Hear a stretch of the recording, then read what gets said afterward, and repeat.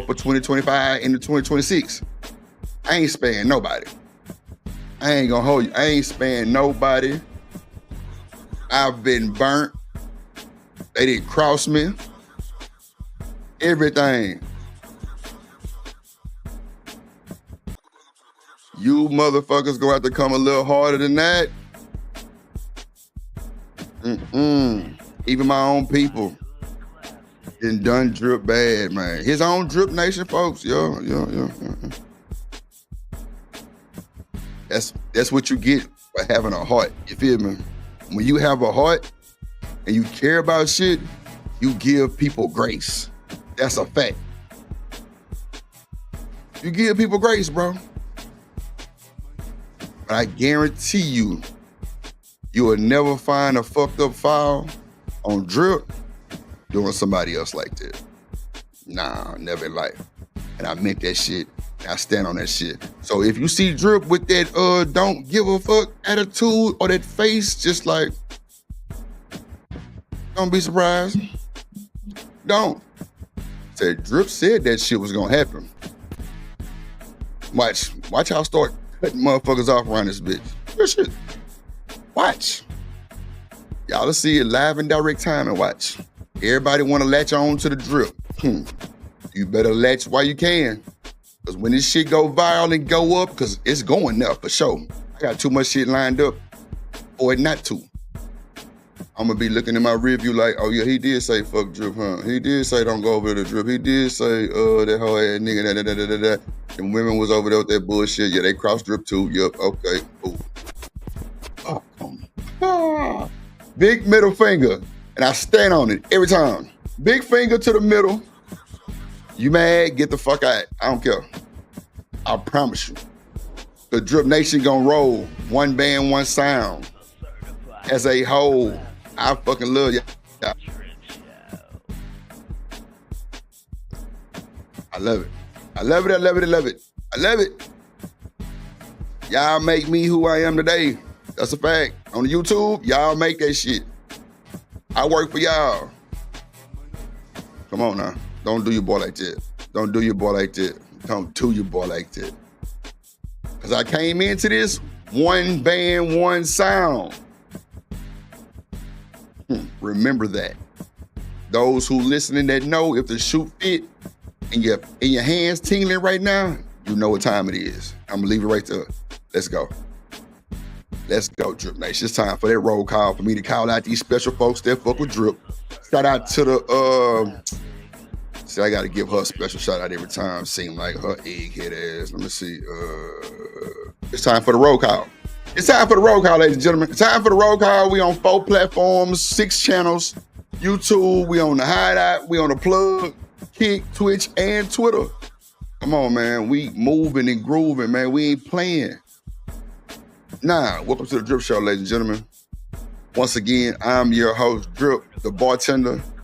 You know what I'm saying? With the tenderoni. Yeah. The tenderoni. Bitch about it from me. Yeah. I'm telling you, I'm the man. I appreciate y'all for making me the man. You feel me? Y'all coming to support Drip, getting memberships, hitting the like button, donating, supporting, bro. I appreciate that. I'm telling you from the bottom of my shit. I appreciate everybody. We got to work on the support, but it's cool. Hey, I don't bother y'all. I want it to be genuine. And that's how it come, and I appreciate that shit. I don't never want to know. I don't want no handout. If I ain't coming like the way y'all want me to come, let me know. Say something, shit. Drip, nah, we gonna do this. Or Drip, let's do that. Y'all Drip Nation. Y'all make the drip. Do what it do. That's a fact. Don't ever think y'all ain't appreciated. Hell, I didn't send money to folks, all kind of shit just randomly. Plus, I'm trying to just always support my people, give back, helping, everything. Don't ever cross me or burn something that's too solid. You see it take a long time for it to burn, huh? It's too solid. Yeah, we don't catch on fire, motherfucker. Yeah. We only get stronger. Watch what I tell you. Watch how karma swing around. and make this shit right. Watch my tell you. And I ain't got to speak on nothing. They know what time it is. Watch this shit. Watch this heat and don't go nowhere. That's a fact. So let's get to the roll call, goddammit. Let me appreciate my folks. You know what I'm saying? Let me get their names splattered all over the internet in the best way possible with a little bio with it. You want your intro? $50. You want a short 4-second, 5-second intro?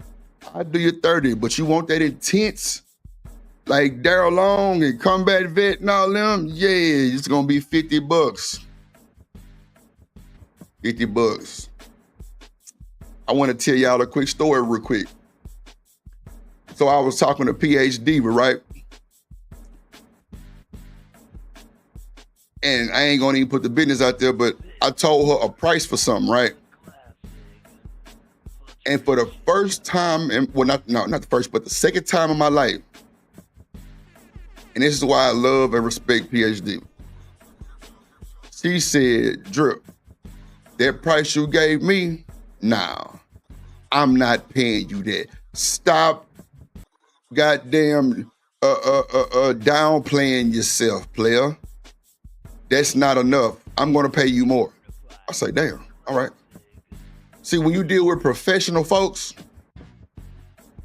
that know how to conduct business without trying to barter and bark back and try to contest everything, it goes so smooth. I told her price, no bullshit, and it wasn't for no intros, none of that. She was like, nah, man, come on now, for real. You ain't got to give me no hookup like that. I swear. I can't make this shit up. I can't make it up. But it's time for the roll call. It's going down. God didn't put me in the, boy, I'm talking about my shoulders is tingling right now. I'm feeling good. The chills is rigged. Hey, we finna have a great show. Last night's show, if y'all didn't watch that, you better go back and watch the replay. That was an excellent show. Oh my God.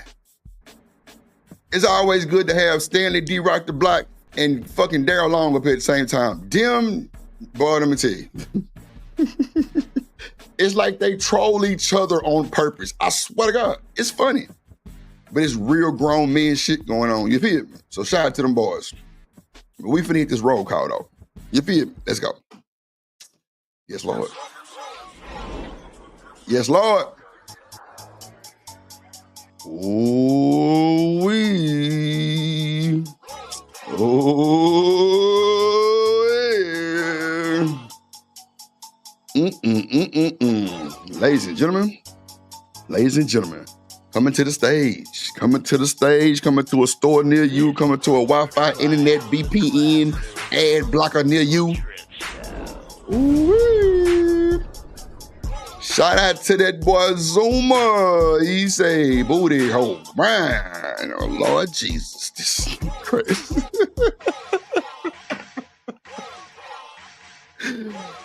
Bruh, shout out to you, bro, for that, bro, because I needed that right now. I ain't gonna even hold you, bro. Like, Drip really needed that, my guy.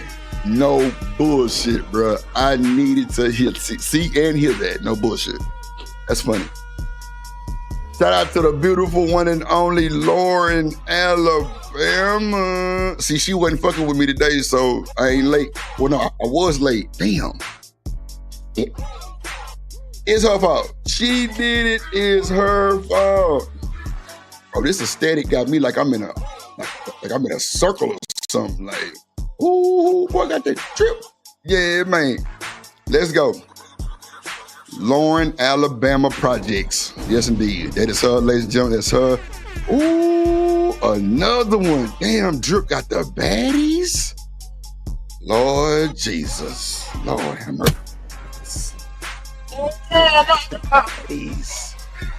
Well, shout out to that goddamn, we need more Drip on Tyranny. I mean, fuck, shit. We need more Tyranny. Yes, coming to the stage. What it do, little baby? Shout out to We Need More Tyranny. You know what's crazy? You know, every time I call these folks' names, something different pop up in my head. The fact that I don't even really know Tyranny, right? But I feel like I know her like a motherfucker. Tierney has never spoke to me. Well, we ain't really never been on a panel before, but I think she was somewhere.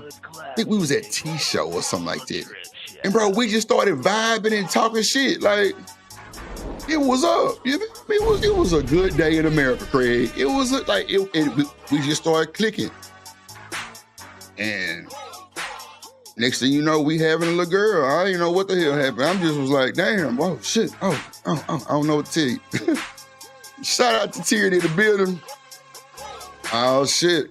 Well, fresh out that booyah. Whoa, my little whoa.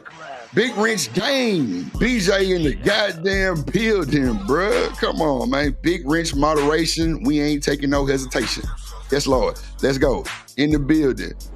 Feed in the building. Yes, Lord. BJ in the building. Shout out to my partner all the way from another bottle of vodka. Young Riez, Big Drip King in this thing. I'm just Lil Drip. When he here, I'm Lil Drip. You feel me? Big Drip King in the building, Riez in the building. Oh! Riez in this motherfucker. Oh shit, oh shit, oh shit, oh shit, oh shit. Lord Jesus. This one here, JD 1975. Always kept it a buck with me. Always kept it a B-U-C-K, bro, a buck. Never worry and do whatever for the nigga too. And a fight and a pistol come with it. You think I'm bullshitting? Try it. Try it. Yeah, I'm definitely there. Ready to go. TTG, train to go. Stop playing with my boy JD 1975. Let's go. We ain't gonna play with nobody. Hell no. The fuck? Nah. We ain't gonna play with nobody, bro. Nobody. Shout out to my other. This my little cougar. My little cougar. My little cougar baby. My little doctor. She like to stitch drip up. Yo, stitch me up, baby. Dr. Quantum in the building. Dr. Quantum. It's in the building. If y'all boys need something for your cough, Dr. Quantum will definitely step in and show off. You feel me? Dr. Quantum in the building, Dr. Quantum in the building. She say, Drip, the music is fire. Appreciate you. You're through. Appreciate you. Let's see. JD said that beat though. Yeah, man. Let me see who else in this motherfucker. I'm scrolling. I don't want to. Oh, let me see. Shout out to my boy Coach Rook in this thing. Shout out to Coach Rook in this thing. Shout out to that boy Coach Rook, big native in the city. Let's go. I'm talking about player. Shout out to my boy Coach Rook in the building, man. Coach Rook in this thing. Super player. That's my boy. I'm trying to tell you. That's my boy. In a fight, in a pistol come with that one too. I think it's game. Shout out to Tootie Bug in the Tootie Bug in the building. That is my bestie. That's my best friend. Go best friend. Shout out to the Bug in the building. Tootie Bug in the building. Man, who else in this thing, man? We scrolling.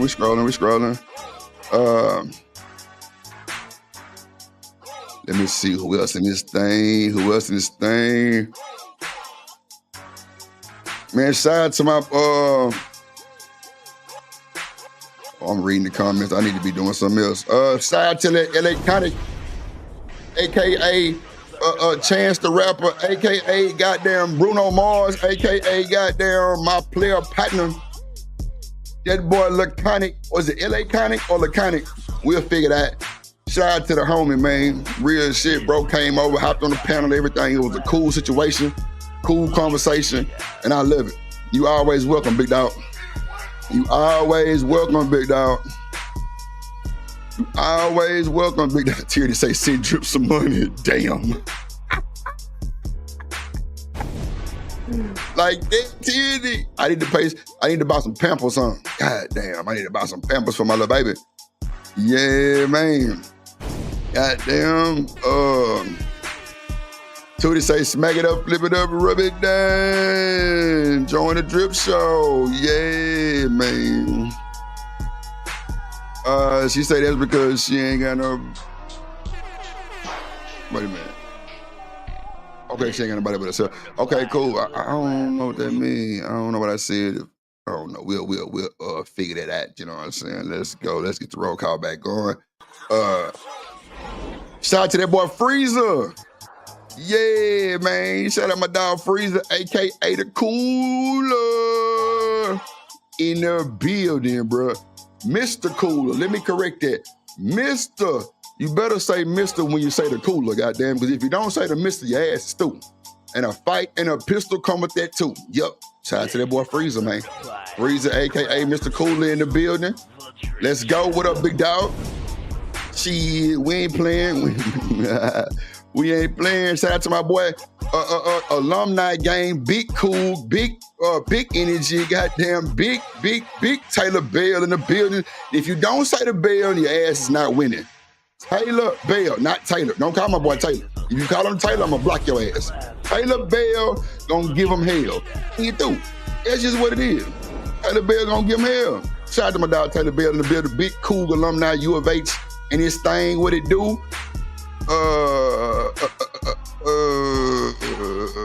And they say, don't forget to hit that like button. Oh shit. Shout out to my other little baby, Miss Show You Love looking ass for Miss Lena Love. Yeah. Shout out to Miss Lena. Hey. In the building. Miss Lena Love is always in the building. Shout out to you, Miss Lena Love in the building. Let's see, Taylor Bell, we gonna crank it up. I'm gonna read that boy as soon as we get through this roll call. Appreciate you though, big dog. Let's see. That boy say that's a fact. No, that's a fucking fact. For real. That's a fucking fact, for real. Make sure I got everybody in this vibe. Oh, who was that? Yeah, Riaz. Yeah, I said Riaz. Okay. That's why I look like that Dr. Corner on the other side. I'm like, damn, who was that? All right, man. Gotcha. And shout out to my boy Taylor Bell, cranking this thing up. He say, cool getting this thing. Whose house? Whose house? Yeah, man. Big U of H energy, man. Big Red. Let's go. Yeah, man. Let's crank this thing on up, man. Let's crank it up. Shout out to everybody here early for the roll call. I appreciate y'all. Man. Let me see how we're gonna do here today. We're gonna what we gonna do today? Let me see. Okay, let's see. Oh, you know what? I know what I'm gonna do. I'm gonna do this one. Mm-hmm.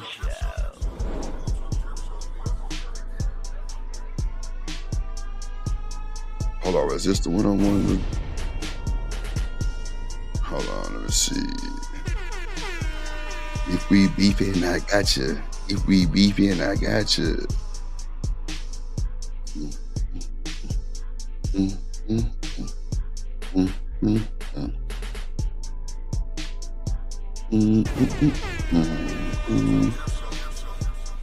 I'm trying to see what vibe I'm finna go with my background music. I be having a vibe though. I ain't gonna hold you. It be a vibe for drip. I ain't gonna hold you. It be a vibe. I gotta get y'all right. Cause y'all be liking that shit. Gotta make sure my music on point for y'all. You feel me? Let me see. I think, is this the one? This one kind of go through a bunch of different ones. Yeah, I think so. Was it? Let's see. Okay, baby. Yeah, this it right here. Okay. Cut it down, son. So, ladies and gentlemen, welcome to the Drip Show. If the music is too loud, if you listen to a Bluetooth, let me know. I can cut it down some more. I think I got to cut my headphones up. There we go. Might be a little too loud. Just let me know. How y'all feel about it in the chat? Is the music too loud or straight? Is the music too loud or is it straight? Let your boy know. We got 65 people watching. Let's go. Hit the like button. We on several platforms. Reach out, let us know how you feel about the show. If y'all need content, if y'all want content reviewed from Drip, I definitely do it. Just send it to the email, no problem. No problemo. All right, there we go. We cool. Mike straight. Yeah, we just a little warped. You feel me? Let's go. Make sure you hit the like button. It's LIKE free. LIKE free.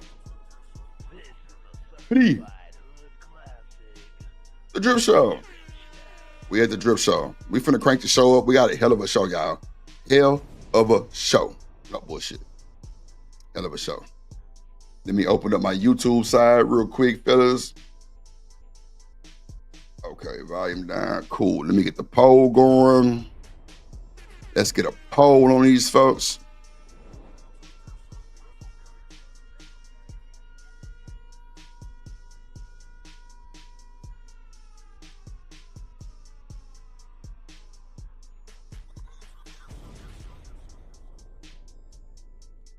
Oh, man. Okay, so.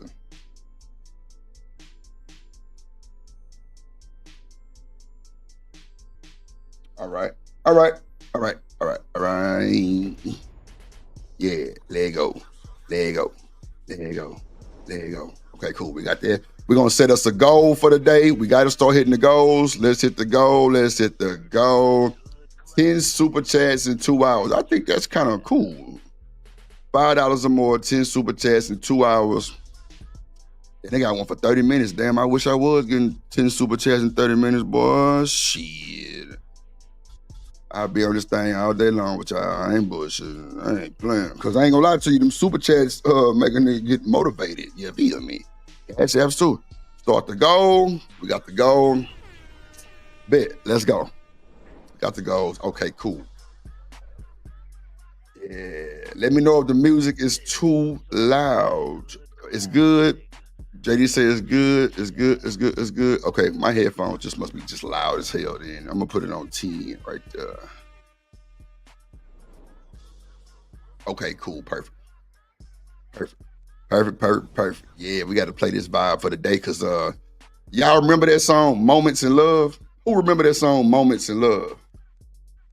So I redid that, boy. Oh, it's a bad song, boy. It's a bad song too, Lord Jesus. So let's go and get started, man. Let me see who just slid in here after the roll call. We always want to shout out our people, you know what I'm saying? Okay. Shout out to Taylor Bill, too, for the $5 holla.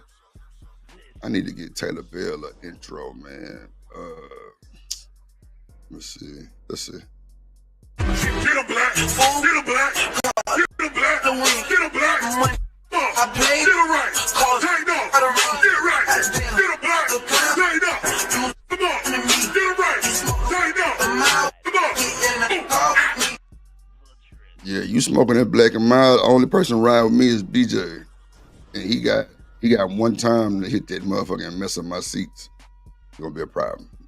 Art of Noise, there you go, JD. Yes, Lord. See, only real players know about that Art of Noise, man. Well, this is the Art of Drip. You feel me? I redid it. It's on this clip I got right here that's playing in the background, but I'm gonna cut it up when it come on. I kind of put a few of them on there to kind of keep it going. But yeah, so we got a hell of a show, y'all. A hell of a show, bro. We got the Karmelo Anthony footage. We got that footage, man. Drip Nation, exclusive. We got the footage. We got Sierra, Jim Jones, shit like that. We were supposed to do the Angela Simmons with Yo Gotti. We didn't get to it yesterday, so we're going to try to get to it today. What else we got? We got a few little things to kind of crank the icebreaker up. You know what I'm saying? I always like to show a few things to kind of give everybody a little razzle-dazzle. You know what I'm saying? So, let me see. We're going to start with the Sierra, I guess. It's kind of simple. He just was in somebody else's business, Jim Jones and the old girl Chrissy, which is, I don't think it was bad, you feel me? I I think it's a time and a place for all that shit. Really on the cool. But you know, shout out to Sierra. Shout out to CC. Shout out to CC. Gracias. All right. So shout out to CC. Goddamn.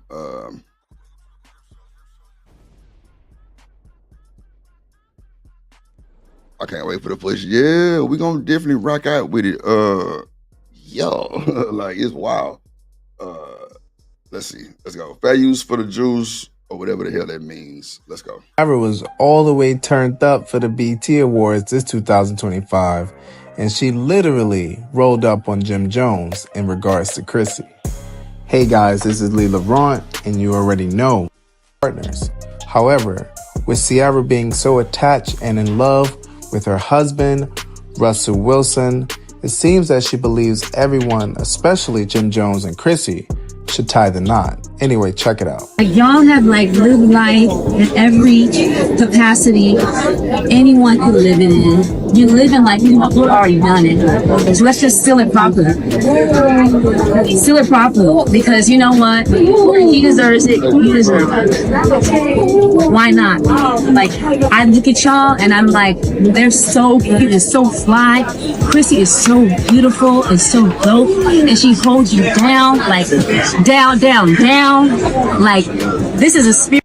Did she say down, down, baby? Yo, street in the range. Oh, okay. I'm sorry. I thought I heard she say down, down, baby. I don't know. Now this is during Jim Jones' interview. Who the bug? Don't laugh at Drip. Oh, look, JD. This shit right here. This shit right here, JD.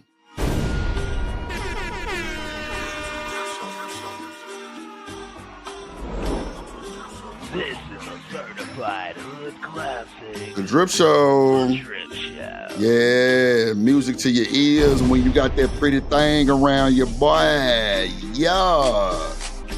Yeah, Drip got that modern day art of love. Yeah. Art of the Drip. Yeah, man.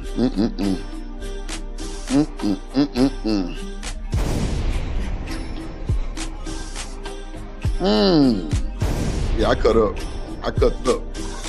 I bring that funk, that soul, that shit. Yeah.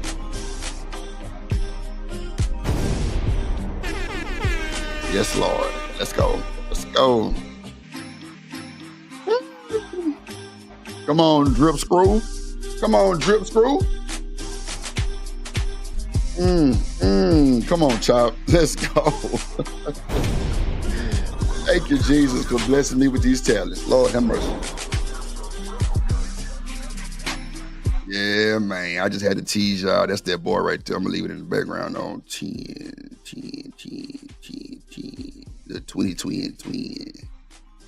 Oh, that's too loud. Let's see. Put on 10, 12, 10. All right, 10. There we go. There we go, y'all. Let's make love. Yeah, man. That's that shit. See, if y'all don't know about that, oh my God. Y'all don't know. Whew.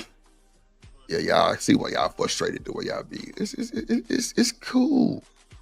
It's cool. It's cute. It's cute. Miss Bella in the building. What up, Miss Bella? Miss Bella in the building. Dr. Quantum say Sierra trying to be the angel of love. I feel you. You say, oh yeah, that's fine. Nah, for sure, JD. I'm trying to tell you, boy, a fool with it, man. Real shit.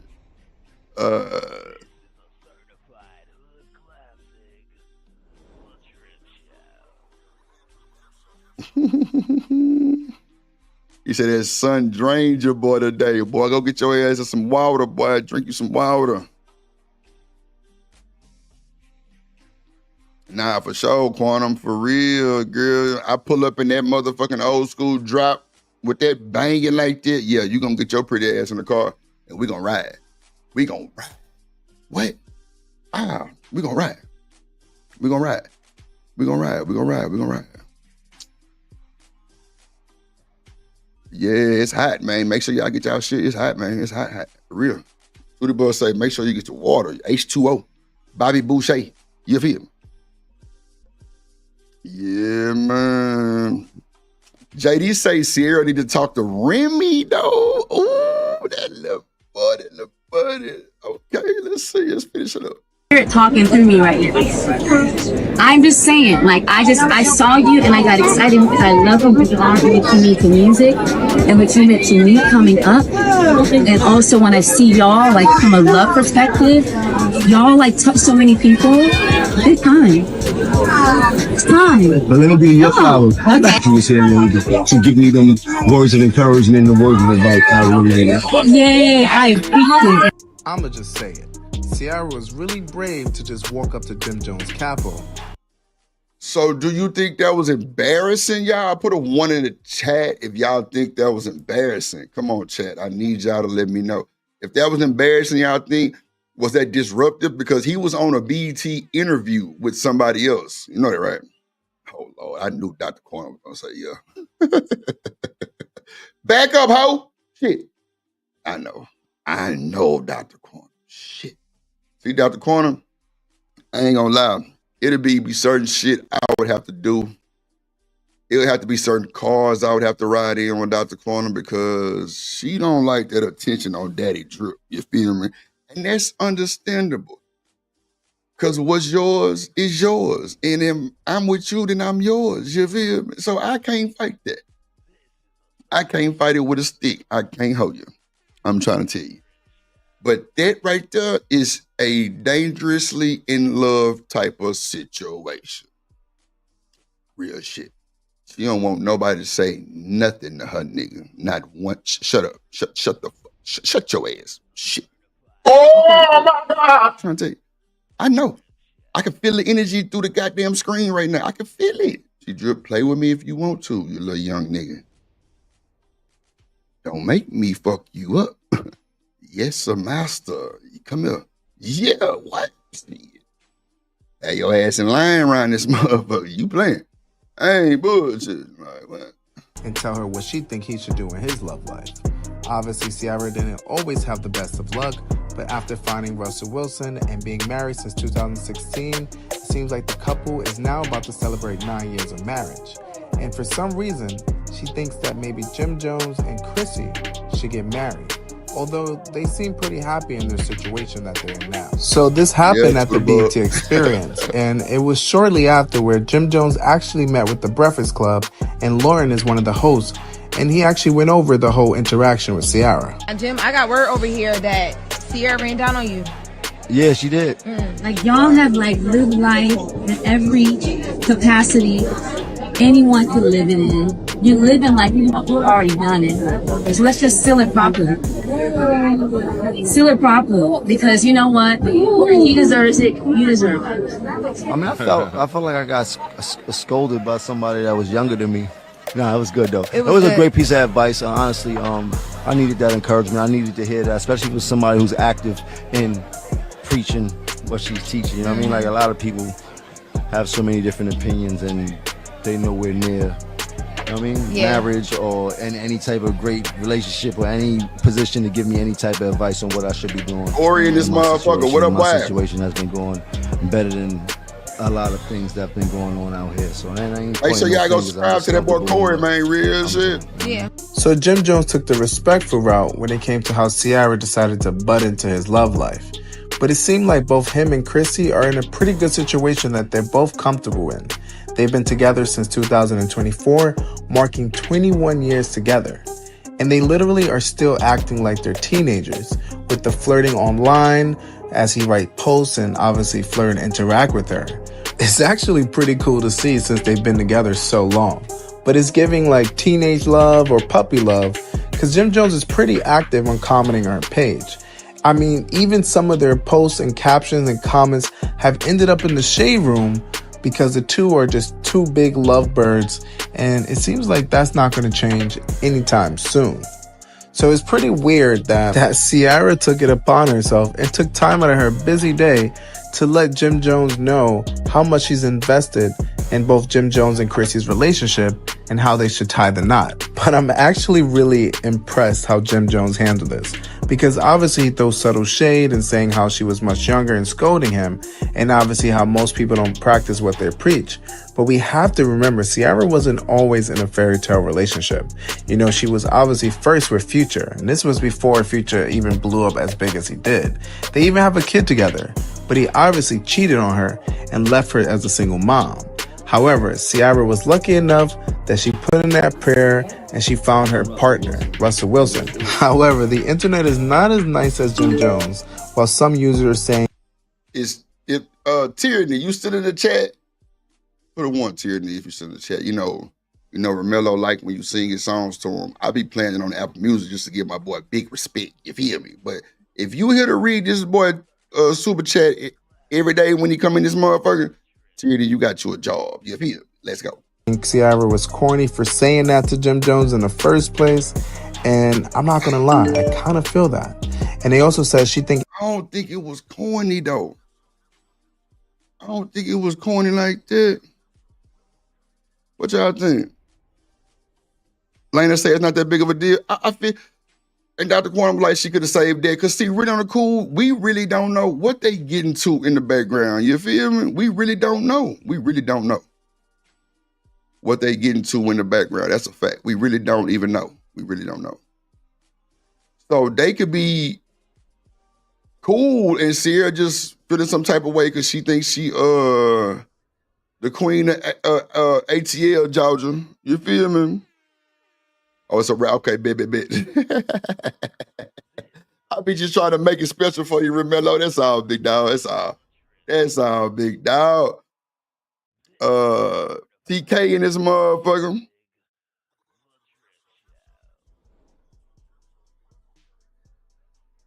Yeah, that's what I'm saying. TK, I swear to God, you just took what I said and put it in the chat. No bullshit. I just said that. That's for sure, bruh.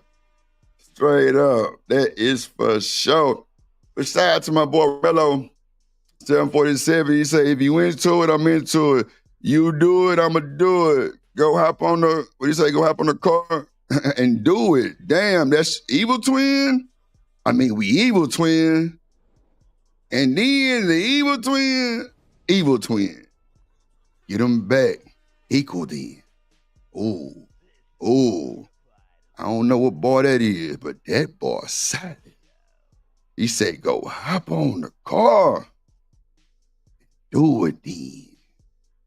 That's your evil twin? Then that's your evil twin. Ooh, get him back. Equal then. Now watch this. Karmelo, if you go back to the beginning of the show real quick, bro, and hear my little dialogue about these motherfuckers who be crossing drip, bro, I don't know if that was God sent you to put that verse, bro, but you just hit it dead on the head, my good sir. Dead on the damn nail head with the hammer. That's how I know this shit be like some of these little nuances and these little messages and these super chats and shit and these little statements some people be putting, it be hitting drip totally different, bro. Totally different. Totally different, bro. I promise you, totally different, bro. Appreciate you, my guy. Real shit. Appreciate you, bro. Real shit. Appreciate you. Get him black.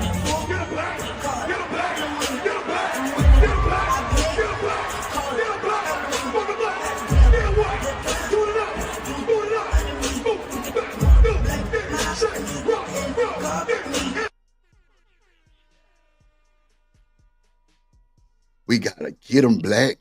Get him black. Man, that shit hit different, bro.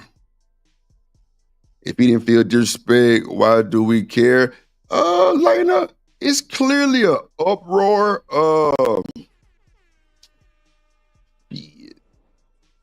Yeah, it's an uproar.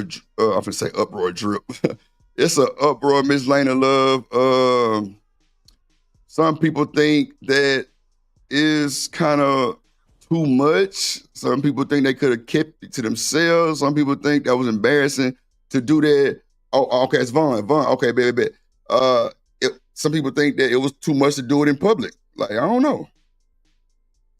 But I feel you, Lane of Love. You know, Jim Jones is here, probably got a good little old swag, you know, a good little old thing.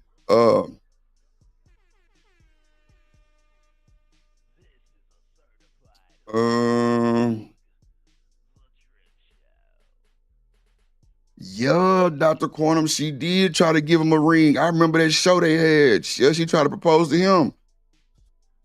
So a woman, see, now y'all finna open up a rabbit hole, but I'm down for the shit though. Yeah, by Chrissy. So is it cool for women to propose to a man? See, man, y'all finna make this right here my whole show. I ain't finna play. I ain't finna play. Real shit.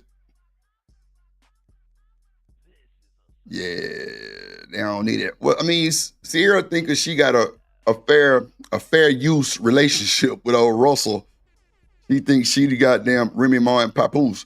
But clearly we seen them unfold and fold like pretzels and then unfold and just walk away. So it's cool. Yeah, they ain't need no advice. I feel you on that. I feel that corner. I feel you. Let's see.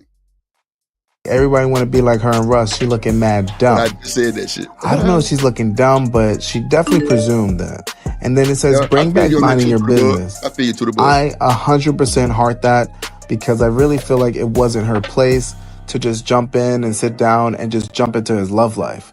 I mean, build a slight relationship, you know, like get to know the man before you start telling him how to live his life. Facts.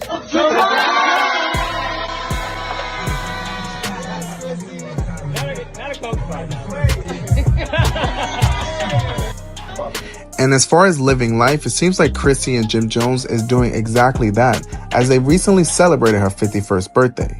Jim Jones loved Chrissy so much, and it seems like he still has time to be a great partner, as well as put out a ton of new music. Jim Jones dropped a hit single.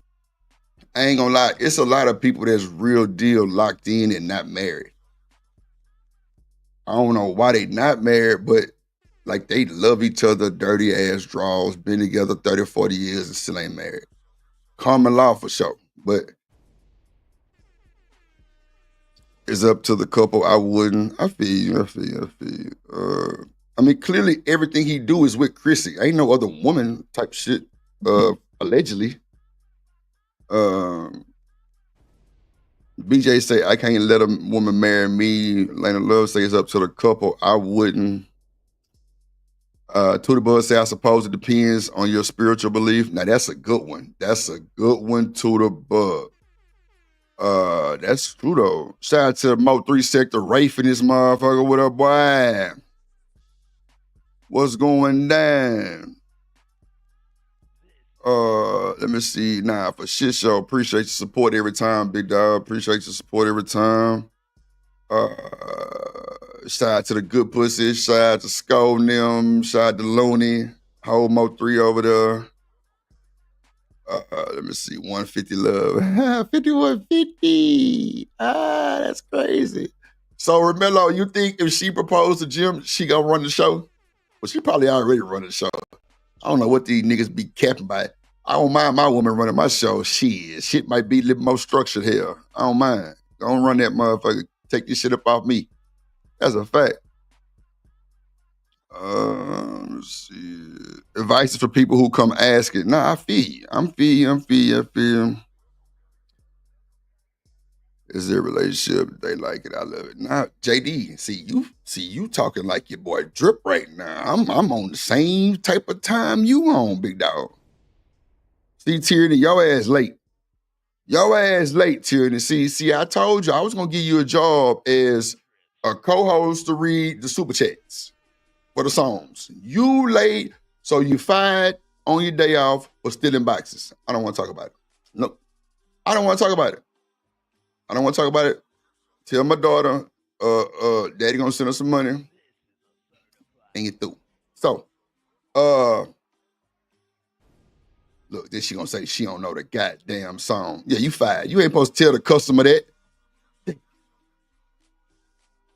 the bus say, for me as a woman, I couldn't be ask her. I'd feel too presumptuous. With the big word, presumptuous. Nah, I feel you. To the bud. Let me see. Let me see. Look, she laughing. I ain't bullshitting, Tierney. God damn it. What you say? Karmelo say, women have been what? Yeah.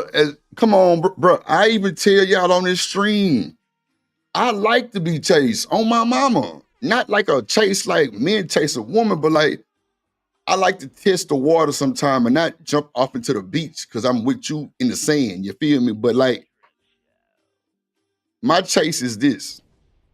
If I'm on a pattern of shit that I do with my woman every day, like I text her. If we're not living together, I'm gonna text her, good morning.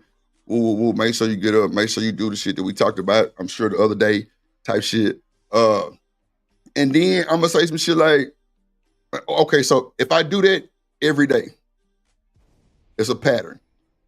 I'm gonna stop the pattern for like 2 days and see how she react. If she call me and be like, motherfucker, you lost your rabbit ass mind, I'm be like, yep, like a motherfucker. That's a chase for me, because now you like, hold on.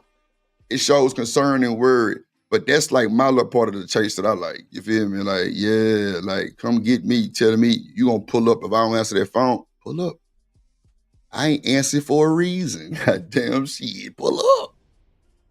I'm gonna be at the door. What you want me to have on, baby? Yeah, I'm cheating. I'm trying to tell you. Y'all bullshitting. You bullshitting. Yeah, Tierney, I gotta see, man, because if you late 2 more times, I'm gonna have that internet slip for you through. Stanley and this motherfucker, my boy and this motherfucker. Bro, just talking about your ass at the beginning of the show, D-Rock. Ever show. Let's see. Look, she gonna put a 1 now. She must be late in the chat too. God damn. Goddamn Tierney, full of energy, boy. I love it. I love it.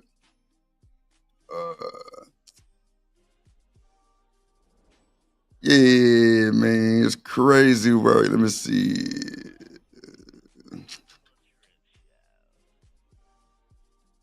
You share my popcorn now. You got to give popcorn to everybody. You can't bring popcorn for one person. I remember I did that shit in like elementary. I brought like, was it Valentine's Day elementary? You know, elementary, everybody get the little card with the little candy, or the candy got the little to and from thing on the back. Shit. Well, I brought candy for two girls, and the teacher was like, yeah, you're supposed to bring candy for everybody. I'm like, shit, for what? I don't like everybody. I promise on my mama. I remember that shit like it was yesterday. I'm like, for what? I only like two girls in the class. I ain't bringing candy for everybody. The fuck?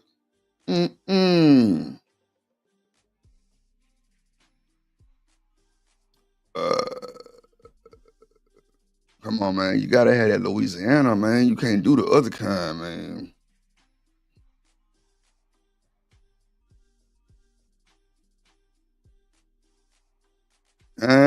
You gotta keep that boy sharp, my boy. That's a fact.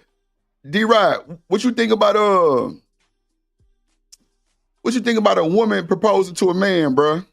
Man, y'all gonna make me open this chat up early, bro. I already see. What up, I be Wody in it, motherfucker? What up, boy? Good.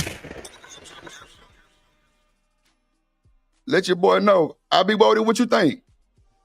If a woman try to propose to you, you gonna take it serious?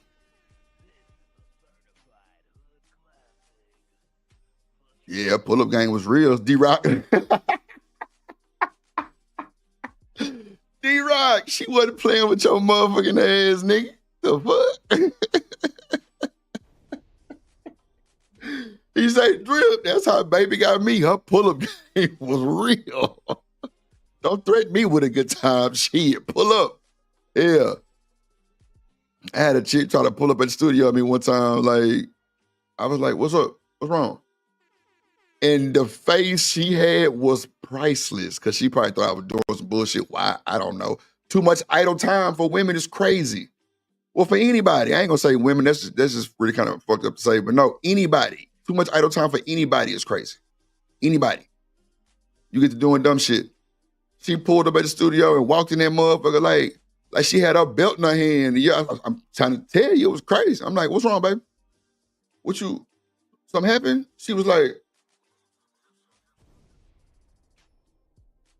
Nah, I just wanted to come tell you. Hey, I already knew what time it was. I look at the phone because it was on vibrate. You know, because I'm in the studio. I'm working. She called 6 times.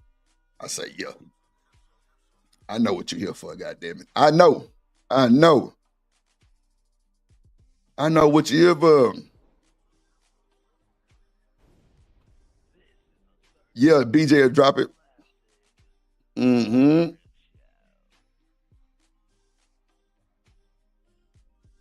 Yup. You goddamn right, Dr. Corner. That's with my hands in my mouth and you through. D-Rod, what is let me see what they said. Let me see what they said about that shit. Let me see. The pen. Okay. I can feel that D-Rod. That's why I fuck with D-Rod, man. Boy, got that intellect of a grown nigga, man. I fuck with it, bro. Depending on the intent, that's a good goddamn response, bro. Let me see what I be going to say.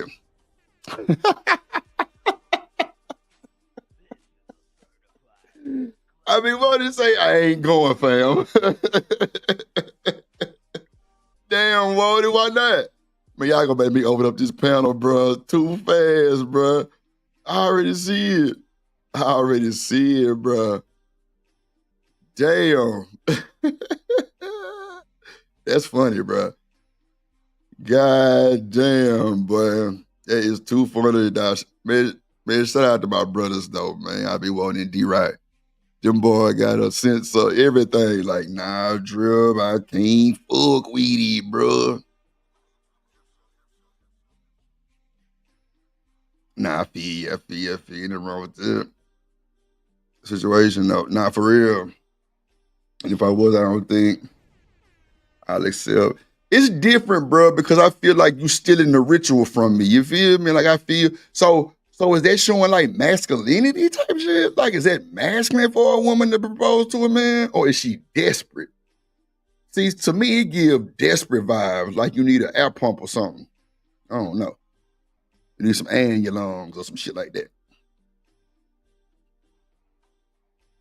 Man.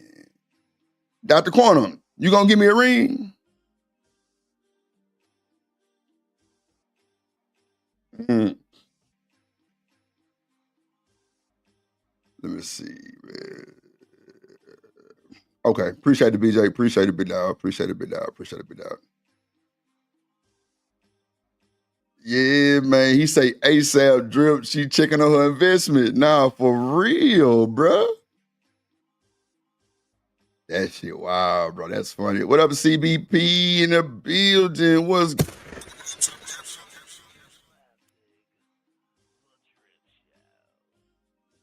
okay? Oh wow, damn. CBP say she seen Yo Gotti at a library a couple of months ago with Angela's son. Bro, I ain't gonna lie, that shit just made me feel some type of way, CBP, for some odd reason. I don't know, but that just shows like a real, I don't even want to categorize him like that because I don't know shit about him, but that shows a real black man. No bullshit, bro. You at the goddamn, at the library with your woman's son, bro, that's real, bro. That's solid. I like that type of shit. I ain't gonna hold you. I like that type of shit. I like that shit for real. That shows a lot. For me, that shows a lot for real. I fuck with that. That's like time. It's not even your son. You know what I'm saying? You holding it down like that. That's real. I fuck with that. Major way. Major way. Hold on. Somebody sent me a cash up.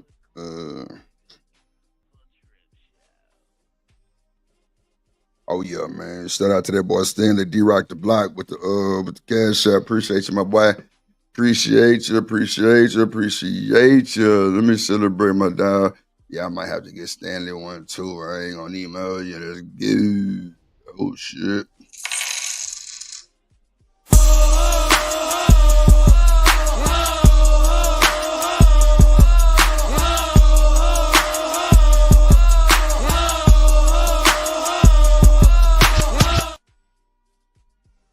Yeah, man. Shout out to Chanel's react. Look, so Subscribe to Chanel Reality, man, for real. Because that's not how men roll, huh? I be roll. That's why I said, is it masculine, bruh, for a woman to do that? That's why I want to just make sure how y'all feeling, man. Hey, I feel you. Appreciate the CBP for the info on that. I like that. You say that's how men roll. Nah, for sure, man. You gotta hold it down for the fam. Chanel say, hey, party people, and you through. Yeah, man. You say desperate. Shit. Shit, D-Rod. Damn. You said desperate for sure. I knew Dr. Quantum was gonna laugh. Yup. I got you. Look, you can drive that motherfucker. Shit. You can drive it. You can drive the bus. Megan said drive the boat. You can drive the bus. You feel me? Yeah. With your little hat that say operator and shit. Yeah. I'm gonna be in the back. Yeah, one band, one sound, goddamn. Shit. I'm telling you.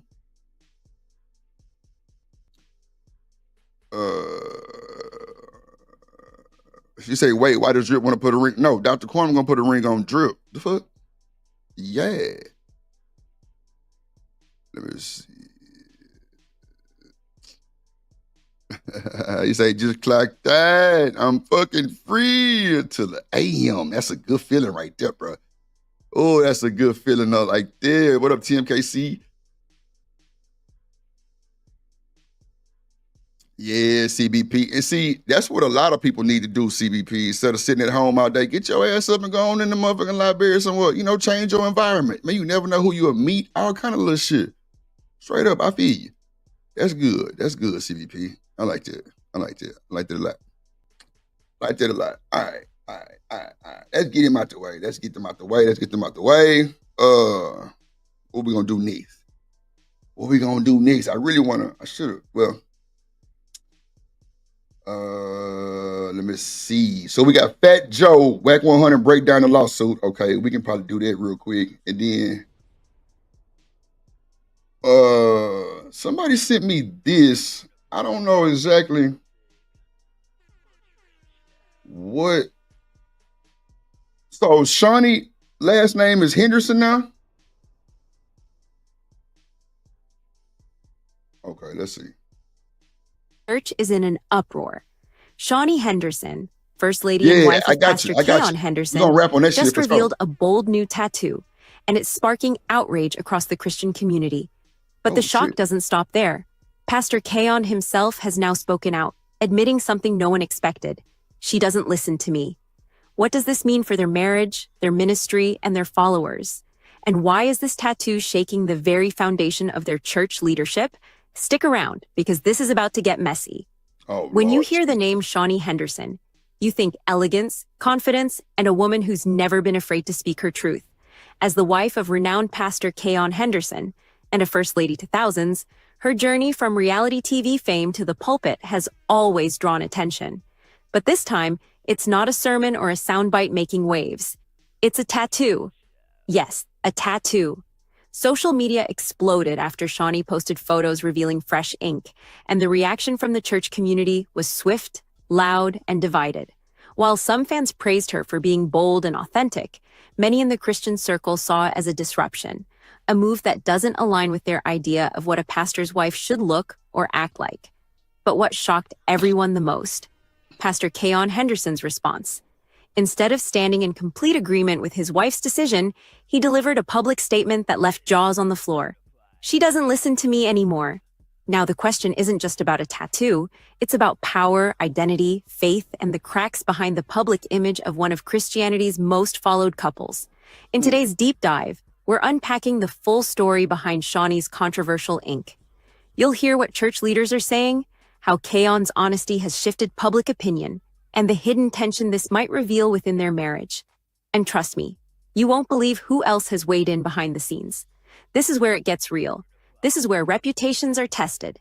And this is where faith meets fire. It started with a single photo. Just one image posted by Shawnee Henderson on her Instagram stories that would send ripples throughout the entire Christian community. In the picture, Shawnee is smiling, confident, radiant as ever. But that wasn't what caught everyone's attention. It was the ink, a fresh, visible tattoo placed boldly on her shoulder. Man, I ain't gonna hold you. If a woman don't like a nigga with tattoos, drip definitely ain't the pick for you. I got over 123 tattoos. That is a fact. Like, them some bitches everywhere. Like, like they from everywhere. My waist to my goddamn knuckles. And then like leg all the way up, like right there past the knee type shit. Like it's a lot. My back, my chest. It's just a lot. It's a lot. It's a lot. It's a lot. It's a lot. It's a lot. It's a lot. So if you don't want to drip, you don't want a nigga that's tatted like a Subway in Harlem. Shit, I ain't the guy for you. You feel me? Cause you can't even see my skin on some of these parts of my shit. It's crazy work. But they all mean something. It's not like I'm out here just like F the world, yeah, hatred. No, y'all got a meaning. You feel. Unmistakable and deliberate. No caption, no explanation, just the image. And in seconds, the internet did what it does best. It exploded. While some fans praised her for being expressive and unapologetically herself, many others, especially those within the church, were furious. The backlash came swiftly from Christian influencers. Nah, it's not a look, Lena. She got a fresh tattoo. I'm guessing. I don't know what the tattoo is. They kind of showed a little bit. I was reading the chat. I ain't paying attention to it. But somebody just sent that and was like, this is a good little thing to be for an icebreaker. So, I respect my Drip Nation people, so I played it. Let's see here. Let's see. Chanel and Dr. Porn, crazy. Churchgoers, and even conservative pastors who felt the tattoo crossed a line. How can the first lady of a global ministry promote body markings? One critic tweeted, "This isn't just a tattoo. It's a message that she's choosing culture over calling." Others even went so far as to say Shawnee had disrespected the church platform and was sending the wrong message to young women who look up to her. But here's where things get even more complicated. This isn't just any woman. Shawnee Henderson is married to Pastor Keon Henderson, a man with a massive following, a public ministry, and a reputation for spiritual discipline, strong leadership, and cultural balance. Their union, celebrated just a short while ago, was seen as the perfect merger of influence and inspiration, a modern-day kingdom couple.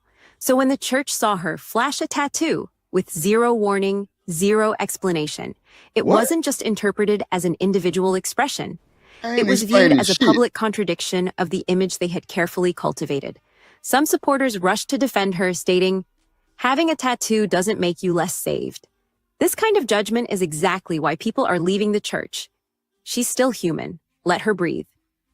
But for many pastors, elders, and longtime believers, the issue was less about the ink and more about the optics. Because in their eyes, a first lady sets a tone.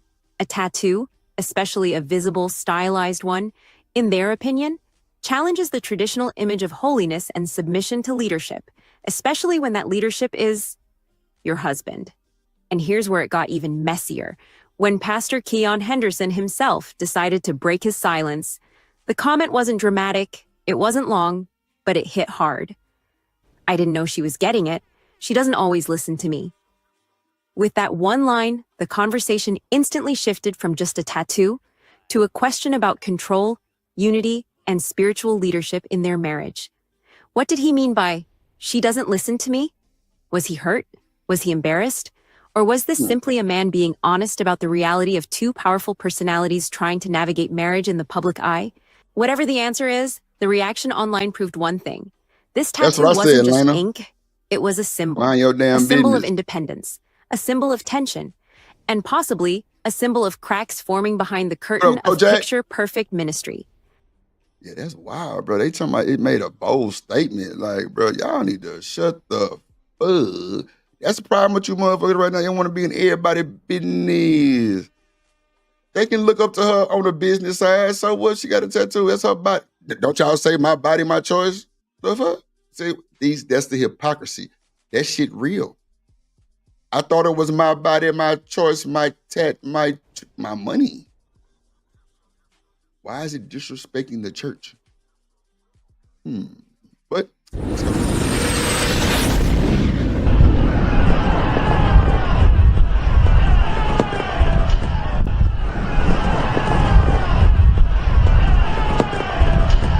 One, two, three, four. Bust it.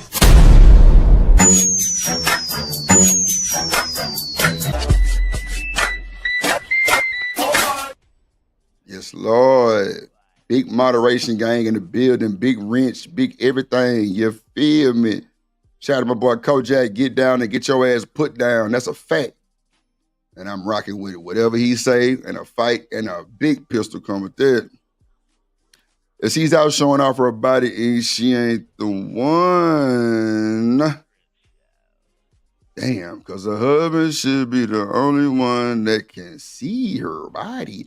It's on her shoulder, I be voted. It ain't one of them thot stamps, one of them what they call them, tramp stamps. It ain't a tramp stamp, which is crazy too. That's wild. It's not a tramp stamp, but it's shit. It's on her shoulder. So you know how women might wear like the little shit, the little top with the string type of shit. I don't know. Maybe I don't know. Maybe I'm a little too lenient. I don't know. But if she got something that's across her back or up her thigh and shit, hell nah. I'm with you, gang. I'm with you. Shout out to Smitty in the building. Make sure y'all go subscribe and like, comment, share, subscribe to that boy Smitty. That's my boy. That boy Smitty, my boy, man. I seen that boy new photos he posted. Man, I see your boy got that goddamn look. Boy got that motherfucking boy got that her. Boy got that her. Goddamn shit. And shout out to what's the girl name? Bright, Miss Bright. She was on the show yesterday too. That was cool. I liked it. You know what I'm saying? Giving a little razzle dazzle. That was cool. I don't like tattoos, but it's not my business. Right. So, Lena, you wouldn't date a nigga with a bunch of tattoos? It's cool. Ain't nothing wrong with that. That's your decision. That's cool. I can't knock that. Let's see. Yeah. Oh, CBP, you trying to start a war right now, man. God damn. Oh, I want to read your comments so bad, but I'm going to let it ride. Oh, shit. This nigga Emperor Kojak, man, you know what? I got to reevaluate this nigga Kojak, bro. This nigga got wives, internet baby mamas, internet gigabyte babies. Lordy Jesus. Everybody married to Kojak. Even my co-host, she married to Kojak. Ain't that some shit? Damn. Let me see.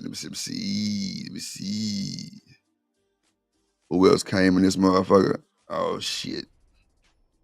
There she go, y'all. There she fucking go. There go my other little crazy one. So I still, man, shout out to my boy Nightish in the building, man. Triple OG Nightish. Make sure y'all go like, comment, share, subscribe to my boy Nightish, man. No bullshit.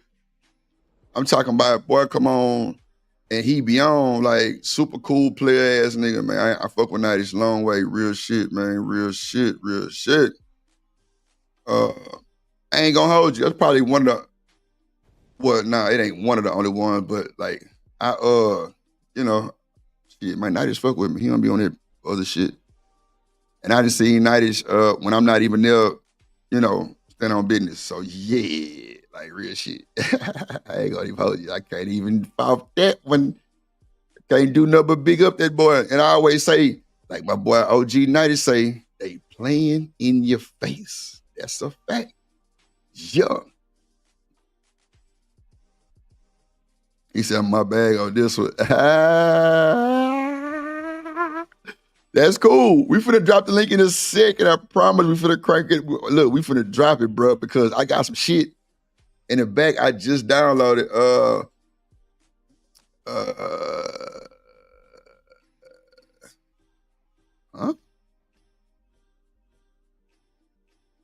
TMK, so you wow. Maybe I don't want to read that one neither. My brother, I feel. Who you talking about, Emperor?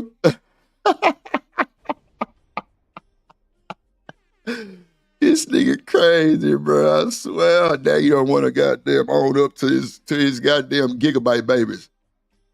The hypocrisy is real, demon.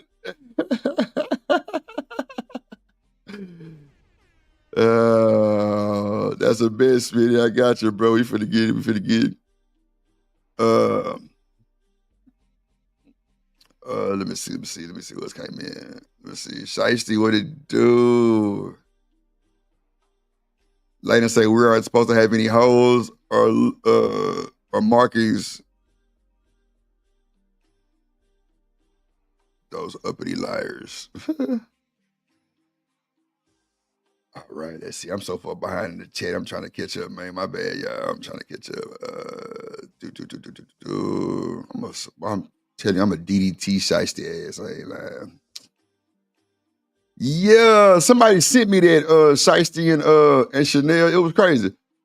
I'm definitely finna get off this shit because I don't really see nothing that, you know, they saying she did something. I'm a matter of fact, I'm finna spike the conversation real quick. Oh, I'm so far behind in the chat. Damn. Whoa. Okay, there we go.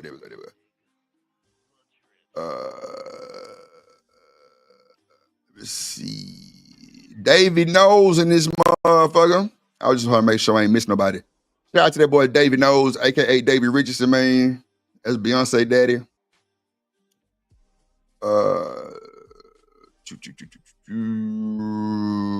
You say my body tat is my body tat. I feel you. I'm not shit. That's what I thought. All right, let me spike this conversation real quick. For your boy. Let me spike it real quick. Well, I can't wait to show y'all this new computer I'm building. Oh, this motherfucker's so cold. Boy, I got that radiator in there, motherfucker, with the purple fluid. It's gonna be crazy. I can't wait to show y'all. Bro, what the fuck? Come on, bro. Okay, there we go. There we go. Let me slide it over to the folder game. Wait a minute.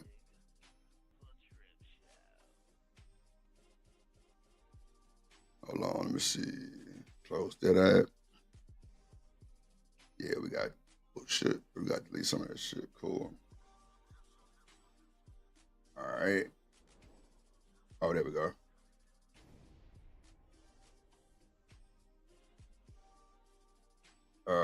Let's see. There we go. Right there. Let's see. All right, I'm finna spike this conversation real quick, man. I already feel it coming. Damn,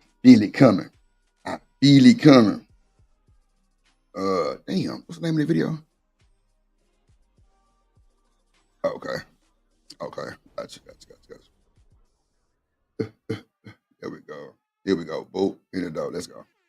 Y'all, I don't know why this is being normalized or it's becoming like a thing or a trend, but there is not a single day of any week, of any month, of any year that I am ever going to get down on one knee and propose to a man. I would rather sweep the streets of I-4. And if you live in Florida, then you know what the hell I'm talking about. Because, like, why is this a thing? Like, I just seen another video of a girl proposing to her man, and I'm like, girl, what are we doing? Women, what are we doing? Like, ooh, yeah, I be wanting your boy Drip a fool with that shit, boy. I built, I gotta show y'all the pictures. I got a few of my built with goddamn T Grizzly Camp. You know, them boys got that Grand Theft Auto server. Yeah, boy, I'm talking about I put VPNs on them boys, shit, radiators, all kind of fast ass processors and shit. A lot of them boys got them Ryzen 9s, 9850s and the 9900s and them Intel 149Ks. Yeah, I'm talking about, boy, we big coolers. Yeah, man. No shit, bro. I just built goddamn TMKC one. Like a month ago. I stay on that shit, bro. That's like my passion for real. Like on that plug channel I got, yeah, bro, we be getting to it. I'm gonna start doing like the unboxing of like the processors and shit, the gaming cards. Like I'm waiting on my shit to come in now. Like I've been waiting 3 weeks for this video card to come. I'm out of stock. Oh bullshit, man. Let me see. And shout out to Micro Center. It's like my second home. That's for sure. All right. Now I'm gonna keep these videos up because I'm gonna drop the link. Everybody excited about this shit. Now, mind y'all, we can't spend all day on it because we got the Karmelo Anthony footage. We got to go over that for sure. Got to go over that for sure. So this lady right here, I'm gonna pull up.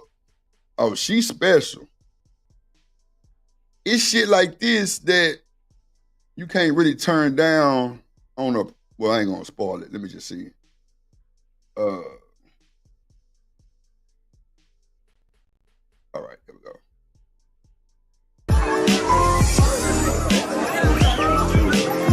That music, Lord Jesus. Damn, she proposed. What are you at Disney World? Wait, hold on. What's going on? And then give each other.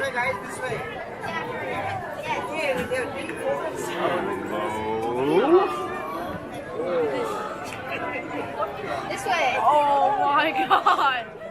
Oh wow. Wait. Ladies and gentlemen, he said yes. Oh, did she stay down there like 2 seconds? What she said it in Spanish or something? It's crazy. This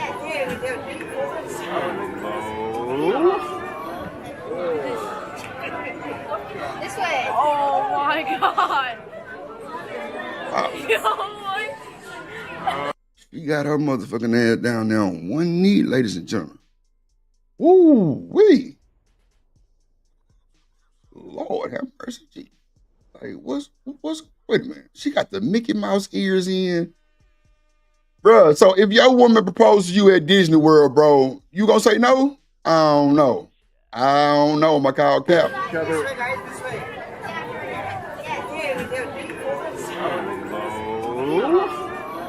Oh shit. This way. Oh my God.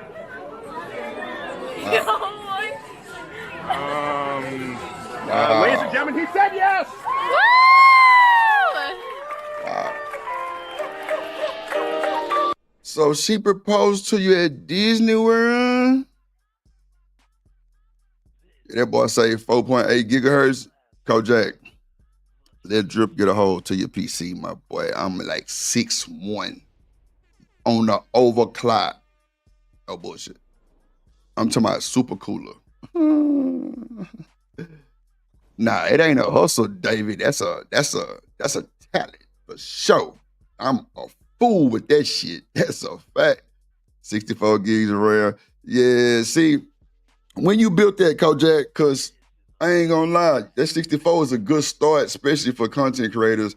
I'm 128, but it's overkill though, only because I do this shit and I have sticks just laying around. I ain't gonna hold you. I wouldn't have did it if I had to buy them.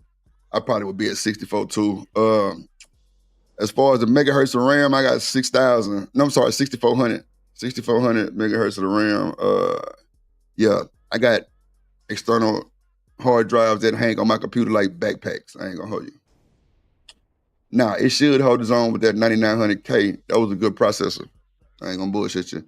You know, but they got them new ultra processors. They ain't worth the shit because if you're having too many goddamn, driver issues and shit. But yeah, it'd be crazy work.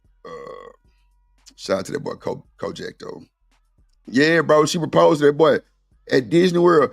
You know what I'm saying? See, bro, I'm finna drop the link, bro. That's what I thought. I thought it was kind of what, man. Kojak, if she proposed to you at Disney World, it's over. Lord of Jesus.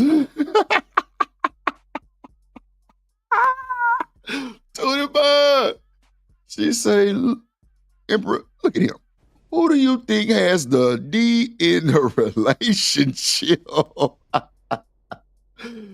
So we saying yes. He said yes. Like, what? I be wanting crazy, bro. Damn. Man. You say via text is crazy. He may like that, Lena. Okay, I feel you. On bended knee, but Alexa, play Boys to Men on bended knee, please. Thank you much. He said he looked happy. Yeah, boy, was excited. Uh, oh yeah, 6 years ago. Yeah, so you had a bad motherfucker then. Yup. Oh nah, you ain't gonna never use 64 gigs of RAM, G. I'm sorry to tell you that. You ain't gonna ever use that. You would have to do some mean rendering or some Minecraft shit to even play with that. Yeah, you ain't gonna use 64. I ain't gonna hold you. Niggas don't even use 32. Nope. It's too much other VRAM memory and a lot of other shit going on for you to even use all that. You know what I'm saying? The RAM is really for like multitasking, really on the cool. I ain't gonna hold you. Yeah, I got a few laptops I didn't broke open and rebuilt them and shit. So, you know, I got like an old Mac that I rebuilt, put more RAM and all of that shit in. I got an iMac 27. I put a whole Ryzen 7700X in that motherfucker, like all kind of shit. I don't even touch it. It's just sit up. You got too much shit going on, yo. I don't even open them up. But this one I got now, that boy, ooh, that I'm building, I got that new height case with the little, it's like a fish tank, but it kind of like got a dual chamber on that motherfucker. Oh, man, that boy bad, man. Bro, my cooler got a 3.2 screen on it. No bullshit. And I'm loading up different shit on it. Yeah, I'm telling you, it's going to be on display. Just give me a second. Give me about another week and a half. I'll be ready to display it. Yes, Lord. He felt like a Disney princess is crazy. Tudabug, you got to go. Somebody get Tudabug by the chat for just 1 second. Just 1 second. That's it. Yeah, I already know. Come on, Coach J, man, you talking to a nigga that do that shit, I know. I be trying to tell boys, like, bro, it's a lot of shit people don't be needing, but they want to do it because it's a name brand thing. Nah, bro, you can get a lot more faster times and a lot more shit done with cheaper shit. See, bro, people don't know, Coach J, when you buy that expensive shit, you got to match that expensive shit with expensive shit. You can't get no 9900K back then with no bullshit GPU. No, it's going to bottleneck every time. You're going to be stuttering and shit, all kind of shit. Yeah, I'm telling you, bro, if you use 16, shit, like 12. Bro, because the video card I got coming in is 24 gigabytes. That's a bad motherfucker. I ain't gonna hold you. Yeah, you ain't gonna use but 12 of that motherfucker. LA, what's good? That's what it sounded like to me. He said yes. No, he said yes. It's not yes. That's crazy work. Come on, man. Come on, Kojak. You know what time it is. Shit. Yes, indeed.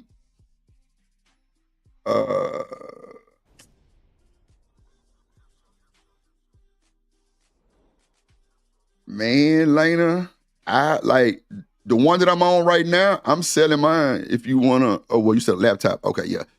I got a desktop or a gaming PC. It's see-through.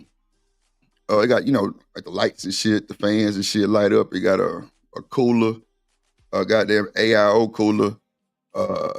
But yeah, I ain't selling it for a whole lot though. But it's worth about $3 about $3,500. But I done had it about 5 years. But shit, I might sell it for like 5 or some shit. I don't know. But it got like 64 gigs of RAM. Everything updated. It got a Ryzen, what is it, a 5700X. That's a bad motherfucker too. That bitch fast. She said it better not be a pawn shop ring. That's crazy work, TFKC. What are you doing? She say, oh, that's crazy. Damn. Not a Cracker Jack box. Yeah, man. That's what I got in my one that I'm using now. I've been having that for a second. See, and bro, that 5700X, it ain't expensive at all, but that boy, big fast clock speed. But this, I'm putting, and see, in this one I'm building now, I'm putting a Ryzen 9 7900X. Yeah, see, I don't like all that new shit, but them old beastie things, yeah, man. Plus, it was just like 2022 when that came out, so it ain't old. But that Ryzen 9 7900X, that boy, what is this? 12 cores? Was it 12 3 or 24 cores? Or was it 16 3 or 32? One or two. I got to check. Shit, got too much going on. Yeah. Yeah, man, we got that new height 70Ks with the swerve. Oh yeah. Cooler got the screen on it. Yeah, we showing temps, all kind of shit. We showing movies, man. Let's see. Hold on. So she proposed to him. I'm finna drop this link. Though. Damn, why is my shit? Okay, hold on. Let me see something real quick. Let your boys see something real quick. We might have to do a little cleaning. Okay, Drew. Oh, nah, we gotta take that one out. All right, let me see. Okay.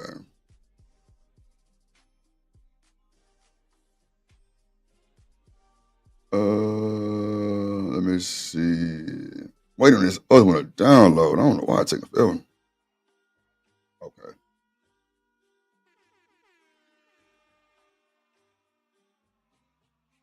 Okay, there we go.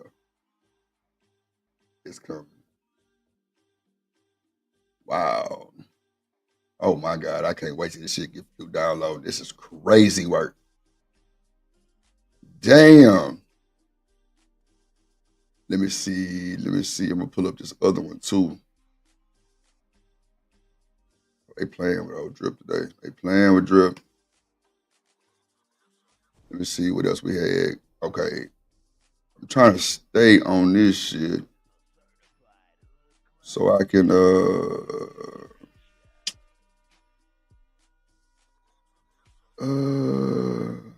oh shit. I ain't even see I had this one. Hold on. Let's see. Oh, okay. Gotcha. Okay, let's see. Let me bring up this one real quick. I'm gonna drop this link.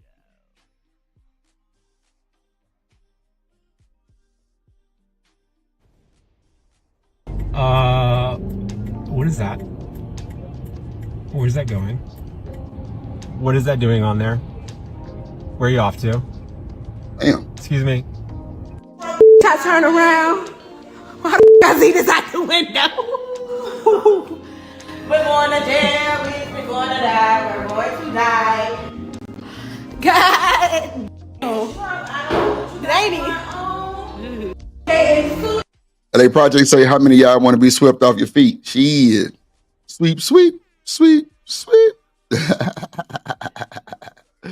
a bitch.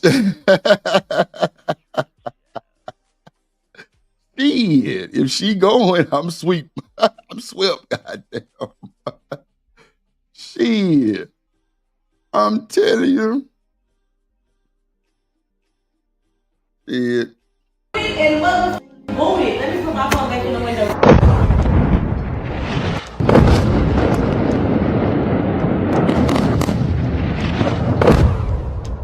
Our generation don't take nothing serious. This girl said, get ready with me to get bombed. Wow. Guys, it's not funny. Good morning, you beautiful people. Welcome to Get Ready With Me for World War III, because I have been drafted. Let's get into it. Okay, guys, so first up, I'm thinking about my hair, because it is quite prone to frizzing, and I don't know what the weather conditions are going to be. So I'm going to put this treatment on to smooth things out. Man, I ain't going to hold you. That music killing me. You know what I'm saying? I ain't with none of that wolf. I ain't giving you no time. I'm just going to strike some.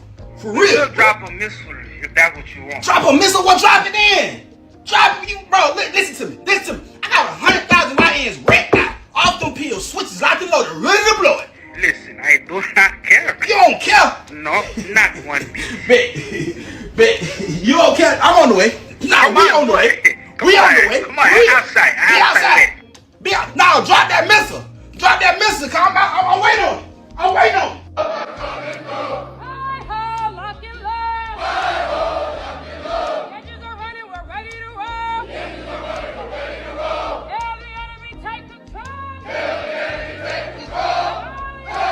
Everybody talking about going to war and sending threats.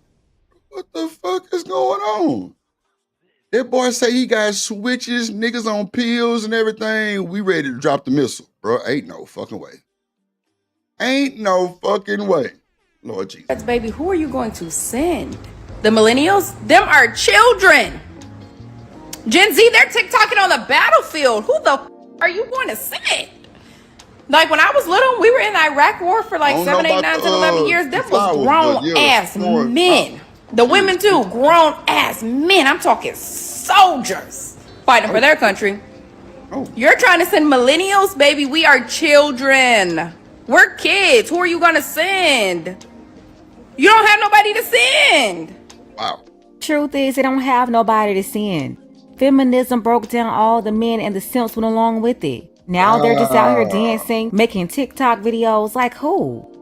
And millennials are supposed to be the new adults now, but both millennials and Gen Z, we gotta be honest, I just can't see it. We're in trouble if we gotta depend on the TikTok dancing people. I mean, they're out here line dancing, having a good time, getting their checks to get their bills paid, but they didn't expect to have to go to war for real. Oh, nah, ain't no fucking way. Ain't no way. Nah, we can't even do the music, though. We can't do the music. They doing the boots on the ground. It's crazy. Nah, we can't do that. That's crazy. We can't do the boots on the ground. Nah, we can't do that shit.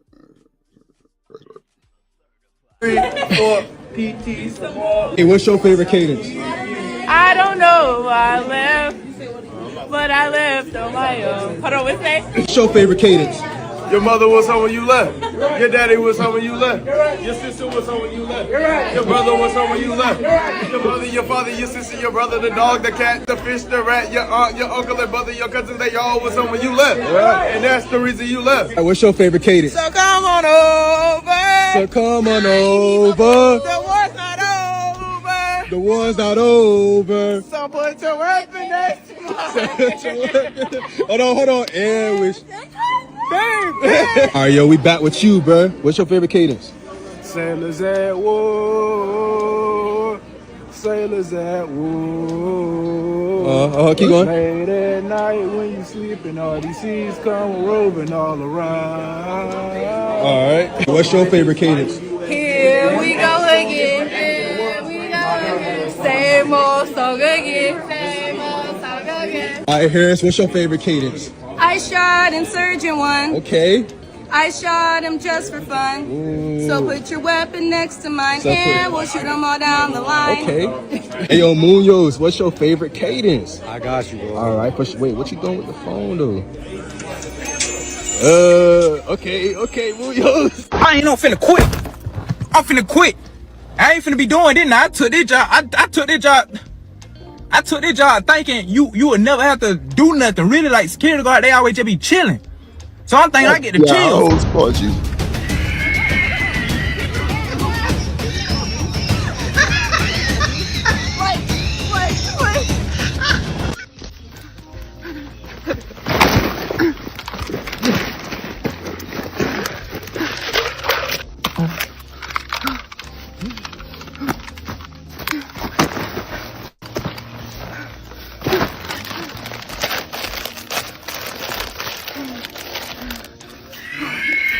This is crazy work. This is crazy work.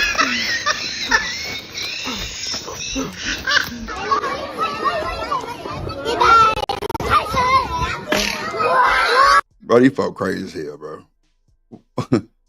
If they getting people like that, we fuck. Oh, we fuck. We fuck. We fuck. Yeah, we fuck. We getting people like that. We fuck. Yeah, we childish for sure later. We childish as fuck. Yeah, not GI hoes. Let's see. Let me get this link ready, man. We finna drop. Let me get this bullshit off my screen first, though. That's crazy work. Let me play this other one while I get this link together for y'all. Oh shit.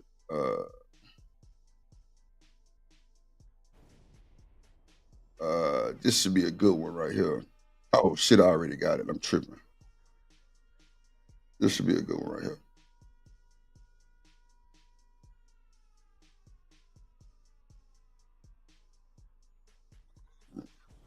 Year, I ended a relationship and cut off an engagement from a great man. He was a good man. He loved God. He was a praying man. He loved and adored me. Let me get this goddamn He was link. handsome. He was well educated. He didn't have any kids. He checked all the boxes. But there was still something missing. And I just knew that I could not go through with this marriage. There was just something missing.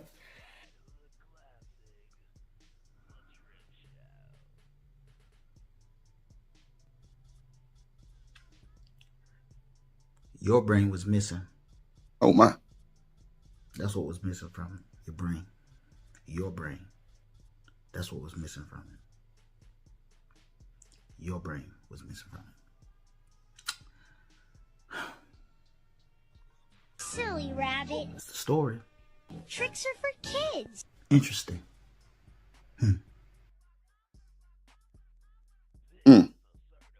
Link has been dropped, ladies and gentlemen. I'm gonna play that again. Earlier this year, I ended a relationship and cut off an engagement from a great man. He was a good man. He loved God. He was a praying man. He loved and adored me. He was there for me. He was handsome. He was well educated. He didn't have any kids. He checked all the boxes. But there was still something missing. And I just knew that I could not go through with this marriage. There was just something missing.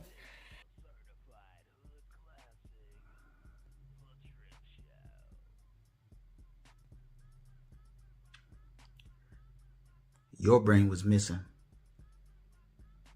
That's what was missing from it. Your brain. Your brain. That's what was missing from it. Your brain was missing from it. Silly rabbit. That's the story. Tricks are for kids. Interesting.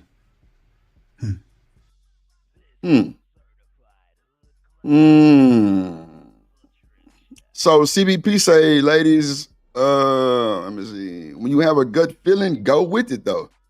You ain't never been wrong on your gut feeling? Come on now, keep it a buck. Stand on business, just a drip show. I don't care if it's perfect it seems. Well, I don't care. I guess she meant to say how perfect it seems. The gut feeling does not lie. Okay. There's something is always something. All right, CBP. Lena said I had to run from a situation like that. It was a good choice. My boy Boss Man, this motherfucker, man. Damn. I knew he was finna come with the motherfucking smoke. That boy say she went with her gut feeling. Now she on the internet looking for sympathy. Ooh. We had to drop a bomb on that one. That's for sure. We had to drop a bomb on that one, Boss Man. God damn. Shit. Yeah, man. Link drop. Let me see.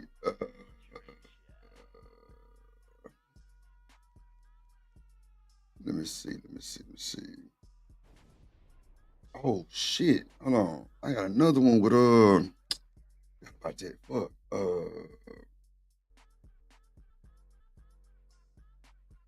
Actually, I wanna. Damn, I ain't get the Damn, I thought I got. Okay. I thought I had that other one too. I gotta go back and get it.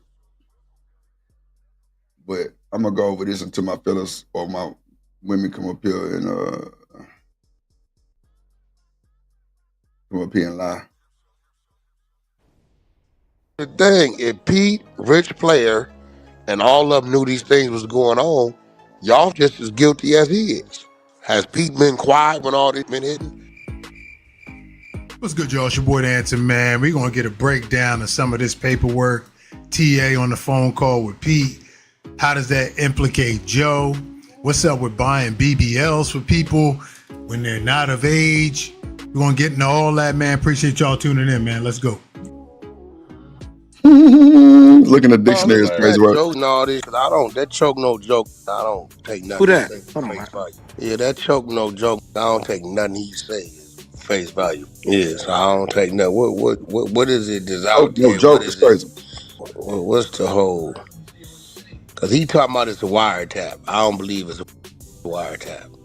Is I it don't think it's a recorded phone It's wiretap the either. Fat call Joe or is lawsuit. it a wiretap? Which one is it? I'm saying recorded phone call, no wiretap. So the paperwork he's reading, what is that? That's what the civil suit. Yeah, I Civil think suit that's from the the civil TA dude. suit. Yeah, I think that's the civil suit. This is civil suit that the dude filed. So the recorded Yeah. phone calls came from dude. Where did he record the calls at? What state was he in? Because they're talking about the feds is coming. All these things factored in. You recorded a phone call in the two-party consent state. You can't use it anyway. So what state was the dude in when he recorded the phone call? New York, and that's why they got slick whack and just put the transcript and not the call in there. They What, wrote it out. well, what is New York? A one or two-party consent state? It's easy to find out. Yeah, it says it's not. So one party consent state. It's gonna tell you if it's one. New York is a one-party consent state. Yeah, it says All one right. party. Only one party Okay. needs to consent to the recording. All right. So New York is like Atlanta. They both one parties. So is it Fat Joe on here or who's on the recordings? That first one is just I think it's Pistol Pete. like it's Pistol Pete and then the Percy dude. That's two. Okay, and Pistol Pete saying what?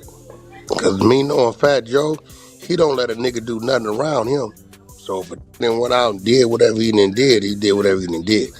So what did Pistol Pete do? He threatened him? What he do? Look like he pressing it for trying to line up the TA. He pressing another for trying to line up. Who's TA? The dude that filed the civil suit? The hype man, yep. Got you. So what Percy say? He's saying that TAB with Percy because Percy is he's miss. Yeah, you breaking up. I'm trying to figure out, okay, what did Percy say? Percy say he wasn't gonna do it? You can hear me now? Yeah, so Percy told Pistol Pete what? He wasn't gonna do it. So now is Percy cooperating with the TA on his suit? He can't, he dead. Percy dead. Percy got remember That's last year. he got screwed up in the club. In the heart. Yeah, he gone. Oh, so he out of here. All right, so this is probably one of the reasons why dude waited to do what he gonna do. Percy probably wouldn't have went for it.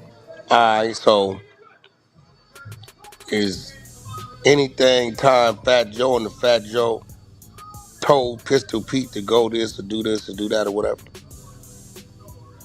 I'm gonna say no, because Pistol Pete just saying they sent me. Boy, this is crazy.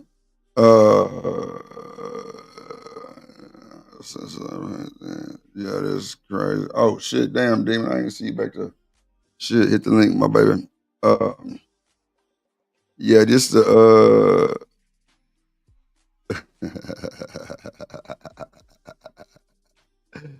Oh my God. Y'all still on the goddamn shit with the woman with the Oh shit. Hold on. Okay. So I see, I was always told to read the room, right? I was always told to read the room. So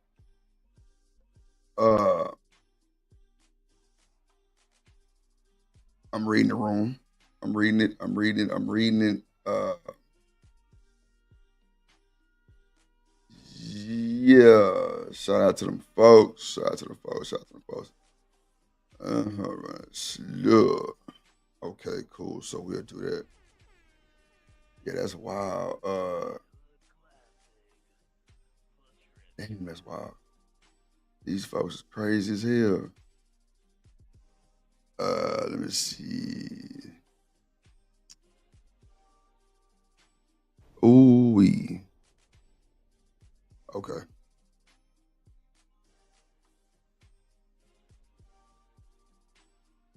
Why didn't motherfucker? Okay, so they trying to play with drip. They don't want me to show it. Damn. Okay, I got you. Okay. So let me see. Let me see. Let me see what this is real quick. I'm gonna go over this shit so I can make sure I went over that bullshit. Yeah, I'll be through. Angela Simmons. Okay, cool. All right, bet. Oh, let me bring up my boy real quick. You know what I'm talking about?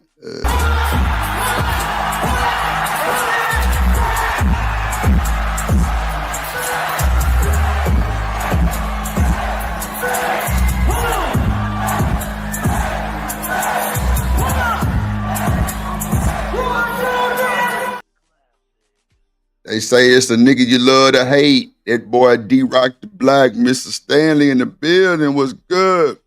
Salute, Drip. What up with you? What's going down, my boy? Good. How your day going, my good sir? Man, it's going. I'm here. You know what I'm saying? I'm good. Real. LA Project, hit the link real quick if you free. Nah, for real. That's good. Boy, say I'm here live and free. Goddamn shit. That's what I'm talking about. That's for sure. First of all, excellent show yesterday, bro. Appreciate you always sliding on your boy, man. It's always a hell of an intellect conversation. You know what I'm saying? Besides you and Daryl Playgrounds, friendship squabbles, that should be funny as hell. I was watching the replay. I say, bro, this nigga Stanley trolling. And Demon was like, fuck it. That should be funny, bro, because the fact that y'all can have it and then come back to it and then, still have a conversation means everything to me. You know what I'm saying? Instead of just wild night on some crazy shit for no reason. But nah, bro. So the first thing I'm gonna say is this. Mm-hmm. So LA Project said some shit in the chat that do men want to get swept off their feet? I mean, I'm glad. I'm glad we're talking about this. I think so. And what I mean by that is, what's wrong with wanting my woman to like me as much as I like her? Come on, gang. Talk that shit. Because I'm telling you what sweeps us off our feet. Because like I was telling you earlier, I'm going to tell you what turned me on about my old lady. Yeah. And I'm glad that I was in a mature enough position to even receive this. Just like you were saying, let me be at work and not answer my phone. And my girl, no, I got my phone in my pocket. Pull up game ain't no joke. I was working at the arena, so it was a ramp that you had to come down with. It was a ramp celebrities came down, or that's a load-in ramp. You know what I mean? Loading dock. Yep. Bro. That's exactly what you're talking about. Yep. I might be out there kicking it with the whole crew, you know what I'm saying, on a little break or whatever like that, and not answer my phone. All I do is look up and I see that camera jumping that ramp, coming down the hill. I'd be like, all right, y'all better get away from me, because she think y'all talking to me, she gonna beat both of us up.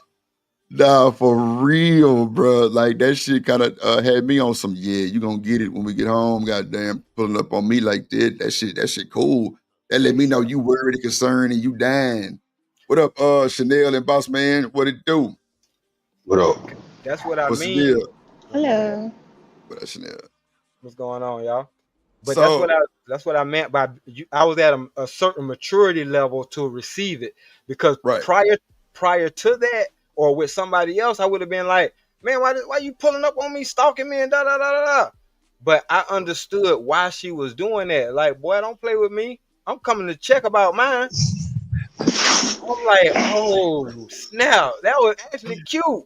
She gonna check up on her, and yeah, she was mean mugging the female. Like, yeah, no, this me right here. You know what I'm saying? On you remember that scene out of what it was, Boys in the Hood, when she was like, oh, you were trying to get with old girl dude, you know what I'm saying? And she had that look like, I wish you would. That's what it was. That's the energy it gave off. Baby Boy 2. On Baby Boy 2, when that boy was hollering at the old girl co-worker.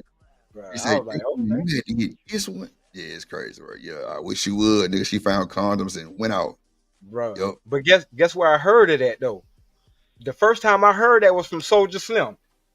Remember Soulja Slim said, oh yeah, and if I play around, she a bloodhound for me. You're a bloodhound for me. Yes, sir, bro. That Soulja, hey, boy, that boy was the realest nigga. Hey, bro, gone too soon, man. Come on, God damn. Boss man, what you think about that? A woman sweeping you off your feet, or would you let her sweep you off your feet? Type shit. Hello. Yes, sir. Can you hear me? Hey, yeah, my bad, bro. I'm in Qatar, man. What you were saying now? Damn, this nigga. Hold on. You say you at where? Qatar? Yeah. What is it? What you were saying now? Good luck, bro. What is it? Nah, bro. We good over here. Okay, you know what I'm saying? I'm keeping that What's stack, though. Qatar? What's that? No. Yeah. No, I feel you, bro. For sure. Thank you, man. Yeah. Hold on. Where's Qatar? What is it? Tell them, bro. Qatar you is on the where other they side. Don't even worry about it. I already know. Okay, gotcha. Don't even worry about it. Yeah. I forgot who I was talking to for a second too at one good time. Appreciate y'all and appreciate you for saying good luck on that shit for real. So what you think about the woman sweeping you off your feet? I mean, I don't really know, man. I think some niggas like it. I think some niggas don't. Would you? I don't really know. It ain't never just happened to me, so I don't think I can speak on it. Okay. And that's a great answer, bro. I'm glad you was honest enough to say that because most niggas would have lied, made up some shit, and that's cool. So watch this. Do you think that makes the man less than if the woman sweep him off his feet? Because it's a lot of definitions of being swept off your goddamn feet. And I was just about to say that. Bro. How does it impact him? Right? Do it make him soft? Yeah. Sometimes a woman can sweep a nigga off his feet and then make him a better man. You see what I'm saying? Sometimes it can make him a simp or a little bit. It just depends on how she do it. Right. You know what I'm saying? So I got you. What up, Yeah. David? Yeah. Let me what's going on there? What up, though? What I was going with, or where I was going with that statement that I made earlier, is you want a woman that understands, like the whole proposing to a dude. To me, even though that is, emasculating or whatever the case may be, because that's what society says, right? But if your woman is saying, I want to spend the rest of my life with you, and you feel the same way about her, that sounds like a win-win to me. That's why I said the intent means everything. Now, if you coming off as desperate and you know this the last train and you just trying to hop on, you know what I'm saying? Like, oh, slow down. But if you actually want to marry this woman and she wants to marry you, I would feel like that would be a plus. You taking her last name? Hell no. I thought you said it was a plus. I thought you said it was a plus. Now we changing saying, it. Okay. No, come on now. What is we talking about? She with that the ain't got nothing to bullshit. do. Yeah, that ain't got nothing to do with taking the last name. What I'm So saying. if it don't have nothing to do with nothing, then what's the problem? Because that's irrelevant. So look, I'm asking. hold on one second. Right before y'all crank up, let me play these folks intros real quick. I'm tweaking like I'm hold on, let me play everybody intro real quick so we can bring them in, right? Okay.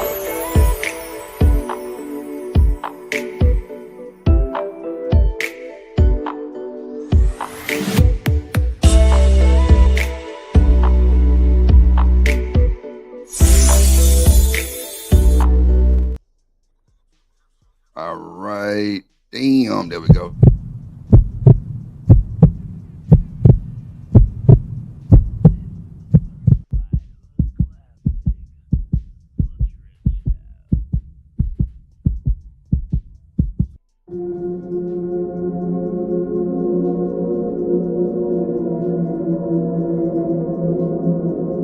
Drip Nation coming to the stage.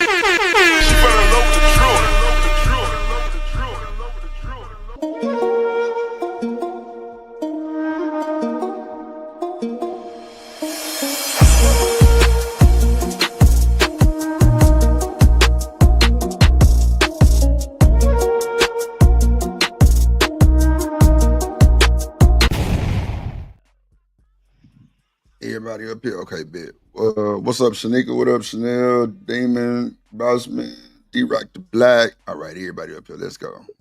Go ahead, D-Rock, my bad. Well, first of all, like I said, that last name stuff don't make no sense. No, we taking my last name because I'm the leader of this family. You know what I'm saying? This is going to be my tribe. But for me, it's the act. You know what I'm saying? Like, we want acts of kindness too. And her proposing to you, that's an act. And she's willing to do it. Cause see, on the flip side, if you ever propose to a woman and your intent was pure, what were you basically telling this woman? That she's the only one you want to be with. So if a female is doing that, because at the same time, like I said last night, a woman is a woman is a woman is a woman. It's our job to correct them. If that was to happen to me and a woman, because I mean, women have proposed to me. I'm a brag, yeah.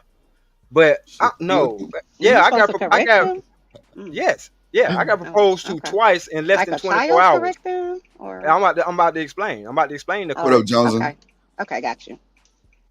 The correction would be, first of all, no, we ain't doing that, because that's not tradition. Traditionally, no, a woman don't come and ask for my hand in marriage. Like, what's wrong with you? Are you desperate? You know what I'm saying? Like, no, that ain't how that go. And see, like I said, as the man or as the leader or whatever the case may be, it's my job to steer her in the right direction. I ain't gonna just put her down because of the act, because I know the act was sincere. Hopefully, I'm gonna act like it was sincere, because like I said, it's all about your intent. But you don't pick me. I pick you as to make you my queen, not the other way around. Unfortunately, It sounds like it's the other way around. You said she all right, proposed to you you. think so? No, I'm Nah, just saying what you no, said is that because she what I'm proposed to saying, you. no, Then her that's proposing to me is the act of her showing that I want to spend the rest of my right, life with you. right. I agree. Cause I'm gonna tell you, like, the woman I'm currently married to now, she didn't propose to me, but she told me she wanted to have my baby. In my Oh, mind, I wasn't gonna have another child with a woman that I wasn't married to, or oh, that I rock with, or feel comfortable enough to put myself through the possibility of her effing me over in the future. Like, that's a big oh. gamble. And I explained all of that to her. I was like, nah, I don't even want no kids right now. You bugging. But at the same time, when she let me know that no, her intent is to be with me for the rest of her life, then I'm like, all right, well, if you plan on being with me for the rest of my life, the least I can do is give you children. That's how that works. She wanna have your baby. Yeah, Go ahead, Chanel. same thing. I'm just messing with him. I don't have nothing You to have something say. to say? Oh, go ahead. No, I said I was just messing with him. I don't have nothing to say.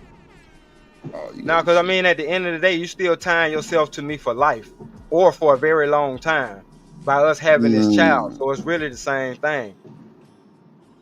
All right. And if we being grown up about it, we have to look at it as that. You know what I'm saying? I didn't go in eyes wide shut the same way I went in the first time. Oh, so you've been married before? Oh, Yeah. Oh yeah. okay. Why that Yeah. one didn't work I out? married It's both none of of my my business, so kids. you don't have to tell me. No, I'm saying I married Oh, both of was my it kids' moms. Just, you know what I'm saying, to make honest women out of them. honest women? Oh, Yeah. okay. Yeah. So wait, hold on. Let me just do this real quick because I see what time it is.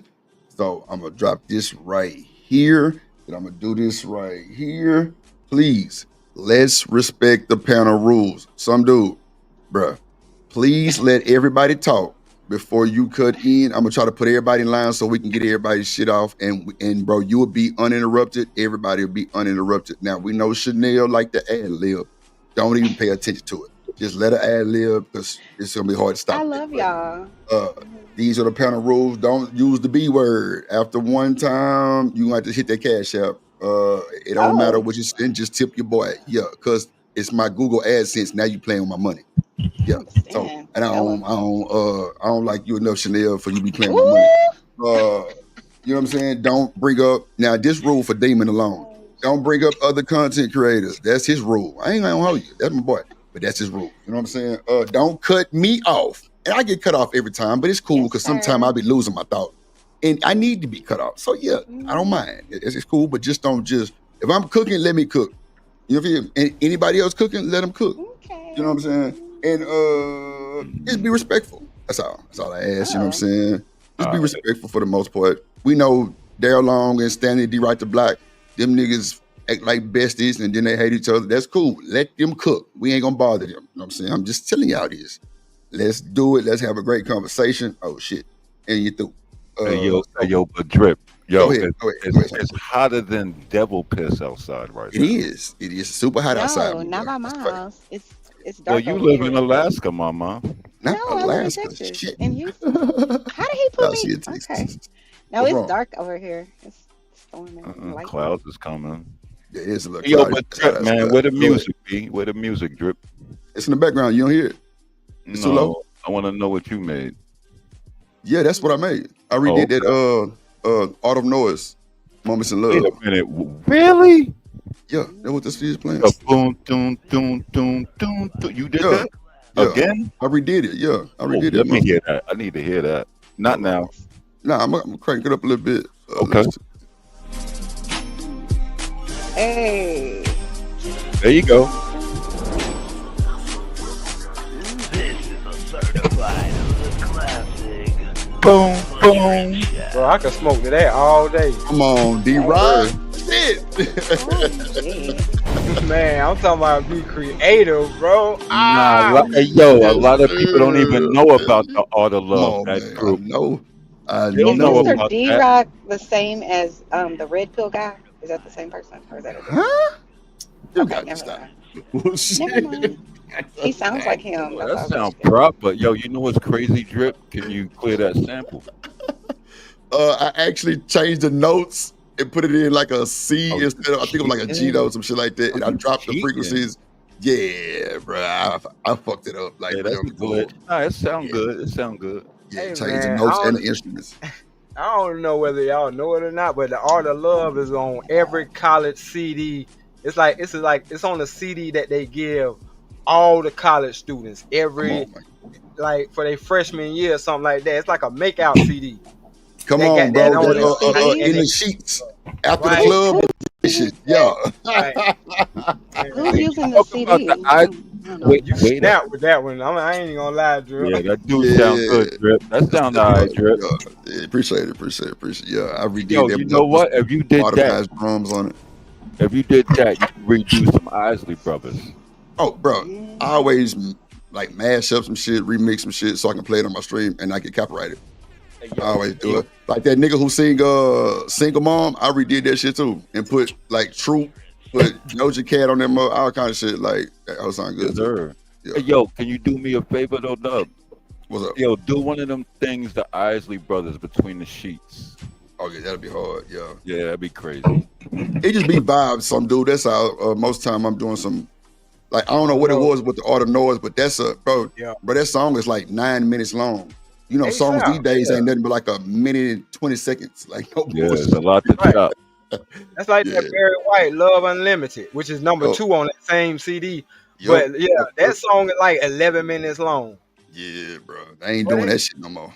They were doing orchestras back then. Yeah. They ain't doing that shit. Yeah, shit. And then, me and your bro got a hard one. Nigga Ron Mac got I'm talking about hard beat. That boy Ron smashed that hoe. No bullshit. Like I always play that shit for real. But yeah, man.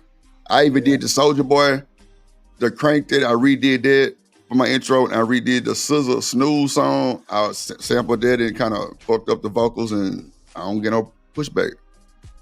Right. No bullshit. I don't get no pushback. People sleep on that Soldier Boy song. Yeah, man. But that thing right there, I was in Atlanta when that thing came out.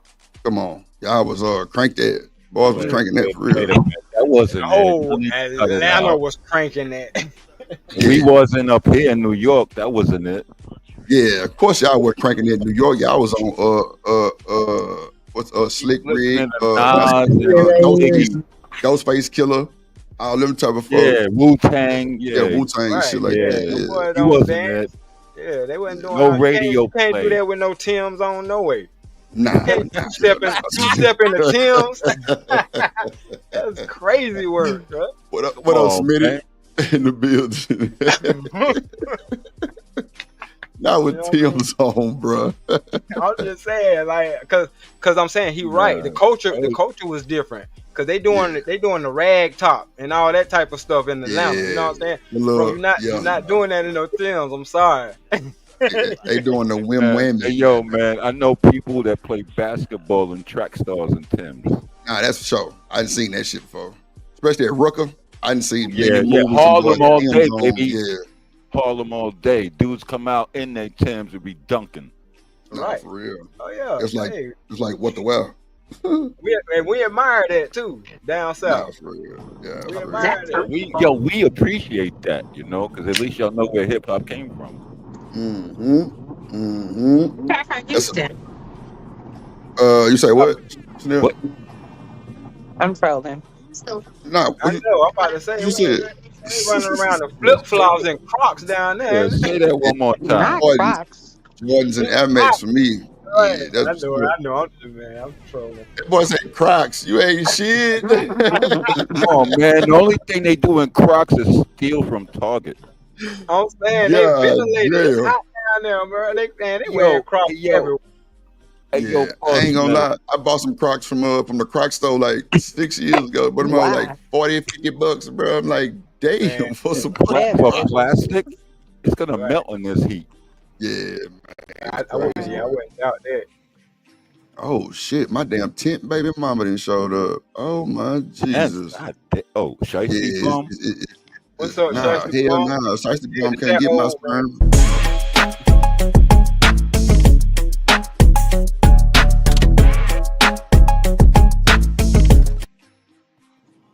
Tent baby mama, I'm mad at your avatar. I'm just gonna say that now. Oh, wait a minute. That's my baby daddy. Hey, no, that's my cousin. What's going on, Bum? My goddamn tongue. You talk too goddamn much. Yeah. No, I'm just Hold on, getting Bum. it I off. got you. Hold on, Bum. I got you. Hold on.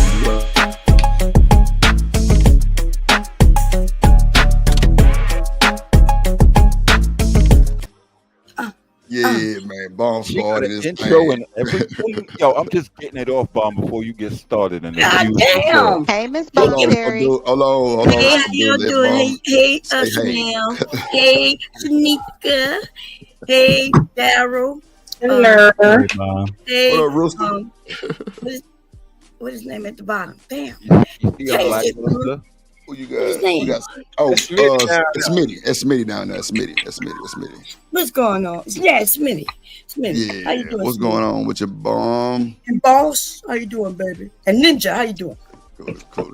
See, Bomb treat me like a redhead stepchild, man. Yeah, because you talk too goddamn much. How's it going? And you don't shut up. For a minute. You talk too much. And you don't shut up. Nick, I like the red, girl. The red looking good on you, girl. I was gonna tell her that. I ain't want You're to welcome. so much. Hey, yo, Bomb, can I ask you a question, Miss Ma? You Yeah, take go ahead. care of yourself in the heat, because I know it's crazy. You ain't that far away. Okay. Well, I'm putting on clothes now to go out there in my garden, putting this bug spray on too, Don't What go you on the growing, bug. Bomb? What you growing? Cucumbers, watermelon, okra, tomatoes, potatoes, Greens, beans. beans, yep, beans, You all kinds of beans, green beans, kidney beans, pinto beans, all the beans. Yeah. Yes. Nah, I need some of that. Throw some navy beans in the mix. What? Yeah. Navy I see beans? some navy bean. Yeah, I didn't have any. Shanika? But I could Oh, go I get love one. navy beans. Just go and Navy- get a bean out the store and put it in the ground. That shit grow. Yeah. No, listen. Navy beans and smoked neck bones is king. What? Any bean with some smoked neck bones is gonna be good. Oh man. Smoked neck bone just by itself. Make a grand. Yeah. Mm-hmm. Damn, Bomb. So like, how long it take for you to grow like a pot of beans, or like do it like harvest a lot at one time, or is it like just a little? So it grows like green beans, but inside the pods are I got you. beans. I got you. You're right. Yeah, when you grow kidney beans and stuff like that. Right. Oh, but hey, Bomb, you grew any butter beans?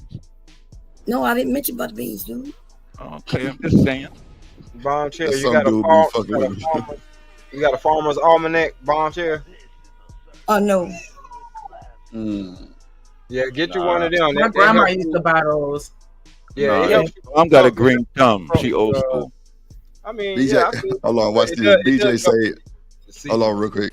BJ say us Louisiana folks hate motherfuckers who talk too much. Bomb, I think from the book too. What's going on, everybody in the chat? I can't see the chat. Chilling. Bomb, let me ask you this. Would you propose to a man? Would I personally propose to a man? Hell no. Yes, ma'am. Okay. Would you sweep a man off his feet? Well, yeah, let's sweep many on their feet, you know. Lord Jesus. She robbed him with a gun. You put that pee on them, baby. They go Lord crazy. Jesus. Oh, I like y'all don't know. Nah, well, we were watching these videos. Am I right? They don't know. They be looking for you in the daylight with a flashlight. With a flashlight. Yeah. So, Drip, you ain't never had this episode? No. I'm gonna give you a sample. No, I know. going. Trust me. I'm talking about what I'm talking about right now. You ever had a chick tell you, I'm just gonna give you a sample? Yeah. That's normally the teaser. That's normally, look, banner in between, you know what I'm saying, us just flirting and shit. Yeah, okay. I'm gonna give you a little piece of this thing. Your ass gonna be going crazy nuts. Yo, that's cool. Go ahead and give it to me. Because their motive when they do that is, I'm gonna put it on them, but I'm gonna tell him it's a teaser. That way he think he getting a small sample of what's to come. Lord Jesus. But usually when you first meet, you only getting a teaser, unless, some of the women go all out. I wouldn't go all out in the beginning, but no, that's too much. I didn't want to do no flips on hubby, when we were just, first getting together. That came later. But I gave him a teaser. It was a coming soon. Coming soon is crazy. Pay-per-view, goddamn, the preview. That's wild. So Bomb, could you determine hubby from okay, so just say you gave these 2-3 dudes teasers, right? What did hubby do to stand out with that teaser? Did he handle the teaser? Teaser? Did he not get too over the top with the teaser? I mean, how did you single him out? Or how did you single yourself out? It was more the way we connect on outside of that room, but yeah, there was some men who thought I was too much. I was young, and they was some dudes who only wanted missionary, y'all. I'd be like, let me get on top, and this dude looked like that's extreme. Man. That's wild. These folks crazy. He thought that was extreme. You the woman. Yeah. She nasty. She was trying to find her G spot, looking for that angle. Angles. Yeah. Some of these men are real, they got women like that too, which y'all already know, right? They got some women. Right. But they got a lot of men like that too, who they get, and definitely a woman like myself back then would have scared off a few men. Okay. Bomb. Can I answer your question? Bomb. Hold on, some dude. Hold on. Go ahead, Shanique. What? Did you just say something? Oh, my bad. My bad. Go ahead, some dude. I thought you said something. Yeah, yo, I would like to ask Cherry a question. Hey, yo, Bomb. When you caught cats out there weak, how many of them you took advantage of? You just was like, yeah, I'm taking that. When I not meaning money, you took advantage of. I'm taking that. I don't take advantage of people. But when you come on, when you was feeling froggy or something, I never took it. I've never taken advantage of people. Right. Everybody don't take advantage of people, I'm saying sexually, not no, not I'm taking advantage of people sexually. Yeah, now, see, this is a prime example of when you talk yourself in the pee and then talk yourself out the pee. Yes, exactly. And I'm going from experience, bro. You ever been got by some chicks or more than one? Nah, bro. They're aggressive, man. They aggressive. Let them be aggressive, shit. I kind of like it. Next time I get that call, being aggressive in the bedroom and taking advantage is not the same thing. All right, but next time I get that call, I'm calling Drip. Yo, wingman, I need some help. I got you. Just don't let her lose. Don't let her slip out your hands to Drip. That'd be the problem, right there. I know that's right. But you sound like you a whack ass, okay? No, he gonna get the 400-pound one with the bad wig. What? Yeah, man. What? I don't even know what he's talking about. He just be Some dude saying you any wildin'. goddamn thing. Bro, he just threw Yeah, you he up on just the said. bus and a fat girl. You ain't Damn. even here. Yeah, wow. Some dude Lena is said an we love you, example of Bone. nice. Some dude is an example of really nice looking dude, but as soon as you open his mouth, it's fucking over. It's over. Are you kidding All me? the women gonna turn away and be like, Sweetheart, but you the pretty girl with the nice eyes, but when you go take a poop, your feet swing on the toilet. Okay, so this is getting weird. Some dude. So we're gonna change the subject on that note. Yeah, I just wanted to know if you would marry a dude. These folks here definitely. So this woman proposed to her dude at Disney World. Let me I don't see. know, Let me see this JD. one here too. Yeah, that's crazy. so let me take out this. Go ahead. Go ahead, Go ahead. Shanika. I'll go up there. Oh We no, got I was just gonna answer the question that I wasn't asked. But yeah, Oh, shit, I ain't hear you say. My bad. Go ahead. Sneak. Nah, you good. I'm just talking shit. I would absolutely not propose to a man, and I would discourage any other woman from doing it. And I know that sounds fucked up, but I just feel like as the woman, that's you out of bounds and out of place for that. Especially when you have men that don't like to commit. Like you need to know for sure that he wants you, and the only way you're gonna know that for sure is if he.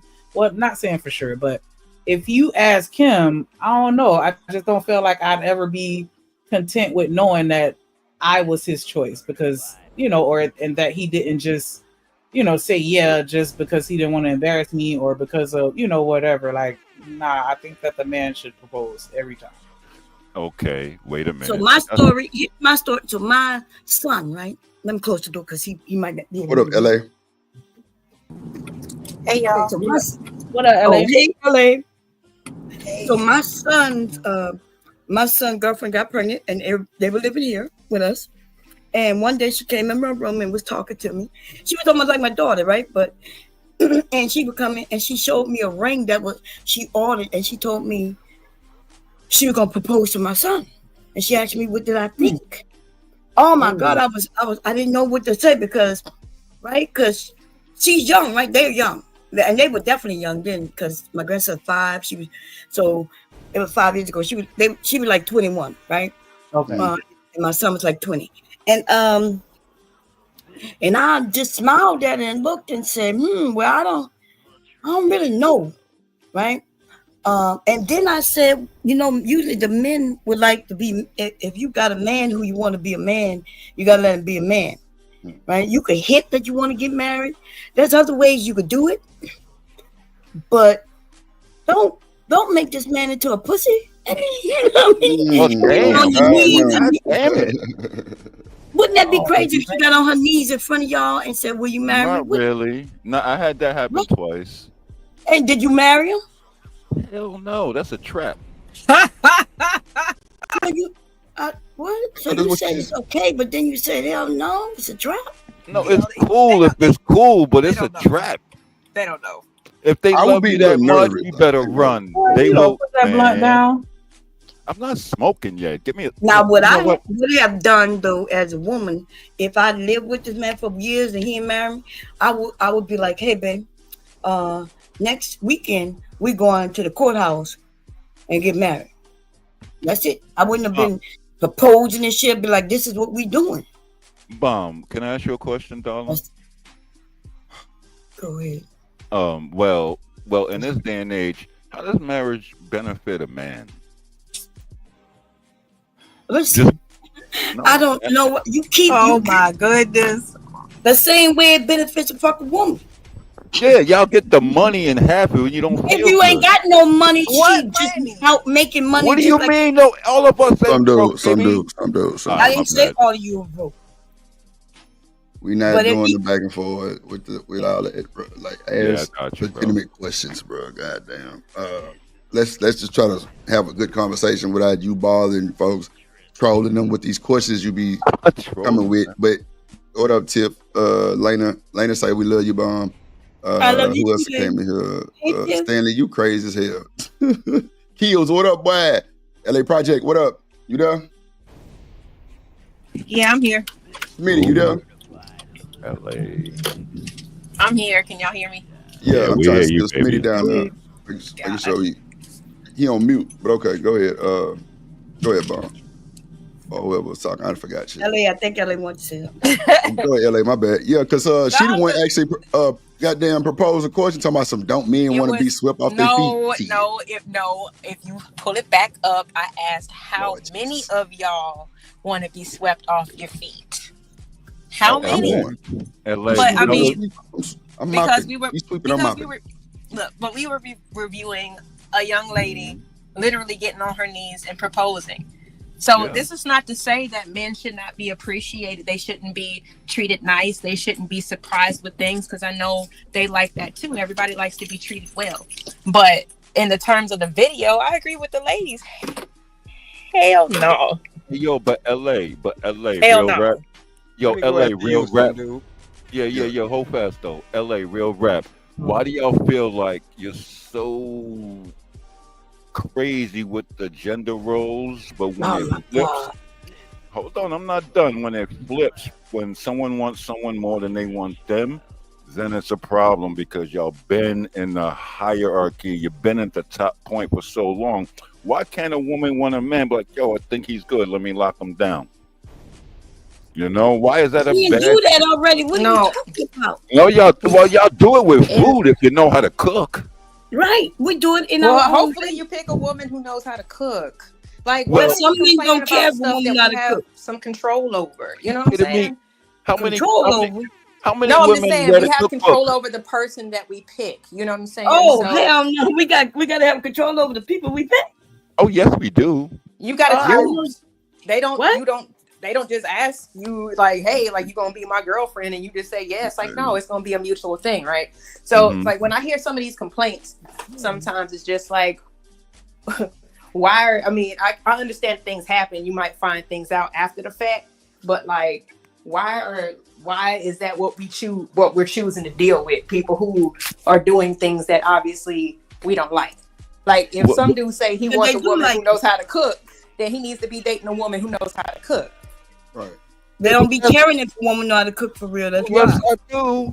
No, maybe do, but listen. Well, I then just the say complaints hey. are moot then.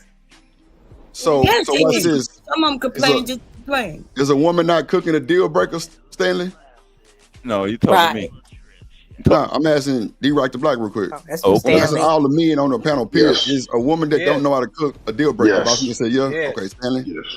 But hold on real quick. I got Men have spoken. Hold on. Go ahead, Stanley. Not knowing how to cook and not being willing to learn, that's two different things. If she's not willing to learn, that's also a deal breaker. That's understood. That's understood. Go ahead, Damon. That makes sense. I'll just say no. Just no. No. said Okay. no. Hold on, Derek. Some dude, clearly yours is a yeah, because you said you ain't going. For me, I'm with D-Rock. If she wouldn't have learned, what you know what? It depends on her age too. Because if she's a certain age that don't know how to cook, then where was your mammy and your daddy? They didn't teach you how to make omelets or nothing like that. You can't scramble an egg and nothing like that. It's a little weird. Yeah, but hold on. if I can show When her your how mom to teach her how to cook, then I'll definitely teach her. Doesn't it depend on the age of the man also? Because younger men not giving them shit about all that, right? Both sides, both sides. Yeah. Hey, And yo, then, Yo, younger men know how to cook too. So if he know how to cook, he don't care if she know how to cook. He'll teach her. Nah, that's beside the point. The important part about it, and the reason why it's a deal breaker for me and a lot of men, is because, believe it or not, what a woman cooks you and feeds you determines how long you live. Yes, sir. And not only that, and you feed your kids. Yeah, exactly.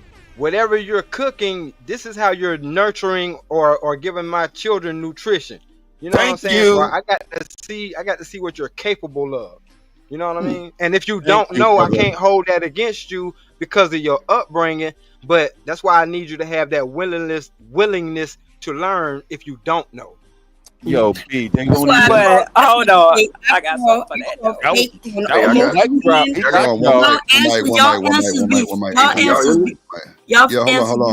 on. Let's hold on real quick, boss man. Go ahead, because you ain't say nothing. Go ahead, you got it. Oh yeah, I was about to say just, and it's just my thoughts. I'm not here to change nobody's opinion or nothing like that. But my thing is, it's a deal breaker if she can't cook. And this whole willing to learn thing, why should I teach a woman when a woman always say that, oh, I can't raise no boy to be a man? Yeah, you can't raise a woman to be a woman. Hold on, can I answer? Can I answer Exactly. that? Y'all Can I just answer don't be. that? Hold Y'all on, don't have real conversations for real, Yeah, huh? Hold on, hold on. One mic. One mic. So say that. So, boss man, finish your statement, and then we'll go around the panel and let everybody answer. Cause seem like everybody got pushback. Hold on. No, I'm just saying, like, why should I raise a woman to be a woman? It doesn't make sense to me. Like, what were you doing when you was coming up? You weren't standing in the kitchen. You wasn't paying attention to what's going She on. wasn't standing in the kitchen. Yeah, so like, what are we doing here? When she was a kid, she should have been. First of all, oh, I'm sorry. Am I next? Because I like. First of all, that's a song that talk about we don't want to raise a boy into a man. That's a song. Most women not saying that. But then, did y'all know that the cooks originally were men? Yeah, but y'all rather make reservations than a deal. Shut up, because you just say the stupid, ridiculous shit. Come on, right? let's just let everybody get their statement out. Go ahead, Bomb. You got it. Men were the cooks, but these men have changed everything around, and now they're making it seem like women were the cooks. Anybody was able to cook, whoever was at home and available. So children were the cooks, right? Because grandma and grandpa was out working, and the oldest children would be in there cooking. And it don't matter if it was a boy or girl. So cooking is not just a woman's thing. Okay, all right, I get it. I don't think anybody said that, but the question was, if your woman did. Hold on, go. Let me get it. Hold on 1 second. Let Boss Man say what he said one more time so we can hear him. But hold on, Boss Man. Before you say that, Tiff and Ted say, okay, it should be a deal breaker if a man can't build a house. That's right. We done then, because my ass can change the tire and hang up some pictures and shit. Maybe, I ain't doing no drywall and shit like that. No, Yeah, men do a lot of I'm willing to learn, though. They don't want us to build a house. They want us to pay for it. No, we want you to build that. If you want us to act a certain way, our grandparents, the men back then, they built them homes. Oh, it's hold on, but do you know how much it takes to go in a building a house? That's a jack of all trades. Yeah, You're talking about a carpenter, electrician, a plumber. Men jobs. Men jobs. Yeah. My dad and uncles did it. They did it. All the men back then did it. I'm saying, but the men today, they calling different contractors out to come and do those certain things. Not all of them. Not all of them. Not all of them. The women are going to restaurants. Not all of them. I understand. Not all of them. Yo, Bomb. One mic. No, I'm just saying that this may be anecdotal, but the father of my children can absolutely build a house. I sat and watched him do it. We wanted an extra room, and he added an extra room, and that shit was totally legit with the permits, all that, everything that you're talking about. So I'm not gonna say that everybody's on that level. I'm just saying that they can be if they choose to be. I'm saying, but they're just not choosing to be. But we're comparing making biscuits from scratch to making houses from scratch. Come on, Stanley. Come on. That's a bit extreme. Exactly right. Yeah. We want to know why you wasn't standing outside watching your grandfather build. I'm glad I'm married. Yeah. Was that Nika? That was the best statement I ever heard. Get him, Bomb Cherry. Let him have it. She can't get me. Get him, Bomb Cherry. Hold on. Wait a minute. Crack baby. Born in the 80s. Crack baby. No, that's for sure. You definitely shout out to the crack babies in the building. Coach First said I could build a home, run electric wires, and Q better than 99.9% of you crack era adults. Permit certified. Yo, that nigga. I know quite a few men that are on that level. Yo, build a goddamn shoe rack for his closet for 7 months. Ain't no way in here you talking about you doing. Hey, yo, Trip, we ain't talking about putting together IKEA furniture, man. Oh shit! What up, Berg? In the building. But now I think comparing food to making food to actually building a house is It's definitely different. I think the yeah, for sure. What's the difference? One of y'all was claiming that No, one you is gotta have women. a house to cook the food in, right?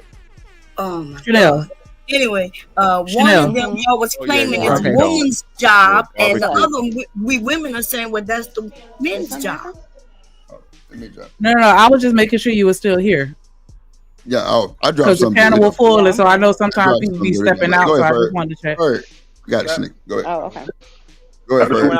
Hey, so I got you. my little shoe rack over here, so it goes up I the like wall. that. Yes. Hold on. Let me put you on the big screen. That's one. Hold on. That's just one shoe rack. That ain't finished. Mm. To the That bottom. boy sound like Foot Locker. Mm. Why it look like you could go around the corner? What's? Oh, Y'all, he okay. You can't down in the be- basement. He can't be showing us that shoe rack and trying to make it seem like he built something.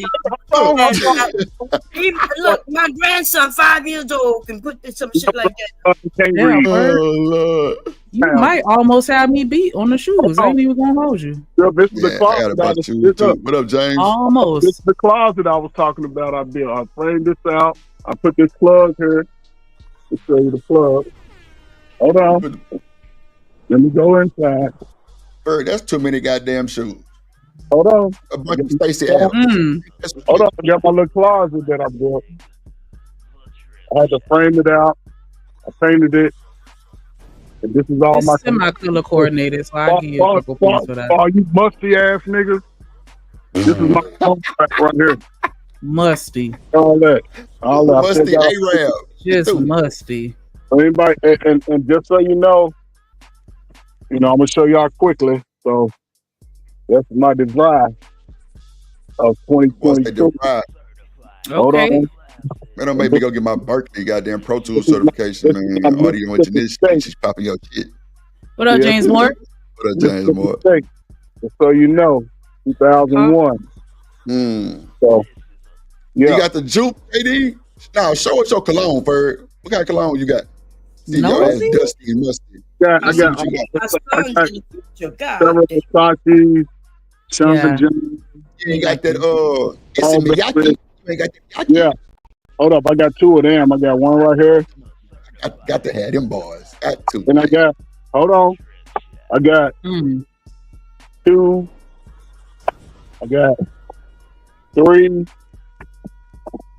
I got 5 of them. But yeah. Why would you ask? Never mind. It's different. It's a man thing, Bone. Tell Mr. Bone, wake up and tell you, baby, I got about 4 bottles of this. It's the last thing I'm gonna tell y'all. I don't know if y'all ever saw have 4 bottles of the same shit. That would be wasteful. Yeah, But that's it's different. I buy in bulk. I ain't even gonna hold you because I get pissed off when they out of stock. I don't buy in bulk. I buy separate. The latest one I got was this right here. So, Bone, I ain't gonna lie. Niggas will go to the last drip drop of that cologne and keep the bottle. So 4 bottles might not be full. That's the new one from Versace, the Energy. So it's nice. Y'all need to try it. Yeah. Man, So you ain't got that flannel. You ain't got that on number 7 or 9. We showing thousands of dollars on the internet. Bird looking like Zaddy right now. Y'all playing. Don't go get you a Zaddy Ferg. Who is It's real perfume. You go get Hold on, what's that you showing? Show that one more time, Ferg. That's great flannel for drip. Oh, come okay. on, man. I got that, boy. What you mean? That goddamn, that flannel. Boy, look, that shit right there, you can wash in the washing machine, no bullshit. It still smell like it. That's a fact. That shit. It takes, listen, you start somewhere and you just build up. Make sure you always spray a cologne on your body because a lot of people's body chemistry is a little musty. Back, Tom Ford, all that shit. That's why you do oils. You don't go buy puff. Oils too. You know what? Yeah, I've been getting into them oils lately too. Oils is Yeah, good. because It lasts. That and the eau de parfum, eau de straight.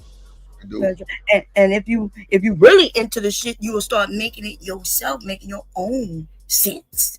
Because it's just herbs and spices mixed together with. Now, if you were showing me some shit like that, Did Erica Badu do that? I don't need to work no more. Ridiculous. That's nothing to be proud of. That's crazy. Yeah, okay. That throwing little dumbass Girl Scout pillows ain't nothing to be proud of either. But Girl Scout What Girl pillows, Scout Lord. pillows? What's the Girl Scout pillows?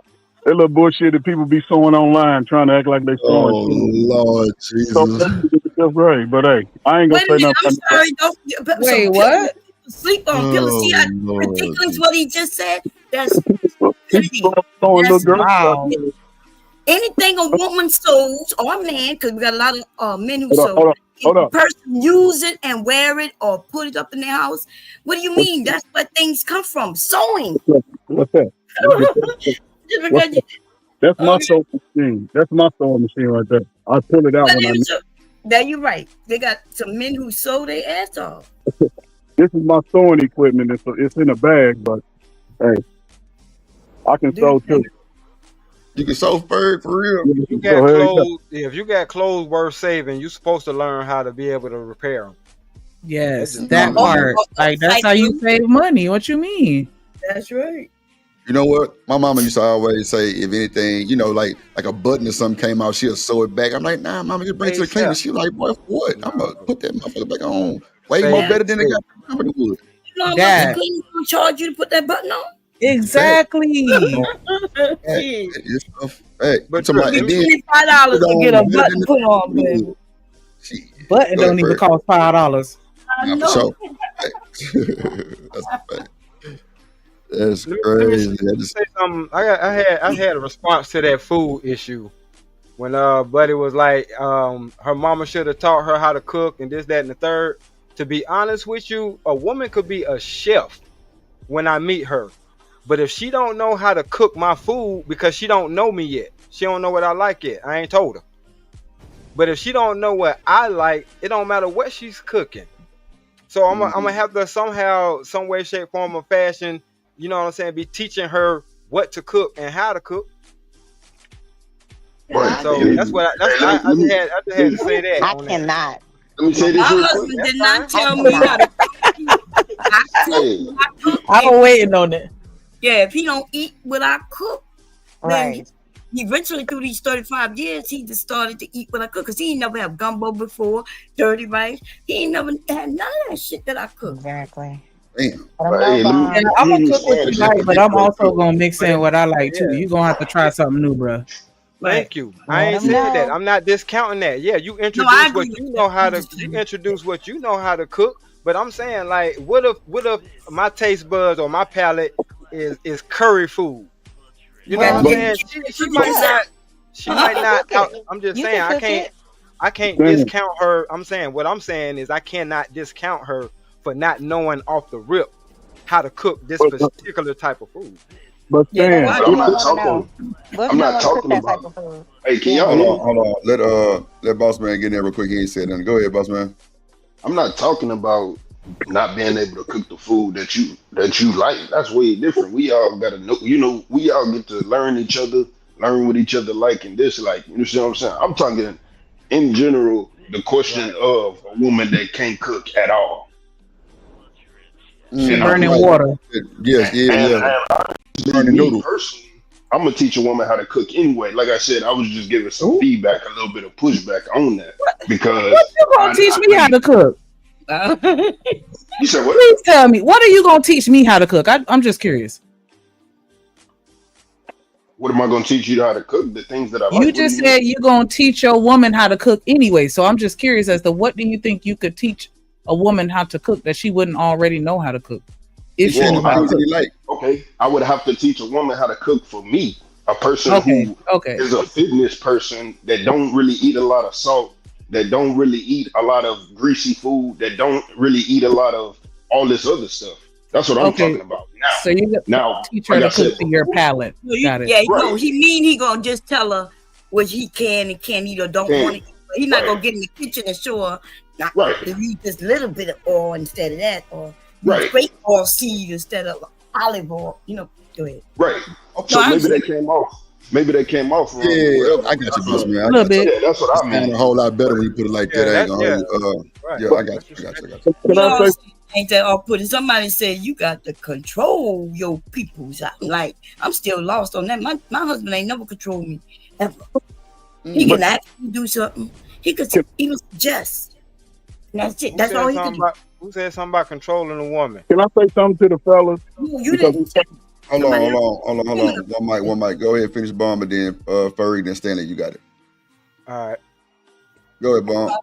Yeah, I was saying no. It was a woman up here who said that you gotta know, you gotta control your people, and I'm still lost with that word control. Who said that? LA said. LA said that. Where you at? LA, you down there? Oh, she dropped her. Okay. I tried to clarify. I asked the question like control, and you on mute, LA. You on mute. Go ahead. Man, it's 152 people watching. Hit the like button, please. That's all I ask. Hit the like button, hit the Cash App, hit the Super Chat. We got a hell of a panel, hell of a show coming up. Let's go. Let's do it. LA Project, go ahead. You on mute. No, it's not on mute. Oh, wait, now it is. Oh, go ahead, okay, real quick to the guys, right? Right. You know, one of my requirements was my wife had to be able to cook. Not saying she had to cook, but she had to be able to cook. I don't eat out on Thanksgiving and birthdays and Christmas. I don't eat that, right? My wife enjoys cooking that.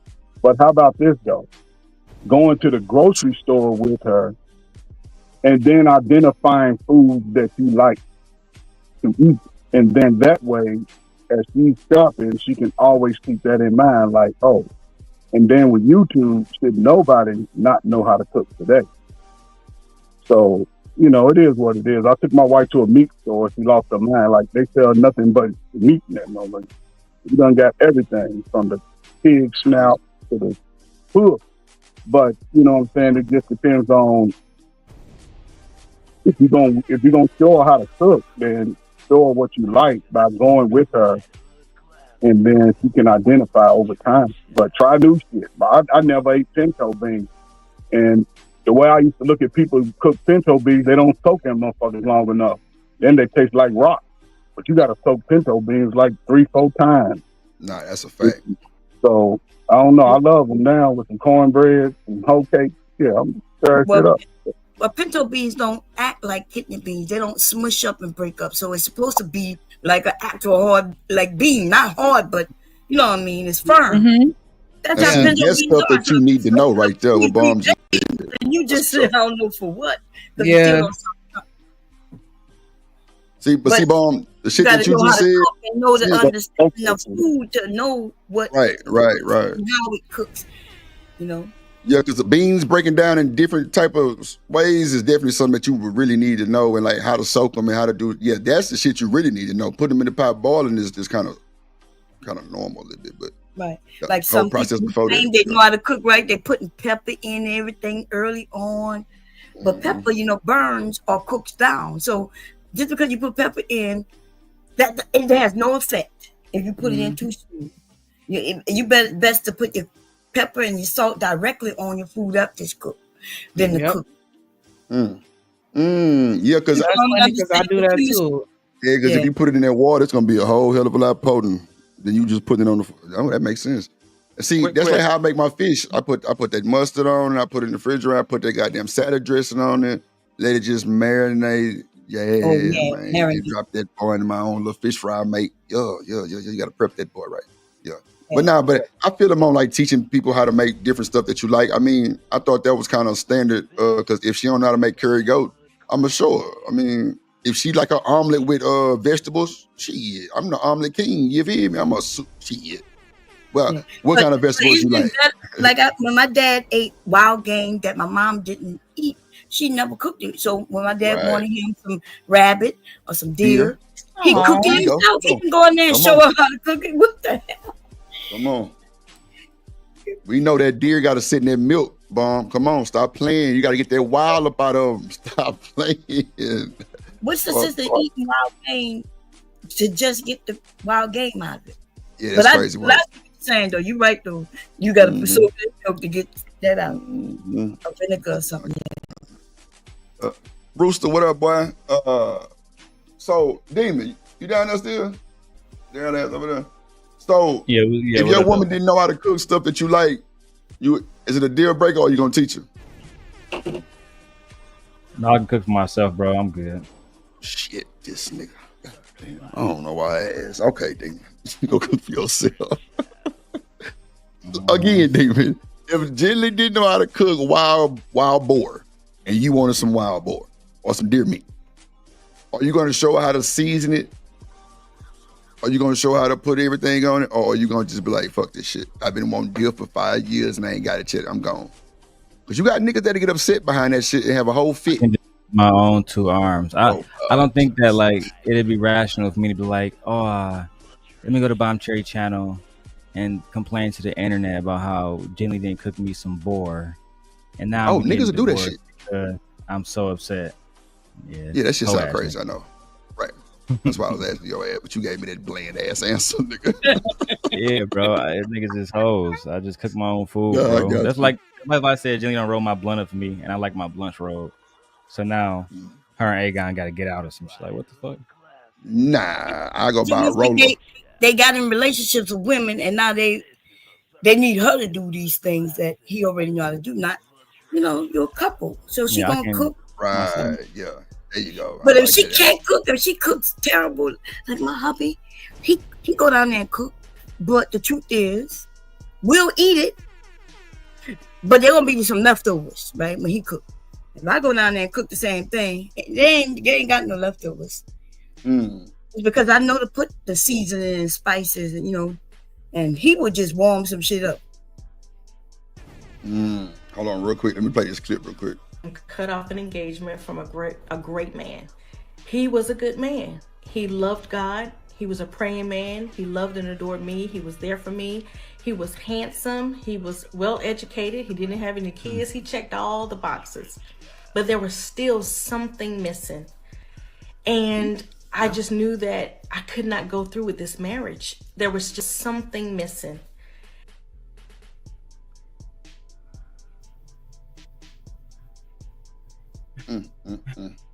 I have a few theories. Your brain, that nigga hairline crazy.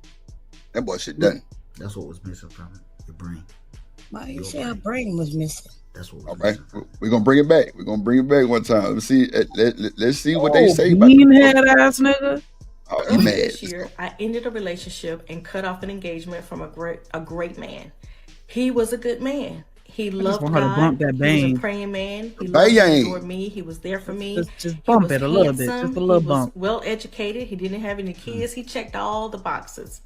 But there was still something missing. And I just knew that I could not go through with this marriage. There was just something missing. So that gut feeling that women have y'all gut feeling ever been wrong? His head shaped like a Big Mac. Lord Jesus. Okay. So, she said something was missing, but she didn't say something was missing particularly with him, So it could have been something that she realized this is a good man and everything, but maybe she's not really ready. So I didn't hear her say something was missing in him. It still was something missing with him. She just said something was still missing. Well, she didn't.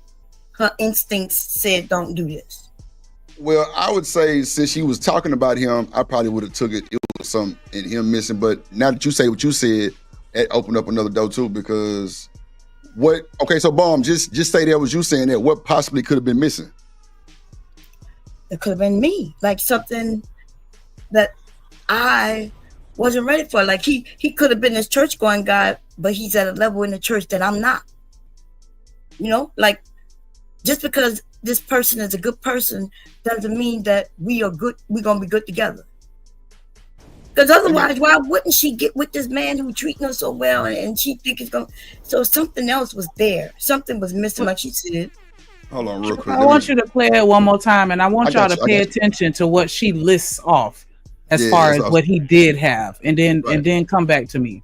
Hold on, I got you. Earlier this year, I ended a relationship and cut off an engagement from a great man. He was a good man. He loved God. He was a praying man. He loved and adored me. He was there for me. He was handsome. He was well educated. He didn't have any kids. He checked all the boxes. But there was still something missing. And I just knew that I could not go through with this marriage. There was just something missing. So he checked off all the boxes, but it was just something missing. Shashi say, always follow your gut instinct. So what possibly... Shit, she got me lost now. Hold on, let me bring this back. Let me pay attention. I ain't lost. Can I say something real quick? Go ahead, Stanley D. Right, go. I was just waiting on Or somebody. do you want to play it? But Either way. You play it one time. You got it. I got you. Hold on. Earlier this year, I ended a relationship and cut off an engagement from a great man. He was a good man. He loved God. He was a praying man. He loved and adored me. He was there for me. He was handsome. He was well educated. He didn't have any kids. He checked all the boxes. But there was still something missing. And I just knew that I could not go through with this marriage. There was just something missing. Yeah, she didn't mention anything about the marriage. She never mentioned that she loved him. She just saying what he loved her, God and church. To me, it seems like she's saying that it's on her end. Not in a bad way. It's just that she felt like it's not a thing. Go ahead, Stanley. Go ahead, D-Rock. Go ahead. No, Bomb Cherry, right. She came with absolutely nothing but a list for him. And unfortunately, he checked off all the boxes. So now she can't, like I said last night, she's going to look up to you or look down to you. Y'all going to hate me for this, but I'm going to say it anyway. The fact that she got weave on should let you know that she don't even like herself. Yeah, get ready for the pushback there. The fact that I'm saying, like, you don't even like how you look, but you met a man that loves you for everything that you are. You can't even accept that because you don't like yourself. That's the missing piece. Shashi say she met a man like that when she was 19 and turned out he was married. Ooh. That's right. I met a man like that. If Shiesty heard my story, right? Yeah. Dating him and everything, he there, seemed perfect. And his ass ended up married and trying to get me pregnant on purpose. Tip for Tessa, here we go talking about a weave. Tip, that's a tip, Lord Jesus. Tip, that's the bayang. Yeah, but these niggas wear hats, be balding and shit, and then worrying about a woman with a weave and talking about she don't love herself. Y'all ain't sporting no bald spots on the top of their motherfucking heads. I'm just saying, I can expect and respect the pushback, but I'm telling you, from a man, especially a man with a wife and with daughters, my daughter putting something else that ain't her hair on her head is letting me know that she does not like her hair because she's hiding it. Like, point blank, period. Okay, you can say that's ridiculous, but I'm telling you. And it's called a protective hairstyle. You don't know that? You don't know that out here in the sun. What up, Nay?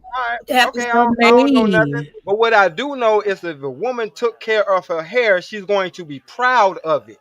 That is her taking care of her hair. I'm gonna give you a little pushback on that because I got a partner, my homegirl, she always had long ass, thick ass hair.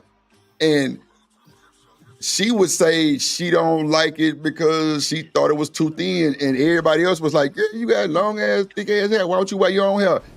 And she ain't wear a full wig, but she might have added a little bit for some little part here and there. I don't think it's because they don't like their hair just like that, but it's called see, well, hold on, D-Rock. For me, I'm the type, I'm not finna take your confidence away. For me, that's what that sounds like for me. I'm not finna take your confidence. If that's what you want to wear, if you want to wear eyelashes that'll reach out and grab my motherfucking ass, God damn it, put them on whenever you want to. Like, I just think that's stuff for the women and they can handle that shit on their own. I just don't want to take the confidence and your ego away. That, because if you let me see how I'm gonna say this. If you take their emininity from them, side to JP, goddamn, what you got left? She ain't gonna be confident no more. She ain't gonna do some of the things no more. Then you're gonna cheat on her. You you're really stripping her from her, you know what I'm saying, from her garments if you take the wig out. No, I'm not. That's just me just talking shit. But go ahead. I know, but no, I'm not, because I'm not trying to strip her from anything. I want her, which I would hope she already does this, but I want her to love herself. like I got to a point period where I was like, you know what? I'm never dating a woman that wears makeup, lashes, weave, this, that, and the third. I'm not going to do it. Right. Damn. And yeah. What up, Felix Jim? Now I look, and that was like 20, 25 years ago. But it saved me a lot because now, you know what I'm saying, that put me in a position to only deal with women that love their hair. Period. Point blank. And by you loving your hair and loving yourself and you feel like you don't need to go outside and face this world with a face full of makeup. No, people can actually see how you look. Because sometimes I put my avatar on him where it's me and my lady. And I do that as a joke because both of us got on makeup in that picture. You know what I'm saying? Because we was at an award show and they did our makeup and our hair and all that stuff. And even me and her had the conversation. She's like, I can't wait to get this off. I don't even recognize myself. And I'm like, thank you. There you go. Well, see, you don't even look like the person that I was attracted to in the first place because it's not your original face. So go ahead, Shanika, my bad. Go ahead. I just have a question. Like, so as far as with the grooming that you do for yourself and your hair, do you get like, what are they tapes or fades or like what's the deal with you? I'm just curious. There's no equivalent. It's kind of irrelevant, but I'm gonna follow you down this rabbit hole. I got a no rabbit hole. I'm just curious. I'm saying for the longest before I grew my locks out, which was part of her idea. But before I grew my locks out, I always kept clippers and I always kept my hair low because I got a natural 720 wave pattern. So I used to just wear my hair like that and I do my own lineups and things like that. See, that falls under personal grooming. And personal grooming is for me. The thing about I don't have no problem with the wigs, weaves, and etc. until they start making that your responsibility. Well, you met me with a wig on. Yeah, that I mean I thought I was gonna be funding it in the future. See, there you go right there. There you go. There you go right there. The money. I knew it was coming. I was just waiting. I was hoping nobody interrupted him. Goddamn that munyon for that munyon, and that funyon ain't funny. Goddamn it. But think about it. Hold on. I rather pay that money for you to get your hair done versus you paying that to buy hair and then getting it put in your head. And see, it costs more money to take care of our hair. Well, then let it cost more money. Okay, but then it also is a lot of stress on our hair. How? See, you won't grow your hair. See, you won't grow your hair out so you can find out just how truly hard it is to deal with that black hair, baby. And like because you want it low. But you do me a favor, grow your hair for a year. And then come back and have this conversation with the ladies. Like I can talk to you about that now. I grew my hair about 2 years ago and I got locks. I need to come back. Wait, locks is not the same thing, okay? I'm talking about grow your hair. So locks don't need maintenance? No, when did you lock up? Need maintenance every day. I think about maintenance 6 months once in a while. My son got locks going all down his butt. That's how long his locks is. He get his hair retwisted like once a month. We wash it. I do his scalp once a week. I go in through his scalp, right? But no, the stress on the hair. Do that for 1 year. Actually, just do it for 3. Give us 4 months, right? 4 months of you figuring out what to do with your hair on a daily basis without locking, and then come back and have a conversation with us. You know what, Bomb? In Texas, humidity is huge, right? So clearly, with me saying that, you already know where I'm going with this, right? So I dated a chick who wanted to wear weave or wigs, well, not even wigs, because the humidity would make her shit, he would say frizz up or some shit like that. I don't know if y'all know what that means. Humidity, black people have frizz up, some shit. Okay, yeah, so that was another, that was her main reason, because she had long, nice hair too, and she would say, when you get the shit braided down and you put the cap over it, sometimes that can kind of damage your hair, but then it also makes your hair grow too, from my understanding. I don't know, It depends on how they put it in. When they're braiding your hair too tight, then that is what causes the damage. When you get your hair done properly, you won't have any damage, but you have to do it properly. Right, and braiding your hair actually serves a function. When you get your hair braided, you're able to access the scalp better. So that'll be the time to condition your scalp. with natural oils and things like that. You know what I'm saying? Your castor oil, your coconut oil, tea tree oil. You know what I mean? Fearless Jim said too much manipulation will damage your hair. Right? Gotcha. That should stay out of this conversation. Oh Lord, Don't manipulate it. Just brush it and comb it. If you comb it, you ain't got the permit. They comb it because they let it get matted up. Let's keep it a buck. That's why you have to relax it. Romello, I'm just I promise I love you, but somebody time Romello out for 17 seconds. Time him out for 17 seconds. Romello ain't shit. He in there cutting up. He said black hair Get isn't the fuck difficult. out of here. Get the fuck out of here, bro. He say y'all lazy. Lord Jesus. Ain't nothing you do it to your hair in less than 45 minutes. Bro, that's crazy. I'm Right? sorry. That's funny. A ponytail take longer than 45 minutes. What up, Petty? A Come on, man. ponytail. Let's keep it. Yes. Come on, man. Let's keep it real. They ain't doing it like people who with natural hair. They ain't got to do their hair all the time. In the meantime, in between time, they'll throw that thing in a ponytail. Ponytails actually really aren't that good for you because you're putting a lot of stress on the nape of your hair, and then that ends up falling out, and you have that mushroom that goes around. They break your hair off horribly. You should not be putting your hair in ponytails. I'm not saying keep it in there. They got all the answers, but all the answers is But I'm messed up. saying that's the quick fix that you gave, but I can only do that once every now and again because it's gonna tear my hair up. So what's the next quick fix? That is I'm true. taking notes. I said that is true. Okay. Less than 45 minutes and you got somewhere to go.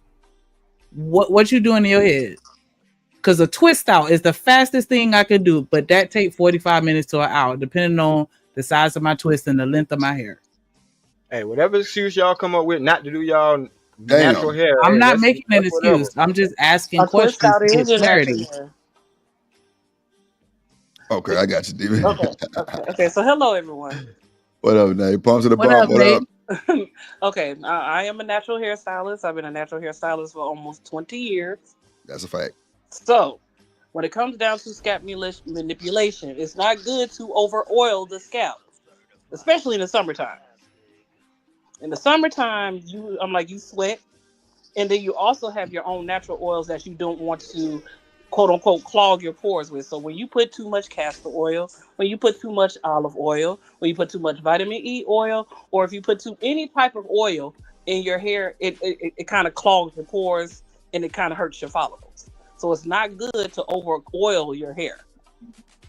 Your sweat, when you sweat in your head or you sweat period, that actually coats your hair the way it's supposed to.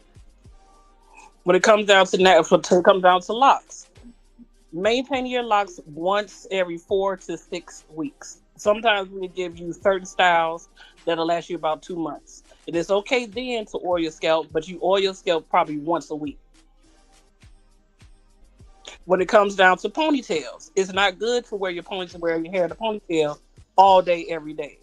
It's okay to brush and comb your hair, but once you brush and comb your hair and put your hair in a ponytail, you take that ponytail out at night. You can't sit up and keep it in your hair, especially if you use rubber bands or you don't use non-slippage hair ties. Wait a minute. Yes. So I'm just trying to understand how I got blamed. Nah, he said, was it about this? My fault? She needed no. You said that she needed to bump her bang, and then that was when the video was playing. Yeah, that's how we started. Oh damn. Okay. When it comes down to heat, it's good to maintain as less heat as possible, especially in the summertime. You already got heat coming on your head if you're outside. When you wash and blow dry your hair, it's usually good to let your hair air dry. But if you want a certain type of look, it's okay. Wigs, braids are protective styles. When you wear a wig, it's not good. I would suggest that you use, if you're going to use caps or a nylon cap, you don't wear that for forever. You usually try to get like a silk cap because it's more protective and it won't break your hair off. But it's okay to wear a wig. It's okay to wear your hair in braids, but you do want to take the braids out of it for a period of time. And then you can also wash your braids. You don't have to necessarily, You know, you can keep them in as long as you want to, as long as you can wash them, as long as you don't let them lock, because they also lock as well. So look, let me ask y'all this: do y'all think? Because it seemed like when we had these conversations, it get real triggering sometimes. And this ain't to nobody on the panel. It's just me just analyzing some shit, just just the host of the show, because I don't like getting in these conversations. That's why I ain't said nothing. But the thing is, as men, and when I say this, I'm gonna ask Demon first. Do we put ourselves in more stressing, or let me take that back, stressful situations when we try to get in that category with the women with their hands shit and their nails and shit? You know what I'm saying? Like, do we cause problems for ourselves when we do that shit? Because I don't see nothing positive coming from that. I mean, yeah, bro, I'd be confused by that shit, but everybody got their own thing, bro. You know what I mean? I thought that for one, the content was more about the young lady saying that she had a damn near perfect guy that she fumbled the bag on, which I doubt that even happened. But since we on this fuckery and niggatry that is hair conversation. Thank you. Niggas got their damn preferences, beautician. bro, Be quiet. but Go ahead, That nigga. What up, Reese? I don't think it's I know just pulling you up ain't on talking. baddies and telling them what to do with their hair, bro. You know what I mean? I feel like there's a certain type of woman that you can even tell, like, yeah, baby, go change your hair, because I don't like it. I don't know. I haven't been around no niggas like that, bro. That give a fuck about that kind of shit. Demon, I didn't bought wigs on God, bro. Like, I ain't gonna hold you. Like, I didn't bought them, bro. I'm talking about more than 3. So I'm definitely not finna be trying to tell you about your hair that I probably don't know nothing about. But I feel it because Ferg the same way. Ferg say he don't like women with wigs, but she can wear sister locks. But sister locks is your own hair type shit. But I got you, D, right? Hold on one second. But it's just like, for me, like, okay, just how we say women demasculate men or whatever that shit sound like, bro, you don't think that's the same thing? Like, I think that's like me telling you how to put your bra on, what day you got to put your pad on, like keeping up with your period schedule better than you. But I mean, that's just me. I don't want them headaches, you know what I'm saying? So I ain't finna go down that route. Like, the only pushback I'm gonna give is why your goddamn head in the sink. That's about the most I'm gonna say. Shit, clean that shit up. But me coming to this internet like that, like I hear a lot of the slave trade, you know what I'm saying, relationship type of shit when niggas is like, nah, fuck that. It's tennis ball or nothing. And then now she's sad, ego busted, she don't want to do nothing. Now you leave her and she just ain't no more good. Like, nah, I need you to be confident as possible. Because I'm confident as fuck. So I need you to match that or either be way better. And I'm going to put you on a pedestal every time and spin your ass around and pop your shit. I just can't see myself. I say, it's a privilege to see women in y'all like to see women in their little heels, their hair done, their little lipstick. Yeah, like, I don't understand. I said, people have certain preferences. There are some naturalists out there, and there's nothing wrong with that. That's your preference. Nah, ain't nothing wrong with natural. It's nothing wrong with natural. Was natural. She fine as fuck. You know what I'm saying? Jada was natural. I'm not going to sit up and say, it's a bad thing. But most of the time, a lot of men, especially men that I've encountered, like to see, even my own husband himself, he likes to see when I dress up. Most of the time, he sees me dressed down. No makeup, in a moo-moo, with a scarf around my head. Yeah. Somebody get me off the goddamn camera. Shit. Hey, the moo-moo's coming clutch. Let me know when I can go. I got you, D-Rock. As soon as Nate through, you can go. Go ahead, Nate. What up, Bonafide, T.O.? It's a treat to, see your lady dressed up. She looks different. Ain't nothing wrong with that. Like, people have their preferences, but when men sit up and make a big deal about hair and weave, it kind of boggles my mind. Like, worry about your hairline. Don't worry about my hair. Okay, so D-Rock, I'm gonna let you go. Let me ask Nate one question real quick, I promise. So Nate, if I'm the type of guy that's worried about those type of things, right? That conversation is going to be just pretty much going into like a depression type conversation, because if you listen to him and you try what he's telling you and it don't look worth a fuck, how are you feeling? Like, how is your confidence? How's your, Like, how you feeling? Are you even walking with your head up type shit? Like, I think that's just Some women do, some women don't. I mean, a guy, I'm like, when it comes down to a man that I look for, he should like me, flaws and all. So if he sees me without makeup and stuff like that, he should love me. And if he sees me with makeup on, he still should love me. Because I accept him for all his flaws. Whether he got a receding hairline, got the Fred Sanford going on, if he got a beer belly, and a lot of women accept a lot of things. And I'm like, and some men, I'm not gonna say all men, will make a big issue out of little things. Hair is a little thing. Makeup is a little thing. Most of the stuff, most of the same stuff that you complain about is stuff that y'all niggas invented. So it's just like, like I said, it boggles me. I don't understand why our hair is a big problem for you. Worry about your hairline, and I'll worry about my hair. Because I know how to take care of it better than you. And I probably take care of yours. That's all I was saying. But go ahead, D-Rock. You got it. Go ahead, D-Rock. Yeah, I hear all that, and I don't take it personally because I know you ain't talking. No. It's just for the general conversation. But my thing is, as a man, that's part of my vet. That's in my bag of things I use to vet the woman I feel like I'm gonna spend the rest of my life with. Now, being at the great age of 46, I can't sit here and say I've never bought a wig, I never dated a woman with a wig or different color hair or etc. Right. You know what I'm saying? I've been there, done that. You know what I'm saying? Even helped them with their hair. But at the same time, I've been there long enough to know that at the end of the day, baby girl ain't love herself. She don't got nothing to do with her loving herself. No, I don't agree with that. that. Got nothing to do with her loving herself. That don't got nothing to do with that. Some women do it because they like to do it. Some I'm like it. I don't remember cutting nobody off though.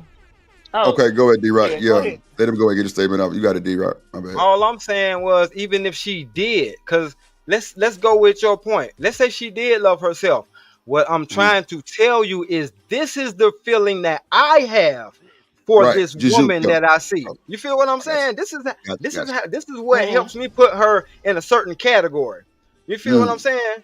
Because if she come outside and I know she, sometimes she always come out normal face or whatever like that, but she's saying I'm going to this particular event, so I'm gonna put on a little extra, I'm gonna put on a little makeup or whatever the case may be. Fine. I'm talking about the people who go to sleep in makeup. Like, do you really like your face? So for me, it's like, I know how y'all like to take certain little things and try to make it a mountain, you know what I'm saying? Make a molehill into a mountain. But I'm telling you, as a man, and I'm telling you, this is my vetting thing. I said I didn't want it fundamentally because you're telling me that you don't know or don't want to do your hair. Then how you think I'm gonna feel with having a daughter with you? Cause that's, like I said, that's part of my vetting thing. If you ain't doing your hair, I already know you ain't gonna be doing our daughter hair. If you meet her with her hair done, I'm just what makes telling you you what think I she'll know. not do her daughter hair? I'm just telling you what I know. You don't. This know. is, but see, that's your perspective. Yeah, wait, I can't answer that. I Say, can't answer that, your Drip, though. perspective. Just Okay, real, okay, no, go just ahead. real quick. People. Hold on, Nate. Miss Hold Lady, on. Let him answer your question, and I'm gonna say something too. Go ahead. Because when I met my wife, her hair was done. Like I said, her natural hair was done. Salon, because she had the money to take herself to the salon. My thing was, I love that because it's your hair, but you getting it done or whatever the case may be. So yes, I met her with her hair done. I'm not saying I don't love a woman with a beautiful head of hair, but I love a woman that loves her beautiful head of hair versus the hair hanging up in the store. That's all I'm saying. Because even to Drip thing earlier, when he was saying like some women got thin hair, if I'm with a woman that has thin hair, I chose her. So once again, I'm not going to belittle her. I'm going to find out things to do, because there are certain oils. You don't want to over oil your hair, of course. But there's certain things that you can do to promote or stimulate hair growth. So, you know what I'm saying? It's about being understanding. I'm not trying to throw nobody up under the bus or make nobody look or feel bad. But when it comes down to my preference, you can't check me on what my preference is. Yeah, that's what I'm saying. But we understand your preference. We're not sitting denying you your we're not denying you your preference. But you can't think that just because she has a wig on her head, or you can't think just because she goes to the salon, and gets her hair done, you can't think if she just. Yes, I can. No, you can't. You can't think for her. Well, see, okay. Like, Let me say what I had to say. Hold on. Hold on. One second. One second. Let me say. Oh my God! My thing is this. The funny thing about this fucking internet is, and this is why I hate this space, and I don't know why I'm still here and ended up in it. You see, I ain't said nothing, but this be the bullshit right here. We can't say you can't do anything. If I came on this motherfucker and said I was Superman, who gonna check me? How you gonna know? If I ain't just giving you my information like that, how you gonna know? Like, so if D-Rock the Block told his woman what he told his woman and she listened to this man, that means she trusts his instinct. She trusts what he says. She values what he says. Now, D-Rock might think she don't love herself. We all know women got 92 million emotions. It could be anything. She might have just told D-Rock that just because he probably wouldn't understand. It's complicated. Some men don't understand all the feelings and emotions from a woman because it do be complicated. But just to say that he can't think this and think that, I think that's a bit far-fetched because, Nate, we can't lie. It's women that listen to these niggas. Don't y'all call them mammies or whatever that shit is? They listen to their judgments, everything. So if he might have told his woman everything that he telling us and she went with it, we can't downplay him for that. Because some women don't listen, some do. Like, I don't think that's bad that he told his woman that if that's what he want. I mean, I just don't think we could just say that he can't do this, he can't do that. And the same thing about a man telling a woman what to wear, and I don't think that should be good too, because I think that's causing stress in a relationship. Because if she came like that and you met her like that, why you gotta dumb her down now? Right. You know what I'm saying? It's the same thing for the men too. Yeah, I wouldn't change her. That's my thing. I met you like this. I saw what I liked. I'm not gonna change you and break you down or whatever the case may be. I liked it what I saw. That's point blank period. You know what I'm saying?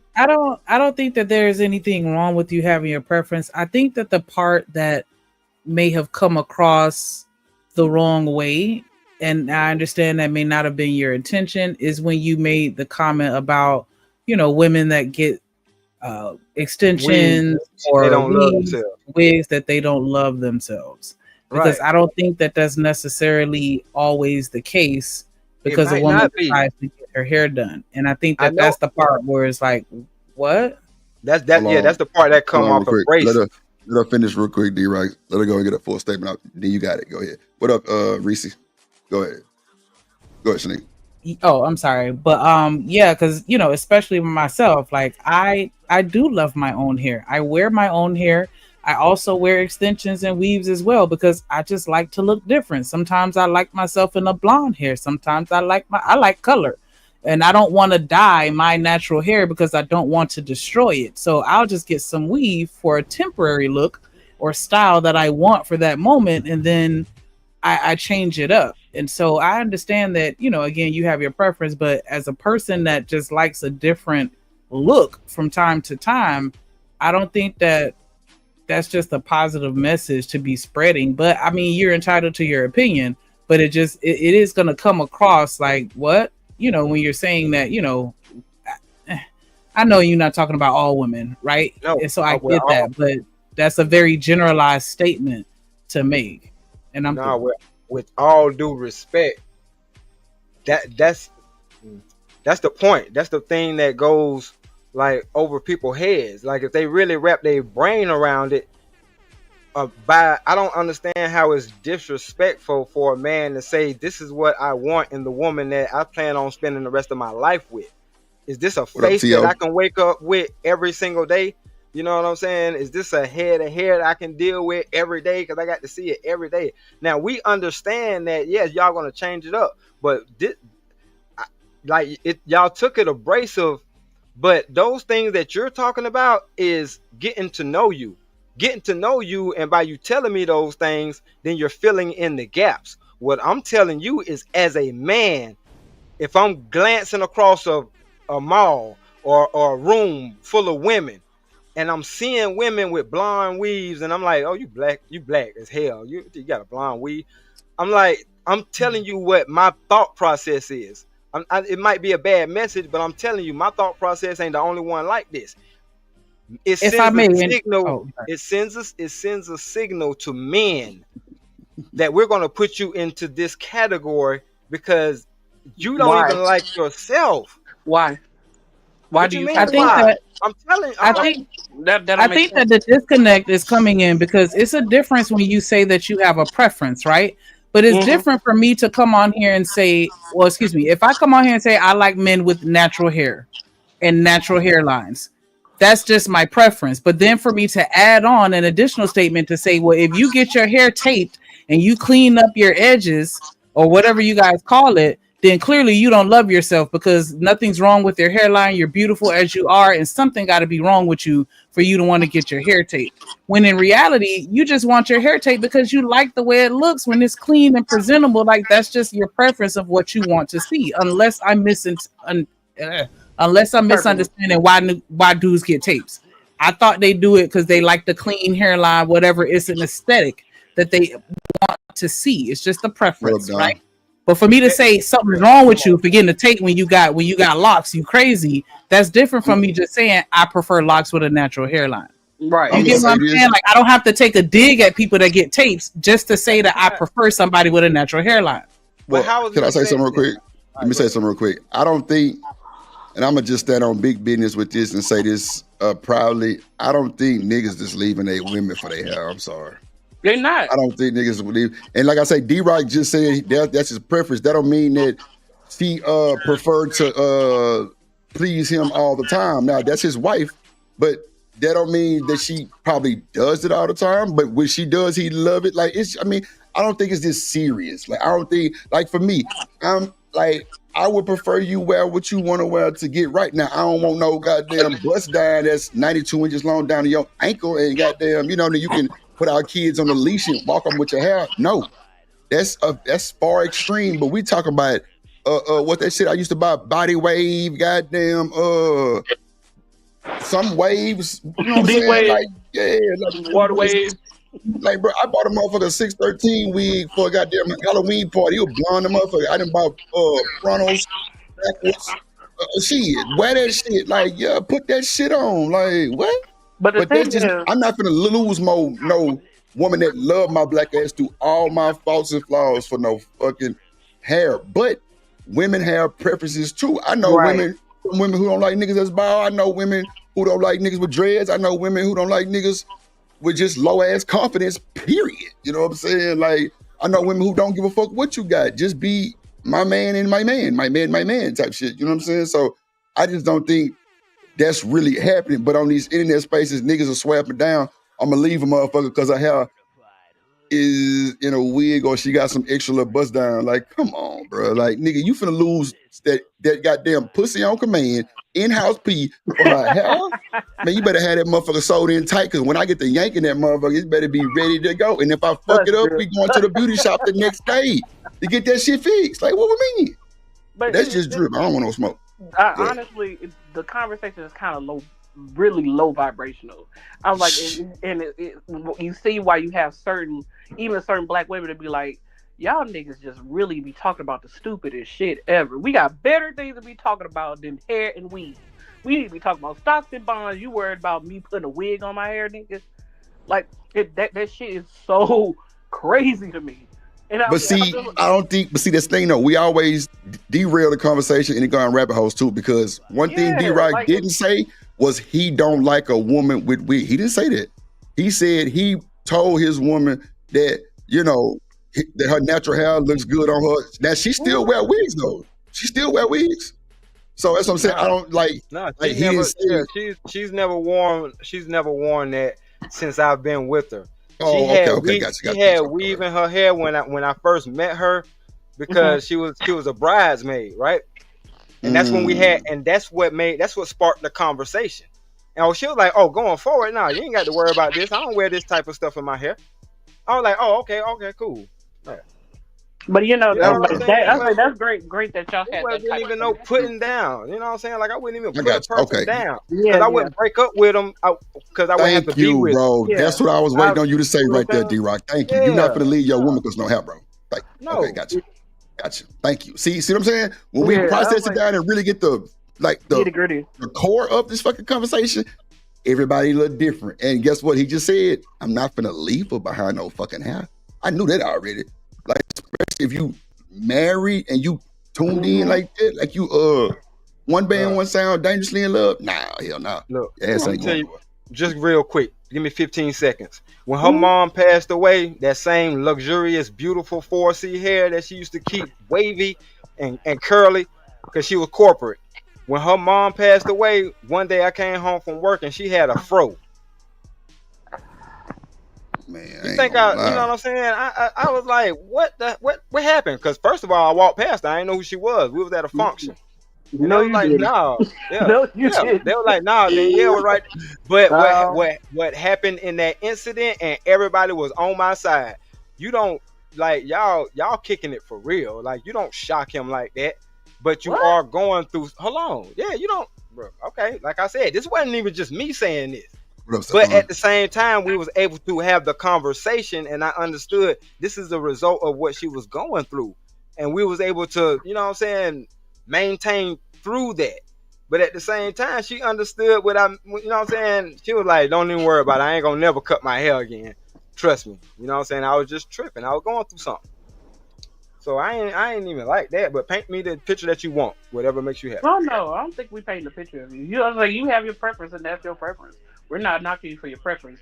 It's just probably like the messaging. I'm like, yeah, it just came off a little crazy when you said she don't love herself. I was like, oh shit. Yeah, like you can state your preference without taking a jab at the people that don't fit that mold. That's all I was saying. So, Shanika, ban petty pentagraphs from the goddamn chat real quick. Look at this nigga. Nobody studying petty ass. What up, though, nigga? Wig brings, please, bro. Go home, bro. Go your ass. Hold on. But can we be honest for a second? Hold on, time out. Can we be honest for a second? If a person has that mindset and you not rocking with that, just chalk him up as that's not somebody who I'm, you know what I'm saying, I need in my life. That's cool. I'm like, that's cool. That's what we're telling you. Yeah, like nobody has a problem with your preference. We were just saying, can you not take the jab at other women? It wasn't a jab. I was telling you the mental mindset of a lot of men when we initially. That's why I was saying when we look over a crowd of women. I'm just saying whether some men, because like I say, and Drip, back me up on this if I'm lying. Tell me when I'm lying. Men will say anything that they need to get that what they want, if that's what they want. Correct. Like you said, we ain't finna turn. We're not finna we turn already a woman know. down. We So already we're not finna turn a woman down just because of that, even if that's not our preference. But what I'm telling you is mentally, and this is how y'all end up falling for the game, unfortunately, because mentally what this dude is saying is whether it's true or not. And that was my whole point. This might not even be true, but this is to give you the game. This is like if I was talking to my daughter, I'll tell her the same thing. This man already done wrote you off. He already done wrote you off. I'm telling you. If he's a certain, we know. Hold on, let him finish. Go ahead. Unless he's a certain type of dude, which I just discussed that it's a certain type of dude that's still gonna put his Mac down and shoot a shot. But I'm telling you, the one that's gonna wife you ain't gonna want to wife you because of that. Because he don't even know you yet. That's what I was just trying to say. It wasn't even no shot. But y'all be wanting to know in the mind of a man what we be thinking. There you go. I understand now. And see, it's crazy because that's why I say these conversations go. Hold on real quick now. I got you, I promise. And that's why I say these conversations don't go nowhere but to the motherfucking trash can because everybody gets triggered off what they think somebody said. That's why I had to come out and just bluntly say what he's like, bro, niggas not leaving 8 women over no fucking house. Like, D-Rock know his woman love him the way he do. He know he can't find nobody else like that. Like, you might think you are, but it might not be that easy when you get it in that goddamn, you know what I'm saying, in the open divorce, and now you looking for somebody to love you like that woman did, but you left for some fucking house. I know D-Rock stand up a little bit more stiffer than that. Come on. Like, I'm so sick of you, Demon. We ain't leaving. We ain't leaving women for no goddamn. I just gave you an example. Yeah. I hate you so much. I gave you a real life example. You know what I'm saying? A fro? Hold on, you went from hair all the way down your back to a fro. What's wrong with that? In a matter of a few hours. What's wrong with that? All right. It's crazy. What's wrong with that? You said I could do what I want with my own natural hair. Shit. All right, I'm gonna tell you. I'm gonna tell you who paid for it the most.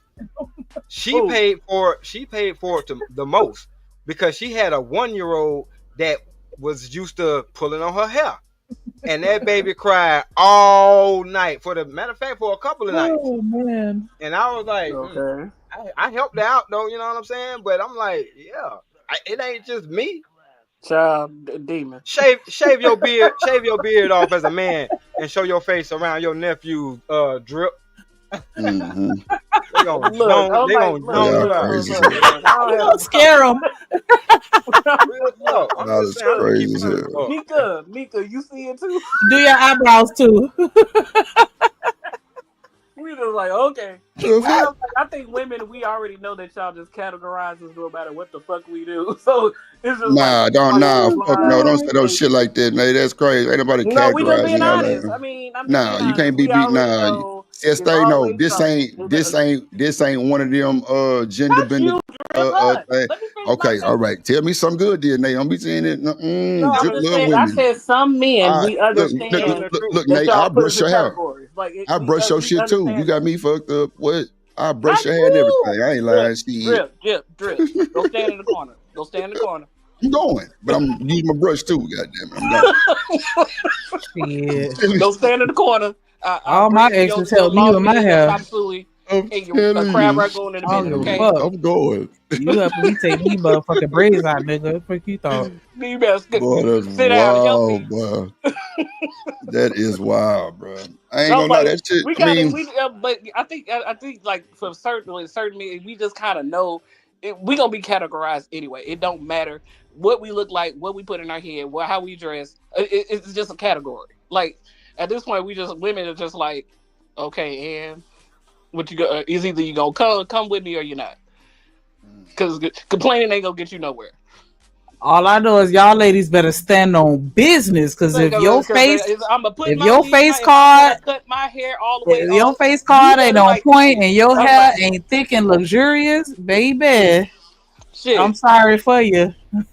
Shit, but I'm like, but you know what my husband told me, Shanika? He said, "I'm sick of that motherfucking ponytail. Go get your hair done." But y'all like natural so bad. No, go get your hair done. Don't do something. When they say natural, they don't mean natural. They mean straight and natural. Yeah, but we not. No, they want straight. They don't want afros. Come on, man. Yeah, you can't come in this bitch looking like the Black Panthers and shit like that. I'm just messing with you. I'm just messing with you. See, my old lady got a picture. My old lady got a picture of her mom with an afro. You know what I'm saying? So when she cut her hair, I'm like, wow, you look so much like her mom. And like I said, simultaneously, she just lost her mom. So I'm like, man, I'm sorry to hear that. I get it. You know what I'm saying? But that's why I said I ain't gonna leave her for that. You better not. You gonna be crazy as hell. I don't think nobody. I mean, it's hard enough to get a motherfucker for that long and like keep them. See, it's all about the maintenance on your relationship too. You got to make sure all that's a balance. Me trying to tell my woman about her fucking hair is going backwards, not forward. Especially if I met her like that. You know what I'm saying? Now, okay, so Nate and Shanika and what other women on the panel? So let me ask you this: what if you like natural, but he wants you to wear weave? Then what? If he wants, I'm like, if I love him, I'll try a different look. If that's something that's pleasing, because I might, like I said, like it myself. I might be like, oh, well, shit, I do like my hair in the blonde, or I do like, because it's a lot of women out there that never had weave in their hair, and then they husband or their boyfriend would be like, hey, can I see you in some braids? And she if she's willing to try it, then she go and get some braids and be like, oh shit. Nah, you know what y'all gonna say, Nate? You gonna be like, what other bitch you seen with braids? No, what other little bitch you seen with them braids in? Not really.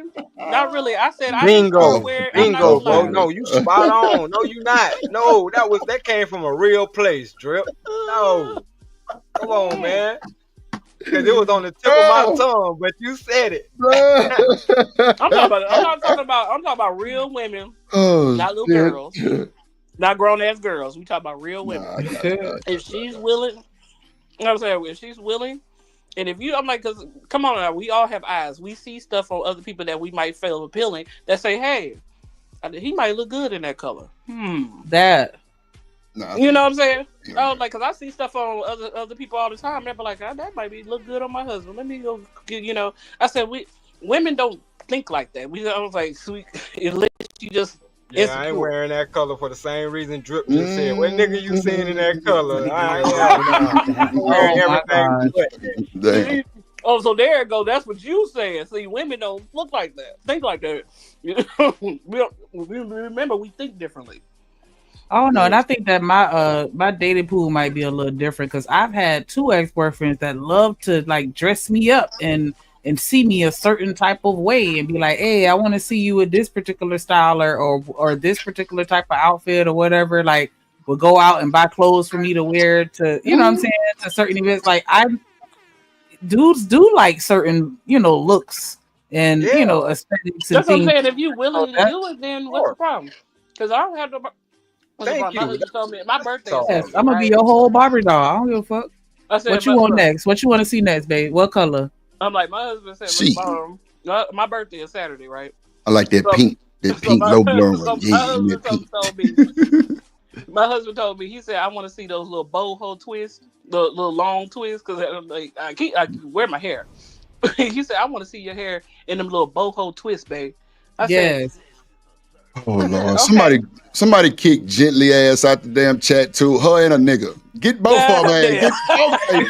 Get somebody up this shit. I'm so far behind in the chat. Daryl, you ain't shit. I swear. Yeah, he ain't shit on the stick, boy. He ain't shit on the stick.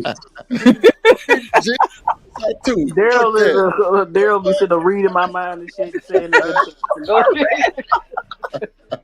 What up, okay. God damn. Hell no. She say, I've never seen a man say no to the pussycat or the sweet nectar. Oh, hell, Lord Jesus. Hell no. I'm like, nah, that bitch said to take all that makeup off and would look like the Crypt Keeper. What you gonna say then? See, that's what I'm saying right there, Nate. That's what I'm saying. When you are de-emininity, the woman, you feel me? She looking like Saddam, who the fuck? What you gonna do here? Yeah, that's like, what your child I don't want that. I'm good. I don't want to deal with that. That's not the conversation I want to deal with. I'm saying, like, see, we can overlook these conversations because it don't really affect us like that. But in a situation, because this actually happened in that sea country, dude was able to divorce his wife because the baby didn't look like neither one of them, and especially didn't look like the mama. So say it again, D-Rock. That wasn't real. Say it again. Oh, okay. The woman wore so much makeup. Shut up, Daryl. And she ended up getting with this dude because she wore makeup and she looked a certain way. She got with this rich dude, and she used the money to get facial surgery done. But when she had y'all saw that online, the white guy. That wasn't. They were Asian. They were Asian, and that wasn't true. No, that was true.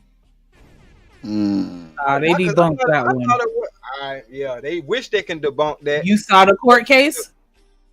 Because they debunked it and showed the people and because they were models. See, the I could be mistaken. But I saw an article where they said that wasn't real. Yeah, and see, that's the purpose of the internet. They have so many what they call rabbit holes, and so many ways to throw people off. Now, whether the story was real or fake, it sent a message to the people that even thought about doing that. Doing what? That's what I'm saying. But that's how they use media for mind control. Gently shut up. Talk about other women have babies about 3 months. I'm just saying whether it was real or not, because that wasn't the only story. Like, man, look, some of these people be researching for real, researching. Not just on here hovering, because the first thing a logical person would think is, no, man, he can't do that. Let me look more into this. And then you find out granted him because he said she said took his money and reconstructed her face so she could feel more confident in herself. I don't know what to tell you. That tells more about the man and not just her.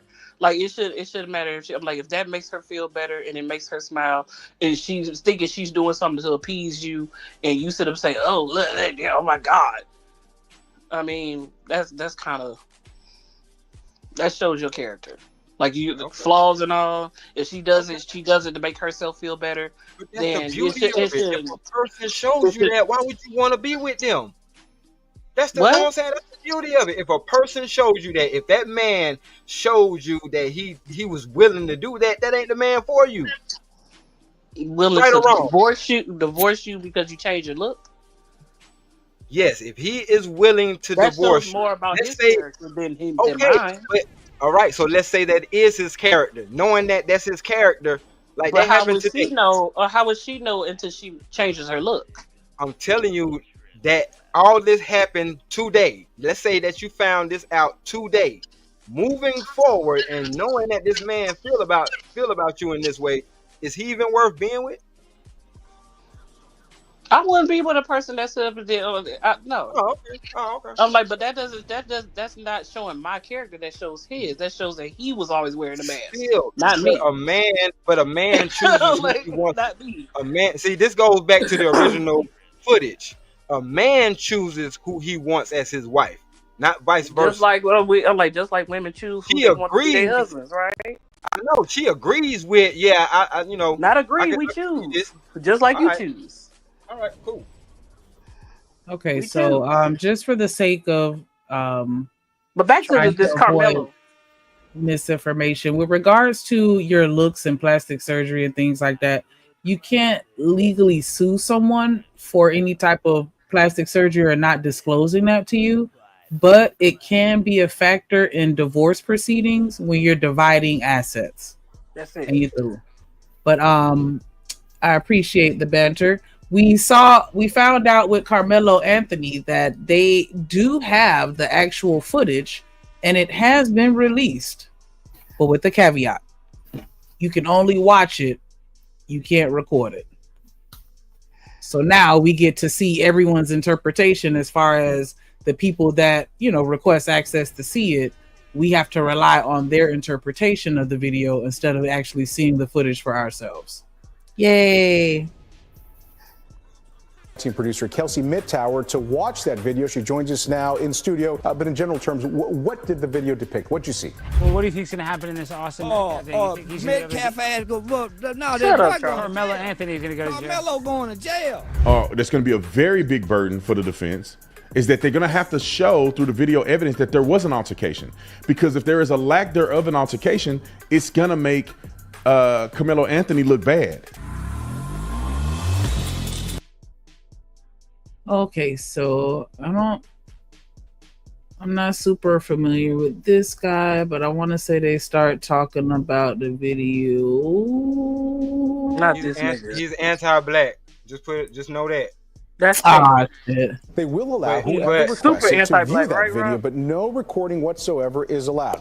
On that note, we sent our IT producer Kelsey Mittauer to watch that video. She joins us now in studio to walk us through what you saw. We're going to go in order here in just a second, Kelsey. But in general terms, what did the video depict? What'd you see? It shows everything from the moments leading up to the stabbing to the medical response to then the beginning of the police investigation. Okay, and it lasted several minutes is what they showed you. It did, about 30 minutes. Okay, so let's start in the beginning now and talk a little bit about what you saw at the front end of that video, because you got to see the attack, the actual stabbing took place. So I started watching about 9:53. The camera shows half of the field. So it's about from the 50-yard line on, and the tent where it happened was kind of right in front of the 50-yard line, but the camera is down here. Okay. It's positioned across the field. So everybody in the video, you can tell they are kids or adults, but no one's identifiable. So a long shot is what a long shot, yeah. So a couple of minutes.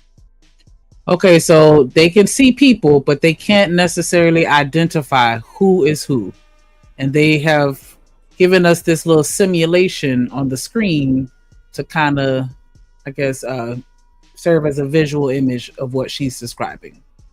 So basically CGI. I don't know what that means. A computer generated image and not okay. a real thing. So basically, whatever they want to show us. Right, because I caught the tail end of it when they were explaining, but they did allow access. Like you can file a report or request to see it, but the way that they have it, you can't record it. You can only watch it, and that's it. Why they doing that? I don't... That makes sense. No, that makes sense because they had a law probably 25 years ago when ATMs first came out. If something happens to you in front of that ATM, that's the only way you can request the footage. An actual crime it had to be like a violent crime, had to happen to you in front of that ATM for you to request the footage. Because the police couldn't just go in there and get it. You had to actually request it. So I can understand certain legalities, you know what I'm saying? Plus they can't show an actual, you know what I'm saying, thing like that anyway on TV. But I'm just saying. Okay. Yeah, I think that footage is not gonna prove anything. Karmelo gonna be free, and he'll be just fine. I think a lot of people are just using this shit and just running with it. The video don't show nothing because the camera footage, even according to the people that saw it, the tent covered them while the actual alleged stabbing happened. So to me, this is just them reaching to try to lock a nigga up. That's all. Yeah, That's what it just look to like to add me. on, and I land my plane. If they had footage that goes against him, this would have been out the same day on repeat on every channel. So the fact that they had time to edit and make a computer generated image lets me know that they put a lot of time and money into whatever they're trying to get us to watch. Oh, you know what I'm saying? And everybody gonna end up playing this all over the news networks and all the states. Okay. If the tent is covering up everything, you sitting up saying there's no clear image of what's going on, then how can you even even have anything to say about it right now? There's nothing you can really say. You can just assume or insinuate something, and we already know is out here the spin of narrative about this boy that really didn't do nothing.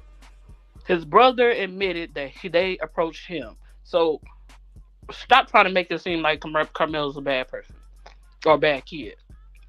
They What have up, no business. What up, D-Town? I just want to say I kind of agree with Fearless. They show police footage that shows people getting unalived every day. They show us what they want us to see. I agree with that too. Did we not get? Oh, okay. I was just gonna say, like I just saw a lady in her kitchen saying, "With her hands up," and she still got. And Buddy had a whole attitude, like, "What?" We sat and watched that. Oh, trust me, yeah, that's the reason why they play that for us to watch. That's psychological trauma.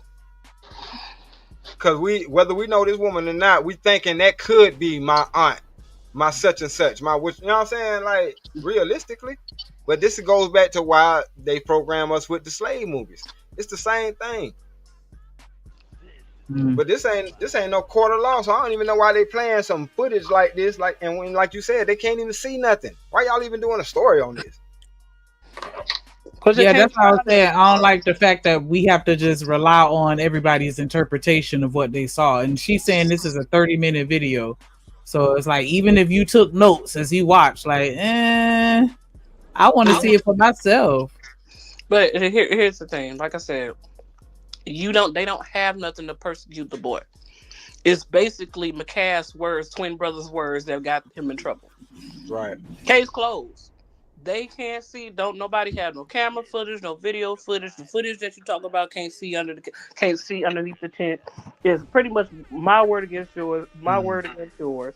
But somebody admitted on Fox News, and that's it. That's it. That's all. They don't have nothing on the boy. What up, Tribal One? But just real quick, didn't they collect all them phones and this the best footage that they got? Right. Come on, man. I was gonna say, I don't believe that this is the only footage because they didn't even mention this. This just randomly comes out. Oh yeah, there's footage. This happened 6 years ago. Why are we just not hearing about this? Come on. Some bullshit. And then they're gonna sit here and say, "Oh, well, you can fill out an application and go through the process to see it, but you can't record it. All you could do is watch it." I ain't never heard no shit like that in my life. So if it was something that would incriminate him, they wouldn't have. See, this is the length that they go to protect one of their own. because what's on trial here is a person's right to defend themselves. You don't get to tell me how to defend myself if you attack me first. These that one party admitting to the attack too. Right, because even if I was wrong, you ain't have to push me and put your hands on me. You could have told me that I was wrong. At all. Right. Like, come on, man. So I know what it is. But for people that say it's not a system still working against us, this is right here in front. They doing it in your face. And we have this hunkadory Negro right here on the screen. Yeah. I was just Co-signing exaggerating to prove a point, Reese. Right. But the reason why they'll have black skinned person co-signing it is so they can hide behind the nigga and be like, see, a nigga said it. Not one of us. He said it. Like, everybody know who Officer Tatum is. Everybody knows who that it is. I just wanted us to see the part where she talked about what she saw in the video. So we just gonna play that part. It's in, and you actually see the altercation take place. Yes, everything leading up to it, everyone's milling about. It seems very normal, and then right at 9:55, that's when there's this explosive movement or action between two people under the tent, and that's when the employees in the room told me that's when the stabbing happened at 9:55. Right, and you were talking about people kind of start to scatter at that moment. Obviously, something went wrong. And so what happens next? Because now, a little bit later on, that's when the ambulance shows up. Right, so when the ambulance arrives, it actually comes through near the end zone at the gate, and then it comes up to the 50-yard line directly in front of the tent. You can see Austin Metcalf is right here, but then when they pull up close to the tent, they realize that they can't get the stretcher to him because of the barrier of the bleachers. So at that point, then the paramedics have to get out, and then they have to walk all the way back to the end zone. This is actually, on the next slide. They have to go all the way back to the end zone and then come all the way back. That takes another couple of minutes. So they really think they doing something with this bullshit ass video. They did. So you telling me? Now, okay. Now let me zoom in on this motherfucker, because I'm looking at these bleachers, and usually when it comes down to a gurney, you can still climb the bleachers with it because it ain't that hard. It was a fence in their way, so they had to go all the way down to the end. They had to go all the way down, come around. Nobody couldn't jump that fence real quick. They had to run it all. They had to run all the way. Then on top of that, okay, so what if he was still alive at the time? So you pretty much took 5 extra minutes to go around that could have saved his life. But isn't it like a fire hazard to only have like one exit out or one way out? Yes. Most certainly is. Just for such occasion. Yeah, like that's what I was like. I remember my track, we had like, of course, you can get, there was the main entrance where you buy your tickets at like the, at the front or whatever. But there was an entrance like in terms of the gate in the front. And then there was one on the opposite side, exactly where, like on the far, like where the guy in the suit is sitting, standing right there.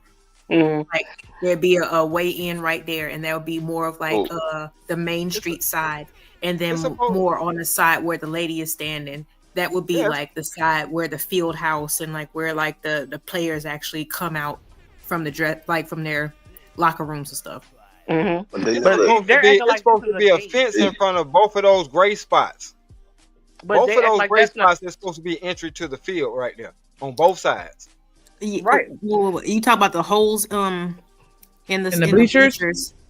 Yeah. No, in the fence. I'm saying in the fence. Yeah, but in the section of the bleachers where it's dark, like that little dark square, that's where you're saying it should be an entrance on the fence? Be an entrance right there on the fence, because why would somebody... You sure? There'd be an entrance to the bleachers. Okay, so think, all right, when you have a football field, most of the time, the fence is going to take up the entire section of the bleachers, so that way nobody runs on the field.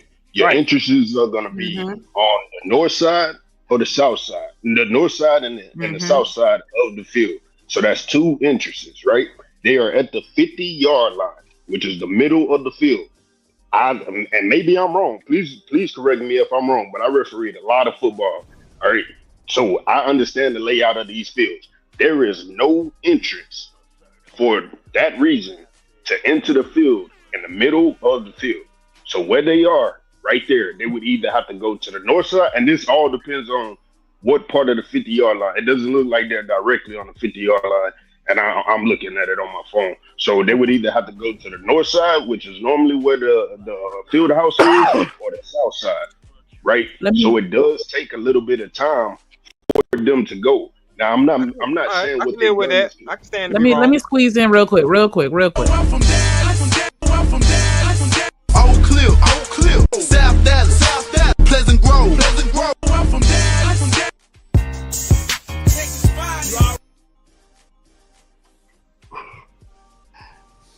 Deep Town in the building. My motherfucking people. What's up with it, y'all? What's up, Deep Town? Chilling. I'm like, okay, so I have a question. These white folks trying to pull that wool over eyes. I'm glad that y'all see what's going on now. I ain't never heard a motherfucker not show the video. I'm like, you Borgin, baby. But I'm gonna say now, when it comes down to these type of fences, are these the type of fences? Because I've been to a couple of track meets, so most of those fences are kind of used where you can detach them, where you can move them to the side, however you want them. These are not undetachable fences. So I don't mean to cut you off, but normally it's going to be one whole fence. So from the way that I'm looking at it, right? And again, I don't know a lot, but I know enough about a little bit. So where that guy is standing, over his shoulder, where his nose is, that's probably where the ambulance came in. Okay? So if you coordinate properly, and this is where they fucked up, that ambulance shouldn't have went to where that tent is. That ambulance should have stopped right before where that where those bleachers start. That's normally where another fence is, right in there. You see what I'm saying? And normally where those bleachers start, that's where you have the what is it called, for the people in the wheelchair accessible ramps. Right. In order to get that gurney in there. So the fact that ambulance went all the way down to the 50 is where they fucked up. Right, that's what I'm saying. Why would you sit up and have to go back up, go all the way around? And I know I've seen a couple of track meets, and usually they have the type of fences that they use. If y'all ever been to Mardi Gras, that are detachable, so you just take them apart. So I was just like, okay. Right, and I mean that something like that could also depend on the school district and the money and what they want to pay on shit like that as well. You see what I'm saying? So now, I'm not saying that you're wrong, but I don't think Frisco has fences like that. Oh, okay. Okay. I was just showing just the video where she was showing where they had to go down to and come back out. So I'm going to take it back to when the ambulance came in so y'all could see where the ambulance came in from. And it looks like that's where the paramedics had to go back to with the gurney just to go back to the bleachers. You see where they came in over there? Where his head at? By his ear. Yeah. That's where they came in. And then she shows that they realized there was no opening in the gate because clearly the driver is blind, or they've never been to this school. They've never had an emergency at this school. Nothing has ever happened to where they could be prepared a little better with regards to the route in which the driver needs to take. But it's all good because that's EMT. See, they had to go all the way back to over there where them bushes at, by where his nose is, in order to get to the tent. And so that lets you know that the ambulance shouldn't even came to the field. Right, like what was there no back entrance where they could have gone behind the bleachers? Like, I don't know. I guess it just depends on where you are.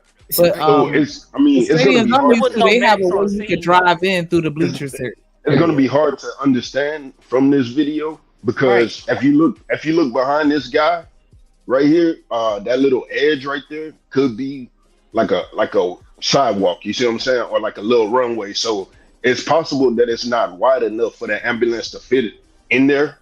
And I'm saying that because that goes all the way around the track, and that would probably be the access point for that ambulance to get onto the side of those bleachers, which is the reason why they didn't take the ambulance back. They only took the gurney. Had they stayed where they was and got the gurney out and, ran with it all the way to the bleachers, that would have been a better access point for them. Yeah, because the stadiums I'm used to, they could drive behind the bleachers and drive right up to the right side of, where the bleachers are, where we can see it, where they're literally right there on the edge of the bleachers. I agree with that. Through the back, not from the side where they just enter, but from behind the bleachers where it happened. So my thing is, why would you pull up and stop to where you can't, where you don't even see an entrance in that? I can understand. Was he blind? Miscommunication. I mean, miscommunication on the ground. Yeah. Once the passenger looks and say, "Hold on, ain't no entry in here," back the truck all the way back up to the to where his face is right now to shorten your distance. Like that just don't. So that's probably not the passenger job, because the passenger is probably in the back getting the gurney together. That's more so the cops that's on the ground job. Whoever's that's what on the ground, the cops that were already there in order to get in there. That's their job. Or even if the cops weren't there, why not the officials that work at the stadium or something like they didn't have? No, look, I'm not defending them. I'm agreeing with that. What I'm doing is basically saying, hey, this is what I believe is going on at that time. So I would definitely say that it's miscommunication on the ground between what official, cop, whoever the fuck was on the ground and that ambulance.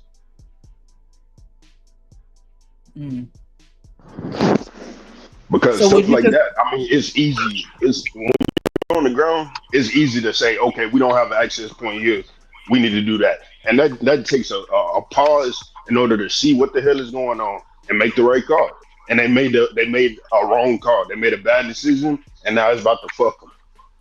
Because that was going to be my next question. Like, do you think it meets the threshold of it being considered negligence? Absolutely. Yeah, absolutely. Because I know if my child's life was on the line and it took y'all an extra 30 seconds to a whole 2 more minutes to get to them, I'm 38 hot. Because now you got to think, and I hate to say this, but we got to be honest here. Them people. So if you keep going, I think it shows where they went back with the gurney instead of taking the ambulance. Am I correct? They left the ambulance there? Yeah, they left the ambulance there and they just ran with the gurney. So let's say, I think, personally speaking, when you're running with that, and this is only the eye test, it's probably going to take them about 3 to 4 minutes in order to get back where they got to go, go around that corner and come back up. So that right there takes time. What I'm saying is that's taking time off of them being able to save old boy. And that's where the negligence really comes in to play.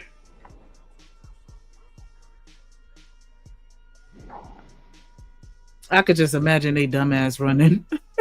And I didn't want to go there. So mad. Like, oh my gosh, get y'all ass over here. Like, you got 2 out of shape motherfuckers trying to run with this gurney. For real.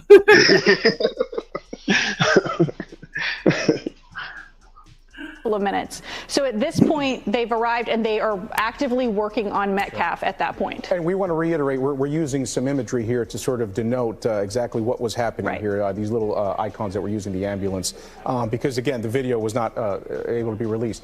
You're watching all of this happen, Kelsey, and you're watching the time sort of elapse. What are you thinking about when you see this, especially when you see sort of the issues in getting Metcalf out of there? I mean, I understand why it happened the way it happened. They were still working on him, actually. The thing that really struck me is they're working on him, and that's when you see the rain's coming down heavier, and then they actually pull out the blue tarp. The blue tarp that we saw. Right, and then I noticed the crime scene tape is already up. I was so focused on here, I didn't even see that, but they're building the crime scene actively around him as they're continuing to work on him in the bleachers. So that was happening. I felt like they already know what's up. So let me. They built a crime scene around him. They're like, yeah, he gone. Like, what is going on here?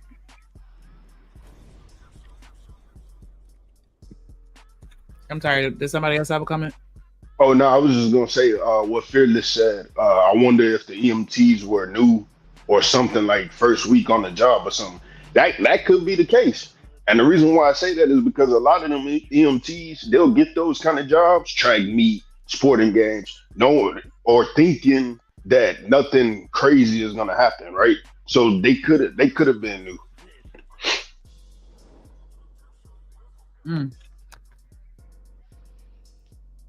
It's gonna happen in this awesome Metcalf ass Well, now that boy going Karmelo to jail. Anthony's going to go to jail. Karmelo going to jail. Because listen, you cannot bring a weapon to school. Yeah. So you can't say I was What if he says self-defense? There's no self-defense, because if you are afraid the day before, where you have to take a weapon to school, why not notify your parents? Parents, you notify the school teacher. School teacher that's bringing these kids in here and resolve this issue. Is called conflict resolution. This nigga. People carry weapons every day just off GP, not... I mean, that's the whole thing, being prepared for the unexpected. He didn't know them people. He didn't have a plan to fight them or nothing like that. Like, they were strangers from what I understood. I digress. My mic is muted. It was taught in Rock out. In homes that has morals and values, you tell the teacher. Somebody you tell the teacher, let the teachers know, so when y'all have an altercation, you're cleared and you're covered. Documentation beats conversation. So where's the documentation to say this is self-defense? It's a premeditated crime because you took a weapon in fear, anticipating to use it. That was premeditated, though. Innocent attract. This nigga, I cannot. Like, he touching the moon at this point. Reaching. You get ready to run track with other kids, and you got. Yeah. Isn't that equivalent to say that somebody who has the right to bear arms, the right to carry conceal, if they step outside their door with their weapon, is that premeditated? Whatever they do. Exactly. That's why sometimes, man, this get goofy. But when the white boy eating it up, it's like that's the play. I hope y'all can see the play, because that's the play right there. We're gonna let a nigga be the one to say it, and we're just gonna sit back and laugh and add our 2 cents in it. But that makes it palatable. It ain't palatable to the people that know better. But we'll continue. A knife on you. No, man, you got to go to jail. You got to go. There's no so when is it all right to kill the bully? I don't give a fuck what the bully did. He don't have a right to die. No. Man, you. Oh, you know, I was gonna say, because he got a taser. He the one who say, I'll call the police on you. I just say, like, wasn't he out here fighting or something like that? But I don't think he carrying a gun. Or pew, excuse me. I don't think that anybody deserves to pass away. I don't feel like, you know, I could say that anyone deserves it. Right? But I will say, you know, sometimes you might fuck around and find out. But that's why I keep my road rage in the car, because I'm just really not even trying to find out. That's my thing. Like, because this is equivalent, and I could be wrong. Y'all tell me if I'm wrong.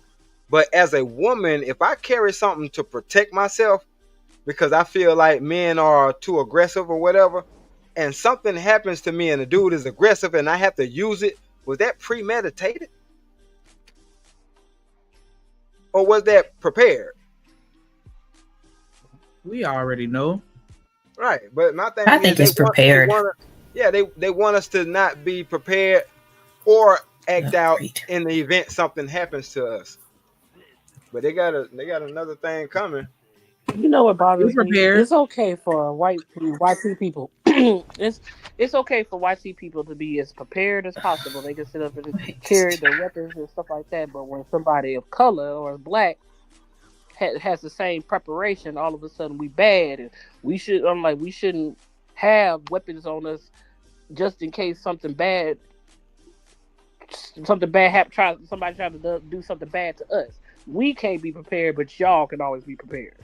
Right, because look at the difference in the treatment between Karmelo happened to have something to protect himself at a school event. Let's say, it's wrong to bring something to a school event. Cool. What about when you bring a assault rifle to a protest, and the police ride past you because you white? I mean, that's why I had to ask that. I don't know what's wrong with my damn microphone, but that's why I had to ask that, you know, because of how it was being framed by Charleston. You know what I'm saying? Like, you still got to prove the whole anticipation, premeditation, blah blah blah. I don't know why young boys are told that they need to be carrying something, but they must be told for a specific reason. So that's why I had to ask. I was like, is this like in case something happens, or is this like anticipate? I think it's more precaution than anything else. But see, on the sly, and this might, y'all might feel like this is a different conversation, but it's really not. This is the type of stuff that black men have to deal with. Just like the scene on Friday, I wouldn't have never moved in this neighborhood if I knew that you had to carry a gun just to go to the damn store. But if you're a child and you actually out here, or if you're in these environments or around these people, your peers, whether you know it, whether you know them or not, you have an ideal, or you should have an ideal of what they own. So protecting ourselves, that's what gets us in a lot of trouble. Having something on us to protect ourselves. Because you're absolutely right. We can't protect ourselves, but they can have it on them, have it out, whatever the case may be. And, but that's how I know we got two different Americas that we live in. But so people think this is the United States. Why do you think that Charleston White, of all people, is the one that's painting this narrative or not acting like he understands what you just explained? Quick question. Look where he at. All you got to do is look where he at. Everybody get down or lay down to sit on those couches. Because when you sit on those couches, you're being broadcast to the world now.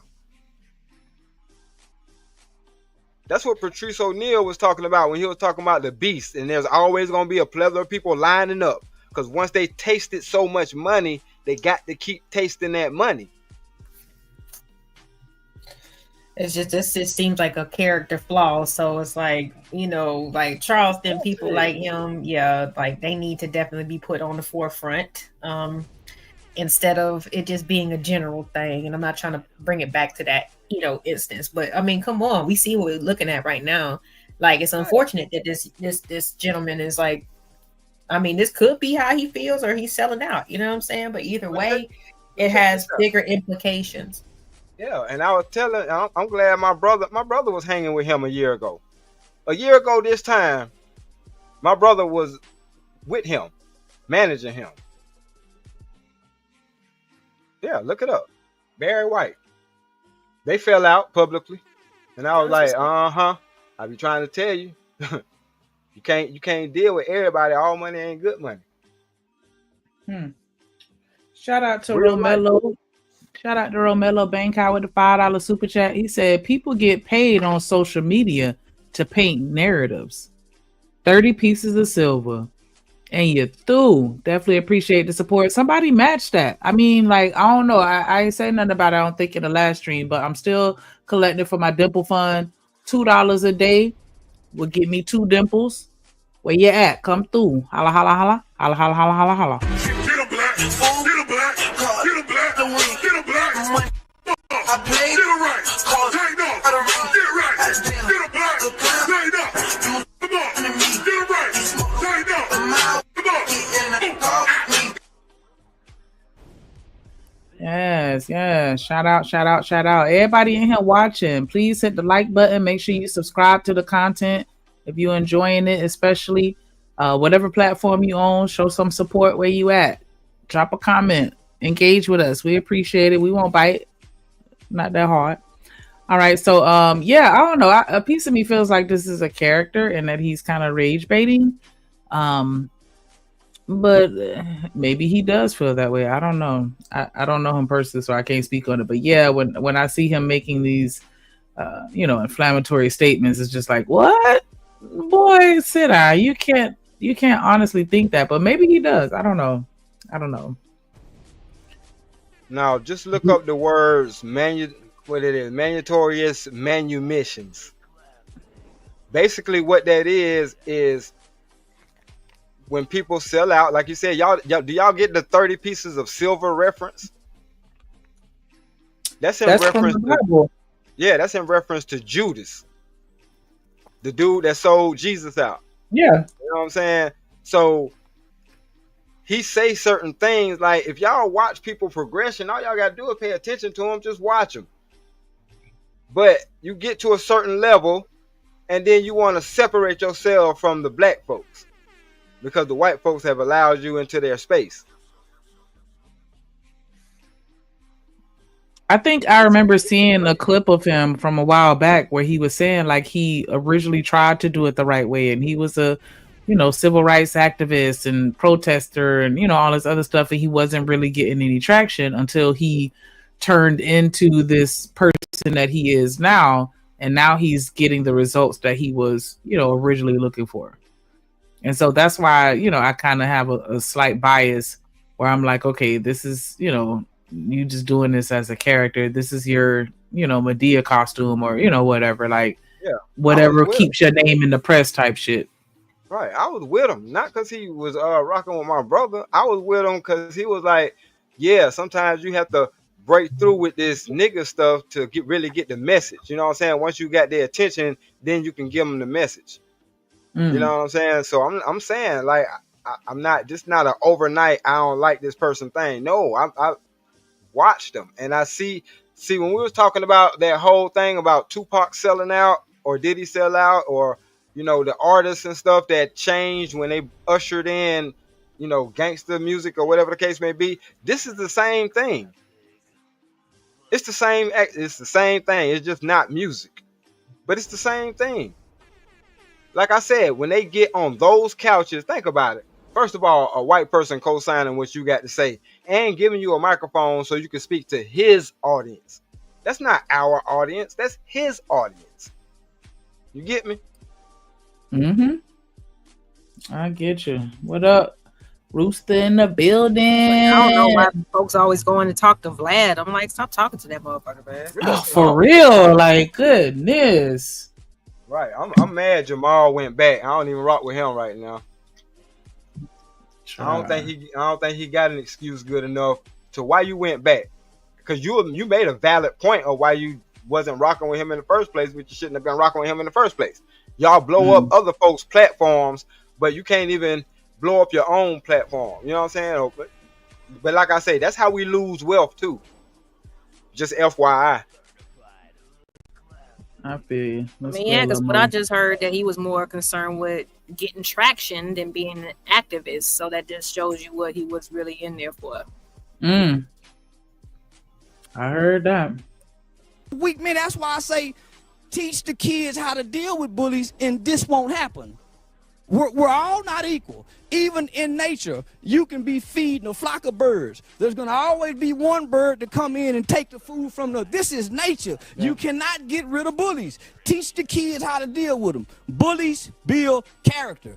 You go to work, it's going to be a bully supervisor, a bully co-worker. You cannot get rid of the bully. Teach our children conflict resolution. Everything don't have to end in violence. But when you come from the black culture, everything is disputed in violence. Yeah, that is. So that's just the black culture. The biggest bullies on the planet just bombed, and that's white folks. Right. We ain't took over no continent. We ain't took over no. Well, I ain't gonna say we ain't took over no neighborhoods, but that's a whole nother story.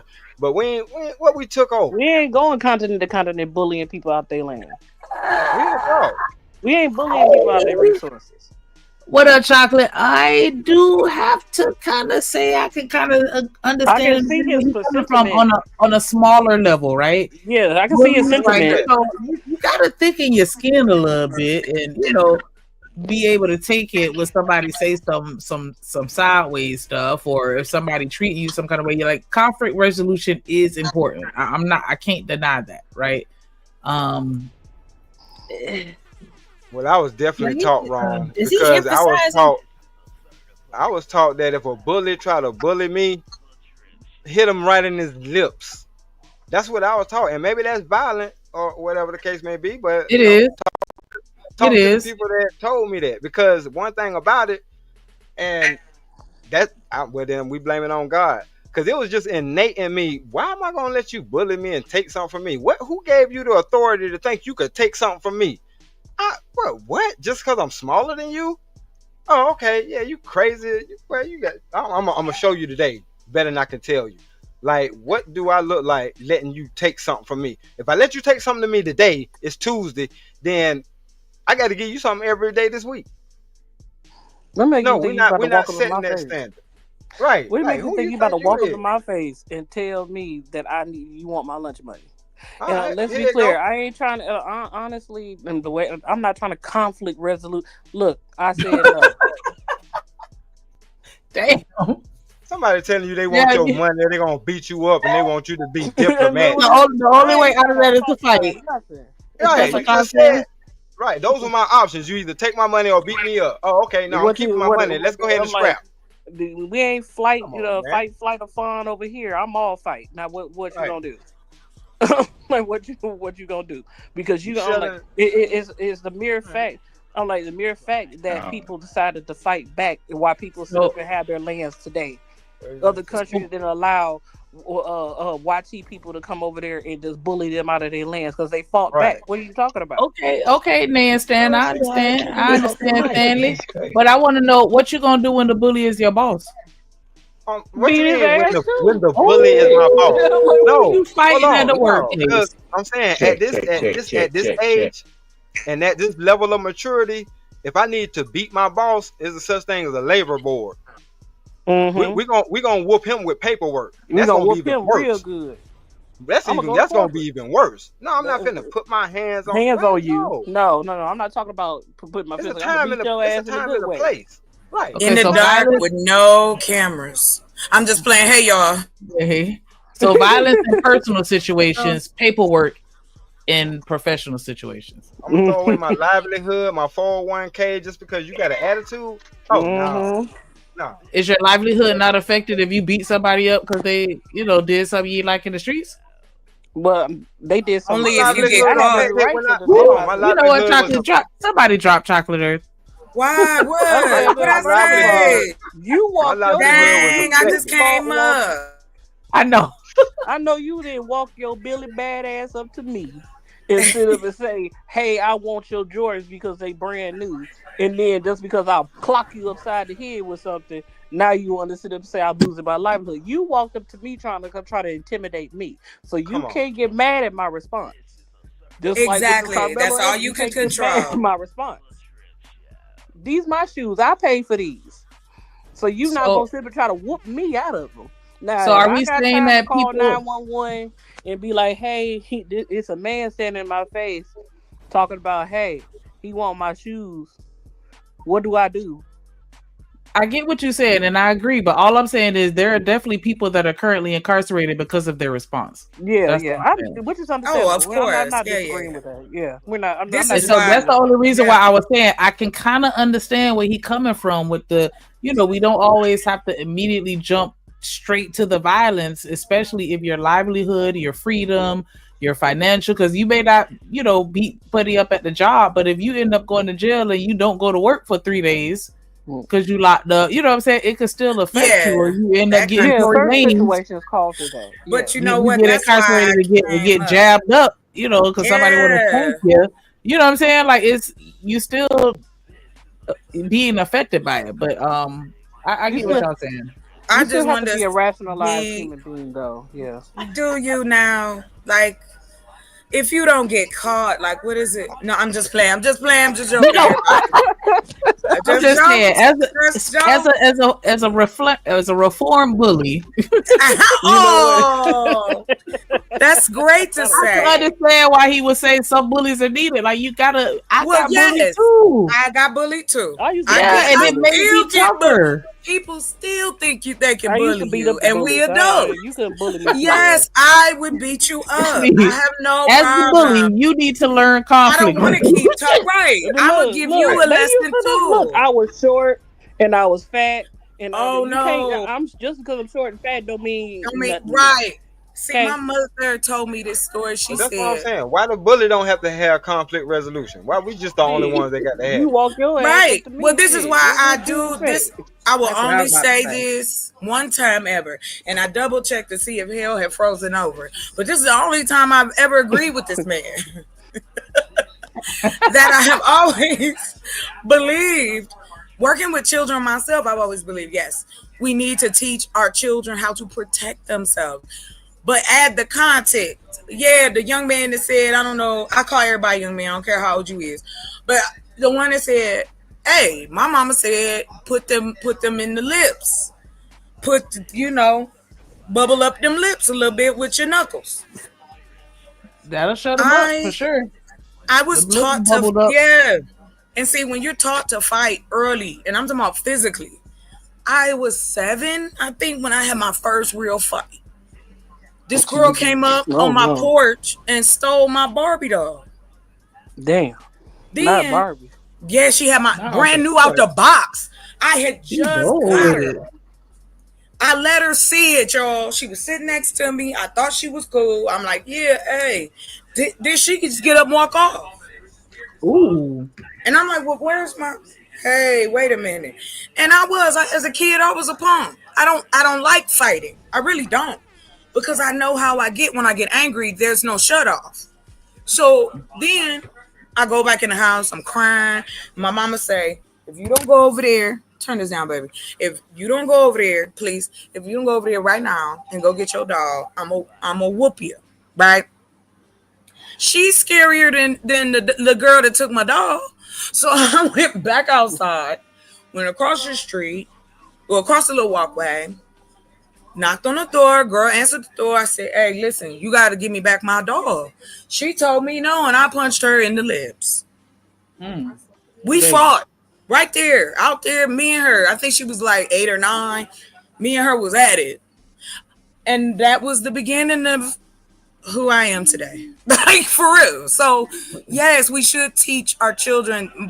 Shout out to my mother. I know why she said what she said.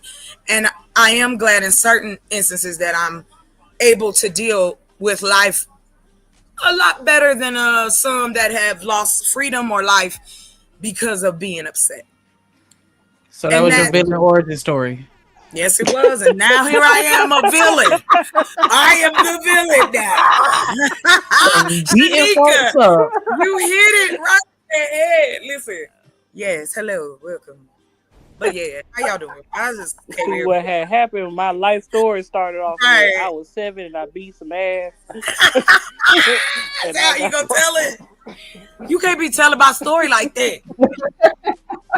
That's not a good origin story now. Now you done took my origin story. It made it bad. Then I'm proud. It ain't about my house to take my Barbie doll, girl. You asked for that one. And you was very brazen for that one. She got a whooping because she found out her mama got home and she came over and knocked on the door. My mom told her what happened. She told her what she told me. And she said, oh, really? Okay. Oh, so she got two whoopings that day. Yes, honey. It was nice. I was just on the porch like, now you ain't going to take nobody Barbie now. So, yeah, I'm the villain now. Damn. She started off as a bully. God damn. Don't take my shit. My mama knew I was crazy. Yeah. Damn. Listen. She said, I'm a bully and I'm proud of it. I want to know in the comments, do y'all think bullies are necessary? I need to know because I used to feel like a little bit. Some that's like that. I don't think so. If you have parents or older siblings that sit up and pretty much do the same thing, I don't think somebody else's child should do it. Okay. Yeah, wow. I'm like, if you, okay. Because I know I'm my kid's first bully. I ain't even gonna hold you.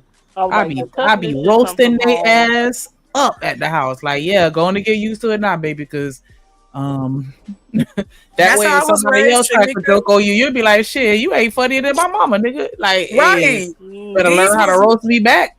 That's it. Because let me tell you something. My whole family will roast you. Yeah, my older son, he came for my throat one day, and I was like, "Yeah, you got it, you got it. Yeah, he got my ass. Like you gotta just." But I feel like that's the conflict resolution, right? Or no? Well, am I reaching? On that one, just a little. It's a little taffy-ish. Stretch your neck out. I will say the taffy being stretched out. Ain't nobody else gonna get nothing. Let's go hit the flow soon. Now you did that. But I get what you're saying, though, Shanika. My family, Now my family is like that, and it's majority women. I think they done all took the men out. I'm gonna be honest, but when we get together, even if it's just us women, we roast. We talk about each other. We, my sister, my brother, and I, we roast each other, and it says it's actually healthier if you are like that with your people. Not mean, not vindictive or nasty, but just joking. Like my friend, she lived down the street from my sister. So I saw her yesterday and she had on these Where's Waldo socks, right? And I was like, I need to ask you a question. She said, what? I said, where is the meat in your kneecaps? Damn. Why the hell your kneecap empty when you stand straight up? Like, when did this happen? She told me. All bread, no meat. Right. I said, what is going on? I said, I need to feed you. You is hungry. She told me you is out of line, but she talk about me all the time, yo. She make jokes about me all the time. So yeah, don't dish nothing that you can't take, goddamn it. Right, but it's healthy. Right, it's healthy as not. Nobody being mean, but I be messing with her all the time because her ass can't see. Dang. So she got her glasses on. A red t-shirt, them socks. Hey, I can't see either. What you trying to say? She can't see. I can't either. I got glasses. Right. Shit. I can't see either. No judgment. Okay, so yeah. I'm saying like just having fun, not being ridiculous. I might be reaching again, right? But do you think that bullying helps you deal with insecurities? Oops. Depends on the bully and depends on the situation. What I agree with him on is how to deal with bullies. I don't necessarily believe that bully should be necessary, because to me that's a choice. There's no reason for you to be a bully other than the fact that you decided to do it. Now, yes, we all have our villain origin stories, and like you said, you was a reformed bully. I don't like bullies, so I used to fight the bully. Not if you was picking on somebody I knew that was smaller than me, or was a little weaker than you, then yeah, I would step up. But yeah, I was a bully's bully. I was a bully's bully. Like if I saw you, so the same thing you were just saying, like, that's what I don't thought be you messing with them said. type shit. Yeah, that type of bully. But I'm saying, like, when you going back and forth and you roasting, right? You going back and forth and you roasting. Do you think that may kind of build your confidence a little? And I know I'm deviating and going all the way to the left, but do you think that helps your confidence? Because you're like, no, fuck that. My forehead ain't big, or you know what I'm saying? Like you just you kind of able to dust it off a little bit, and it don't bother you that you got a big bell pepper nose, or just like with short people, like Kevin Hart was talking about how he'll roast your ass to the ground if you try and make fun of him, right? For being short. Like it gave him powered a little bit. Like what it gave him was coping skills. That's what you talking about. You're just being more confident in yourself. Yeah, so we do things. Now you're more confident. So you needed that a little bit more positive, right? Well, if that's what you took from it, but that goes back to why it's important to love yourself. How can somebody join you if you don't love yourself? You know what I'm saying? You can't tell me my nose big. I love my nose. But your face, though, I wouldn't want to live with that. You know but the hairline, though. Right. But your wishes, though. What about them shoes, son? I'm like, what about that? No, made those. Right. What are those? Right. I said, why you got knee knockers on there? Exactly. Who made them? Your mom? Your mom made them shoes for you? Who hand-me-downs you got on? Right. Your dad that ain't there? See, yeah, there's ways to say it. So again, just going back to the context to bring it back to the video, because I took us a little far out. Not too far though, but bullies, I think they have their place in the world, but I do think that you need to stay within a certain threshold. Like you can't absolutely go too far with it. But I do think that bullies, are good, because it definitely, like Irvin said, what up, Irvin, if I ain't speak to you, standing up makes you confident. And then also, like Stanley was saying, like, yeah, you pick on me, like, I throw out that shit don't mean nothing. It bounce off me. It don't bother me. You could call me ugly. You could call me fat. You call me big head, whatever. Right. It don't bother me. So What's next? Now I'm finna get that's your you ass. wasting energy, right? You wasting energy trying to figure out something in your tiny brain with that ant lighting up that little pea on a motorcycle. So now you want to fight. Right. Now the bullies that just come and beat you up or for no reason or come and try and take your stuff, like that's a whole other ballpark, right? But just on the shallow end, I think that bullies are essential. So that's why I was saying I can kind of agree or understand where he's coming from when he say that. Because he's talking about, again, conflict resolution or whatever, and how, you should be able to dust some shit off. I do get that. But yeah, I don't think that we should just be letting people put their hands on us. But you know what's so crazy though? We come from the era where a fight was in your face. 3 o'clock came quick. Or at your neighborhood or at somebody's school. This online, I'm gonna cuss you out and make things beat it. Can you fight for real though? If I roll up on you, most of the time they can't. Most of the time they can't. Folks ain't rolling up fighting though. I'm not. I'll send somebody to do it. No, I'm just playing. Go ahead. Because I'm dead ass. Like, I'm not doing it, but I'll get somebody else to. Right. Because I ain't shit. You piss me off enough, I'm going to call somebody fake crying to make them real mad. Hello? I'm sorry. Psychological is so much better. I don't even think a lot of the bullying is so much people. What you said? Didn't that just happen on the Vegas Strip? Yeah. Yes, and that's how far it can go. Right. That's what I'm saying. Because again, we want to pretend. Right. We want to pretend like human beings ain't behind these avatars. Right. We ain't talking to no damn bots. We talking to people who make a decision and a choice after they get off the toilet to turn the computer on and show their ugly face and talk shit every day. Damn, now get out the toilet. I still try to have some self-control and some conflict resolution, because I don't want nobody pulling up on me, and I don't want nobody to give me a reason to pull up on them. Exactly, because now you putting stuff on my life in danger. It really doesn't affect me that well because I probably will never see you a day in my life. So most of the time, it's a small world. Yeah, I know it's a small world and stuff like that, but maybe because I'm the type of person that don't advertise where I be at and all that type of stuff like that. Like you would never pinpoint. Like I could be in your city right now, you would never know. I don't sit up and put my life. I'm like that's where a lot of people do go wrong, especially if you have a conflict with somebody on the internet. That's what old dude did wrong. Like you don't. I'm like if you in somebody's city and you got an issue with somebody, and it shouldn't go that far, but people have the way times is going right now. Don't pinpoint your exact location to people, because some people really will come after you because of words. Yep, and see you right. Yes. Case after case. There's a show that I watched called Web of Lies. Child.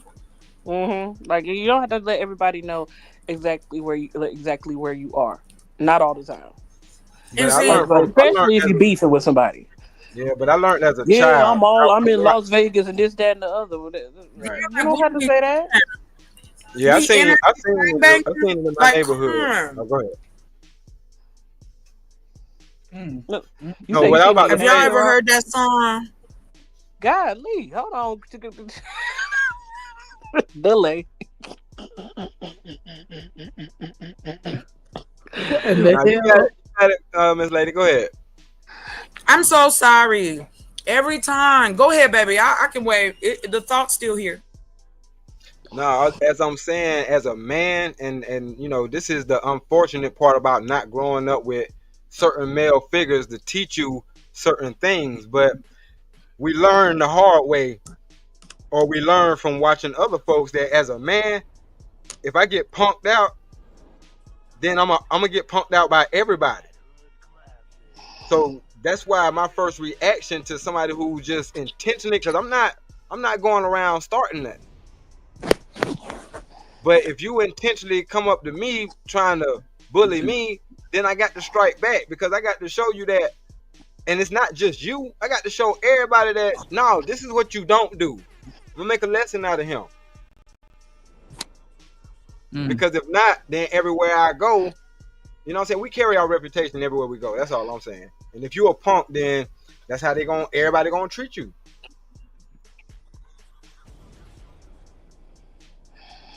Mm-hmm. Those be the ones That is that's the problem, though. I'm like, That's see people that I'm like, some people may say that the bullies is necessary, but you see, most of the time when it comes down to like on certain shootings and stuff that happens where people are unalived and stuff like that, it's because the kid is being bullied. And I don't want. I'm like, I don't want to see that. I'm like, in society, you really don't want to see it. You don't want to see young kids bullying other kids where those kids decide to unalive themselves. You don't want to sit up Exactly. and see where, that person who is being bullied gets fed up and comes to school with some type of weapon and goes on a deletion spree Yes, like we've exactly. seen. That's what I'm saying. No, Glad you bullies spoke are on that. really not necessary. Not really necessary. But that's Like the part that has more danger than anything else we were saying. yeah. Because more babies is being taken up out of here than adults as Right. far as in these shootings. It's like target practice. And because, again, our country normalizes crime. Every year we have school shootings. Why are we okay? I don't want the statistic on that. One is enough. That's But we've crazy had because that shit one. was not even a thing before Sandy Hook. Like, No, it it was was never a thing, not. and now it's normalized. And now they doing it in other countries, girl. I was watching Yes. a case in Germany. Happened at Somebody my tried it school in 30 years ago. Australia. Yeah. And they up here copying what we do in America. America has more pop-outs than people in it. We don't even know how to fight each other no more. Like, damn. But I'm But saying, this ain't no back new to your phenomenon. right, it is not new, but I think what's new is that we are finally really talking about it. And we're finally talking about it in our community because bullying was swept under the rug because your parents was fucking bullying you anyway. They the first bullies. But see, that's the Yeah. issue though, and then to add on to what the lady said on the list of things that happens, what also happens is what happens when that child can't beat the bully, but then he take his frustration out on his younger siblings. Exactly. Right. And that is where you have now this part of it I take very seriously. This is what I meant about having available counseling. Like there's different, nonprofits that are offering just your basic counseling. Sometimes you just need help with communicating. Because if you don't know the words and it's frustrating to you, you may be that person that lashes out or the person that doesn't know where to go to try to change how you dealing with. Like, I don't know about y'all, but we grew up in a house of yellers. Everybody was yelling all the time. I never understood that. Even when we went to my grandmother's house, somebody always yelling. What is you yelling about? So I think for me, that's why I fought so hard to have a solitude of quiet. Because that's all it was. Like, just constantly talk to them. Don't let it be the holidays, child. And don't let nobody be trying to get a word in edgewise. The reason I say this is because I come from a family of women who were bullies. Because my grandmother was a bully. She bullied her kids. So that's going to keep going. You know what I mean? Unless somebody stop and acknowledge, it is going to keep going. And I agree. We need to have social programs within our school systems for our children to be able to handle their emotions at that young of an age. They have that, and they had that in certain school system. It was called anger management. All of school system have that. You just got to be willing enough to say, hey, you can talk to my children outside of my presence. They have that. The thing that's going on with these kids is social media.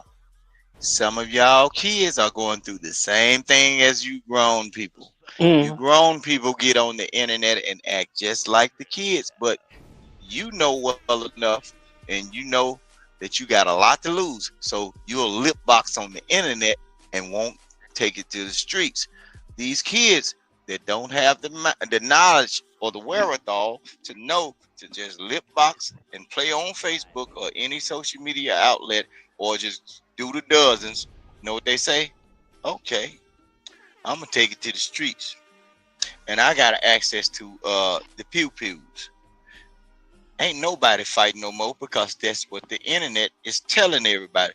Nobody is squaring up. And then we evolved, right? They got tools. That's called evolution. Nobody has to use their hands for anything. They have an equalizer. It's called a 4-pounder. That's what it usually weighs. If you think you can beat me, I'm evolved enough in the mind to say, hey, if I can't beat you, I got something that'll put you down. So y'all grown folks, it ain't on the kids, it's on y'all, the lack of teaching. And it ain't on nobody else to teach your kids the other thing. That's why, look, if you grew up in a yelling household, it's okay to yell if they're explaining what's actually going on and what they're trying to teach you. But yelling just because somebody depressed or upset, no, that's not a thing. When you put belt to ass, talk to them. A lot of times when they get grown, what's going to happen is they're going to say, the ass whooping wasn't what hurt me. It was just the talking and the preaching and the teaching. They're going to cry. And they're going to say, I'm glad we had that conversation. Bro, y'all doing the same thing. So we can't blame it on everybody else. Y'all doing the same thing. Y'all right on this. Man, come on. A lot of y'all 30, you here 40. too. You on here with us too, though. But listen what I'm saying. I got a whole lot of sense. That's why I just talk. How you know you're the only one that's got a whole lot of sense? That's a lot of audacity. Look, listen what I'm saying. I don't give a damn, but you ain't got sense at all. I'm telling you what I got. Stop lumping me in with people. You don't want to be lumped in, then don't say general things. Like you saying things like, oh, they got programs that people just don't go to or they don't do. You don't know that. You don't know if they're in there enough. Even if it is 1 or 2 programs, we so quick to say what something is. Okay. And yes, there's nothing wrong with being responsible for teaching other people's children. That's what teachers do. That's why you have professors. That's why you have people, tradesmen, because somebody who does something well is teaching somebody else. And if you don't even have the ability, if you don't have the ability to have social skills as an adult, agreed. And yes, out here, I've seen that, yes, that is the case. A lot of us don't have control. A lot of us can't keep our mouth closed. A lot of us are desperate for attention. A lot of us are lonely as hell. There's a lot going on behind these avatars. And then some of us are successful. None of those problems, but I'm not saying that you do, but you saying with absolute that it was our fault. No, I ain't said I have not you used said the it's word on us, absolute. adults. I said no, sir. What your basically what I said? Statement. No, sir is really a disrespectful whip. That's like what you do when an officer is pressing you. I'm telling sir. You, bro, my father was in the military. Look, they have all. I say yes, sir. One mic. But look, all of those programs that you're talking about, they have it everywhere. Where? They have it everywhere. Like that here in the school system. No, they don't, sir. That means you need to move because look, I don't have no kids in the school system, but I'm still concerned. Okay, then. Okay. I still care. So what? I taught. Okay, hold on, real quick. Go ahead. Vic, go ahead, land your plane, Rooster, and then Chalk, you got it next. But what I'm saying is, all of those programs you named, they have them. But guess what? We living in the world where you can't tell my kid a damn thing and you can't tell the parent shit either. Don't you know how many times in the early 2000s and even in the 90s, I done seen parents of my friends, right? I know the child fucked up, but don't you know how many times I seen a parent come into school and try to chastise the principal? And don't you know a lot of them niggas I grew up with, they put them in a transition program. Get what? They would transition their ass into alternative school. With a warning now. When you didn't want to do right and your parents come up there and start ruckus or whatever, didn't want to seek the proper outlets to get your children help, they transitioned them to different classes, separated them all into another end of the building. Then they removed them out of the building, put them in an alternative school. After alternative school, okay, they put him in reform school, which is the baby prison, where your kids are separated from you because you have. Hold on, Rooster, bro. Go ahead. What we talking about? No, what she's saying is, well, okay, what I'm getting from what she's saying, because I don't know what she's saying. She's saying that folks, the reason why people are the way they are because they lack certain information on where to get the help from. The help is everywhere. It's just the parents or these grown people that you can't even tell nothing right now. They the kids that I'm talking about, because some of my age. But now they out in the world and they got kids and they the same way with their kids. Can't nobody tell them nothing. They ain't telling their kids nothing. Don't nobody look, bro. They go to bat for their kids, and your kids is out here fucking demons, and you's a goddamn demon too, cause can't nobody tell your grown ass shit. All right, hold on, real quick. Hold on. Shanika. So what we supposed to do? Hold on, Rooster. Shanika. Okay, that's what's going on. Okay, gotcha. All right. So Shanika clearly is not here. I didn't even know that. I would have been back on the panel. No, she just left. The weed man pulled up. Okay, the weed man pulled up. Chocolate. What's good? I see chocolate up here. Oh, okay, you up there. Okay. Trey. Yeah, hey, what's up? What's up? Trey. Damon. No, I'm trying to make sure I can hear everybody. Daryl. Bro, I know this nigga hit me, bro. Damon. He's not playing that game, bro. Damn,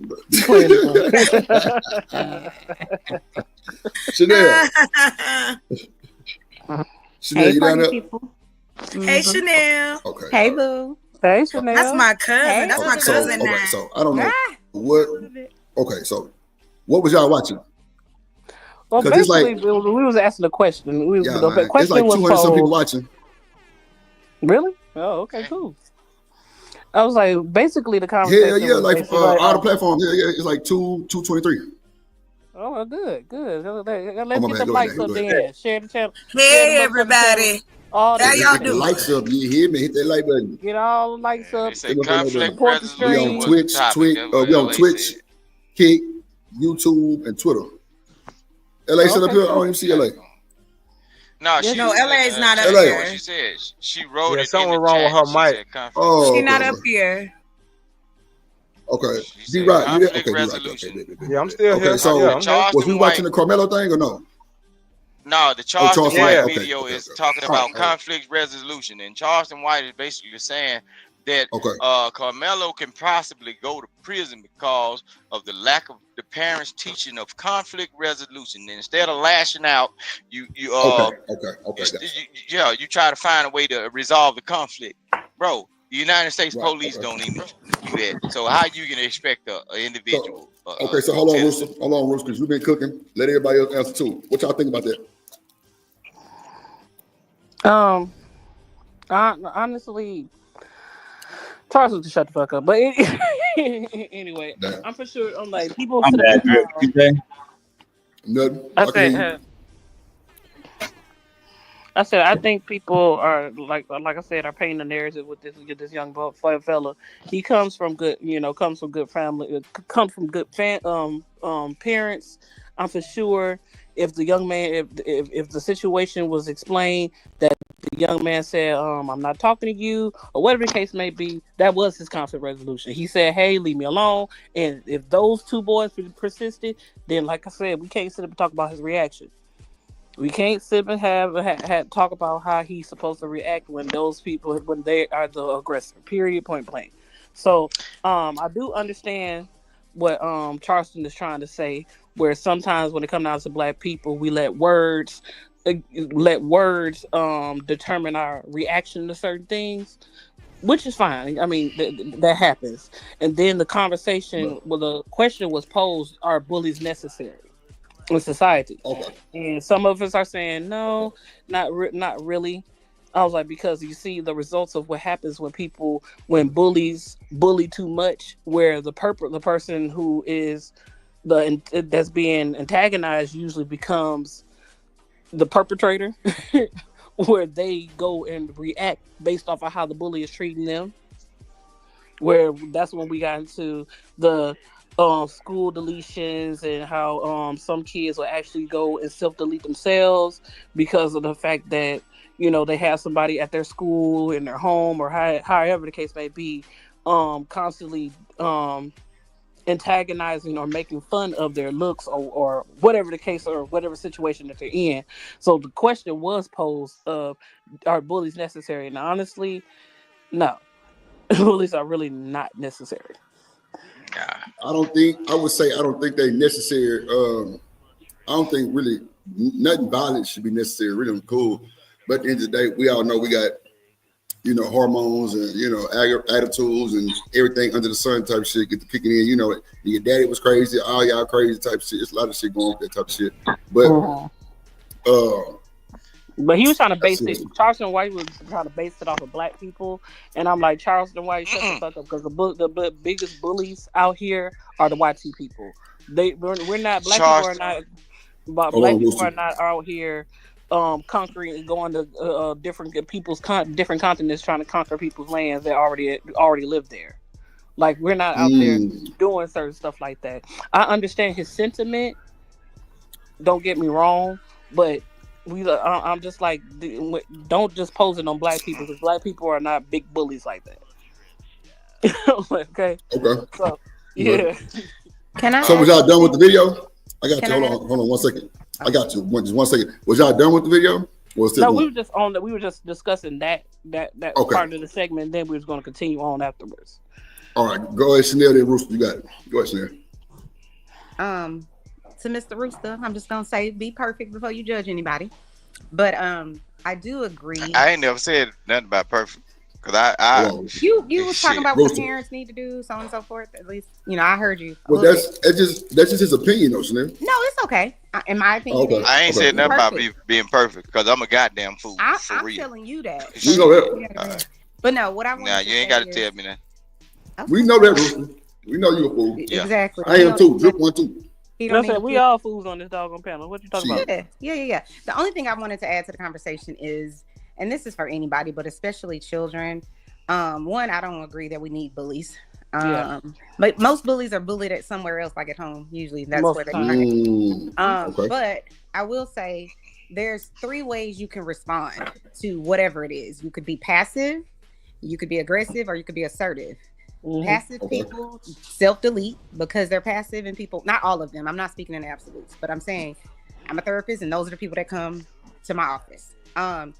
And a lot of times, because they can't deal with it, they don't know how to respond to it, then they turn it inward, if I'm being honest. And that's how they end up with depression and wanting to self-delete. Inward. Right. Oh, I thought I heard the N-word. I'm like, huh? No. You turn it in. Really? That's usually how depression forms. That's usually where depression starts. But aggressive people, they unalive other people because they can't control themselves.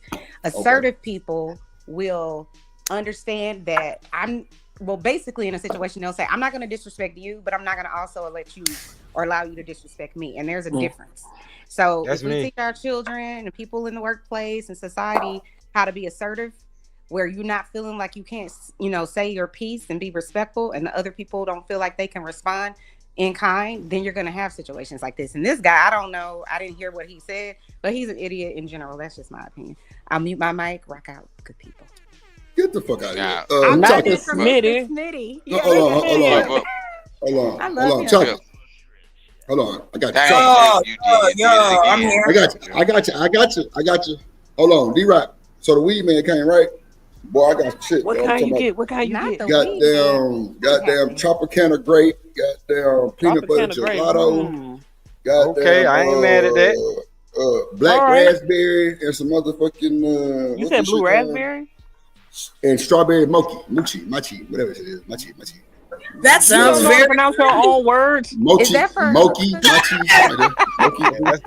a mochi, variety. Yeah. Girl, you made me choke. I was trying to.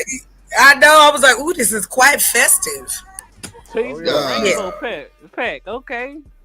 Yeah, got the rainbow pack. Come on, man. Get your ass out. Go ahead, Rooster. My bad, Rooster. Go ahead, Rooster. Now, what I'm saying is, the reason why, look, in this video, the reason why Charleston White is explaining things like he's explaining it because he was one of the kids that was saved, and he's comparing what he went through and to Karmelo, right? If anybody watched Charleston when he explained what actually went on with his case and just him being around, he wasn't the actual doer of the crime, but he got charged, but he got saved some kind of way. He was right there with him. Think about it. Look, he came out. He will tell you he came out of a God-fearing household. His mama had a decent job, moved them out of a bad area, and he wanted to be out there with them thugs. But what's going on is he's comparing Karmelo to the mindset that he had at that same age or younger, bro.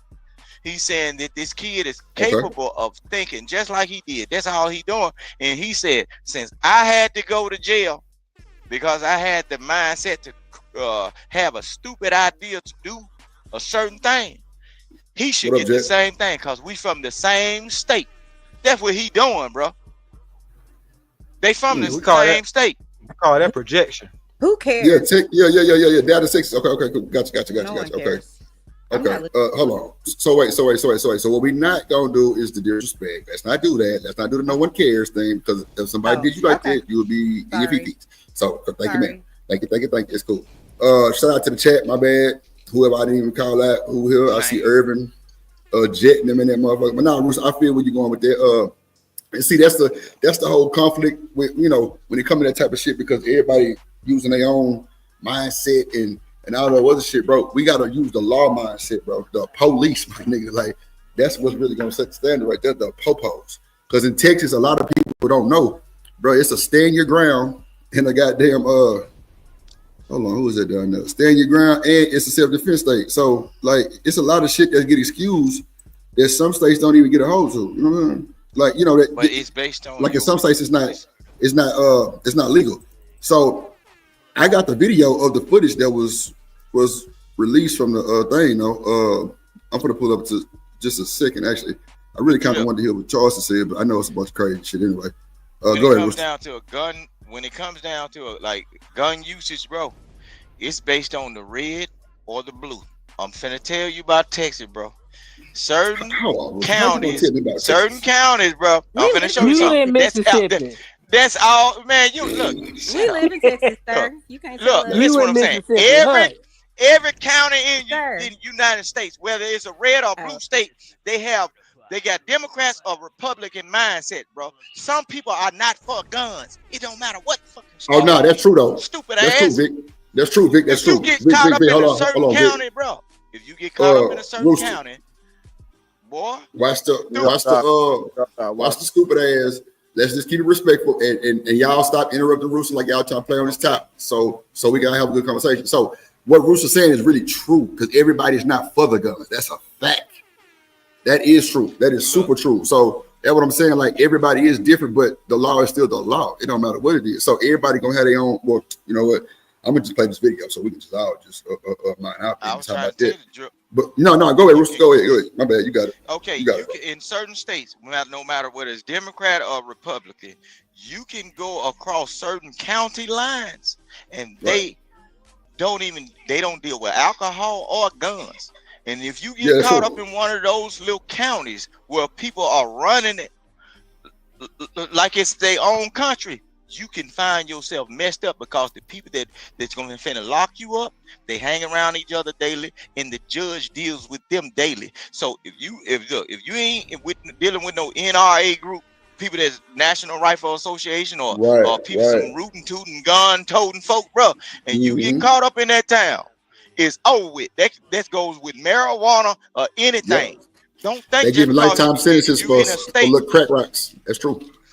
Get caught up in the wrong county with your thoughts about what the law is. Them and don't have double. Gonna show you exactly what it is. And don't have double. I live in a small town, sir.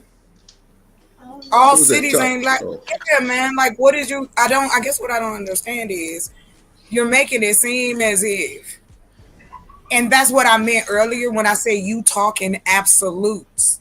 Like you ain't on this side of West Texas. You ain't on this side of West Texas, so, man. and you're Look, not drug in usage Arizona, is normal sir. over there. You're not all over Hold the country, on, hold on, Rooster, It's no argument. He got it. He got it, Drew. Nah, hold on. No, he don't. Hold on, watch this. So watch this. We gotta be able to let people talk. Like I can't keep saying that shit. Like we gotta let people get it out first so we can know what's going on instead of people just jumping in, saying what they think or assuming and don't know it anyway. So let's just let everybody get their shit off. And then we can get in line and talk. Like we got to, like, bro, do I need to bring the rule book up again? We can't interrupt each other because we ain't gonna never be on the same page. I appreciate that, Drip. But This nigga rewind just that cut me video off. and see what God just happened. damn it. Now I'm finna take it down real quick and I'm finna play the goddamn the damn footage of the goddamn the video. Hold on. First roll one of your rainbow Skittles. Oh, I already got it. No, hell no. We ain't got no rainbow. Yeah, you talking about, player. You got motherfucker. We smoking the first one. Tropicana raspberry, strawberry motherfucking shortcake. yeah, strawberry matcha, gelato. man. That's that. Nah, it's peanut butter gelato, motherfucker. Peanut butter. Yeah. That motherfucker peanut butter jelly time. Damn, wait, did she take the video down? Oh, is this it right here? The Charles somebody. Hold on, wait a minute. Hold on, let me see this shit. You don't never use that roller. That is the problem. Yeah. I just used it. Let me see. Not Golf of America. Hell no. Okay, maybe this is the video with Charles on it. No, we already okay, we didn't see this. Okay, so y'all seen the actual footage of it? No. I we did. didn't get that far. We didn't see this part. Okay, all right. I got you. All right, let's see. Appreciate y'all. We sent our IT producer, Kelsey Mittauer, to watch that video. She joins us now in studio. But in general terms, what did the video depict? What did you see? What do you think is going to happen in this awesome Okay, but y'all didn't see the actual video. Okay, hold on. Frisco ISD is releasing surveillance video of the stabbing at the track meet that led to the death of a student back in April, but only under very strict conditions. So through open records, they will allow whoever requests it to view that video, but no recording whatsoever is allowed. On that note, we sent our IT producer, Kelsey Mittauer, to watch that video. She joins us now in studio to walk us through what you saw. We're going to go in order here in just a second, Kelsey, but in general terms, what did the video depict? What did you see? It shows everything from the moments leading up to the stabbing, to the medical response, to then the beginning of the police investigation. Okay, and it lasted several minutes is what they showed. It did, about 30 minutes. Okay, so let's start in the beginning now and talk a little bit about what you saw at the front end of that video. So are they going to show that motherfucker or are they just talking about the attack, the actual stabbing took place? So it starts, I started watching about 9:53. The camera shows half of the field. So it's about from the 50-yard line on, and the tent where it happened was kind of right in front of the 50-yard line. But the camera Let me see what she said real quick. It's positioned across the field. So everybody in the video, you can tell they are kids or adults, but no one's identifiable. So a long shot is what a long shot, yeah. So a couple of minutes in, and you actually see the altercation take place. Yes, everything leading up to it, everyone's milling about. It seems very normal, and then right at 9:55, that's when like there's this explosive movement or action between two people under the tent, and that's when the employees in the room told me that's when the stabbing happened at 9:55. Right, and you were talking about people kind of start to scatter at that moment. Obviously, something went wrong. And so what happens next? Because now, a little bit later on, that's when the ambulance shows up. Right. So when the ambulance arrives, it actually comes through near the end zone at the gate, and then it comes up to the 50-yard line directly in front of the tent. You can see Austin Metcalf is right here. But then when they pull up close to the tent, they realize that they can't get the stretcher to him because of the barrier of the bleachers. So at that point, then the paramedics have to get out, and then they have to walk all the way back to the end zone. This is actually, on the next slide. They have to go all the way back to the end zone and then come all the way back. That takes another couple of minutes. So at this point, they've arrived and they are actively working on Metcalf at that point. And we want to reiterate, we're using some imagery here to sort of denote exactly what was happening here, these little icons that were using the ambulance, because again, the video was not able to be released. You're watching all of this happen, Kelsey, and you're watching the time sort of elapse. What are you thinking about when you see this, especially when you see sort of the issues in getting Metcalf out of there? I mean, I understand why it happened the way it happened. Footage that have been articulated It sounds consistent. Now, she's not saying a lot. The video footage doesn't seem like it's the end all be all. I'm pretty sure witness statements are going to be more pertinent than a grainy video footage. But what I think it will show, that's going to be a very big burden for the defense, is that they're going to have to show through the video evidence that there was an altercation. Because if there is a lack thereof an altercation, it's going to make Karmelo Anthony look bad. Because if you see people fighting an altercation and then right around that time you see a stabbing, then that could be different. But it appears that people who allegedly saw this video, because I can't verify if they saw it or not, I believe they wouldn't get on the news and lie because they'll get. What? Nigga, they'll get on your motherfucking stand and lie. The fuck? They lie all the time. They lie now. These folks crazy, bro. I don't even see this. This would make me get off the internet and go home and go in my little studio cave and just smoke dope. Because these folks is crazy, bro. Like, y'all just sit up and say y'all ain't gonna lie, but you lying. Like, she can't process the video like that. Like, come on, bro. Like, see, where the people that was there? Where the people that pulled out their phones and said, World Star? Where them folks at? We need on-site people to show that shit, bro. Because these folks here be with that bullshit. Let me scam through this shit some more, man. Because this nigga here, you know. They probably asked them What'd you say, Chocolate? They probably, if they didn't take phones, they probably did gag orders. I mean, you could always check. Yeah, that's true. Yeah, gag orders definitely was in place. Yeah. Especially in a case like this, I could definitely see that being what they would ask for as the defense. Right. So, y'all got it? Nah, for sure. So now, Chocolate, I ain't never talked to you about this subject, but how you feel? Yeah. You think you're gonna go to jail? You think Karmelo wrong? Yes, he's wrong. The fuck? You know what? Hold on, man. I finished. You just said what? No, go ahead. Go ahead. I hate to say that the baby wrong, but he's wrong. Unfortunately, because he took a life. That is the law. That's why I say, in the eyes of the law, he is wrong. However, no, he's not. Not in Texas. But I'm gonna let you finish though. My bad. Go ahead. My bad. I know that in certain states, like here, there's a certain type of stand your ground law. There's stand your ground laws all over the country in one form or another. They just rename them something else. So I'm completely with that. Now I'm not going to be upset if the boy get less time or get off. If these boys was bullying him, this led up to something. It wasn't like the baby just walked in and just started yakking at folks. And I don't know for sure if it has been discussed thoroughly, but one source said that it was in a bag. The weapon he had was in a bag. And because dude was trying to lunge at him or whatever they said, they was tussling in that tent and he ended up going to the upper room. This is horrible. These are both children because he goes to jail. That's his life. And already that life gone. But to what, I know it was a crazy conversation, but what Shanika was saying, I despise bullies. I like bullying a bully. So, me too. But so you think Karmelo was a bully? No, not at all. I'm talking about the boys, the brothers. Oh, gotcha. Okay, cool. Because they did a background on them boys. They were this was a predominantly, if I'm not mistaken, YT area too. No. Was the school like that? I'm just trying to, I don't want to, speak on things I like that had no backing to it. I will say this. Again, yes, I think he should get a very lighter sentence. I think that there should be a lot of psychological part in that. And I think if they're going to do this, they need to really investigate it. Talk to, get permission from the parents, talk to the kids. How was he? They're going to pull out the character witnesses on the prosecution side.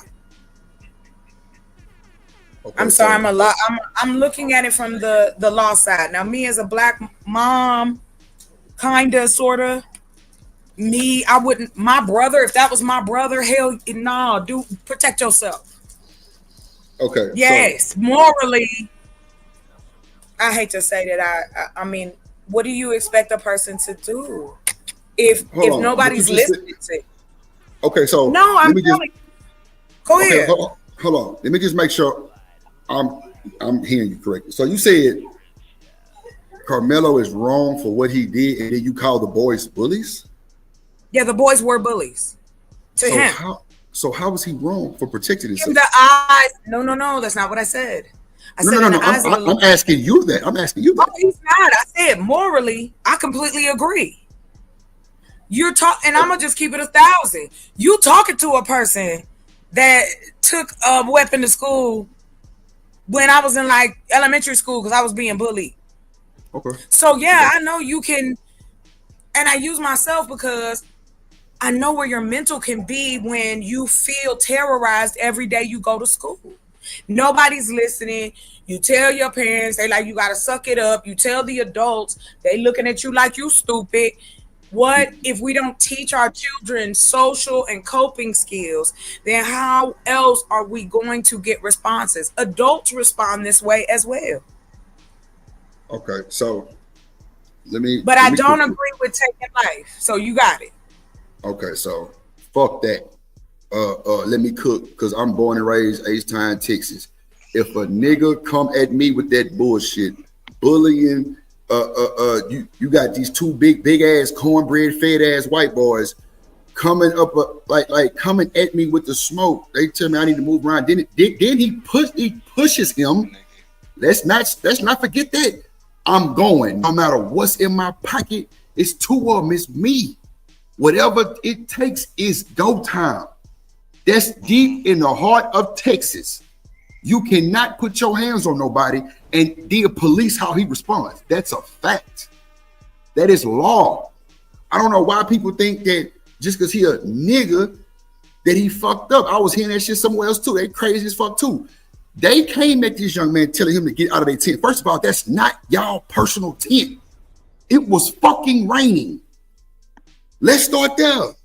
See, people leaving out all the nuances that caused it actually led up to this shit. I think that boy should walk out that courtroom, not a stain on him. And that's a fact. Because you got two aggressively white boys. The brother tried to punk him first. It didn't work. Then that's when the other Austin guy came up. They threw his bag. Like, what are we talking about? Nigga, it's go time. Whatever that's in my pocket. And then he had a spike cleaner. Do you know what a spike cleaner looks like, Chocolate? Yes or no? Yes, I do. I'm into football. Yes, sir. No. You can be into everything. But do you know what a spike screw installer or a spike cleaner? I don't even know if that's the. I don't know. I probably if I saw it, but I don't know the exact name. I don't want to. I don't want to lie. Like. Nah. Okay. Don't even worry. No, it's cool. I thought it was. You know, I'll be honest, Drip. Damn. No. I don't want you to think that I'm trying to bully you or like comments like that. No, I don't nothing like that. Okay, cool. I just wanted to say to you. Go ahead. When you said that, and I said yes so quick because I was thinking of golf. Oh, thinking shit. Of a ball No. You're right though. No. Okay. You're right. If you're thinking about a golf shoe cleaner, that's what I was thinking. Not a cleaner, but you're probably thinking about it like a goddamn spike wrench that installs the spikes into the shoe, right? Right, like all of that stuff. Like I thought. No. You're right. No. You're right. Okay.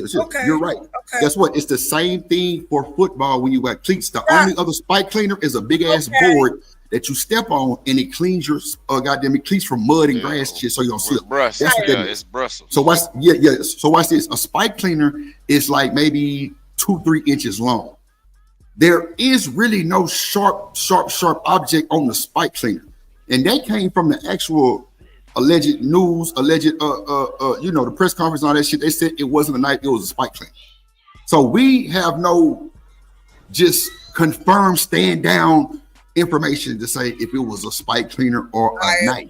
I agree with okay, that part. Cool. Cool. So they saying that it was less than 4 inches or some shit like that. So you got to know some of these kids can act like they big bad motherfucking me bulls and be scared than the mother. Look how many people in jail for shooting because they were so scared.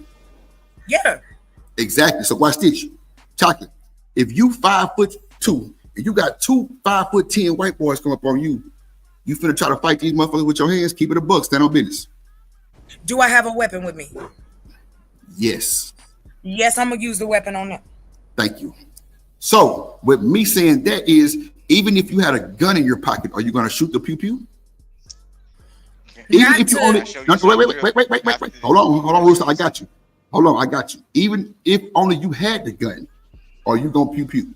If that's all I got, stand on business. Then I'm gonna give everybody new feet. That's all. Let's go. I digress. My mic is not muted, but I digress. That's what I'm trying to tell you. Houston, Texas, along Dallas, Texas, DeSoto, all that shit, that is Mexican and black people. And a few sprinkles of white. But I'm gonna say this to you though, Drip. All right. I am with you with the nuance of the case. What I was talking about, before when you asked me what I think about this, is again, I have to, even though I don't want to, I have to compartmentalize these pieces.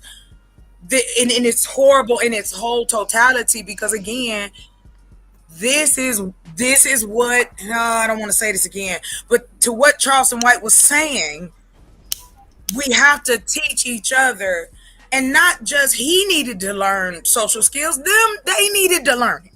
Shocking. Anybody will say, watch this. Let me say two things. Not the boy who defended himself. Shaka, talking about anybody can say this though when they not in the situation. Though. I'm sorry, Shaka. Hold on. No, you're not saying nothing bad. Listen to me. Anybody can say any fucking thing on a podcast with everybody, with goddamn Drip Rooster and everybody, to say that they'll do this and do that until that shit happens. That is why the stand your law, law even stand your ground law came out, and the defense. You can defend yourself. They put their hands on this nigga. Homicide in Mississippi. Yes. Justifiable homicide. But there's still hold on, though, y'all. Hold on. Let me finish real quick. It was another case in the same town. Case Kayla's Collins.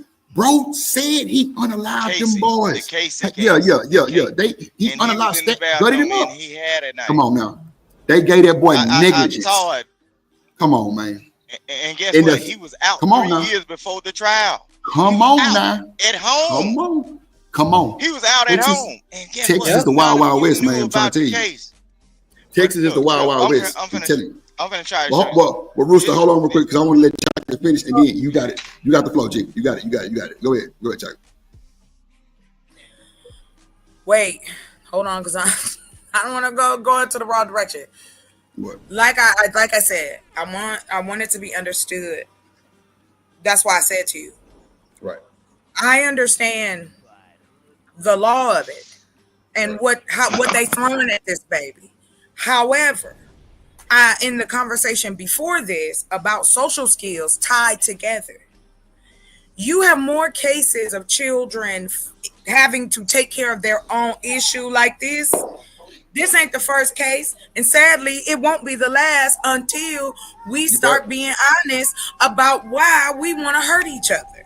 Why do you feel that punishing somebody or bullying somebody is some fucking rite of passage? We have been spreading that propaganda for generations. This is why bullies... Right. This is why bullies are in office. This is why bullies be taking shit that ain't theirs.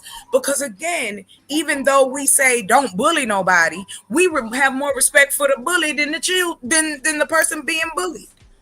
Y'all got it. Go ahead, Rooster.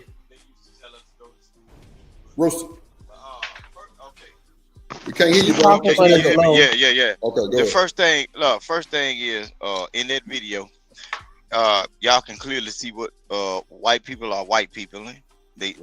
She clearly said that even if y'all have the assumption that she actually saw what really happened, she said you can see that some of the people under the tent were children and grown folks, but they were not recognizable. So no face, no case. That's the law of it, right? Come on, Okay, so she's basically verifying that you can recognize who was doing what. But by the ambulance being on the scene, you can just tell they was working on somebody because it's a situation going on. And then so far, the spike, I'm finna show you something. Look, you see what this is? This is a self-defense tool. It's that pig poker. Thing is capable. Look, no, it's just a blunt force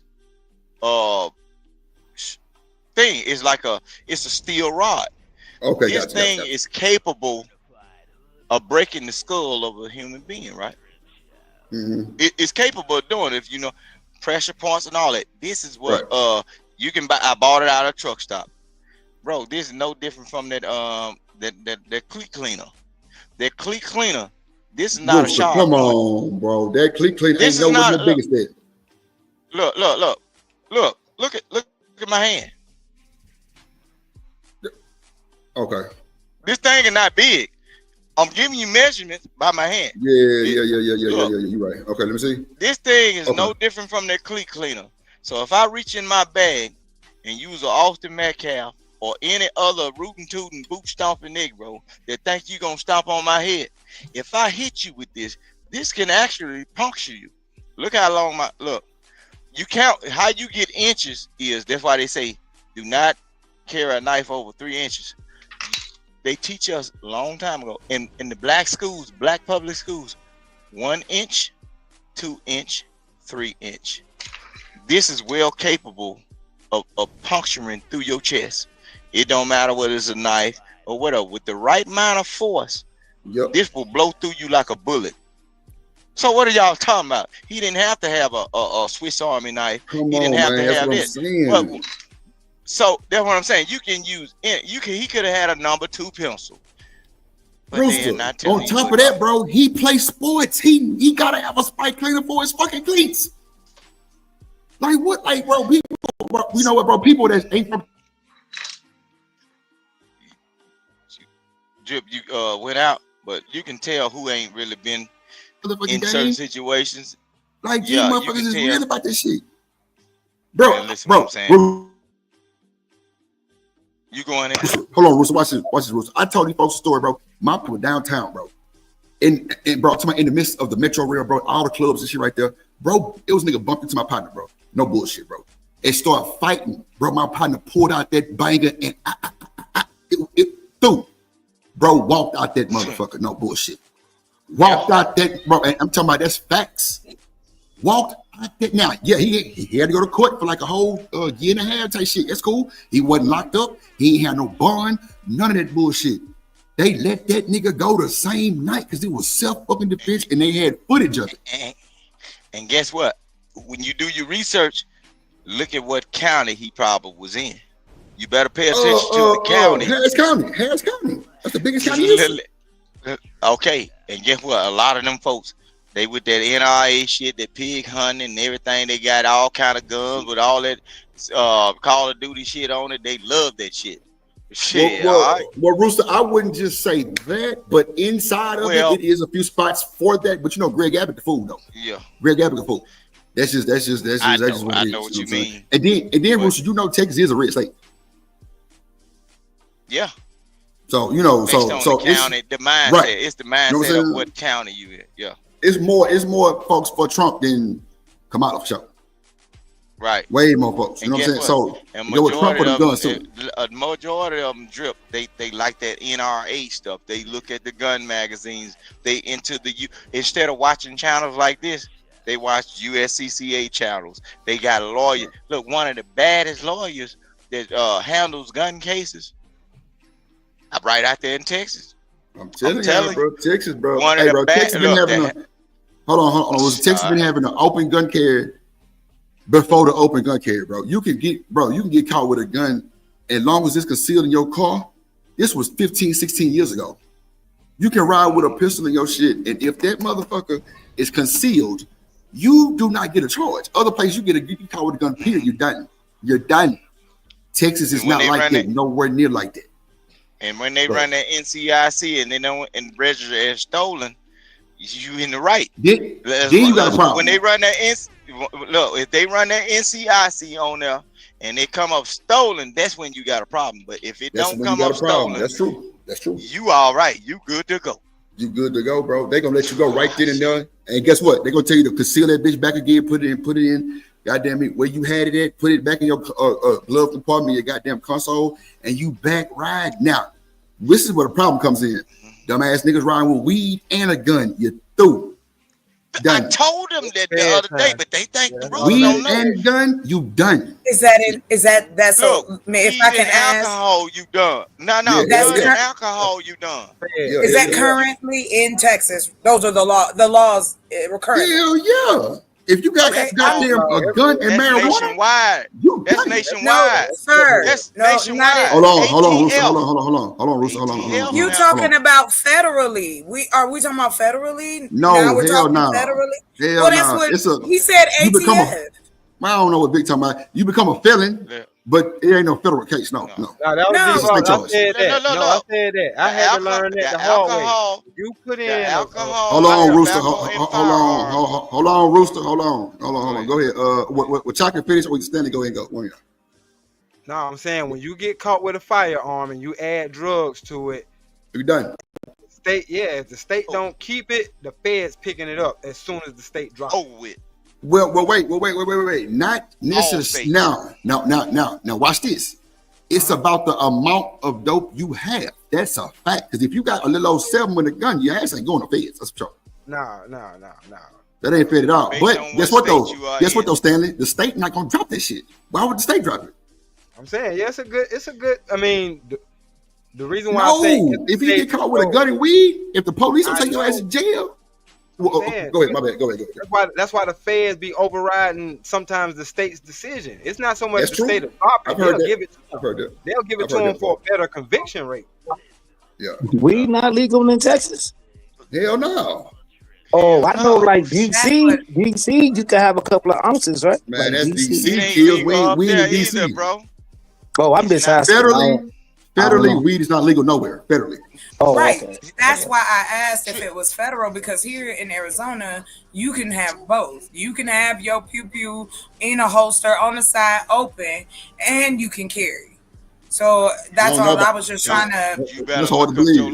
That's hard to believe. Yeah. Oh my God, bro. Okay. I'll look it up. No. Sources. I'll source up. There you go. I'm not going against. I'm just saying it's hard to believe, but you got. Hey, yo, Drip. You add on in the commission. Hold on. Who's that? Kills. Is Karmelo taking this to trial or is he going to take a plea deal? He better not take no. Man, look. Let me tell you something. That nigga better take a plea deal, dog. How would you take a plea deal and you were defending yourself? Literally, no matter what your feelings I'm say. saying, though, fuck the feelings. Now, if they give that nigga a plea deal, he better not take that bullshit. Because that nigga loyalty is search of no, sir, Kills. You crazy, boy. Ain't no fucking way. I wouldn't. I'm bro, just you saying, in Texas, though, boy. but he taking the trial. Only thing that's fucked up about this is the kids, bro. Bro, if this lawyer wants to take you to trial, bro, they can take that shit to trial, G. No bullshit. Because guess what? He threw. Nah, bro, it's hard for him to be through, though. That's the thing. It's hard for him to be through, bro, because he's suing self-defense, bro.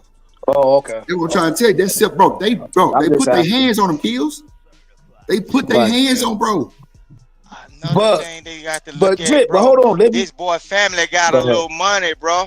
They don't look at you the same as you. Oh yeah. But that's a fact. This boy family done paid for a whole nother house before they even got the doggone money. Nah, that was the people that don't. That was the people who did that. Don't want a gun for me. That was FBA, right? Boy, daddy FBA had money, paid man. like donated to him. Man, see, we going down the rabbit hole of the wrong. Hold on. One mic.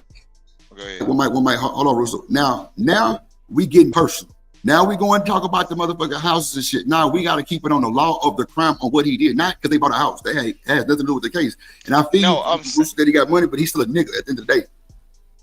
Yeah. What I'm saying? But I'm saying, but what happens in the judicial system is they'll throw you a plea when you cannot even done shit wrong, bro. They'll go ahead and throw you a plea because they know you can't defend yourself or bail out, bro. What I'm saying is, but a lot of times when you broke, they'll go guilty ahead. Though. I mean, innocent. That's for like. No, it's not. It's not. But all at the same time, when you got a little money or some backing or got a lawyer, bro, they ain't even looking for you to plea out nothing. They really want to but the prolong average the case and set it back. Keep on setting it back to try to drain you, bro.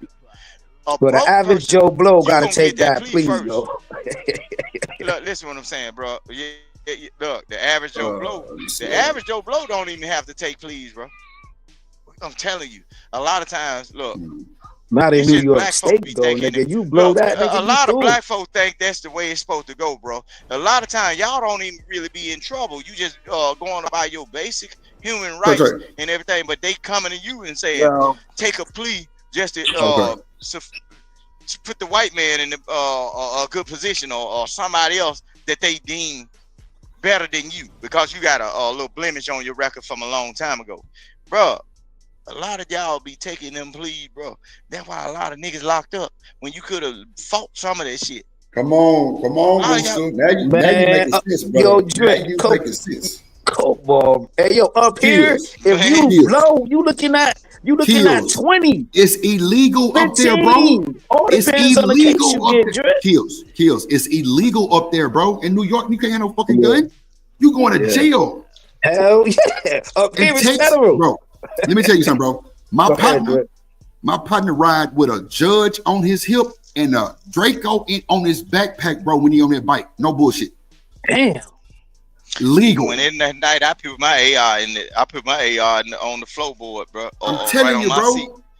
They just got ARs in their back motherfucking meat truck, bro. On the back glass of the truck, they got ARs, bro. I'm telling y'all, bro. Y'all niggas need to start realizing what's going on in Texas, bro. It's shootings every night now, bro. These little niggas got guns, bro. Now, see, watch this though. Now, if your gun got a switch, you're done. No matter what the fuck process is, they putting your ass under the fucking jail, nigga. You go under that bitch. Yeah. Ain't no coming back from that one. Sorry. Hey, Ferg and Boss Man, the panel, the goddamn panel full, bro. Man, drop one of these niggas. Sorry. Shit. Hold on. You got two profiles. Hey, yo, man. I'll drop down and come back. I'll come back later. I can drop my let me see. Oh no, it ain't. Nah, it ain't up there. I'm finna show you how. I know how you avoid that switch. Oh, okay. You know how you can get by that switch though, bro. We got people that got reflex triggers down here, bro. Ain't no way. Get what? Look, listen what I'm saying. They got them triggers. I forgot what they call it. When you pull it one time, it'll pop, and then when you let it go, it'll pop. And the only time you can stop it from popping is flip it on safety and drop the clip, and it won't hit, bro. You can still do that switch shit without a switch. That's just for Glock pistol, bro. But they got them reflex triggers, bro. You can pull it. Every time you pull it, it's like strumming a violin or a guitar, bro. Every time you pull it, it'll pop one time and let it go, it'll shoot again. That's cool, Rooster. That's cool. Bro. But let me just tell you something. When goddamn forensics get that gun, and the gun specialists get that gun, bro, and they see that motherfucker got a switch on it, dude. What you saying might not be illegal. I ain't never heard that shit. I'm talking about the switches that you buy from eBay on the motherfucking AR kits that you can make, bro. Yeah. Yo, these little kids inventive. Yo, they got some shit going on. Come on, bro. Look, down here, switch round drum. Some of these kids got. Ain't nothing but a motherfucking piece of bro. Okay, so watch. I'm finna shake everybody. Watch this. So everybody on the panel. What is the switch made out of? Shit, I don't know. I'll wait. Exactly. So like I said, Rooster, stop. You don't know what it is. Stop Googling. Stop Googling, Rooster. I know what it's made of. Boy, you ain't shit. Okay, I'm gonna stop. Rent a switch now, Greg. You Googling. Yeah, exactly. So like I said, when you have a switch or gun, bro, it ain't nothing but a piece of paper clip, my nigga. A metal fucking piece that's like a paper clip that makes the motherfucking. No. That's crazy. Yes, bro. See, bro, niggas on the way talking about. That's all I talk to some niggas. Look. I'm finna show you something. They got the plastic ones that made. Let's have a conversation sometime, bro. Yeah, Rooster, guess what? Guess what, Rooster? If you get jammed, what you do to it? The plastic one gonna melt. You talking about the good one? You talking about the good one? Watch this though, Rooster. When your switch jam, what you do to it? You gotta pop the back off of it. Bro, you gotta pop the back off of it. No, nigga, you spit on it. You spit on it, nigga. Facts. Oh yeah, what? Like an AR. Tell me something. Yeah, like an AR. You got a hot two. You got a hot two. What the fuck? Oh, I thought you talking about cleaning the gun. No, bro.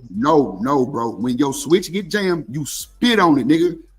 Because the switch to get the hiccup and like it's like trying to shoot nigga, but ain't nothing coming about that bitch, and you spit on it, and the hoe like literally go right back and forth, bro. I'm telling you, you niggas ain't talking no tools, bro. Real shit. So it's points in that conversation sometimes. But it's running like an AR. You know, I don't mess with those. I don't mess with them. Drip, you know, an AR run like that too, right? It's cool though. You got to run an AR wet. Come on, Wilson. You gotta make it make sense, bro. You gotta make it make sense, bro. If your goddamn switch get the hiccup and bro spit on that bitch, is gonna fall right back in line. Tell you. You boys ain't talk no tools, bro. Real shit. Like I'm telling you, like I don't know what this should be about. You need to be on here lying with that bullshit. Bro, that's real talk, bro. Kills was honest to say, well, Drip, I don't fuck with those. Honest man, took it like a G. Thank you, bro. You ain't got a lot of me. No, all the other niggas who, I had switches. Niggas, man, I ain't gonna be sitting on these panels capping. No, I mean, hell no, Drip. I ain't capping about no switch. I got a Glock, but I don't want no damn switch. No, I ain't. It's called a binary trigger. That's what it is. Came in my brain. It's called a binary trigger, bro. It's nobody can answer the question. Binary triggers. Yeah, but the binary ain't a switch though. That's the thing though. And look, shout out to the binary. But yeah, bro, like it ain't. Now, Stan, I told him about the casing. The goddamn Casey and Allison case. I told him, bro, man, look, they don't understand what Texas is about, bro. It'll blow your mind sometime, bro. Oh, that was the white boy in the bathroom, right? Thank you, bro. And Kills, what did he do? He stabbed up a nigga, right? He stabbed him up, right, Kills? Yes, sir. Didn't he tell them folks he did it? Yes, sir. I think you reported on that. Didn't you report it on it? Thank you, Mr. Kills. Did he tell them folks that he did it? I remember watching it from you, though. Come on, bro. Come on, bro. You was like one of the first ones to report the fucking case, that case. Shout out to Stan Archie. He planned it, bro. Yeah, he planned it. He did. Thank you, Damon. Thank you. And guess what? They got evidence that he invited the man. Come on, bro. Invited the other boy to fight in the back of a barn. In the woods, bro. Come on. In the woods, yes, sir.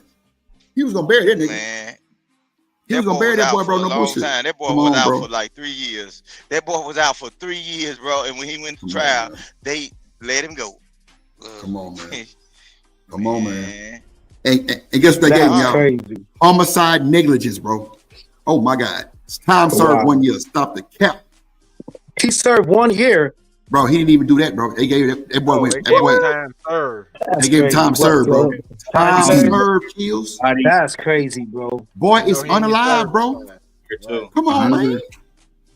But then they got a million excuses for Karmelo. You know what I'm saying? For defending himself. It's like, come on, man. What we doing for real? I don't like that shit. But go ahead, Bert. You got it. No, man. You know, it's an interesting conversation, bro. Because I'm gonna ask y'all this question. Hold on, Rooster. Hold on. Go ahead, Big, I'm gonna ask you this question, right? Because you know everybody, you know, we Twitch is a device that'll get you out of here a lot faster, and it's illegal. So if you got one, stop telling people you got one, because they might break in your house and try to get it. But you know, I'll say this, right? With the Karmelo and the switches, right? Trying to tie together, right? Y'all think these people? And I hear everybody say where they from, right? It happens all over the country. But what they do is they use those examples to tell us, see, if y'all can do it to yourself, then we ain't even gotta hold us accountable for when we do it. And a lot of it's dumb, of course, because if it was you'd probably get 30 years. Or if it was your nephew, you'd get 30 years. Now we got 2 bodies gone. Then when he come out at 40, he done lost everything. So we got to be able to change that dynamic. Now, arguing is one thing. Niggas can argue all day. Everybody can argue about something, right? But that's irrelevant to the bigger point, though.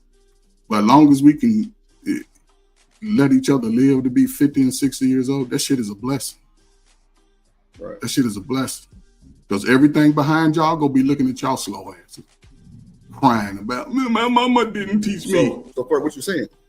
Oh, what I'm saying is now it's a great opportunity, man, to sort of, with the laws, that's why it's important to learn the laws wherever you live, wherever you're going to move, study that shit. Study that shit like you can already set your YouTube video. It should work out for you when you get there. That's what I'm saying. I agree. It's unfortunate, you know, my man had to, you know, I don't know if any of y'all niggas ever coached or played sports, so I'm speaking from a coach, right? And as a coach, I think everybody dropped the ball because I wouldn't let my team. And my son ran track, so I understand how when they go to their little school tents and they got them set up, they take pride in that shit. Because if it was a whole bunch of niggas over, I mean, go ahead. Ferg, guess what though? One thing before you get to cooking, it wasn't they homeschool motherfucking meat tent. It was for anybody. That's another nuance that y'all ain't saying. Okay. So that's another detail, right?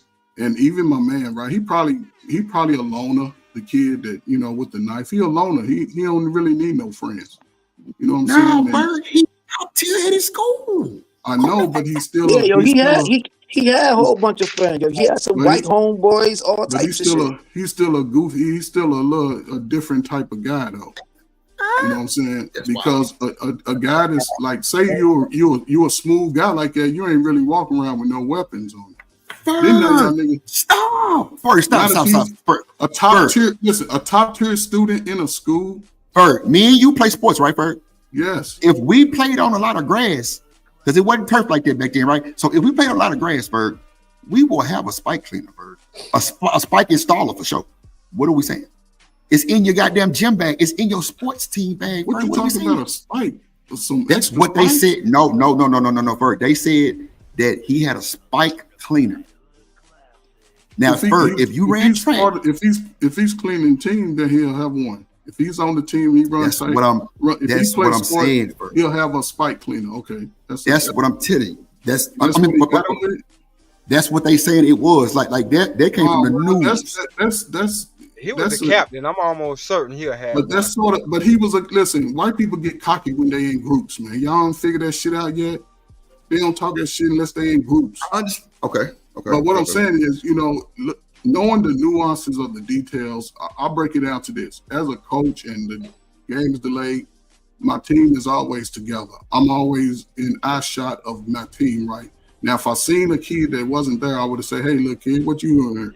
Now, if his buddy was on the team, I would expect his buddy to say, hey, coach, this is my friend right here. This came to hang out with me. All right, cool. Well, y'all sit over on the edge because, you know, they take pride in that, right? But it's like, you know, sometimes white boys, you know, they get cocky and like, man, what you doing over here? Because he probably mad because he probably was smarter than him in the school. See, it's different nuances, you know. But as far as the case go, you can draw a strong case for self-defense. Everybody's seen the white boy grab up on him. Everybody's seen that. That's why they walking it slow, because there's white kids involved. See, black people, we run it down. Everybody got their 40, 50,000 version of it. But the facts are what it is, and they're not going to exploit them like they would do y'all kids. Have y'all kids all on there, and y'all be on there, man, what they do, I don't know. Well, let the facts come out. And you see it's a possibility that it could go both ways. And that's the scary part. Because then black people be like, man, that was wrong. But then it's an action to say we can have better. I can switch it in my own life. And I ain't expecting everybody. Some motherfuckers just want me shit crack over forever. But if you want that shit, you got to use these, because y'all got kids go be playing sports. My daughter won't try. I'm saying you got to protect that. If you go into the mix, you like, hold up, man, ain't no funny shit going on. Everybody chill. That's how I look at this. But you know, everybody don't look at it. Like, I want everybody to get home. And these are kids. These are kids, man. I don't know what the hell y'all talking about. These are kids. All y'all was I want to see everybody's 8th, 7th grade picture. All you motherfuckers was ugly. Ugly as hell. I look like Shaw. I look like Shaw from Boys to Men back in the day. They 122 pounds. How much you weigh now? 160? No, but 60 pounds. Okay, what? But no, man, it's a great time, man, for y'all, man. For real, it's unfortunate, man. I hope he get off and become a spokesman for that. You know, but yeah, man. When you go to the sports, man, that shit's protected area, man. Yeah. And the ambulance driver, man, they ain't know. Every stadium has like gates in the middle of the bleachers. They have an exit plan. It ain't just tight like that. He could have just jumped out and rolled over in the grass and pulled all the way up to the step if he know what he was doing. I said that, and they told me I was They told me Ferg. The only openings. They said the only openings to that fence is on the north side and the south side. or basically at the end zones. And I'm like, that's a fire hazard, bro. No, but as far as getting out of the stadium, they always have. Most high school stadiums have a enter and exit for ambulance and fire trucks. All that. If you don't know, you don't know. But they do that. Now the ambulance may not know. He's just new to the scene. He probably didn't go to the school. Now if he went to that school, he should have pulled right up on the bleachers. Like, yeah, they have Becky over here on me behind the bleachers. But it's just unfortunate, man. It's just unfortunate. And plus, it's hot. And he probably got him good too. And he realized, man. I wish they could have fought it out. He ran the shock of it. See, the shock that gets you flight. Yeah. And then when he got calmed down, even though they caught him, that's a good thing for him because he like, damn man, what happened? Is he all right? But white folk, they go, especially cops, man. They go edge the story how he killed him, he stabbed him, but all them students was out there. That's why you ain't heard. It's more about them because they gonna tell the truth. But why they don't got no? Like everybody put out their cameras nowadays. How come they don't got better video? Man, they snatched their camera that was in there. Who said they don't? Well, yeah, like I know. I'm not saying they don't, but I'm saying like nowadays everybody pull out their phones. Man, that's all I'm saying right there. Hold up. It's not a phone. Hold up, man. It's the kids. Yes, kids have a phone, but it's still listen. These ain't no regular public schools y'all little niggas went to. These are schools that when stuff like that happen, man, they keep it hush hush. It's white kids involved. Facts. It's white kids involved. Anytime it's white kids, they're not gonna give y'all the details like that. It's a self-defense. If he hit them with a cleat spiker, like something to tighten your spikes up, all track run, if they've been schooled right, they gonna have one. Especially if you done ran 2 or 3 years, you be like, oh, I get me one now. Well, that's part of the just mainly the team leader gonna have one because he's good. No, like man, that, everybody can have. Hold up, man. I don't know how you run track. When I run track, everybody have their own shit together. Their own shit, yeah. Well, I ain't never been less fortunate, really. I have not been. So you ain't run track, man. Bro. You just sat on the sideline with I ran track. I can name the people that I ran up under. I done did a whole lot of shit, bro. These people in my neighborhood know what I done did. The good and the bad. So what are y'all talking about? I done played track. I done ran track.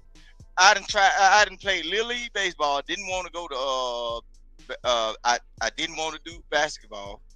I did band. Too. I did football. I did choral music. I did all kind of everything, bro. I did transition from high school to college. All of them programs. What are you talking about, bro? I ain't now one of you niggas that's on this internet just talking. Nah, I can't take no joke because I'm mad at you, Ferg. I saw what you just showed today when you were showing off all of your sweet cologne and shit. Boy, you had a Mississippi registration of certain achievements, and then you gonna talk to Rooster like that? So I know why you talking about that $silver road. Yeah, come see me. Yeah. I know. Some of the places you attend. Man, somebody hang out with you, man. You go off script like 15 times a day. Nah, I be messing with you because you be messing with me. Now I know why you be messing with. Look, now I know why you be messing with me. Look, you got a brother down here, and he a police. That he look just like you. He probably a little light skinned. Brother black as hell. No, look, I'm gonna try my best to get a picture with him. Look, he's a police officer around my neighborhood, and that man is almost spitting image of you now. So, and I think that man might have. I'm telling you now. So I know why you messing with me now. When I saw that Mississippi, that paperwork, well, okay. Well, you got some cousin down here. If he ain't your cousin, somebody lying. I ain't got no family. Somebody lied to you. I know some good people though. Same old bald head. Yeah, he a yellow nigga too. Same big 6 foot police. Nah, he ain't me though. Yellow. I'm sorry. We did look up the school records, and we saw where he was an official part of the of the track team. We actually looked it up on the school website. So yes, Carmelo Anthony was a member of the track team. He was actually a star, the captain of the football team too. Like he was a star athlete at the school. Oh, okay, because everybody thought that was cap though in these spaces. So You now know, And he got the grades so too. it's all real. Shanika, you know what that was? That was jealousy, and that's what they do. He was jealous. He was going to be the #1 athlete star of the school graduating senior year. They did what they were supposed to do though, because I can't imagine anybody wanting to take him on like a top school, knowing that he got that on his record. But he can still recover from this though. It just has to. Can he though? He can still recover. Her child Man, He they sabotage He can still recover. He can still recover because when you look at it logically, you can clearly see that there was other underlying issues. They talking to the young folk, and young folk, listen, it was enough black kids over to know that, and there was enough, and there's some good white boys in that little young group. They ain't got 2 races yet, and they'll be like, the white boy used to pick on them and they'll tell that shit. And see the white kids getting all, they ain't got them talking like we have our kids on. Talk to them, baby. Tell them what happened. No, they gonna walk. They said that. You don't think that'll bring bad press? It's already bad press. YouTube is. I'm talking about if he were to go and play on the collegiate level. You don't think that'll bring bad press to the college? No, it really. Initially, they'll try to say something, but he can still go to D1, D2. You know what I'm saying? He can go to D3. He can go play. Somebody will give him a shot.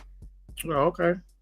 Somebody give him a shot. He just has to, do good deeds. That's all. Except if it's self-defense. If he gets off his self-defense, case closed.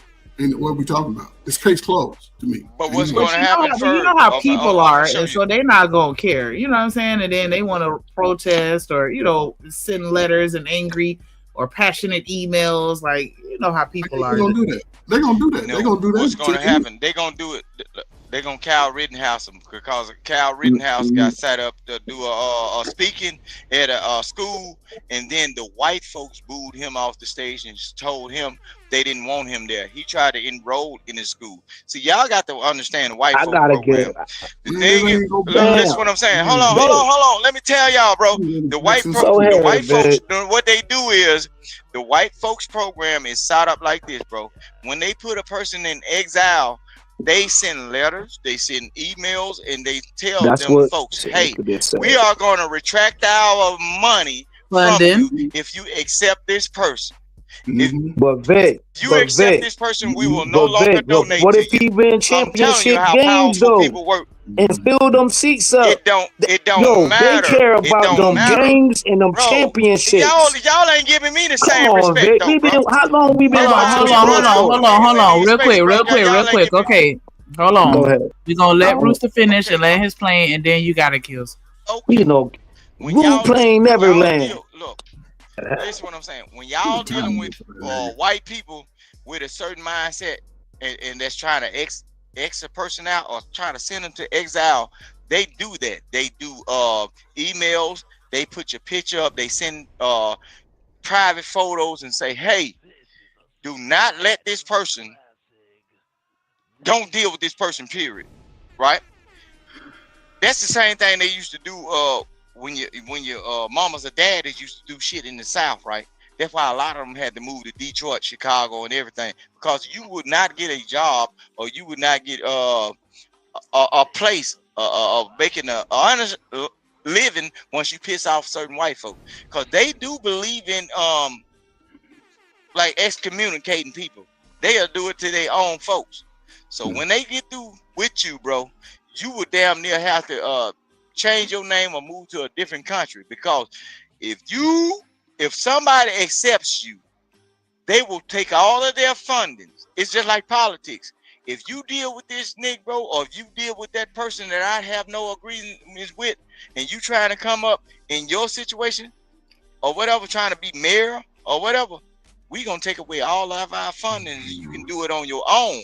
That's why even with politics, people will bend towards a certain needs of a certain group of people, because if they deal with the wrong person, you won't even get elected.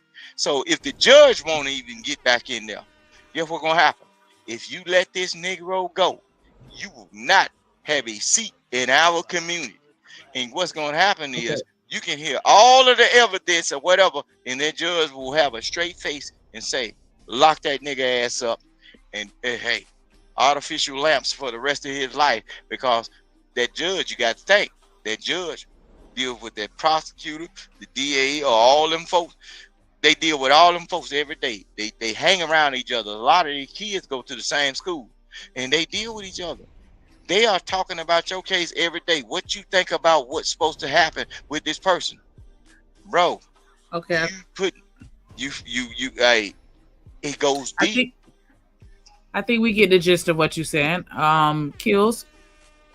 Man, that nigga, I ain't gonna say that. I'm gonna leave that alone. My whole thing is we seen, if you've been paying attention. See, anyway, I'm gonna keep going.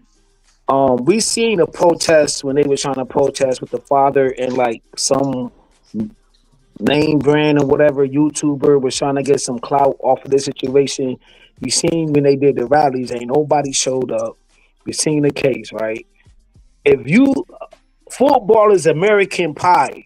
If you win, fill up them seats. Man, them white people will forgive you. The only time in history where I seen white folks didn't forgive nobody was Michael Vick over some dogs. They love their dogs more than anything else. Other than that, they don't care about nothing else, bruh. And I just went away my plane. Cut, short, and dry right there to the point. Hold on, Vic. Hold on, Vic. We let you land your plane in peace. Let him land his Y'all don't be plane. saying hold on to nobody else, bro. I literally just did it and let you talk. Fuck is you talking about? I literally told him to be quiet and let you land your plane. And then I said, okay, we understand the gist of what you're saying, and we moved on respectfully. Don't do that. Correction. Come on, man. Y'all gotta stop with all the fucking interjecting and shit. We sit here and give you the respect you need to give to everybody else. Look, I went to school. Be quiet, You let him said I finish, think man. as if. Come on, man. Go Come ahead, on, man. go ahead. We gave you 5 minutes. Nah, yo, I was done. I was done like right now. Hey, yo, Shanika, I was already done. I was done like 2-3 minutes ago, Shanika. He didn't even I was comment done. on your stuff at all. Go ahead, Coach Ferg. You got it. No, I mean, you know, see, that's what I'm saying. Rick talking about. Man, listen, man, some of what he's saying is true, right? Mississippi and the southern state, the southern belt, it's a little different.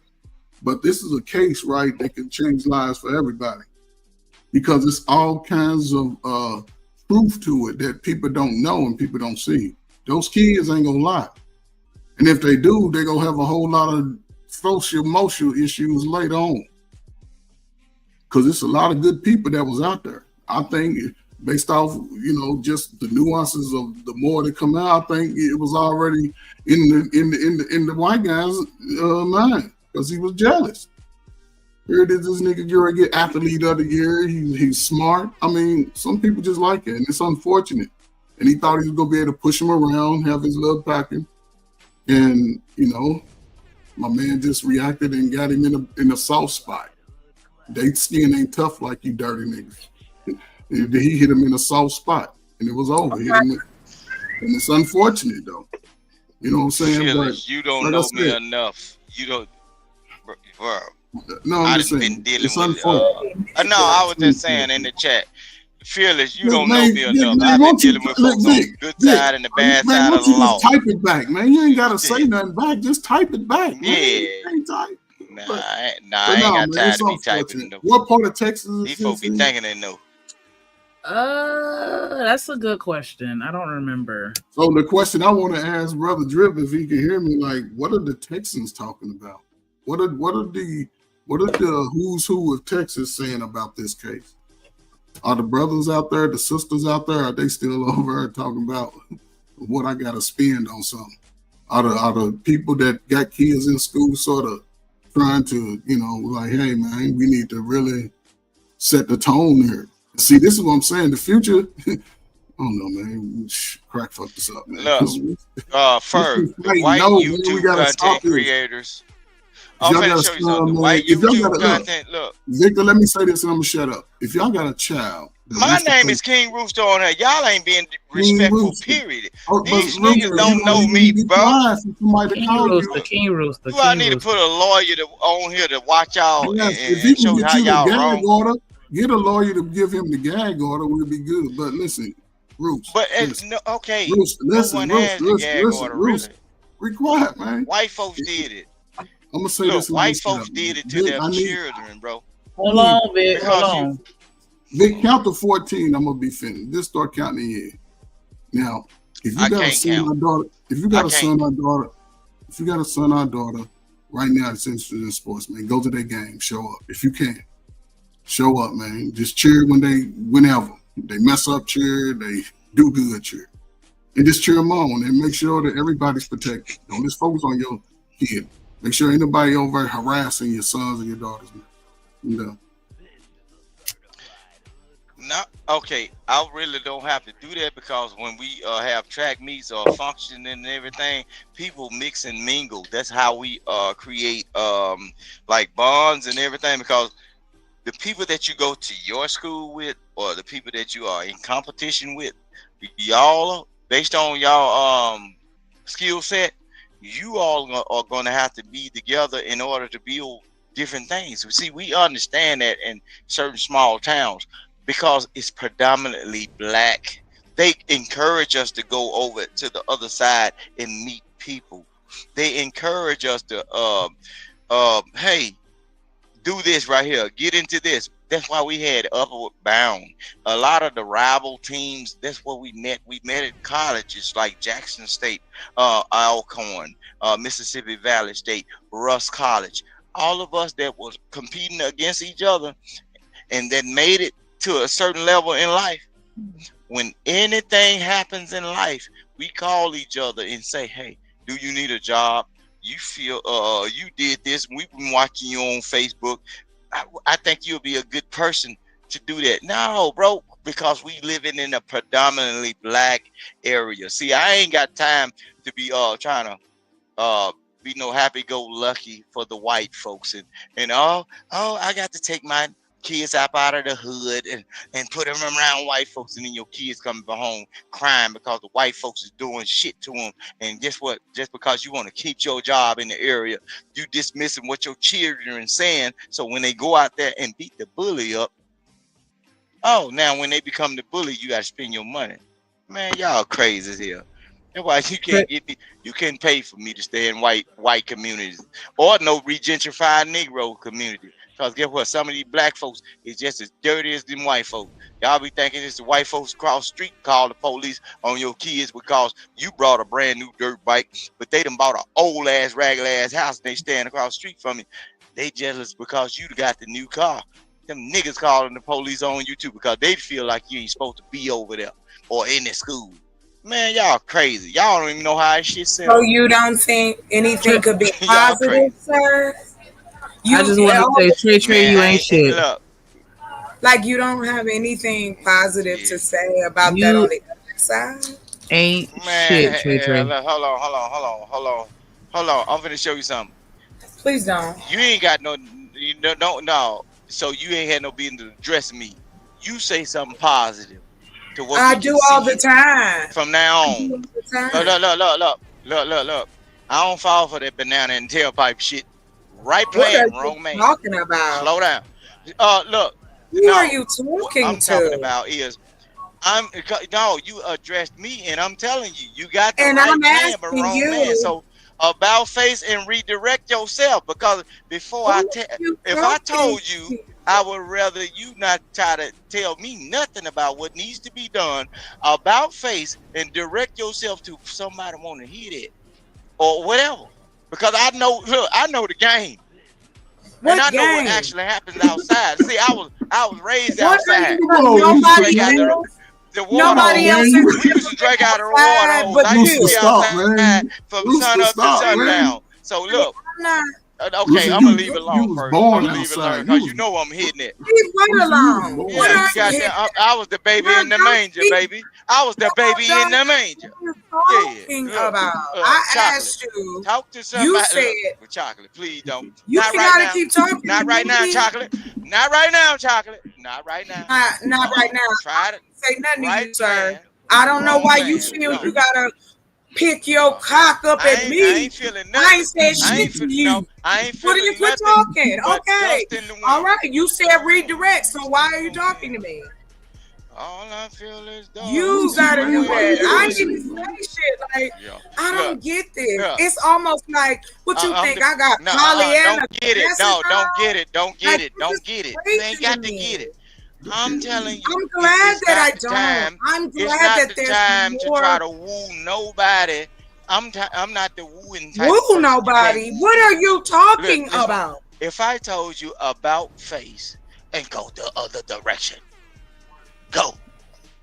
I'm not talking to you. You keep talking to me. No. You just said you're accusing me of something. Why don't you just say whatever you need to say, Rooster? Okay, I was saying whatever I was gonna say, and Good, people that go know on, me 'cause know you I'm gonna talking say in whatever I'm circles. gonna say. I Say don't need it. your direction. I Look, wasn't giving you any. Shanika, You can came at me please crazy. Take chocolate off my wrist because I just told her before she get into her own You little are thing. rude. What are you talking about? I was answering a question. Why are you tripping I on didn't me? ask no question. I didn't Exactly. ask a I asked you, and then you started attacking Rewind me it. personally. Rewind. No, rewind. Right, I didn't ask her nothing. You ain't. I I did don't not know what ask your her problem nothing. is, and I don't know All right. who you talking to. I didn't ask nothing. She said she's answered the question. I didn't ask nothing. She felt. No, you were being rude, Vic. Really What up, about Lord ADS? Look. You being rude by not calling me King Rooster. You I don't know me like I that. ain't said nothing until I said I did call you Rooster. I called you Rooster. Okay, both of y'all about to get the belt to ass. Thank you. I appreciate it. I appreciate that. Thank y'all very much. At least it ain't We the don't Stacey court. see. Rooster, man, listen, man, have a conversation, Rooster, man. Have a I know you like coming around black folks, I was man. talking Have a to you, conversation, Coach Ferg. though. But have a conversation. I was talking to you, Coach I know, but Ferg. have a conversation. That's all you gotta do is have a conversation. Okay. Please, just have a conversation. Just have a conversation, though.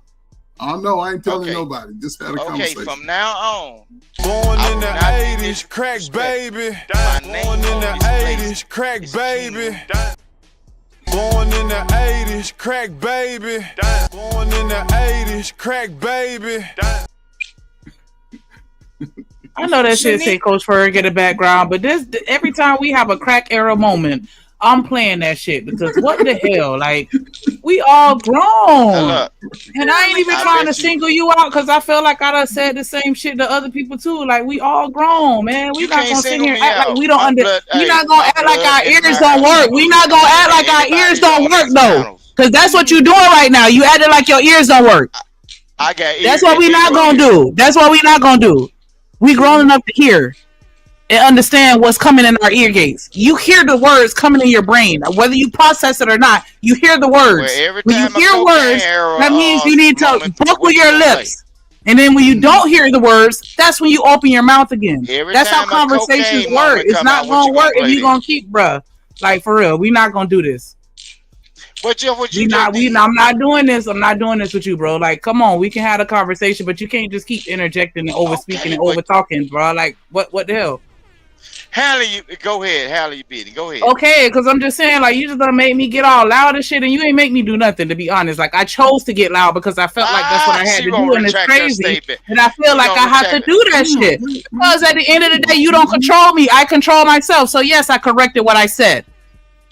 But at the end of the day, I shouldn't have to raise my fucking voice to no man. Y'all want me to rest in my emininity, then won't you respect that when I ask you to be quiet for a moment? I'm not even talking to you sideways.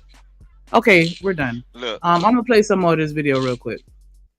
Saying that it does not appear to be a brawl, or it does not appear to be a mob attack against Karmelo Anthony, and therefore his self-defense claim does not seem prevalent. Well, what do you think is going to happen in this Austin Metcalf thing? You think he's Metcalf ass Well, no, that boy going Karmelo to jail. Anthony's gonna go to jail. Karmelo going to jail because listen, you cannot bring a weapon to school. Yeah. So you can't say I was What if he says? But what if he says self-defense? There's no self-defense because if you are afraid the day before, where you have to take a weapon to school, why not notify your parents? Parents, you notify the school teacher. School teacher that's bringing these kids in here and resolve this issue. Is called conflict resolution. We was taught in homes that has morals and values. You tell the teacher. Somebody you tell the teacher, let the teachers know, so when y'all have an altercation, you're cleared and you're covered.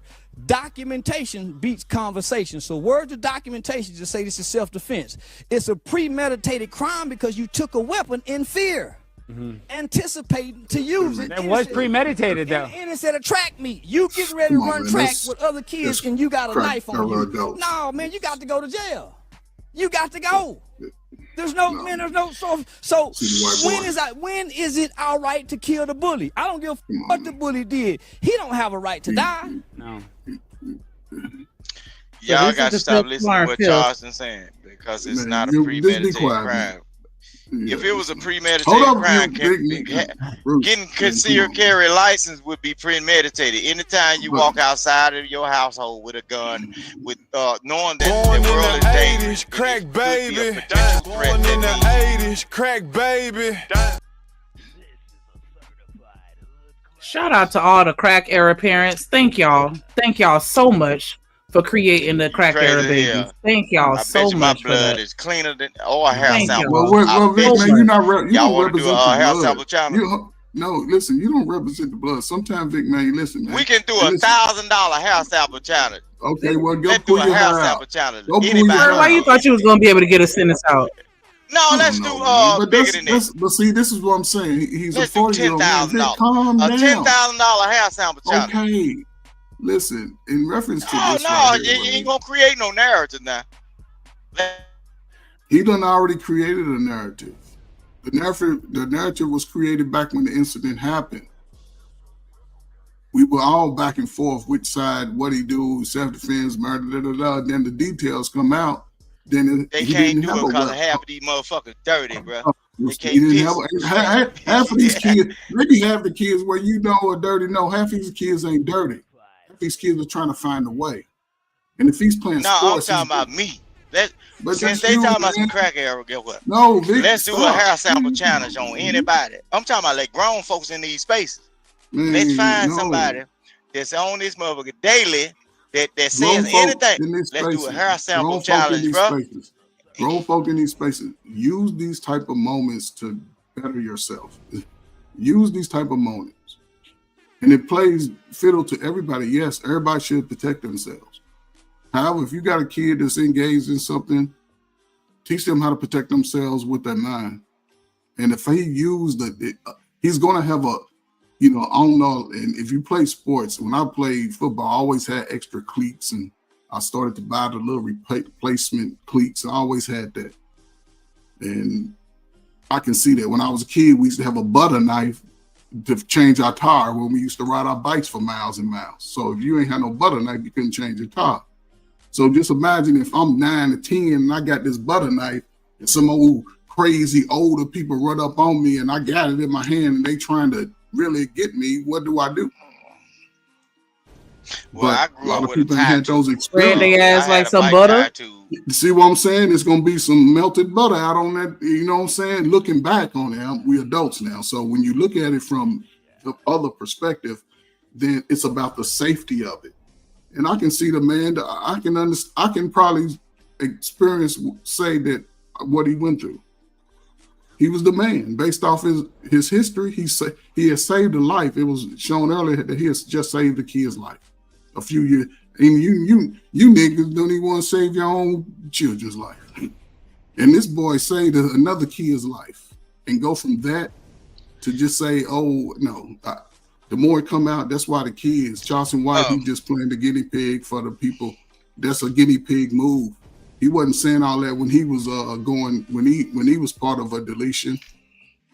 He wasn't saying all that. And Charleston White, you know what Charleston White did? Him and his buddy, they was in the commission of a crime. And well, see, they that what committed you a see, hold up. That Charleston was a White. hold up. That's a difference. That was a planned situation. The problem is, look at the show he's on. Still in starter coach. Hold up, but I don't even care what he did. You know, he's past that. Look at the stage he's on. He's on the stage with the people that's getting ready to put y'all kids away forever, saying that, yeah, see, right, he still need to go. No, this is all fake. This is all fake news right here. This is fake news. So, and for men in their 40s, 50s to be speaking like this about any of these slow ass kids out here, don't we say kids are bad? Kids can't read and shit, but they can. No. Get all y'all kids involved in sports. Get all that's you. But get all your kids involved in sport and show up at the game. It changes your life. No, these days you might not need to get your kids involved in sports. Well, man, okay. See, listen to that shit. You might not need to get your kids involved. They might have a clean cleaner in their bag, and your kid might have a good grade point average. And guess what's gonna happen? And you teach your kid to have some mace and spray the hell out of it. But see, also that thing right there. Look, I'm gonna show you something.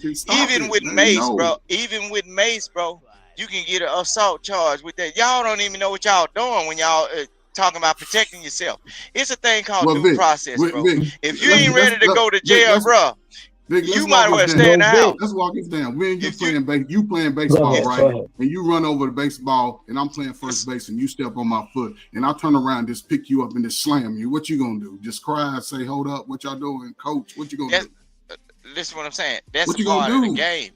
No, what you gonna do? Y'all, baseball is a contact. I'll catch you after the game. I might fight you.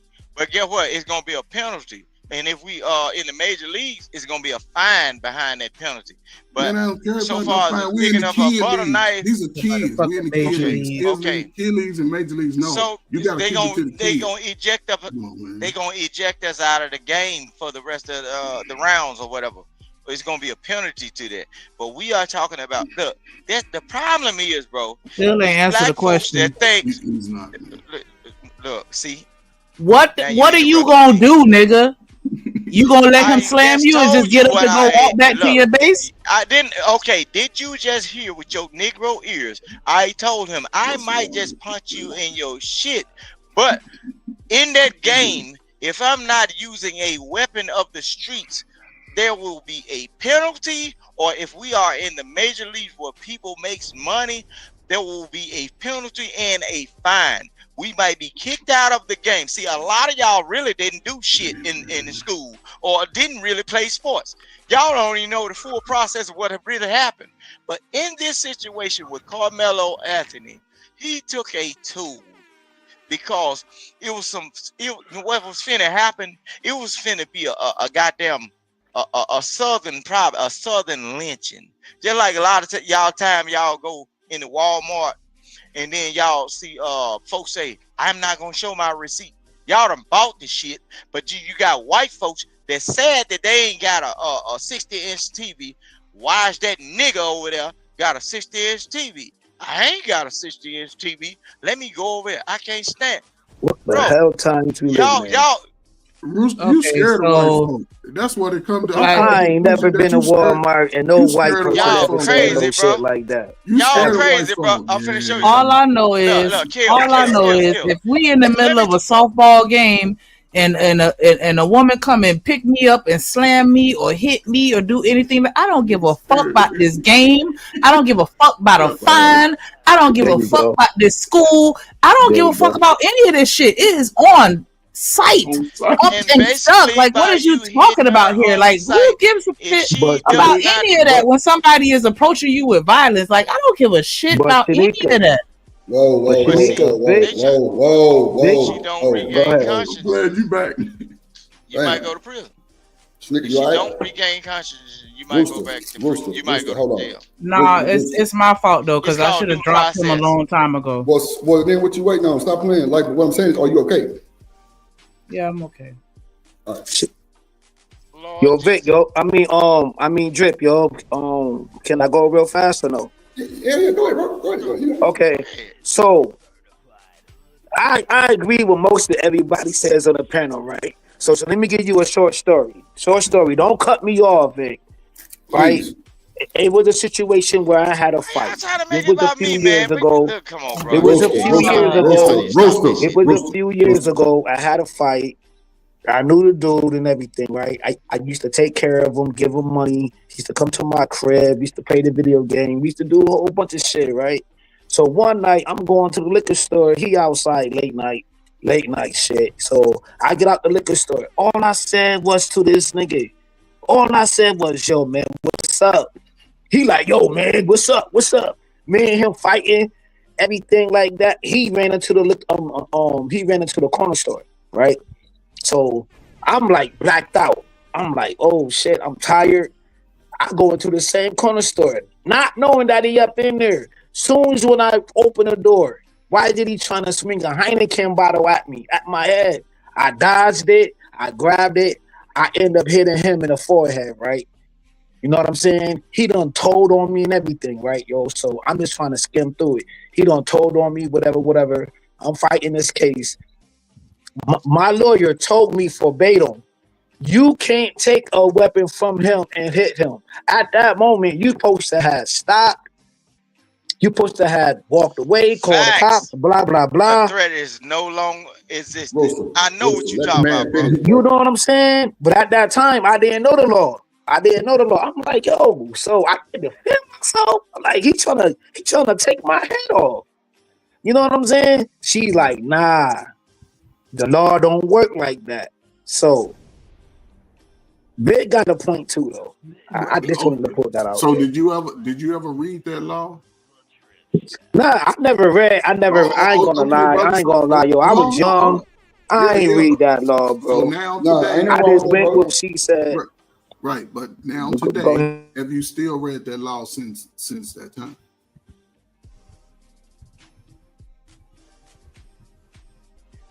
Yes. That law still exists.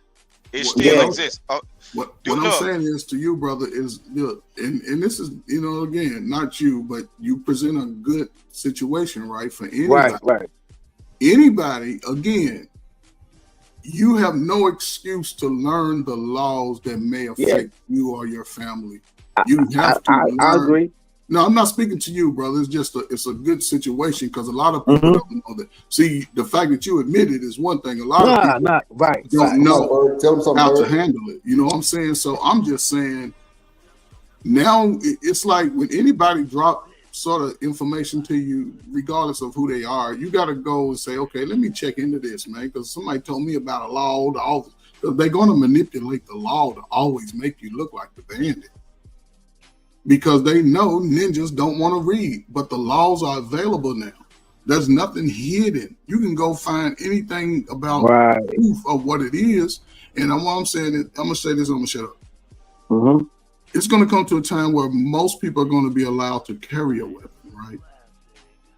And I learned this years ago. If you have a young daughter, son, 14, 15, man, one, get them a state ID and get them registered for a weapon. See, white folk get their sons registered for a weapon. But we can't know this and not, when you're in a situation, not do it. Do it the right way, and then you sort of be protected in a sense. And nobody's going to be walking around with no gun. It's not that. But if you have to defend yourself, then at least everything is already documented in a legal fashion. Look.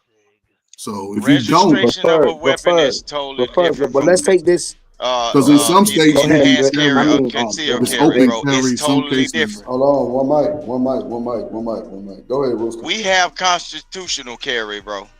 Look, open carry and open carry, constitutional carry, and concealed carry. They are three different things, right? In certain states, we have constitutional carry. Constitutional carry is when you can carry concealed or prevail. You can show it. Okay, in certain states to where you cannot carry concealed unless you have a permit or a enhanced permit to go into other little ways, right? And then you got no carry at all, like. You have to be in your household. So the best thing y'all can do is y'all better learn y'all laws based on y'all cities and counties, and you better learn the mindset of your city and the county before you go through due process. Because even in a self-defense situation, look, I'm trying to tell y'all, bro. My folks is law enforcement. Vic, okay, see, now we're going down the rabbit hole. Hold on, Vic, don't talk over me. I'm not going down no rabbit hole. Hold on. How am I telling nobody? Hold on, Vic. Hold on, because we want to stay on the conversation. Hold on, Vic. Hold on. Okay. We just want to stay on topic, bro. Because, now, drop me back and let me run it. No, hold on. I got you. I'm not dropping back nothing. I'm the quarterback. You the flanker. Goddamn, stay right there in the slot. We're gonna run a goddamn 32 ISO. I got you. I'm trying to throw it to you, Booster. Just give me 2 seconds. Talk about a quarterback talking. We got goddamn 205 people. We got 205 watching. Hit the like button, please. 205 watching. Hit the like button, please. Hit the like button. 205 watching. Hit the like button. Shout out to all the platforms: Twitch, Twitter, YouTube, Kick, and I don't know what it is, but it's like 13 channel simulcast. It's crazy work. Let's get it. Yeah, it's going down. Vic, American Trader say Vic say let me run it. Nah, he definitely say let me run it through. Okay, so look, let's just dial it back so we can just put everybody in line to have a conversation. Mm-hmm. Yeah, I'm just saying that at the end of the me, I believe that I'm gonna still stand on it. I think that it still got to be mutual combat, so I'm gonna stand on that. Okay, so see. Now watch this. Everybody stays different. Y'all know that, right?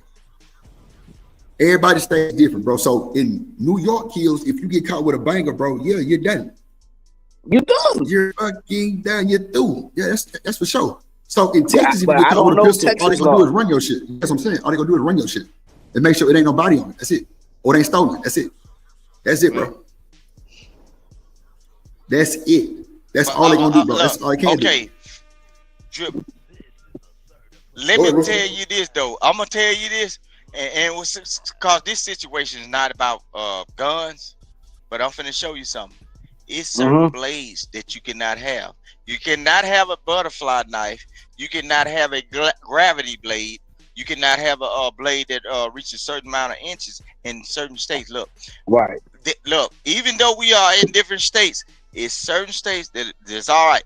Box cutters and everything. That's why they asked you when they frisked you down. They asked you, do you have anything in your pocket that can nick me, cut me, or harm me in any kind of way? We are talking about a knife situation. So y'all better be careful of what y'all buying at these stores or whatever.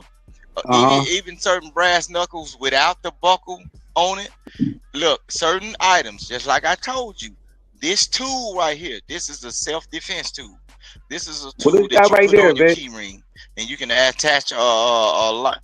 This is like a blunt force type tool, right? It's just straight iron. It's straight whatever. But this thing right here, it can do the same damage.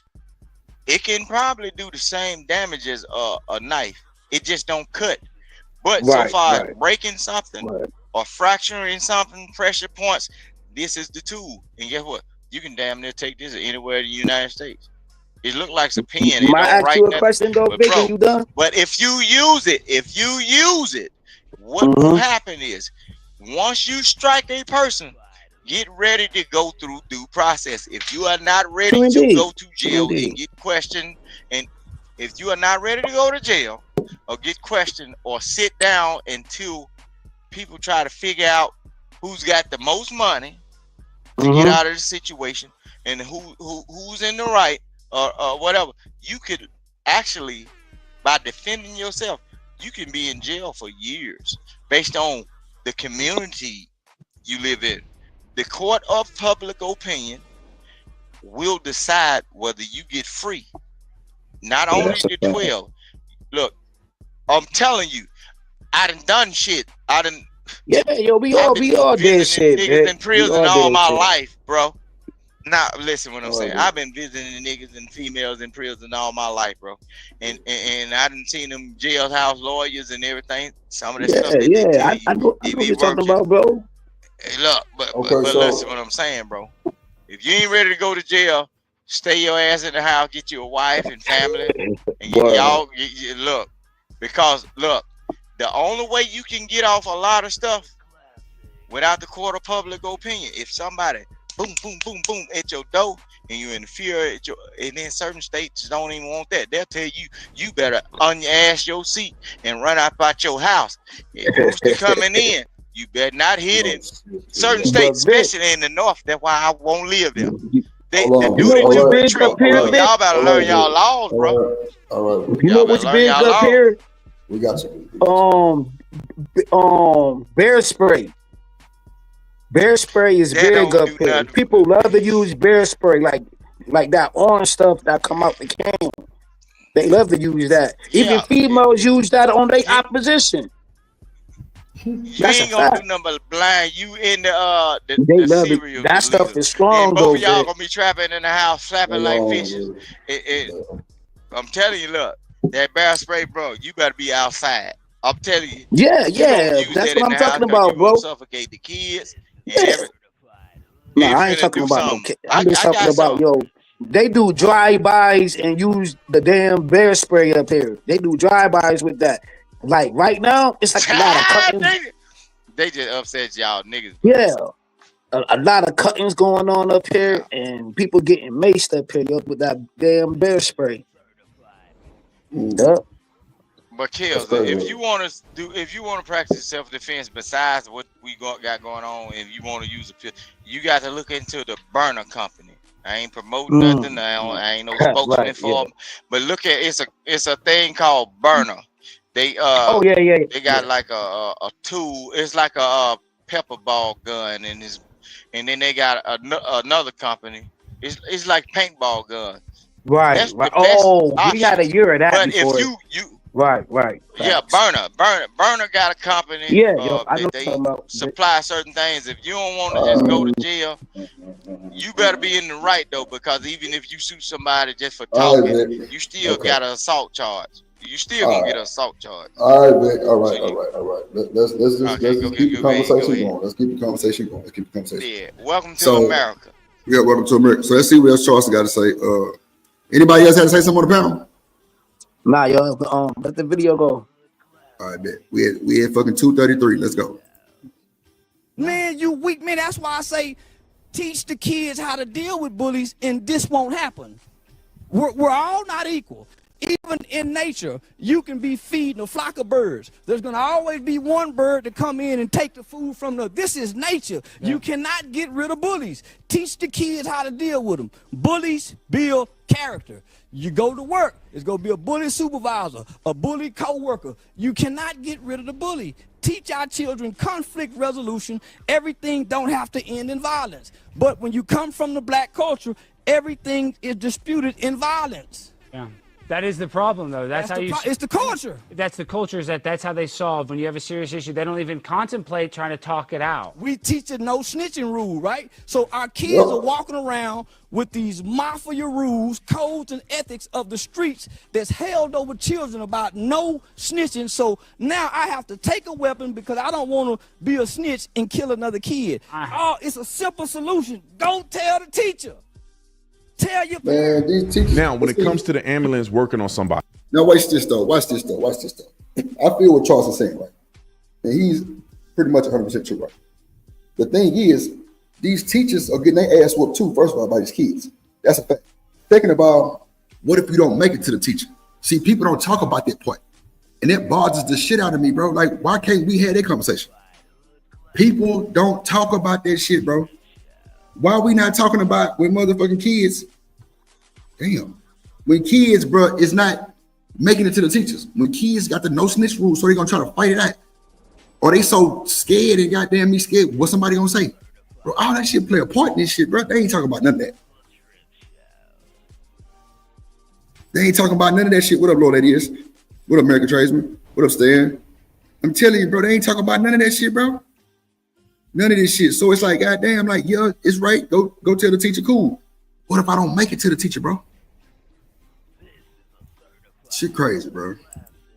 I would argue that a medical personnel jumped up into the stands and begin CPR as they get the stretcher to come around and get Austin Metcalf. Also, the reason that they put crime scene tape up is because they probably knew that Austin Metcalf had already died. Like, this is one thing I think people have to understand, because there's legitimate protocol that you have to do. Although, do you know that there's an end result? Like, for instance, you don't stop doing CPR on somebody just because they die, if that makes sense, right?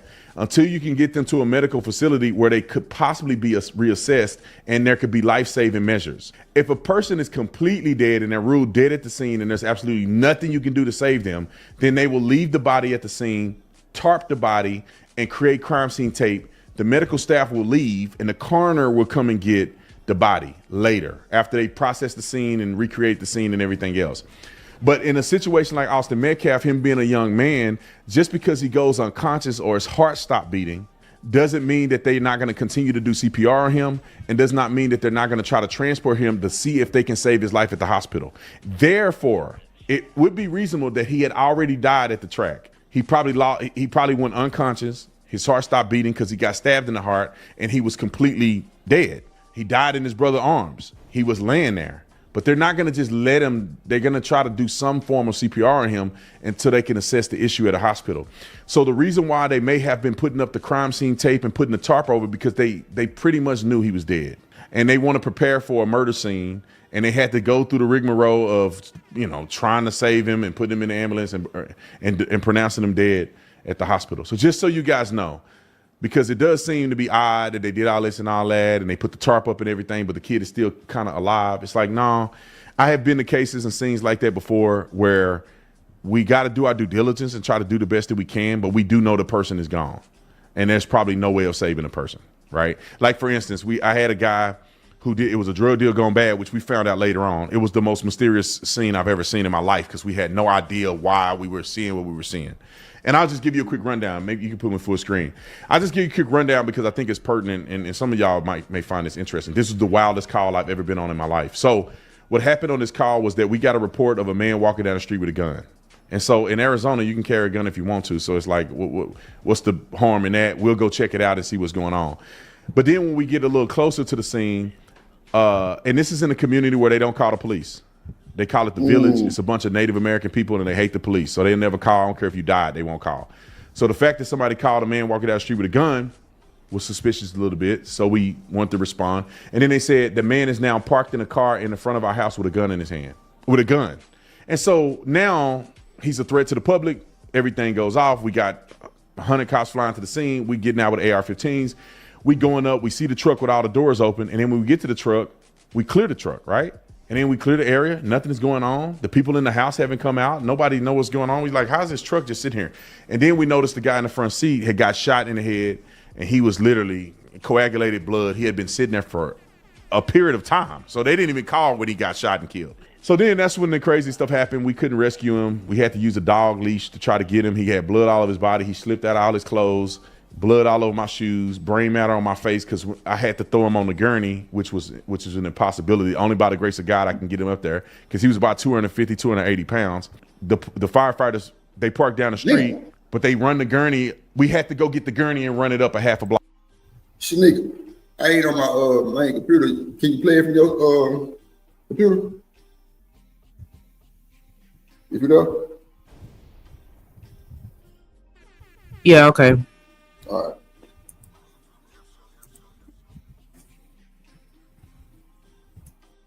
I'm not gonna pull it up. Y'all go ahead and hit that like button. Make sure y'all subscribe.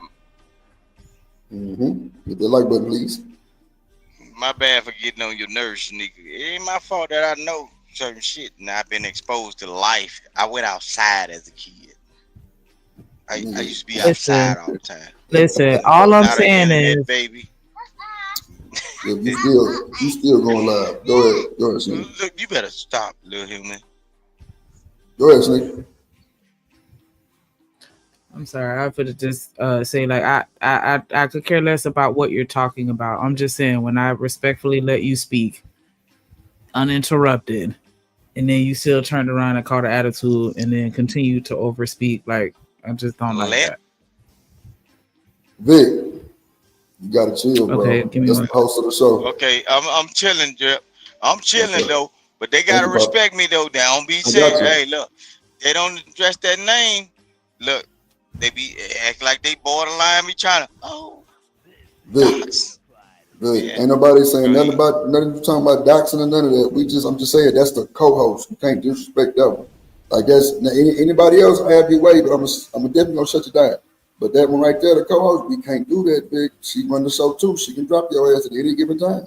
I'm surprised she ain't dropped you, but it's cool though. I'm just saying, let's just keep it respectful. That's all I'm saying. G. I know you like to talk your talk, and you don't be wrong a lot of the times. So I give you that. That's facts. I'm just saying we got to keep it respectful as a woman. That's all I'm saying, G. Go ahead, Slim. It's all good. I can't hear you talking over her, and then she trying to calm you down. That's all I'm saying. We got to keep it. You know what I'm saying? We got to keep it respectful on both sides, especially if she let you go uninterrupted. So, yeah. Nah, bro, it's never uninterrupted, bro. You better look.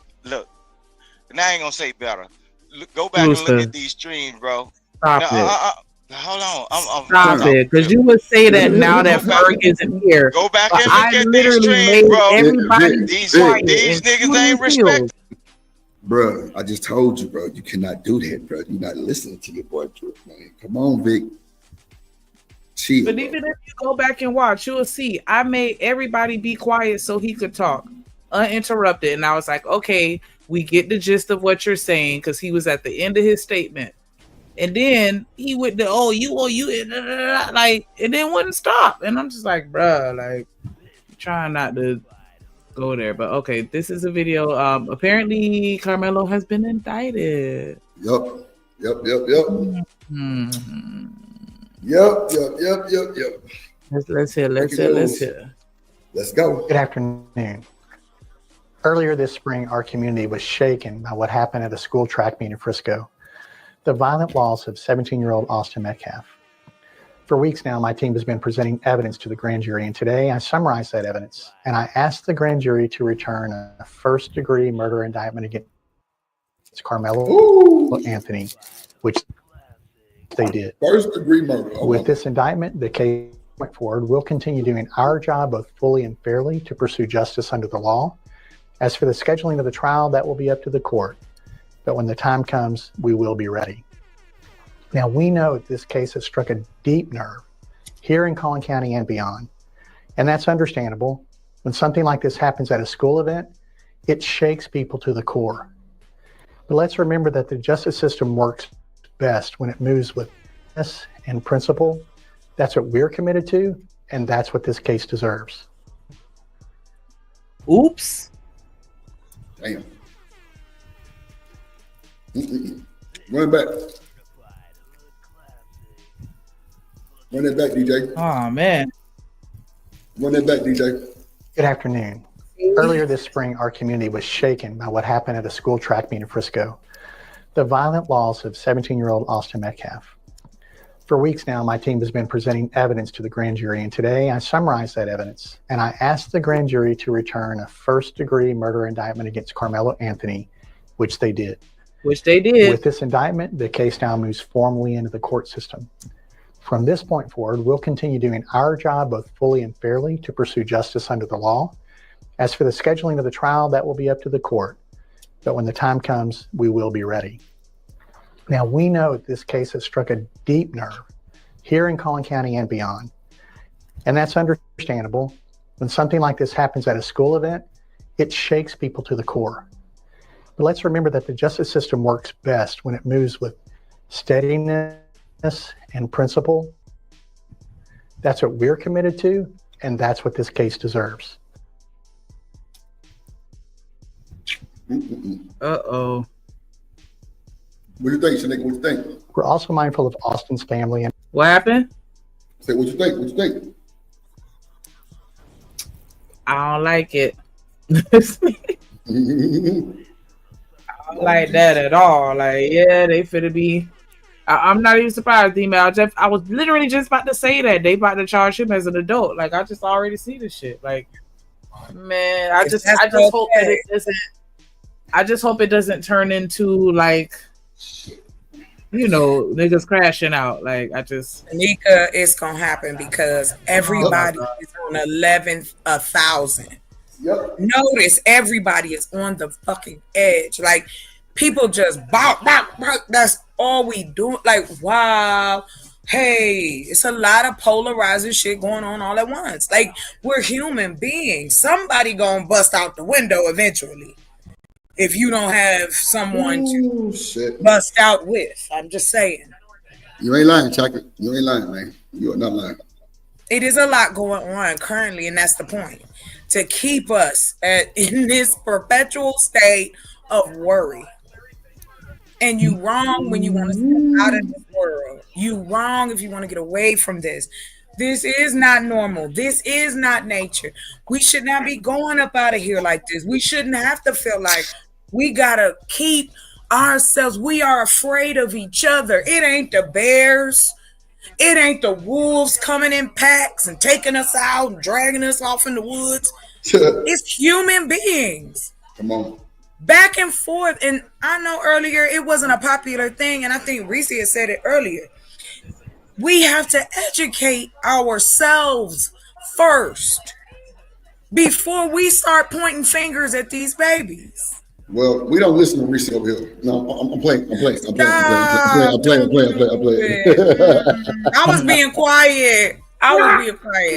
You know, you said some bullshit and you immediately acknowledged I did. Yeah. You already can feel the fire right behind my eyes. He felt it. He knew it. It was boiling right there. I just play. Right. My brother do me like that. He know exactly what to say. I'll be like, bro, I'm off to do something. He be like, nah, yeah, okay. Anyway, though, I mean, all sincerity, I do believe in that. The reason I say it is because, yes, it can be taught to adults because I taught it to adults. So I know old people, young people, middle-aged folks, we can all learn something new. And that's how to communicate with ourselves as well as other people. And ain't nothing wrong. You ain't got to pay to learn because there's plenty of people that would happily teach coping and communication skills for free, especially with us. Because we do carry a lot of unresolved issues. That's all I'm going to say. Y'all got it. Thank you. Thank you very much. Thank you very much. But I will say this about the case before I mute up. I knew they were going to go after him with the premeditated. And that was what we was talking about earlier. Why did he, if this is, I'm using the quotation part. Hold on there. I'm going to just show y'all that. There you go. And then why is he, this is what the prosecution is going to do. You brought this to school. You could have told people everything you're saying. Everything Charleston White was trying to make seem very easy. Just like we play each other off up in these spaces and outside in the world as adults, we do it to kids too. We play them off. We say they lying. They too sensitive. You need to learn to stand up for yourself. Tell the teacher. Move out the way. No, we're not dealing with it. Unless you are those type of people who are willing to do it. But everybody don't got that backup. So let's just say that if your child is in school 8 hours a day, longer than that sometimes, why can't we add that to the repertoire of learning? Social skills. I want to be able to take my baby to school and not worry about him being beat up in the bathroom. You feel me? Like you got 5th grade, like little kids doing crazy shit to each other. Or great. Like, come on. Right. 5-year-old. My little cousin had that situation in middle school, and I'm still like shocked. Like, what? Girl, you're some in of the middle stuff. school. Yes. These girls trying to take something from you in the bathroom. Yes. Oh my child. And that is because we are not. I'm not gonna get on my tangent. Like Vic said earlier, he wasn't being wooed by me today. So now I'm just being petty. Okay, I'm a mute her. But I hate this. I do hate this for this child, the family, the children. If they kids, they kids. Okay? Period, point blank. Yes, we know we have an age situation. It's ageist situation because we like, oh, well, you old enough to be tried as an adult. I never agreed with that law, but since it's here, what I do hope is that then all the facts will start to come out so people can make, you know what I'm saying, their own judgment of what really happened. Because don't nobody know except for him and that boy. Well, boys, I should say. So, yeah, that's it. I'm meeting back. That's real. Damn. You put it, shit, you knocked it out the park, though. I don't agree with them trying him as an adult. I don't care. Who said they was gonna try him as an adult? I thought I saw Demon say that they did that just now. I'm looking for it, but I know they said first. I was talking about the premeditation part. I didn't know they was charging him as an adult. Demon said it in the chat because that's why I was saying, like, I was thinking that already. Like, watch, they gonna end up trying him as an adult. Like, they finna try to take him through the fucking ringer for this shit. That's what I was saying, and he was like, "Yeah, they just said that just now, or whatever." But like, but he is innocent proven guilty though. Yeah, and I mean, not to go on a tangent, but I was just gonna say then that just sparks up the how old is 15, 16, 17 conversation, because it's like, okay, so are you grown and mature, or are you still childish and immature? Like, you know what I'm saying? Like, everybody want to talk about the frontal lobe and all this other shit, and you know, and then it's gonna turn into the because if you are white, then 15 you're innocent, but if you black, then 15 you're a grown adult. Like, you know, I hate where this is going. I hate where all of this is going. Yeah, I hate it. It's always you know, it's interesting, Shanika. We live in a world that say the definition, Webster and all the rest of them said, the definition of insanity was doing the same thing, hoping it's going to be a different outcome. What up, Bridget? But we still keep doing it. Interesting, huh? What are artifacts? See, yeah, Taylor Bell just said it too. Yeah, he's being charged as an adult. Like, God damn. So now I'm wondering, is he still going to get the diploma? Well, unless there's something, unless there's something to stop the high school can't. I mean, I guess they could if the public school did it, but that would be the vote of the superintendent. Oh, I don't know. I don't know if there's some type of clause where, you know, you. I'd never heard of it either. No, Shanika, I didn't know. I've never heard of that because I haven't. And now I don't know. Maybe states do have it. I know they took Bill Cosby's honorable degree, so I don't know.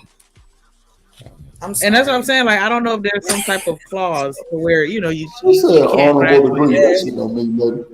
Talking crazy. What? No, for real. They did. Howard gave Bill Cosby a honorary degree, and then they took it back. Chocolate. What does an honorary degree mean? I don't know. Ask Howard. Exactly. God damn it. Shit. Not a damn thing. Look it up. I don't know. Shit, I didn't ask for it. Not a fucking thing. They want me to pay them money. When I said my fast for, they told me I didn't make enough. They gave Jay Prince from Rap-A-Lot an honorary degree. You got to be fucking lying to me. No, they not. No, yes, they did. Yes, they did. Yes, they did. Gave and wait, if you don't believe me, what about they took Kanye's too? No. I'm just fucking with you by saying I'm saying, but what does the honorable degree mean? No, nothing really. I don't know. You know what? You could, if you paid for the degree, you can do more than an honorary degree. Come on. They about $5,000. You could be anything you want. Don't be a doctor though, because you're getting it in the mail. Anything you want, Lord Jesus. I'm just playing. You remember them schools, Shanika, the PCN? You ever seen that drip? The PCN commercials? Yep. Where they be like, you could go to school for 5 minutes and get a degree. And you know when they played that commercial? Always overnight. Right. Well, because usually... And here's what's fucked up. Now, you know you need people that do third shift for certain industries. Right. But yet you showing shit like, oh, your job ain't shit. You need to come to this expensive ass school to get a job that's only gonna pay you $10 more. That's true. That shit did usually be funny though. Hey, you sitting on the couch. I'm talking to you. Like, oh my God, they just did. The next they did. Somebody went and found that nigga. Look it up, Shanika. They went and found him and asked him, "Why was you saying that stuff?" And you know what he said? That the producer or the person I guess who was doing the commercial kept making him do it over and over again. And then the one we ended up seeing was where he was mad. He said by the time that one got put out, that one I was mad inside. I was mad. I didn't want to do that. He had me doing that 50 damn times. I was like, oh, so that's why you yelling at people out here, because we never understood, like, nigga, why you so aggressive with the education? Like, we get it, but get your ass up off that motherfucking couch, nigga. Right, like, that's all we was waiting. You know, they made bad jokes about that. You know, that's how they said, you know, go to class or get your ass whooped. Which way you want? I'm like, damn, this ain't free. I'm gonna go to class. Why I'm gonna go to class. Always. During the stories, yes, I did watch the stories because I had a break in between class.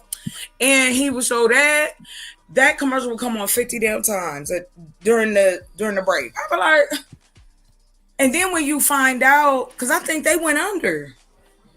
I think so. Yeah, man, them degrees wasn't even worth shit. Your honorary degree was more than that. What's Master P son? Wasn't he promoting that same Lil Romeo? Yeah, I think he was promoting that too, and they were talking to him about it. Listen, they promoted Trump University. Enough said. If you got enough money, I can promote salmonella or something is good. If you got enough money and time. They be killing me. Bridget, to answer your question, we never got to saw the video. Apparently, you have to like apply to see the video, and so you can, but they only let you watch it. You can't record it in any way, form, or fashion. So the only thing we can do is just listen to other people's interpretation of what they saw, you know, as far as with the video. But yeah, they didn't even give us the Diddy sketches. They could have gave us them. You know the Diddy sketches. Why they draw that man like that? I ain't for him, but I think that's funny. Yeah, they tried it. They did a caricature. They wrong. That was a caricature. That wasn't a drawing of him. Like, why would they make him look like that? And every time they had that boy looking like a goddamn hedgehog or some shit. It was crazy. That shit was funny. Oh no, there's new ones. There's new ones with sweaters on and the whole nine. And that shit be the one that messed me up was the one that now why would the sketch artist they gonna draw the PDD? I guess I turned to the side. He drew that. His people and then the TV showing the video of Cassie. Like, come on, man, you ain't gotta draw that. It's a setup. Set them up to look crazy. Like, you ain't gotta draw that, dog. Like, not for him, for her. Like, man, come on. They doing make it look bad. You could have made the drawing look nice, and plus, he need to be fired. I find that them drawing them federal like people that do that, they like them fake interpreters. You ever seen that? That so people be lying that they can speak sign language. Did they pick him up already? Cool. Karmelo. They indicted him, but I don't think they arrested him. Did they arrest him? Does anybody know that? Let's see. I thought indicted mean your ass gotta go. And everyone he left. Not necessarily. Okay. Certain states, you know. Right, what's up? Well, Texas, please keep them in your thoughts. I gotta see. So that wasn't the whole video, nigga? No. Oh shit. It's smoke break time. I'm rolling up my shit, man. All these flavors, I'm excited. Austin's family and everyone who loved him. Please keep them in your thoughts, and if you're willing, your prayers as well. Finally, let's remember that a defendant is presumed innocent unless and until proven guilty in a court of law. Today's indictment of Karmelo Anthony is an expected and routine step in the legal process. An indictment is a procedural step that happens in virtually every felony criminal case. It's a document that lays out for both the prosecution and the defense what the prosecution must prove beyond a reasonable doubt in court. An indictment simply means that a grand jury, after hearing only the prosecution's side of the story, determined that there was enough evidence to allow the case to move forward to court.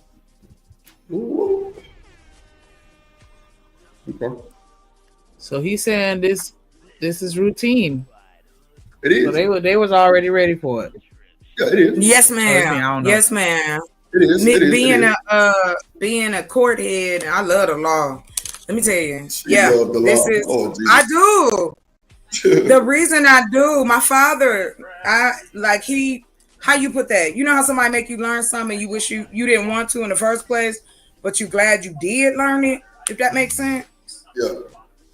Yeah. So, my father, he wanted me to be a lawyer. Yes, because I like to argue. And so Really you do. Yes, Lord. Nah, but not just argue for the sake of argument, but to argue for justice and clarification. Right? Argue for justice. But okay. What I learned was I didn't want to be an attorney because I don't like all the rules and regulations. I'm gonna just be 1,000. Well, So I'd rather just pass on information. I'm good. I know I would have too strong of feelings about certain cases. And then if you come in, unless you go into your own practice, you ain't gonna have this. They're gonna do you the same way. Unless you are in a firm, like from college, you're gonna have to prove yourself. And I don't know if I want to be a prosecutor. I think I'd want to be a defense attorney. Because I see more of us on that side than not. And a lot of times the prosecution will railroad, the defense, especially if the defense ain't in it. And a lot of us go up on charges and shit that if you had a halfway decent attorney. So I'm just like, let's just get some. Let's hire some. Not me personally. So, but yeah, everybody should know the law. Like, there was a man, I don't know if he still do it, but he used to make those cards they would be laminated, and they had all of the things, all your rights, and what you should do when the police. Yeah, you remember? They should have never stopped. I remember those. Doing that. Mm-hmm. That was. I remember one time I got a matchbook that had it on the inside of it. Yes, ma'am. Now, yes, ma'am. I can tell you where that shit at now, but I had one. Yeah, a book of matches that had all the little things on the inside. You got a book of matches? What you got a book of matches for? You should always have matches. A long time ago, Drip. You should have matches. Yeah. I would have matches because niggas used to steal lighters, so I'd have, Thank you. You always. Tell me with the bullshit answer, bro. I'm dead ass. I used to keep matches, and I used to always have candles lit and shit like that. So yeah, I used to keep matches too. Smoking a tweed.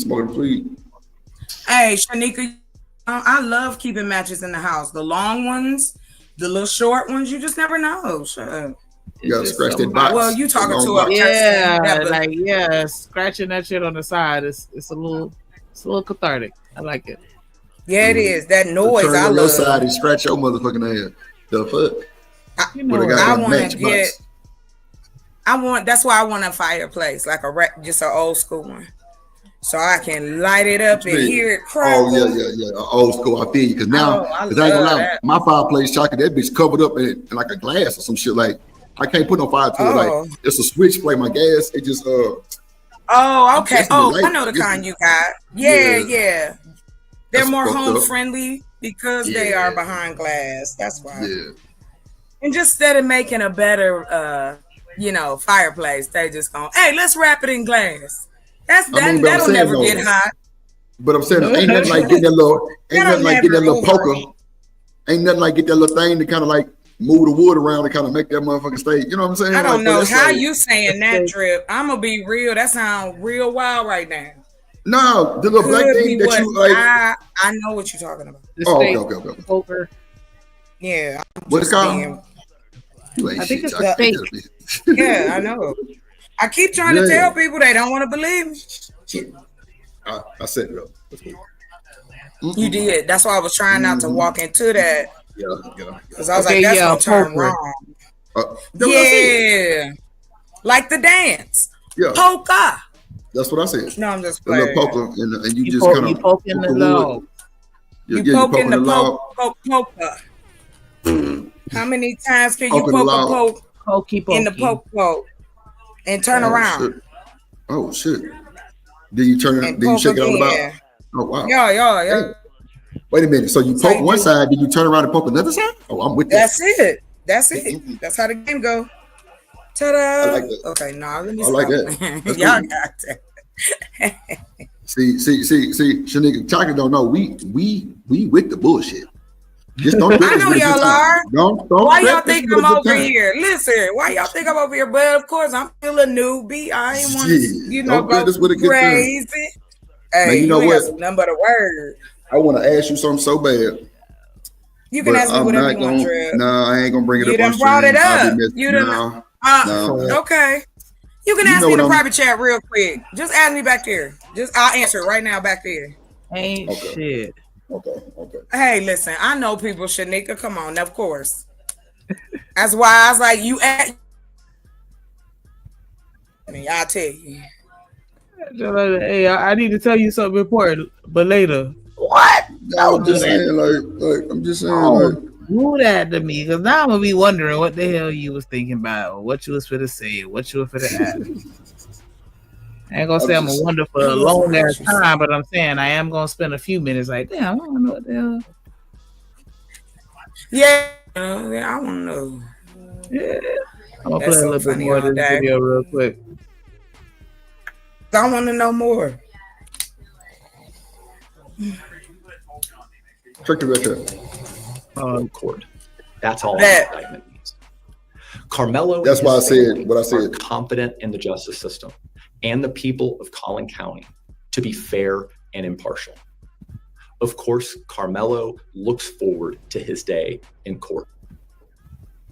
It's only in a trial that a jury will hear the full story, one that includes critical facts and context that the grand jury simply didn't get to hear. It's only in a trial that both sides get to present evidence and cross-examine each other's witnesses.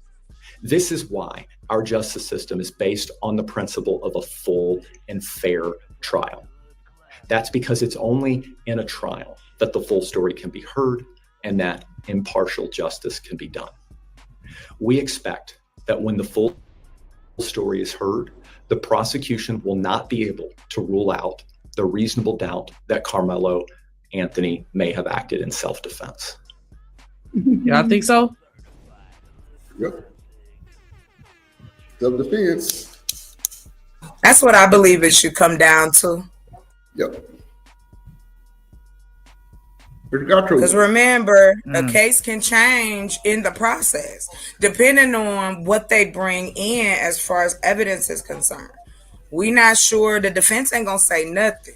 They probably been gathering, and that's why the prosecution took so long, because they knew it was gonna be a polarizing situation. And you know what's funny to me is that your ancestors made it about race, not us. So now we only can control how y'all do this.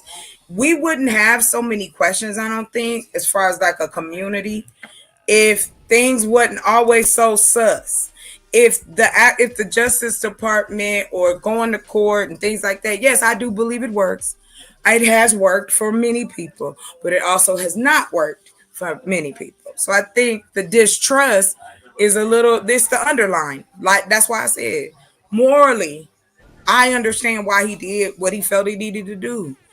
But I know by the law of this here land, they trying to put that baby in jail. So Smitty, that's what it's gonna be.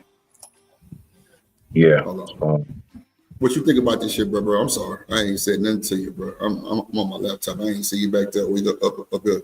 How you feel about this shit, bro? This new information. Well, honestly, it's new information. I'm just getting back here with y'all, so I like to listen, bro. You always, you good. If I got something to say, I'll type it in the chat. I'll let you know. Just the state of Texas, man, not all the way fine with their laws. Mm-hmm. So, okay. I would say that it is very interesting how there was a lot of push of people saying he was going to be like, I won't surprised if it don't even go to trial. So far, to me, it looks like it's starting to do a like Tory Lanez type twist. Ooh. That it's like we thinking nah, it ain't no way the story's flip-flopping, and he wound up in prison and getting shanked up, fucked up, right?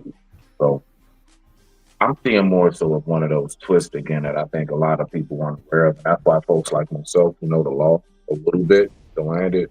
That's why we just kind of sit back and don't be doing a bunch of speculating too much. Let that shit play out. That's a real thing.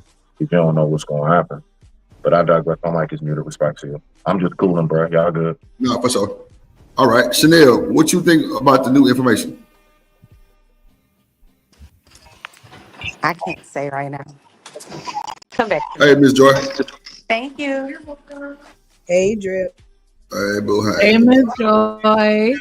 Hey, everybody. My voice is a mess, y'all. You been screaming? Oh, hello. Yes, I've been screaming for the last 2 days.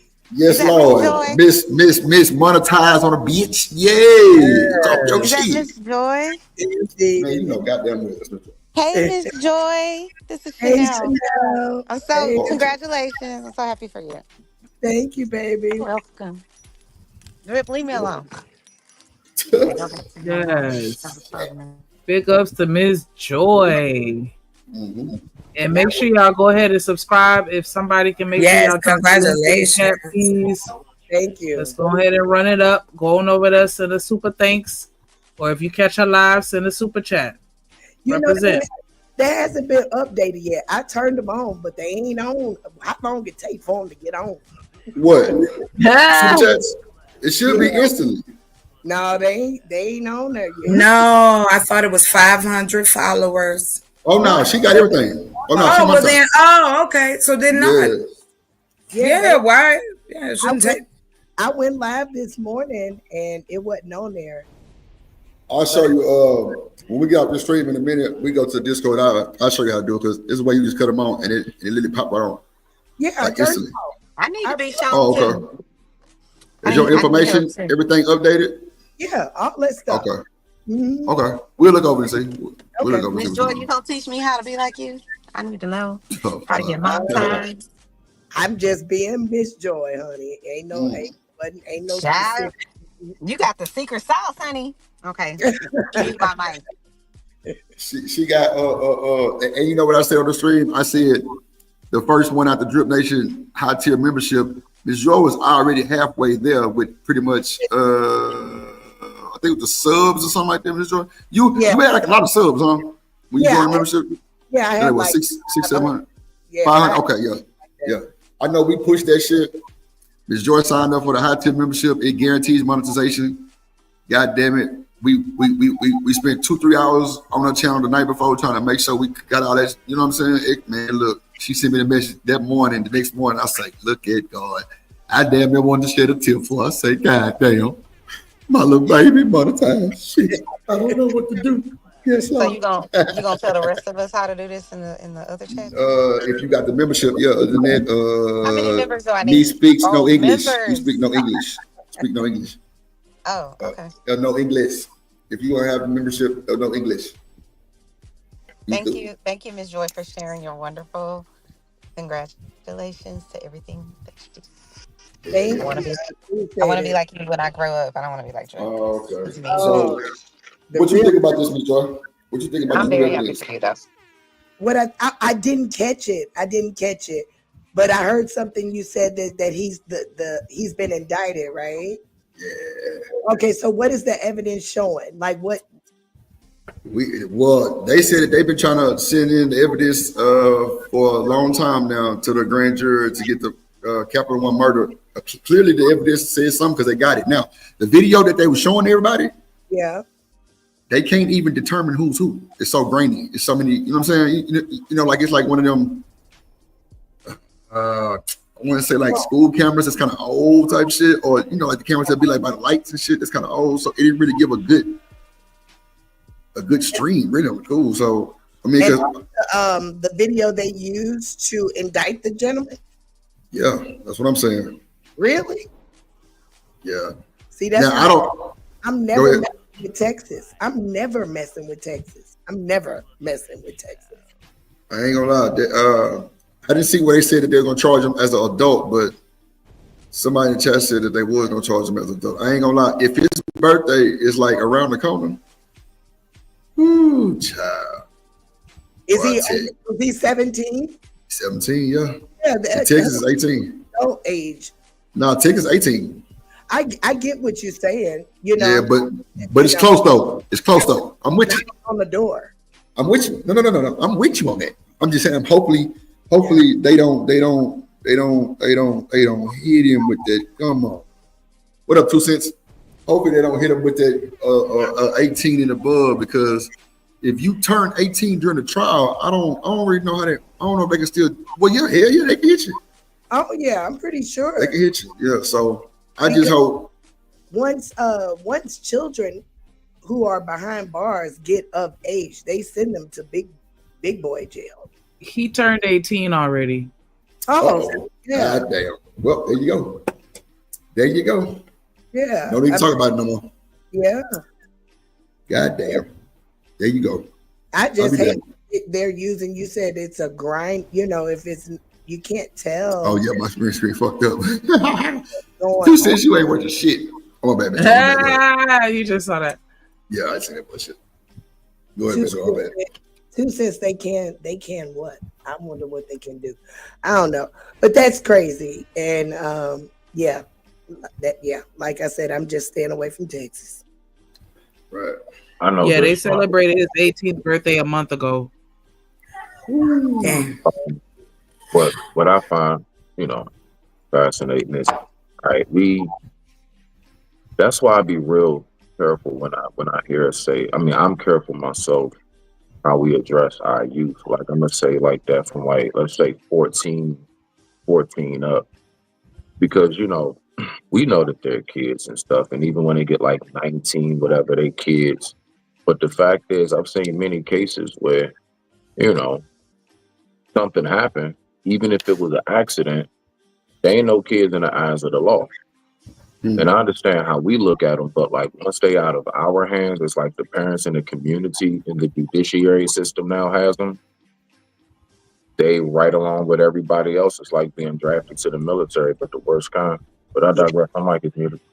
So I found Karmelo's bio. If anyone's interested, he's 5'11", 162 pounds. His dominant hand is both.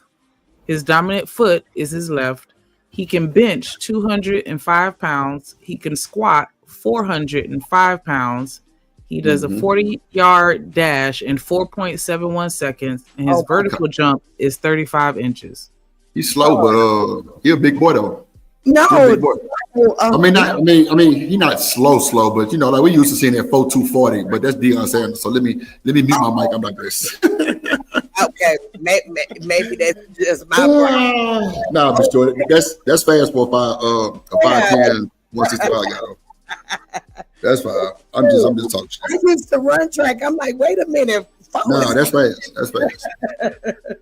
Yeah. If that's 2 cents, don't bring his ass up.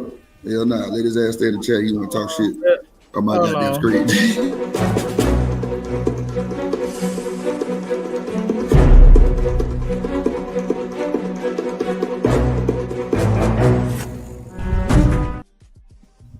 Stand in this motherfucker. Hey, salute, everybody. Where the hell you been at, Paul? Where you been at? Man, shit. I told you I need a mental break after that last episode. You did. Hey, nah, man, I've been trying to handle some business. But I tell you this, I don't know how we don't understand we in America, right? Come on, so when my I literally just got off the phone with my brother, right? And he said, "What Drip got going on with that damn green screen that from TV?" I'm on the laptop. I ain't even got a green screen. That's just the background. That was fucked up. I know. I literally got off the phone when he said that to me. He said, "I'm coming over there to Drip." But this is the thing, whether they can and can't. And just like he gave an example, I seen 13 years old get charged as adults. Yeah. That little boy that was wrestling. Yeah. So I mean, yeah, but we act like this like some magical surprise. We see it happen. No, not you. They can, whatever the law is, they write it up, and then it goes to a grand jury. All the steps. Man, we in America. Man, we seen We seen 7-year-olds that had temper tantrums in school walk out in handcuffs, and the handcuffs wouldn't even fit on their arm. They fit on their wrist, rather. So I'm like, come on. We forgot all about that? Nah, that's facts, man. That's facts. That's facts. That's facts. What you're saying. Hey, but I tell you this, I would never teach my children to ever wait until they get a pumpkin head before they defend themselves. Come on, man. Y'all crazy. Yeah. I was waiting on you to come alive. Yeah. Yeah, man. I was on the phone with my brother, and I was like, man, I said, yeah, man, I'm ready to go over there to Drip because we need to handle some business. But I said, let me get back over there.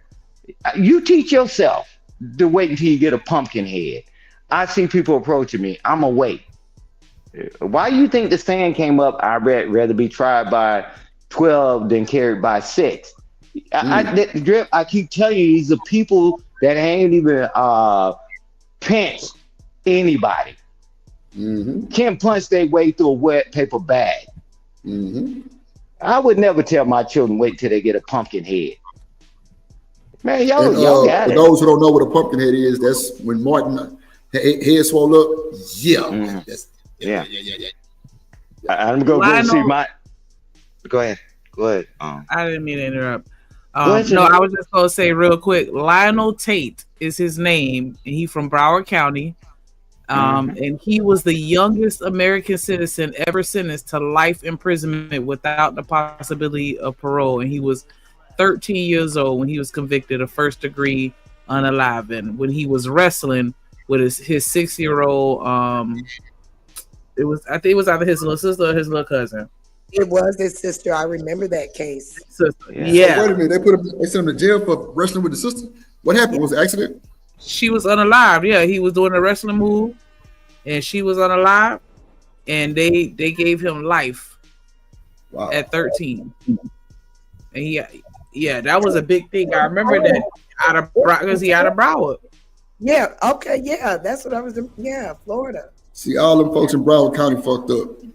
Wait a minute. And that was that was towards you too. Yeah.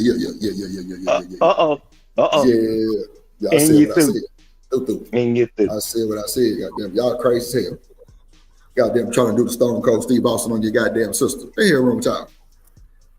Yeah. First of all, why are you arguing? Why are you wrestling with your damn sister? That sounds crazy. But not go ahead, my bad. That's why I don't. There will be no Broward slander, okay? No Florida slander at all. How about that? Gainesville, Florida, baby. Yeah, I don't even allow rough playing with my boys because I'd be so scared something like that would happen. Oh. So it always makes me nervous to see kids playing with each other rough. When was this case? Even gonna hold you, when was that case? You said what? When was the case? When did it happen? This was back in 1999, but oh shit! He was convicted in 2001. It ain't take long. That was a long time ago. That boy grown. I wonder what his life is like right now. Shit, pumping. I mean, I'm sorry. That was so bad. That was so bad. Wow. That was so bad. That was you so ain't bad. Shit. I'm so sorry. That was so bad, Drip. Come on, Drip. Don't do that. All right, gotcha. But that may be it, though. My bad. That boy was a baby. That's me. Yeah, but he don't know me. Right. You know how we can be. Hey, Drip, you notice how we can be so empathetic on one side. See, because we don't care about health until it's our health. We don't care about if somebody delete my mom, no matter what the age is. But if they delete somebody else's, now we're going to negotiate, right? So I'm going to just help you out, right? Real quick. It's some people that's on the earth is not going to negotiate with terrorists. I don't care. The government doesn't do it. If I go somewhere, something's going on, and I see some guys approaching me, you think for 1 second I'm going to wait until they come up so close to me and attack me. Man, y'all crazy. Man, don't worry about it. That's why you in a coma and your family think you're going to pull out of it, and the doctor's telling you no. Because you got a little money you in there Damn, Stan. Oh, I just say I don't hear nothing. God didn't want you to say that. We should have shut my ass up too. Shit. For real. Stan, when you nothing you said, bro. Oh, shit. Hold on 1 second. Let me switch. All right. Yeah, that's wild, though, man. But you know, like I say, y'all don't get discouraged. Y'all never know what's going to happen in the case. You know, Diddy shit was supposed to be 10 weeks. That shit went by so fast. That was crazy. Is it over? Are they next week? Next week? Has it been sent? Like the jury has been sent out? I think they got like 2 more court cases. It's done. Not yet. They haven't done it yet. Okay. Drip, did you see that Pimp C video I emailed you? I ain't even. I'm on my laptop. Somebody, the one you just sent? No. Yeah, see, I ain't even see it early because I was now rushing. Shanique, man, my bad. I was rushing like a mother. I was already late and that moved the time back, and I didn't want to move back no more, so I kind of just got caught up in it. That's why I grabbed all the videos, because you see, I only grabbed like 1 or 2 of them that you had sent. And that was at the top of the list, so I ain't scrolled down even look. My bad. You talking about with his wife? No. Okay, no, I ain't said that. Because you know his wife's supposed to be married to dude that was allegedly, you know, did what he did. This was linked to the Diddy trial. Oh shit! Damn. Oh man. Yeah, that's why I mean, but it's all good. You already explained. Nah, play the video, earlier. bro. Play the video, bro. Oh my god. Pimp C, no, don't do it. God damn. Oh my god. So nigga, play the video, please. Play the Pimp C video. Oh. God. Yeah, he said, fuck Karmelo. Nah, I ain't say none of that. See, you put word in my mouth. I'm saying just play the Pimp C, then we'll go back. See how she doing it? See how she doing it? That ain't worth the fuck. God damn. I ain't worth the shit. You ain't worth 2. I already know. So stay ahead. I got goddamn two hoes. Your black ass and mine. I'll finish this sentence a little later. I wouldn't give a damn. I don't give a damn that you don't give a damn. I know. I'm looking for it. Hold on. You should have. Hurry up. Hold on. Hurry up, Shanigga. Oh, no, you did not.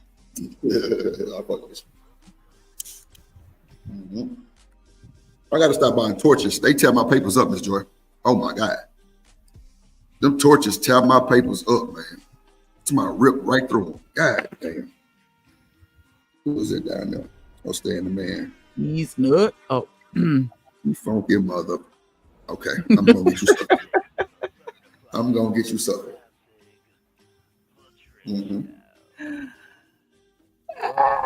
Well, it's just some gas. Ooh. Lord Jesus. Okay, here we go. Boy, so yeah, they yeah. Don't tell me. Don't tell me. Don't tell me. Don't tell me. Because yeah, I watched it. I'm sorry. Let me back it up. I had to be sure I watched that shit. Oh, this shit gas. Oh no. The game hits different when it's live. Hold on. My bad. But yeah, this is a good video though. I ain't even gonna hold you. Like, I ain't gonna spoil it. But yeah, this shit get juicy than a motherfucker, bitch. No KYD. Oh my god. This extra black. Yeah. This motherfucking black raspberry gelato. Oh my god. Woo! Pressure. I'm not You know when it's pressure, when it just hit your throat. Well, they be wild. Your throat. Oh my god. Your throat just be on fire. Yeah. Did Pimp C really have a tape of somebody? Yeah, Beyonce. I'll back that up. With that being said, Pimp he C do really yapping. Oh, he do got a sex tape with Beyonce. Oh well. Tell me she love Pimp C Dirty Draws. Y'all playing? Yeah, because wasn't that "Be Myself" and that song about him? And that song "I've Been On." If you hear the Houston version, she tell you, man, Pimp C was in the parking lot. Come on, they was together first. Yeah. Before before she got with Jay-Z. Yes. Jay-Z told her daddy on her. Pimp C was older than Beyonce too. Yeah, no bullshit. I know. That's when they lied on Beyonce's age, and that's when Jay-Z was able to talk to her. I'm trying to tell you. Old niggas don't care. They don't care how old we are. 17, 18, the same, okay? That's clearly, you're absolutely right, man. Go ahead, Slick, my bad. Both of y'all be quiet. We're a little talkative today. It's all good. Nah, I'm just kidding. But yeah, like that's kind of what they talking about in this video. But okay. With that being said, pimps. I should have known you as a Houston historian. I don't know why I thought I was learning something new today. But it was played in court, so I guess that's the new part. So whatever. Hold on, it was played in Diddy trial? Have a tape. Wait, Shanika, but why was it played in Diddy trial? Okay, go ahead. What was played at the Diddy because trial? Who do you... The sex tape. I mean, if you think about Pimp C and, his untimely demise, somebody's responsible for it. So it was mysterious. Yeah, I went to 100,000%. That's crazy. And just to add to it, the fact that now, because Jay-Z he's trying to separate himself from anybody. So I would assume that he working with the feds in the back. Just my opinion, because information is coming up. You know what, he's I firmly agree with you on that shit. That nigga working in the back with the feds. Yes, because there's no way he didn't know what P. Diddy was doing. No way. They were best friends. True story. There's no way. There was no way. And so now, because remember the first case that they brought up about Jay-Z, that disappeared. And then another case came up and that one disappeared. See, I also want to add too, Jay-Z got that NFL money behind him too. And you know how they cover shit up. Like, they vouch for that nigga though.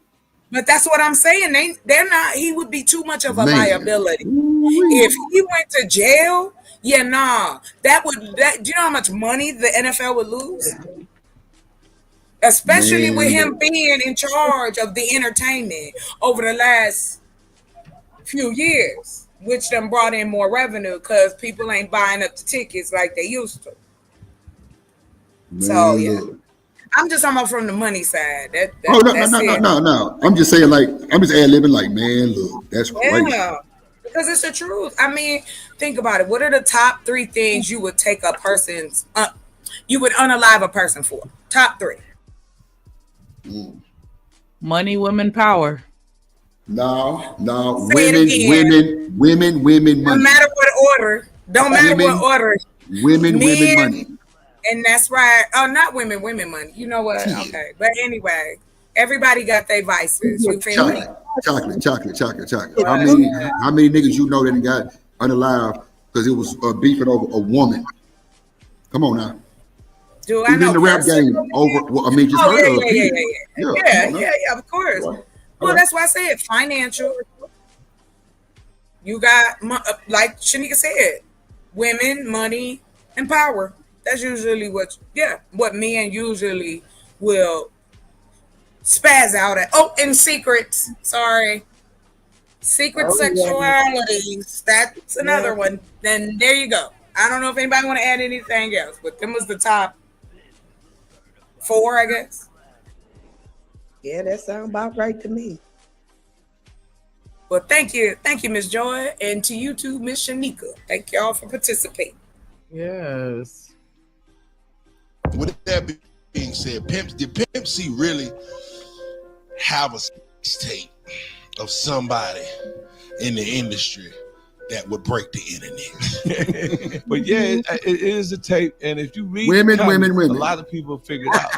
Because we got all the spots in Houston at the time. They know who was a little loose, as a Montana goose. You know what I mean? So they also know who was having money at the time.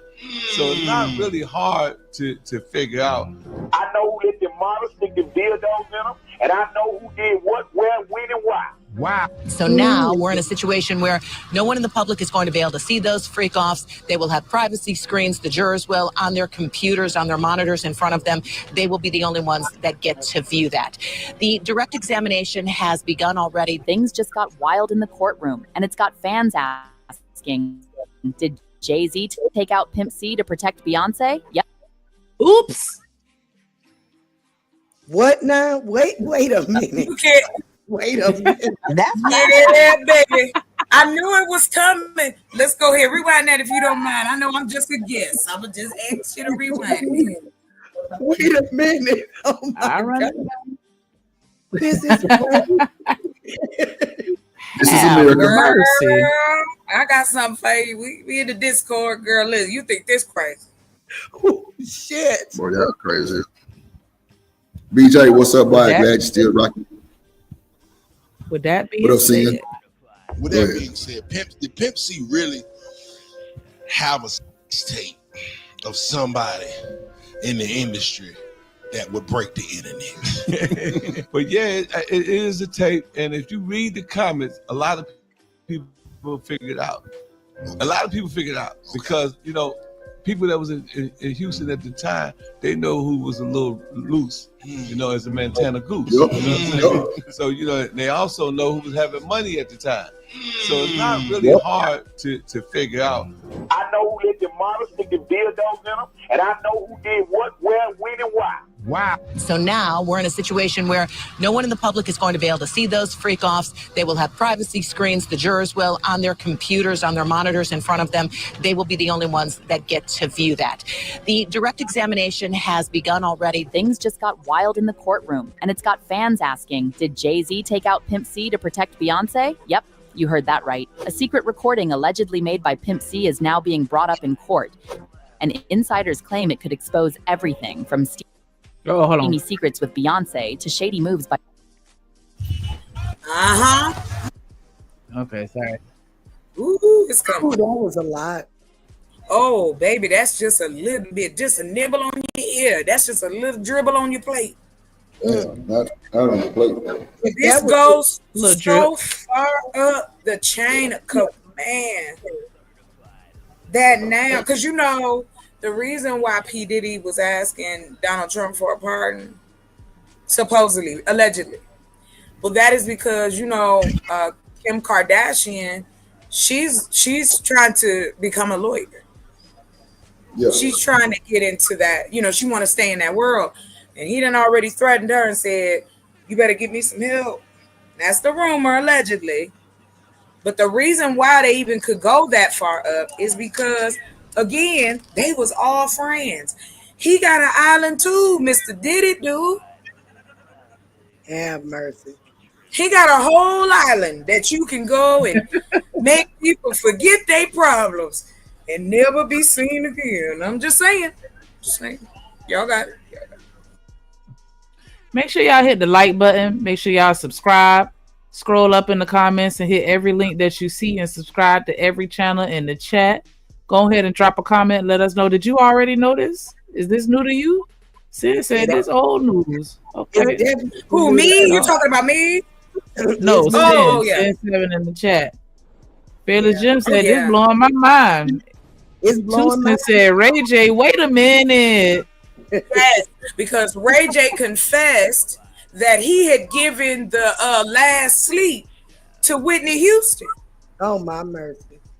Girl, I'm getting ready to get out of here. You through. I am done.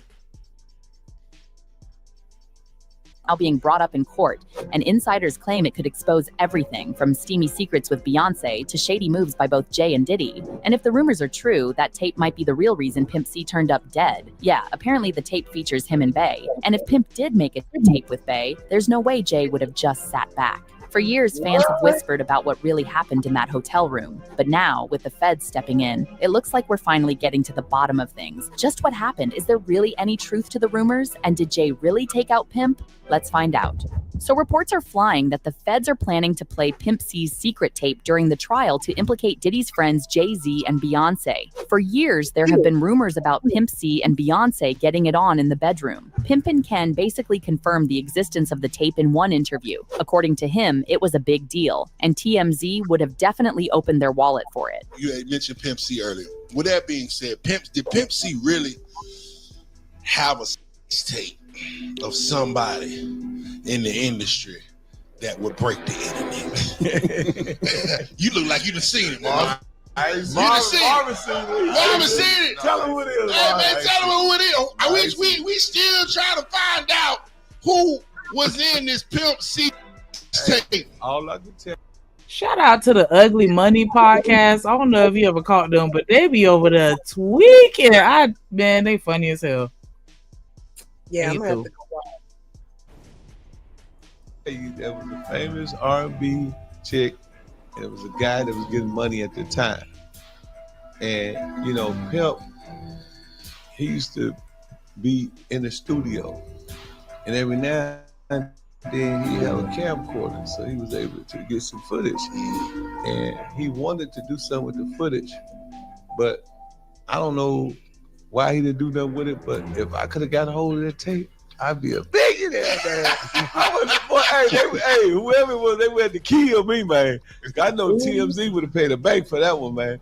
But yeah, it is a tape. At first, Pimpin didn't seem like he wanted to spill the deets, saying that he wanted to respect Pimp C's wishes and keep a lid on things. However, he confirmed that he had in fact seen the tape. Yeah, it is a tape, and if you read the comments, a lot of people figured out. A lot of people figured out because, you know, people that was in Houston at the time, they know who was a little loose, you know, as a Montana goose. You know? Did he just say loose as a Montana goose? Oh, Lord have mercy. There's Shanika. Not my favorite's favorite. Yeah. Ooh, child. Yes, indeed. Shout out to Houston. I would just be nervous. I would be nervous if I was a juror. I swear for Jesus, I would be asking the judge, please, judge, get me off this case. For real. I don't even want to see that. Why you say that? Because they have seen things that nobody else have seen. So you think somebody gonna come and get them or something? Hey, I don't put nothing past nobody. You talking about the Diddy trial, right? Yeah. Oh, y'all can't hear me again. Okay. No, we can hear you, baby. She's answering all your questions. Chanel. We hear you. But yeah, I would definitely feel some type of way if I got caught up in this trial, like, because I don't know. And then imagine he look over there, like I think they say he's not allowed to look at them or look in their direction or whatever. But I don't know. And then they have to watch these tapes, like. How can you not look at the jury? So you're telling me he's in the courtroom, what he doing? Looking at the floor? Because they don't want him to intimidate them. So I think he's not allowed to look. I don't know. I could be wrong. But I think they were saying that, you know, he can't look at them to try to intimidate them in any kind of way. Oh.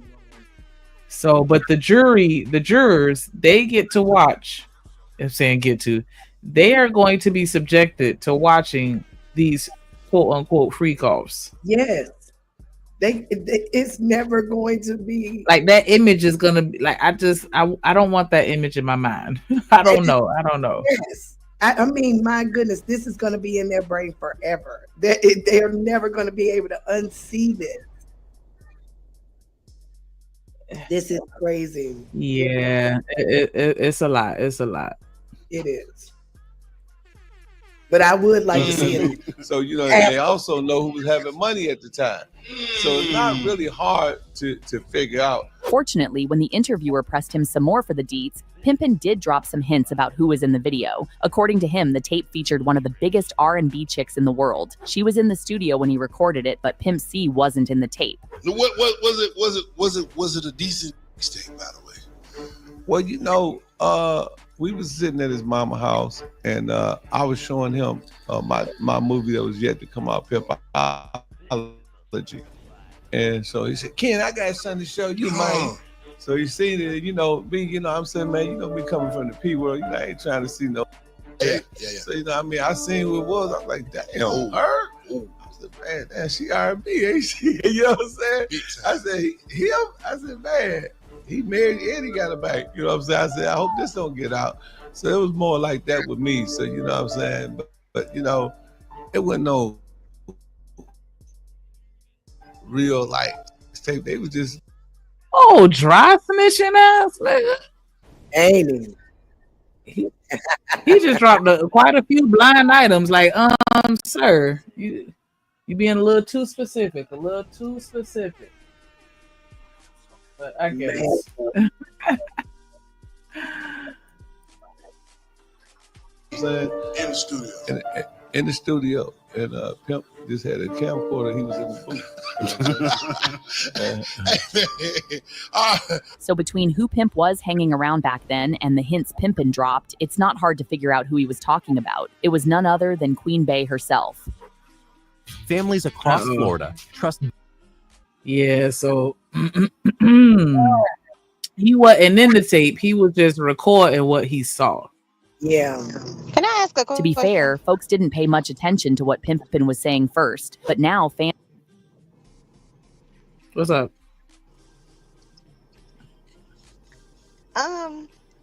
Okay. Okay. Pimp C. No, I was gonna say Pimp C. It never liked man, right? He never ever liked him. Like he didn't even be on that song with Pimpin', right? Does anyone know? With who? No. Okay. Repeat Big Pimpin'. Remember that song? Oh, okay. Can y'all not hear me? Your mic went out a little bit, Chanel. Okay, I'm gonna drop and come back. Okay. But yeah, that'll probably be a drip question because. Yeah, because I don't know about none of that stuff. I thought I would bring something new to say, but he had done spit out him and Chocolate Earth. They done quoted them to half the video. Like, this supposed to be breaking news and this old news to y'all. But yeah, so I don't know. Drip knew about this too? I mean, with him being from Houston, I figured he was super tapped in. Yeah, he was dropping some gems. That's all I said. Like they was talking about all the shit that was in the video, and I'm like, yo, stop giving spoilers. Yeah. I wonder. It's not hard to figure out who he was talking about. It was none other than Queen Bey herself. To be fair, folks didn't pay much attention to what Pimpin' was saying first, but now fans are finally finding out that he wasn't messing around. And it's honestly not surprising. According to one fan, Bey's parents pimped her out for money but hid behind Southern religion for years. It's not a surprise that cycle is continuing. She was trained at the esteemed Berklee College of Music. Handpicked by my very good friend, Terry Lynn Carrington, Dr. Terry Lynn Carrington, who put together Beyonce's entire female band, which was Matthew Knowles' idea because he couldn't get Beyonce to stop. People, guess you didn't know your daughter well enough because she just started all the girls. Besides, Bun B. Whoa. Have mercy. Oh my gosh, boy. Hollywood ain't shit. Lord have mercy. The other half of UGK revealed that Jay was actually jealous of Pimp C. Yeah, this one time Pimp and Bey were in the studio and Jay called to ask who was there and what Bey was wearing. None of us have ever really been this close to her as the full-fledged superstar that she is now. I think this is during the scene with the chairs. So it's like her and several other girls, and they all have these short skirts on or dresses, whatever, and they're all dancing seductively on the chair. They've got a leg up on the chair so you can kind of see the thigh, maybe a little bit of butt if you're staring hard enough. And Jay-Z calls and talks to one of her assistants. If I had to guess, it would be her cousin Angie that he would have talked to, because Angie has always been the right hand to Beyonce. And he's like, yeah, how's the video going? Oh, it's going good. Are the guys there? Yeah, they're there. You know, it's them and some of their homies. And we're all of the guys that are with us are the only men there. And well, let's say this. There were other men there, but they weren't straight. Sure. So he's like, wait a minute, how many dudes are there? And so she's like, oh, it's about 9 or 10 guys, I guess, over there. Where are they now? They're in the soundstage. They're kind of watching her film. What is she wearing? When he found out she was in a skimpy outfit, he asked the men to leave the studio right away. And so the Pimp and the others were confined to their dressing rooms. Bey later... Yeah, so he done kicked everybody out of the studio. Everybody. Not the pimp.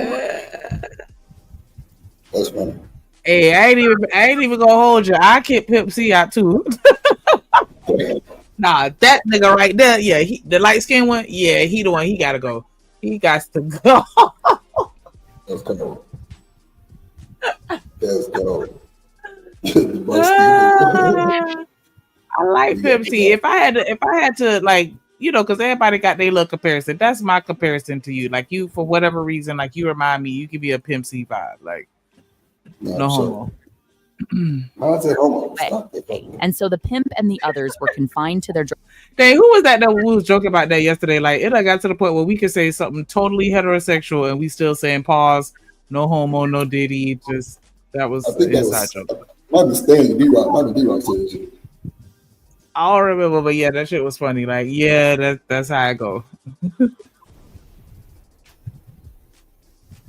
Dressing rooms. Bay later came over to apologize, saying that Jay was not comfortable with her dancing in front of other men. They described the outfit, and he's like, yo, clear the room.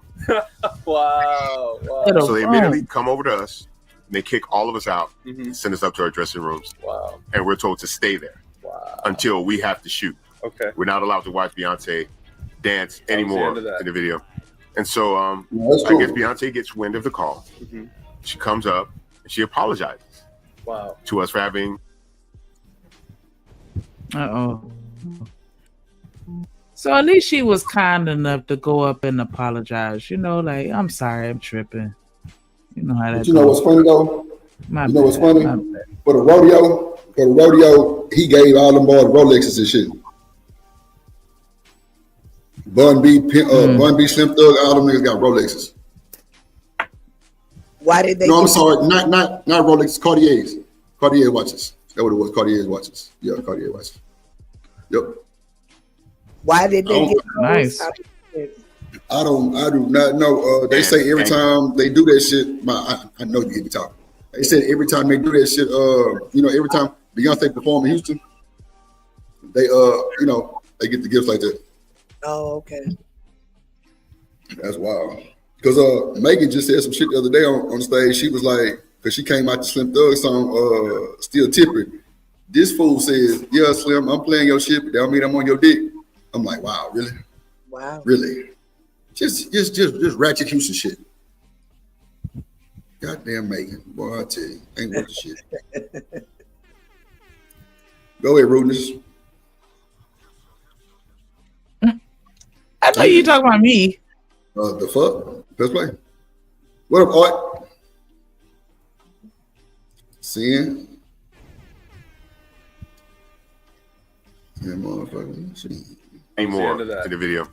And so I guess Beyonce she comes up and she apologizes to us for having to, you know, I'm so sorry you guys had to leave the room, but Jay's not comfortable. And Safe to say, Jay probably had nightmares about Pimp stealing his woman, but that should have been the least of his worries because according to Bun B, Bay's father, Matthew once asked Pimp to take Bay out for a good time if you get what we mean. This was before Destiny's Child was a thing. UGK and the girl group were in the same building recording when Pimp decided to drop by and say hi. Bay was taken back because like we said, she wasn't a big deal back then. And it looks like Bay's dad saw how the interaction went down and decided to make the most of it. So there's a lot of our guys in there. There's a shit ton of Rap-A-Lot guys in the building.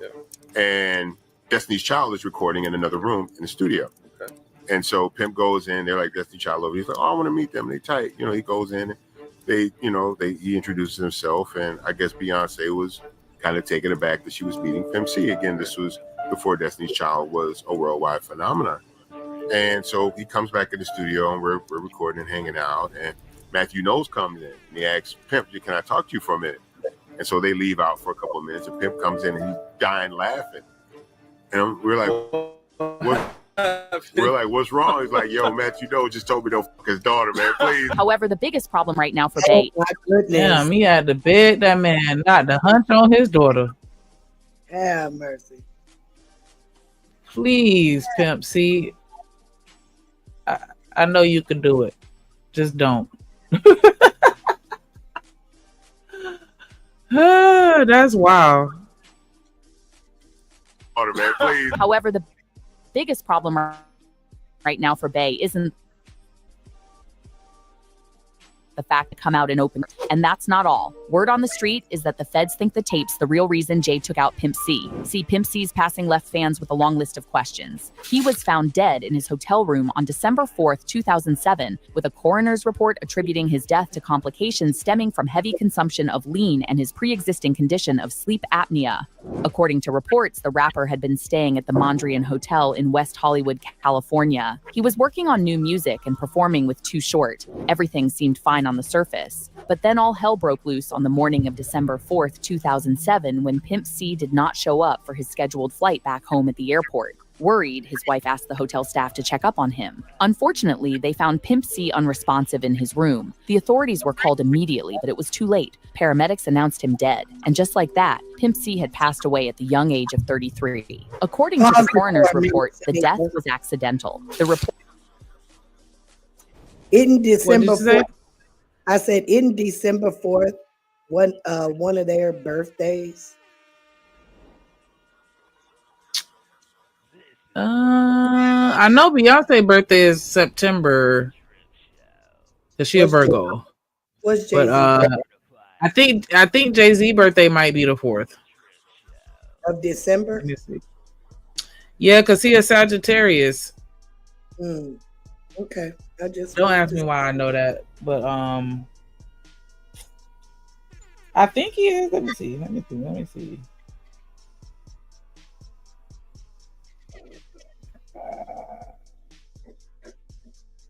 Yep, December 4th. Okay. 1969. Sound like a birthday gift to me. All righty. Wow. That's why. Look at you. Connecting dots. The authorities were called immediately, but it was too late. Paramedics announced him dead. And just like that, Pimp C had passed away at the young age of 33. According to the coroner's report, the death was accidental. The report attributed it to the effects of his heavy usage of lean, a combination of promethazine, in conjunction with his pre-existing condition of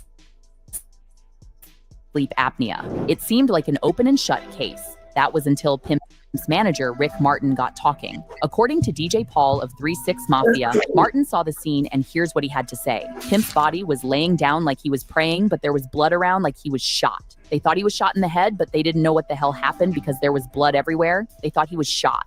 He was knelt down like he was praying, and the candles were all the way burnt down, so they knew he'd probably been dead for a day or so because he always lit those candles to sleep. He lit those big, tall candles, and they had been burnt down, so he probably was dead for a while.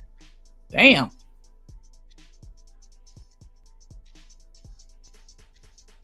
That's crazy. Even Too Short, who was with Pimp the night of his passing, thought the entire thing looked sus.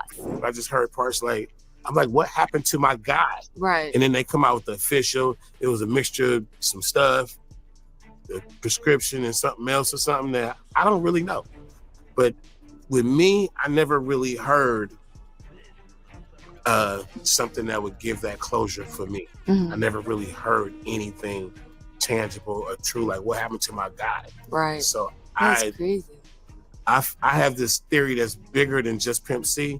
During another interview, he said, I can't believe it's 10 years, and I have never, till this day, been able to accept the circumstances. That's a lot of these little weird situations with folks getting found in hotel rooms, and they always be by themselves in a hotel somewhere in some strange shit. And I'm just like, what the hell is going on with celebrities in hotel rooms? The powers that be checking the 27 Club. You know what that is? For those of you who don't know, the 27 Club refers to this weird notion that legendary musicians are often targeted by death when they're 27 years old. And no, it's not just a rumor. Just take a look at what happened to Amy Winehouse, Kurt Cobain, and Jimi Hendrix. And so Too Short's comments raised all kinds of questions because in Hollywood, it wouldn't be the first time someone was taken out this way. There are a lot of ways to make a death look accidental, according to what fans have found out in the last couple of years. Take Kim Porter's pneumonia, Prince's supposed overdose, or even DMX's sudden passing.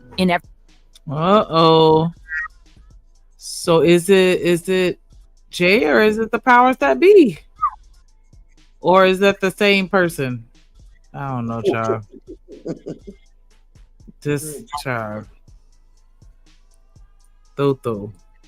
Every case, there have been supposed clues, hinting at cover-ups and someone's involvement. But like Pimp's case, everything was buried, allowing the real culprits to get away. But not anymore. Pimp's tape will be aired to a jury, and the feds might finally look into the case. And get this, they'll be looking in Jay's direction. Why? Well, because not only did Pimp bag her woman and make a tape, but the entire thing had Jay's MO written over it. What's more, Jay had more than one reason to take out Pimp. See, these two first linked up back in 1999 for the track Big Pimpin', which was a huge success. But what fans didn't know is that there was tension brewing between the two behind the scenes. Speaking about the collaboration in 2005 with MTV, the rapper said this: "It sounded like a pop record to me. I didn't want to do it. It scared me because I didn't know how people was going to take us going in that direction. But I remember Jay telling me, look, family, it's going to be the biggest record of your career. If you don't do it for yourself, just do it for me. That was good enough for me, so I jumped on it." You'd think the guys would move on after releasing a hit together, but Pimp never did. He didn't like Jay, and he made no secret of it. According to Bun B, when it was time to shoot the music video for the track,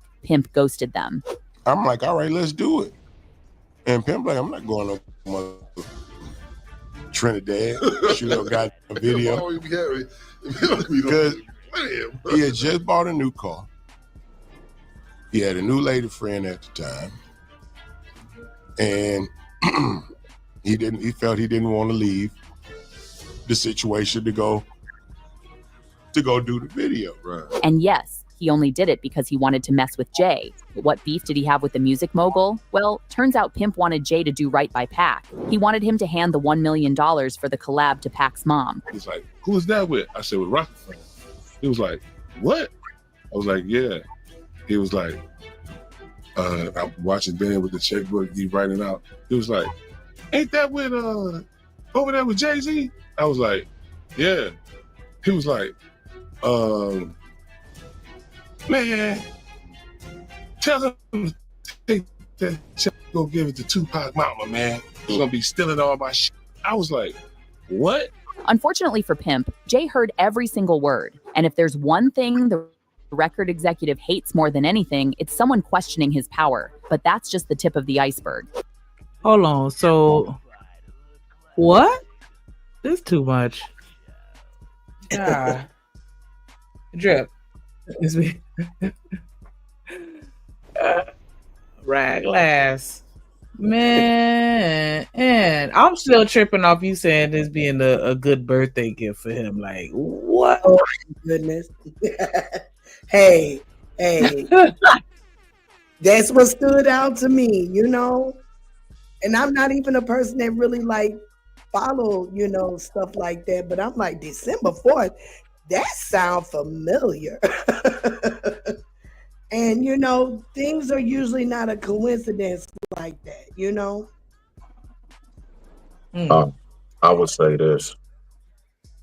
So, I mean, see, I've been a little quiet about it. I don't want to, you know, derail the show and everything. So, I'm gonna just say this little piece of what she was saying as far as it's not a coincidence. There's a whole, like I looked into it, the gematria of it.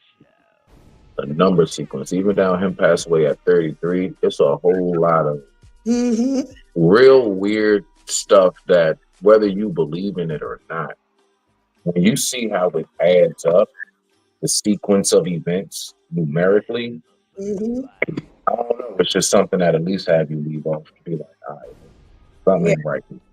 For sure. I digress, my mic is muted.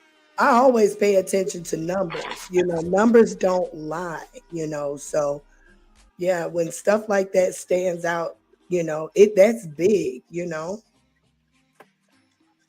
That, I mean, wouldn't you think that would be a birthday gift? A little bit. It sounded like it, especially if you've had a long-standing beef with this man, and like they say, he done took your gal. Like, oh man. Okay. And you got the power. Like, yeah, I want you to do it on my birthday. Come on now. And you know, men of power, they do things like that. You know, their minds are sadistic like that. Because they like to do things loud but quiet, thinking that folks are not paying attention. But people who really pay attention see stuff. Yeah. I wonder what we're gonna hear next about them, because they've been pretty quiet, not really out there too much, other than what, when the daughter was in the little play or whatever. I haven't really, and then when she did her little tour, okay, yeah, she did do her little thing or whatever, but other than that, they've been a little quiet. Yeah, I mean, I would be quiet too, because they just don't know what's gonna be next. You know, we don't know what Diddy talking about to these folks. What a shocker with Anton. Apparently, Pimp questioned the status quo by spilling the truth about what went down behind the scenes to the public. During one interview, he revealed that he knew how Diddy and Jay moved around in the industry, and he made it clear that he wanted nothing to do with that kind of lifestyle because he was a family man. Ain't never been. And watch this, boy. I'm gonna say this too. These niggas out there think this shit is cool, but it ain't cool. Me and this man ain't never been butt naked in no room together with no hoes. Joe to see a Puffy on any of them niggas. They been at my house. They all see me. They all know I'm a big. Yeah. Pulling no orgy type shit or doing none of that whole ass shit you niggas out there be doing, thinking you doing some fly shit. Unlock a new. That nigga Pimp C. Lord. And then whoever edited the video ain't shit. Go sit there, show that clip of that man saying everybody that you know. All them niggas know I got a big dick. What? Oh my gosh, is that really a flex or? No, that's hard. All your homeboys have seen you hunching. Hey, nah, hold on, because I personally remember this actual interview, everything.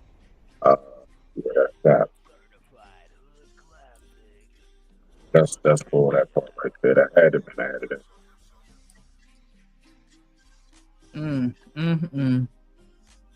Child, I had to back that up a little bit. Like, what? Diddy and Jay moved around in the industry, and he made it clear that he wanted nothing to do with that kind of lifestyle because he was a family man. Ain't never been. And watch this, boy. I'm gonna say this too. These niggas out there think this shit is cool, but it ain't cool. Me and this man ain't never been butt naked in no room together with no hoes. Joe to see a Puffy on any of them niggas. They been at my house. They all see me. They all know I'm a big. Yeah. Pulling no orgy type shit or doing none of that whole ass shit you out there be doing, thinking you doing some fly shit. If you're in a room naked with some other and some broad and looking at your ass, and if that shit is gay, and you need to get on some other shit. Me and this man got nothing but respect for each other. We ain't never put no train. We ain't no motherfucking freaks. We some family men. We getting this paper. You know what I'm talking about? And I had to put that out there, because a lot of niggas doing a lot of fugazi and shit out here. Of course, that kind of talk made Pimp a target, but he never cared.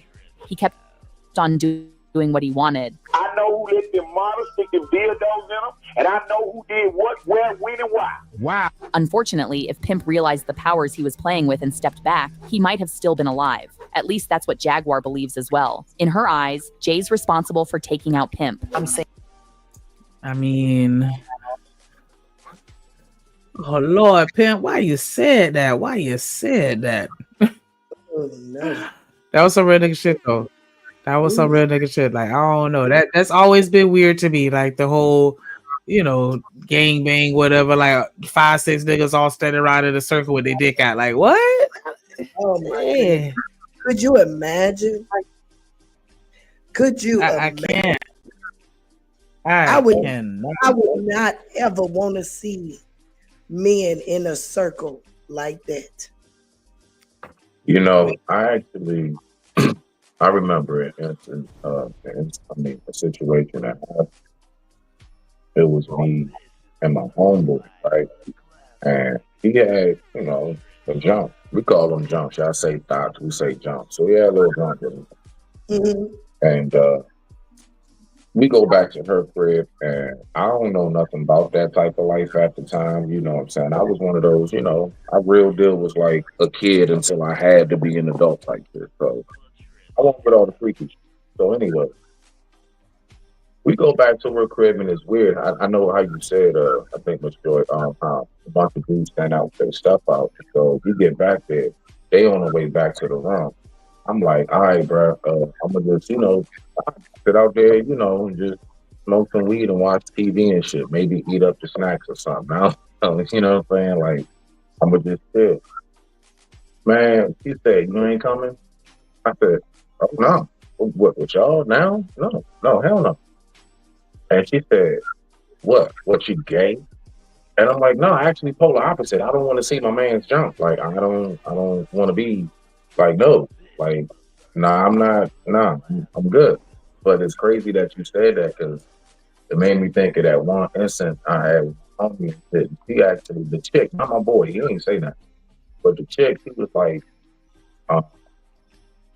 she was asking, do I like, you know what I'm saying, but JJ, because I ain't want to go in there with her and my homie. I'm like, nah, y'all go do y'all. I'm good. But anyway, I digress. I'm like, it's muted.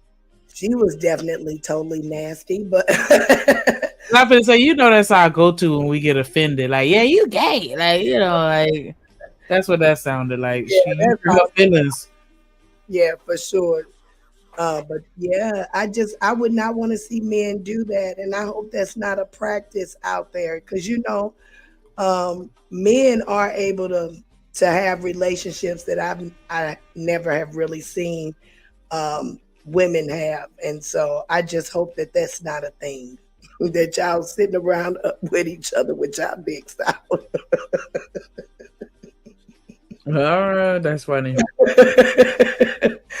Because it would make me second guess all of them,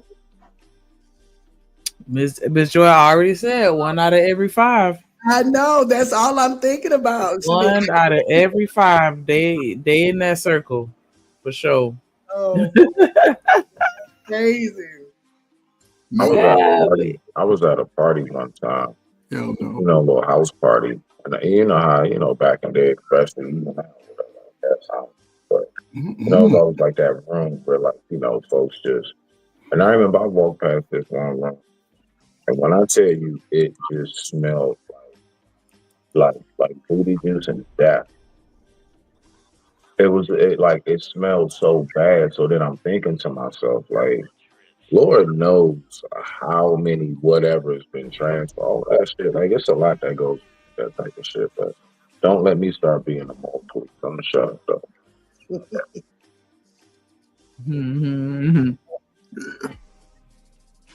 Let me say this, because listen, ladies, listen. No, I've never heard that. Then I would second guess that too. Men watch porn together. No.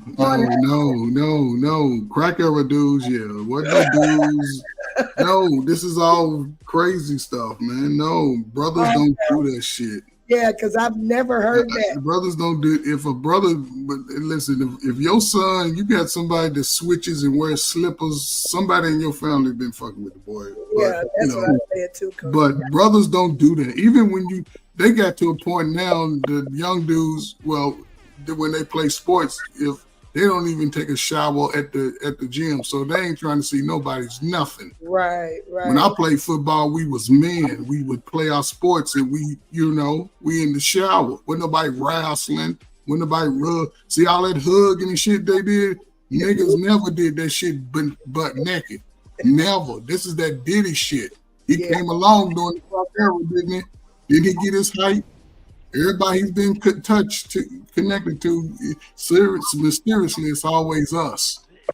Ain't nobody white going down up on that. Jay-Z, he looks sneaky. That nigga always looks sneaky. He always looks sneaky. I mean, I don't trust none of them because they all benefited from that time, and they just right. I get you. They ran through the men's and the women's and That's took out crazy. But Pimp C's real. Ain't no man. Listen, brothers don't do that shit.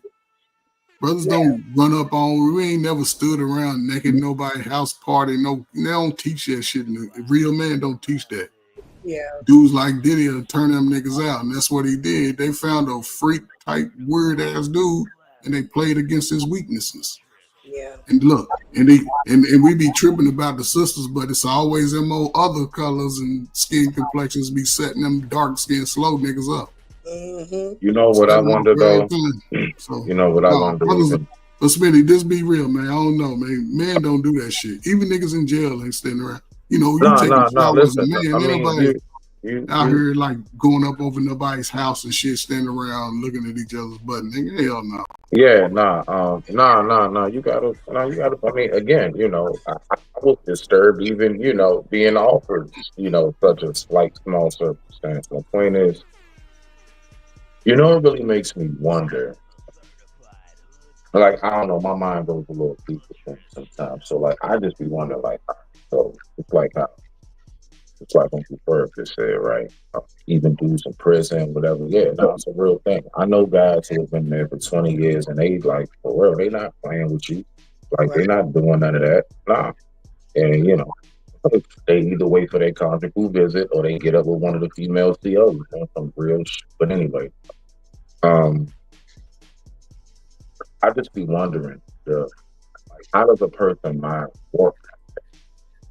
Because both of them, I'm not sure how they was brought up exactly. You know, I've heard about him talk about his days in Marcy, of course, on his albums, Puff. I'm not all the way sure his upbringing, but let's just say these were two regular brothers growing up. This picture right here, take this back. You know, one is like, you know, 10, the other one's like 13 or something, whatever the difference may be. Like how, like what happens to where you grow up one day and now, like, you're doing that? Like, is that something that's always been in them? Because I've noticed that throughout our community, to our Black community, this whole like homosexuality thing is like extreme. I mean, it's just like really gone rampant more than anything I've ever seen. And I just wonder, like, how do we, like, how does a man get to that point? I can't even begin to think, you know, fathom it. And that's why a lot of this stuff is just like, that's why I ain't really been covering it because of what it entails. And it's like, it's a lot of stuff that I'm gonna be real. I know about the streets and shit, but a lot of this stuff, man, is beyond me, bro. That's why I be sitting back cool and just listening to y'all, just hanging out hitting my J. But like, I don't know how a person mind can get that warped. That has to be a lot that goes on, that takes place for you to be you had to have been like broken through some kind of something. Because most of us as Black men, we don't grow up and wound up being this damn sick, is my point. I digress, my mic is muted. So I do know that Puffy did go to a Catholic school, and the time in which he was enrolled at this Catholic school, there were several staff members who were alleged at, you know, doing things. Yeah, that's the history of the Catholic Church. Catholic Church been doing it since they understood what church boys were. Yeah, but I'm just saying it was specific to his time. Yeah, that's probably where he learned it. Listen, if there's a record of P. Diddy sliding baby oil down grown man's back, right? And then he up there pounding like the audio with supposed to be with one of them guys, one of them little rappers. If he's been doing that to people, then it's greater than him. Yeah. The whole process of Puff Daddy is greater than him. Plus, I never trust dudes that dye their hair. The same age as me that dye their hair. I know that. And I never, and listen, I learned this a long time. I never trust Black men without a mustache. Ooh. Now there's some good, it's some that I do, but I know them, but as far as in general, no. That's a big one too. Always sneaky though. Uncle Ferb, like, all right, so look, you know, the main thing, all right, let me ask you this. Do you believe, if you had to pick one or two, which direction would you go in more? Is this example of money is the root of all evil, and when people get money, it changes them? Or is this an example of no, ain't nothing wrong with the money? That's always been you. You just now have the money to do what you've always wanted to do. Smith is a combination of both, right? Because I believe, presented with the right jewel, with the right formula, with the right, I guess, when the devil come knocking, if he presents the beautiful story for you and you sign off on that, then that was in you. But again, they understand, they pick and choose the story. He went to a Catholic school. Ooh, so he understand our ways. And to Catholic school, they teach you how to understand their ways. So, and he likes them mans. It ain't, you know what I'm saying? He likes them man, and they gave him the opportunity. They gave him the money. They gave him the position to do it. We lost some really good talent and far as artists during that time. Tupac and Biggie. Man, that was crazy. And they were both legendary. They were bigger than Puffy. They were bigger than him. But again, that time, man, when they was trying to usher that nigga gangster, the back was part of us. I've always fought against that. I never really rock with any other music. I never even you know what I'm saying? But they who they are, I just stay away from people like that on any level. And it's unfortunate because look how it played out. You know what I'm saying? They over tiptoeing. The Jay-Z don't say anybody that hung out at them late night 3 a.m., 4 a.m. parties, they over scared. And it's all gonna come out. The Cassie thing, he done already shown he beat up a little white girl. She was getting niggas over her too. But her tusk, they still hopping on that. They need to come with some new evidence to me. But he did what he did. Yeah, I don't think they have enough. And Puffy still ain't gave back to the community, so fuck him. Dang, he still ain't gave back to the community. No, I'm just saying he never did. He made a lot of money off of black people's exploitation. And there's a lot of good people gone that's suspicious to me. It's just suspicious to me. I don't see anything he had nothing to do with it. But when we talk about some people that been connected to him in the music industry, where they at? That's all I'm saying. So I'm sorry. And anytime y'all dress like each other, y'all weird anyway. Yeah. Y'all weird now. It's not they stand around in the room naked with each other. Dudes like that are standing around in the room butt naked. Yeah. Yeah. See, because they'll go in each other if ain't no girl around. Like, okay, it's me and you, buddy. That's crazy. I'm trying to tell you. That's crazy, Coach Bird. Oh my. See, I stay away from dudes who wear tight ass dress pants and shit. I am done. These men are dressed alike in pink color. They planned that shit. They talking about it. They got on shades of pink, Coach Ferg. They go together. See, go together. See, they can't wear it exactly, but everything got a See how they hugged up? I'm done. I can't unsee it. I am done. Have mercy. Well, they look like a cute couple. Yes, and Jay-Z look just as fruity as he want to be. And you can tell P. Diddy's the girl. Look at him. Look at him. He the girl. No, he the girl. I think Jay the girl. I think Jay is the girl. Let me shut up. Hold on. There's a poll right there. Based off his picture, who is the girl in this relationship? I'm done. I am done. The girl in this relationship, right? I think it'll be 50-50 though, for real. Oh yeah, I kind of see it too, because Jay got that "this my man" and I'ma stick beside him face. Like, look, Tanika, just put a wig on him in your mouth. And I understand this. That's why I was saying a brother that shave his mustache and keep his face shaved. Yeah. Man, I know he role playing. Yeah, he role playing. Oh no! I don't trust none of them. I ain't drinking with them.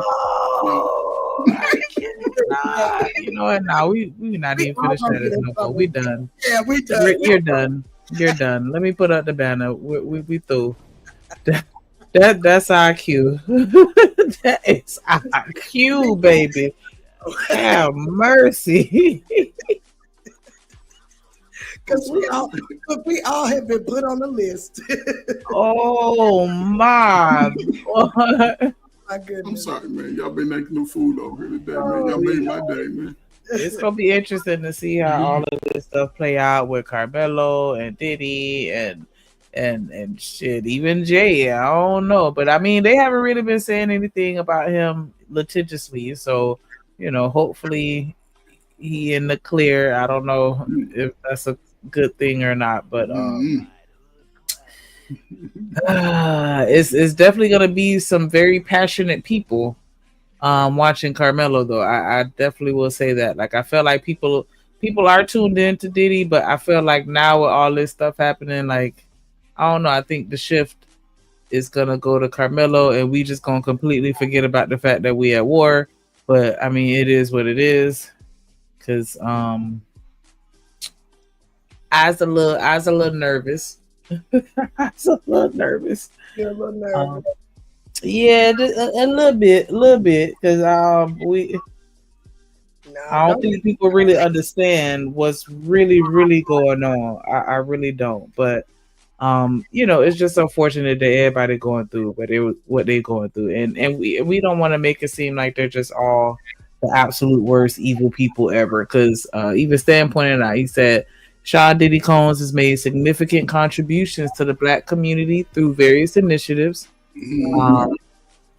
He got investment in Black-owned businesses. He's invested $20 million in Empower Global, which is a curated marketplace focused on promoting and supporting Black-owned brands. So, you got to take the good with the bad, and sometimes if you got to squint to see the good, we just, got to squint. Not saying that, he should be absolved of anything that he's being charged with, for sure. Like, it is what it is, but we don't want to just, paint a picture like they're just 100% evil and nothing good came out of, their existence. And Jay-Z, I know he give a whole bunch of money and all this other stuff. It may not necessarily go to the Black community directly every single time, but we've benefited. But people is people at the end of the day, and we can sit here and look at them and be like, yeah, they ain't shit, but let's put the spotlight on us, because I know I ain't shit either. I ain't that bad, but I definitely ain't that bad. Yeah, I ain't that bad, but if we had the camera footage, I've definitely had a few moments, that I wouldn't want other people to know about. So, right. we just gonna let the legal system, I guess, do what it do, and it is what it is. Yeah, just that. And Bridget said it perfect. Just don't go get no dirty money, Black folk. Come on, no dirty money. Make sure the money's clean. Amen. Make sure the money's clean. I'm gonna say this really quick. Listen. With this conflicts, it's just letting you know, man. It's time to get more focused and intentional about whatever it is you're trying to do in your life. It's really time, man. We've been talking DNP games for the last 5 years, so now, if you really want to make transitional changes and put generational wealth into your pockets, you just have to shift the life. And just go start learning a little bit more about laws, a little bit more about if something to go down like a natural disaster, where you're supposed to go, where you're supposed to move, get everybody's documents together, get y'all real ID card before the July. Go get you a chain, you gotta have a star on, so all you need is a birth certificate and something else. It's another piece of form, Social Security card. You got both of them. Get all your kids on. Pieces of address. Yes, get all your kids. Every place is a little different, but I know you need unless you got a passport and a driver's license, that's good. But if not, get everybody registered, because that's what they're doing. They're gonna come see who's registered. If you ain't got your paperwork together, the day of the free handouts is over for America. So get out here and get in y'all spot, man. Find your skill set, man. Y'all gonna be all right. Yeah. But Ferg, I'm sorry. I was just gonna say Ferg right though about that real ID, because I know, especially in Florida, once your driver's license expire, then you're going to have to produce those documents in order to get another ID. And you don't want to get caught up in a situation where you need to go get another birth certificate printed or, some other random shit and it's payday and you can't cash your check, like they are going to require you to have that. And so make sure y'all get that proof of citizenship. That's what he was talking about, the birth certificate, passport, blah, blah, blah. Proof of citizenship, your proof of authorization to work, which is the social security card, or you have a resident card or, whatever. And then the address so that they can update that. And they not doing post office boxes no more. I think they've been stopped doing that in a lot of states. But yeah, make sure y'all get that because you don't want to get caught up. It's a lot of people around here that found out a lot of stuff about themselves when they came through this Real ID Compliance Act. They realized that they wasn't legal. They realized that their birthday wasn't what they thought it was, or their name wasn't spelled the way it was. Like, it's so crazy what this shit has really exposed. Mm-hmm. Yep. But yeah, I hope y'all listening. That's all I can say. Everybody that's in here, I don't know if my number's right, but it look like it say 271 on my end. Make sure y'all hit that like button. Make sure y'all subscribe to the content. If y'all watching the replay, make sure you leave a comment. Hit the super things. We appreciate everything. Twos and views, comments, the like button, all that work. Congratulations again to Miss Joy. I know you can't scream, but I'm gonna scream for you. Yeah. Okay, I can't scream either. Yeah. But shout out. I've never been able to scream. Like, I can't do that high pitched girly scream. Like, I'm gonna just have to yell fire because my throat don't work like that. But yeah, shout out to Miss Joy getting monetized. And you through. Y'all go over there, show some love. As soon as it clear up, we send it a super chat. Thank you. Yeah, you work hard. Yeah. I challenge brother. you. I challenge you to be one of the first 10 people to send a super chat. You better hurry up. I know that's right. Well, look, hurry up. Let me figure out how to get them on there because Miss Joy. Keep that together. We gonna get you tapped in. Great show. Listen, good. Listen, man. I tell you, if I had a son like you, we'd be straight. But nah, man, keep doing your thing. And this is cool, man. Drip, man. I know you somewhere, man. Miss Joy, peace to y'all, man. Listen, I'm gonna be here. Coach Fergie ain't going nowhere. Yes. You better not. I know that y'all can. I know it. I refuse to believe what the projections for us will be in the next 25, 30 years. I refuse it. Me too. I refuse it. You know what I'm saying? So we can talk about it all the way to it, but just make sure y'all taking care of all that business all the way down the road. So when they come to 2053, you looking at 53 like, ooh, I got 5.3, I got 530,000. I even got 5,030 for, you know what I'm saying? Make it a positive in your life. Make it a positive. Let them know we ain't going nowhere and go out here and claim your stake in America. Yes. Listen, don't be a great opportunity, man. Don't be afraid. Amen. Yes. Don't be afraid to step outside the box. You don't have to follow tech. You don't have to follow the path that everybody else is following. Go do something different. Because I'm telling you, it's always jobs that are just going to be here. Pick you up a trade, because I'm telling you, if all the internet crashed, then what them people gonna do? How they gonna eat? Who gonna till the land? Who gonna fix stuff? Who gonna build the houses? Like, we still need these people in life, and that's a job that can follow you everywhere you go, because it's air conditioners everywhere. People drive cars everywhere. Like, we don't have to always follow everything that everybody else doing, because what worked for them don't have to work for you, and it's okay. Go ahead, Miss Joy. Oh, I didn't say anything. Oh, okay, my bad. I thought you were saying something. But yeah, man, we gotta spread it around. We can't all just be doing the same thing, trying to be the same person. Like, we need to spread it around. That way we can pull our resources. We can't pull resources if everybody got the same job. Everybody a CEO of a tech firm because everybody want to go into tech. No. We need everything, everybody, everything, everywhere. That's the only way that we really gonna be able to be what we need to be should some shit happen, and y'all see it happening right in our face. We need to be better. We need to prepare. Make sure y'all talk to y'all people, talk to y'all kids, talk to everybody. Make sure we all on the same page. Make sure that we all understand what's going on. If they don't understand, beat it through their skull till they do. Because it's not a joke out here, man. It's nah. We come on here, we talk, we joke and play around, but shit is getting real, serious, real fast, and we just need to make sure that we good. But I ain't gonna, I ain't here to preach or nothing like that. But yeah, definitely teach your kids at least something. Try one thing a day. That's how I try to do with my kids. You should learn one thing a day. Every day you learn something new. Like, what was the one new thing that you learned today? I be asking them that. Ask them. And if they can't tell you nothing, then that means you need to teach them something real quick. And if you ain't got nothing to teach them, you need to find somebody to teach you. And you're through. You're through.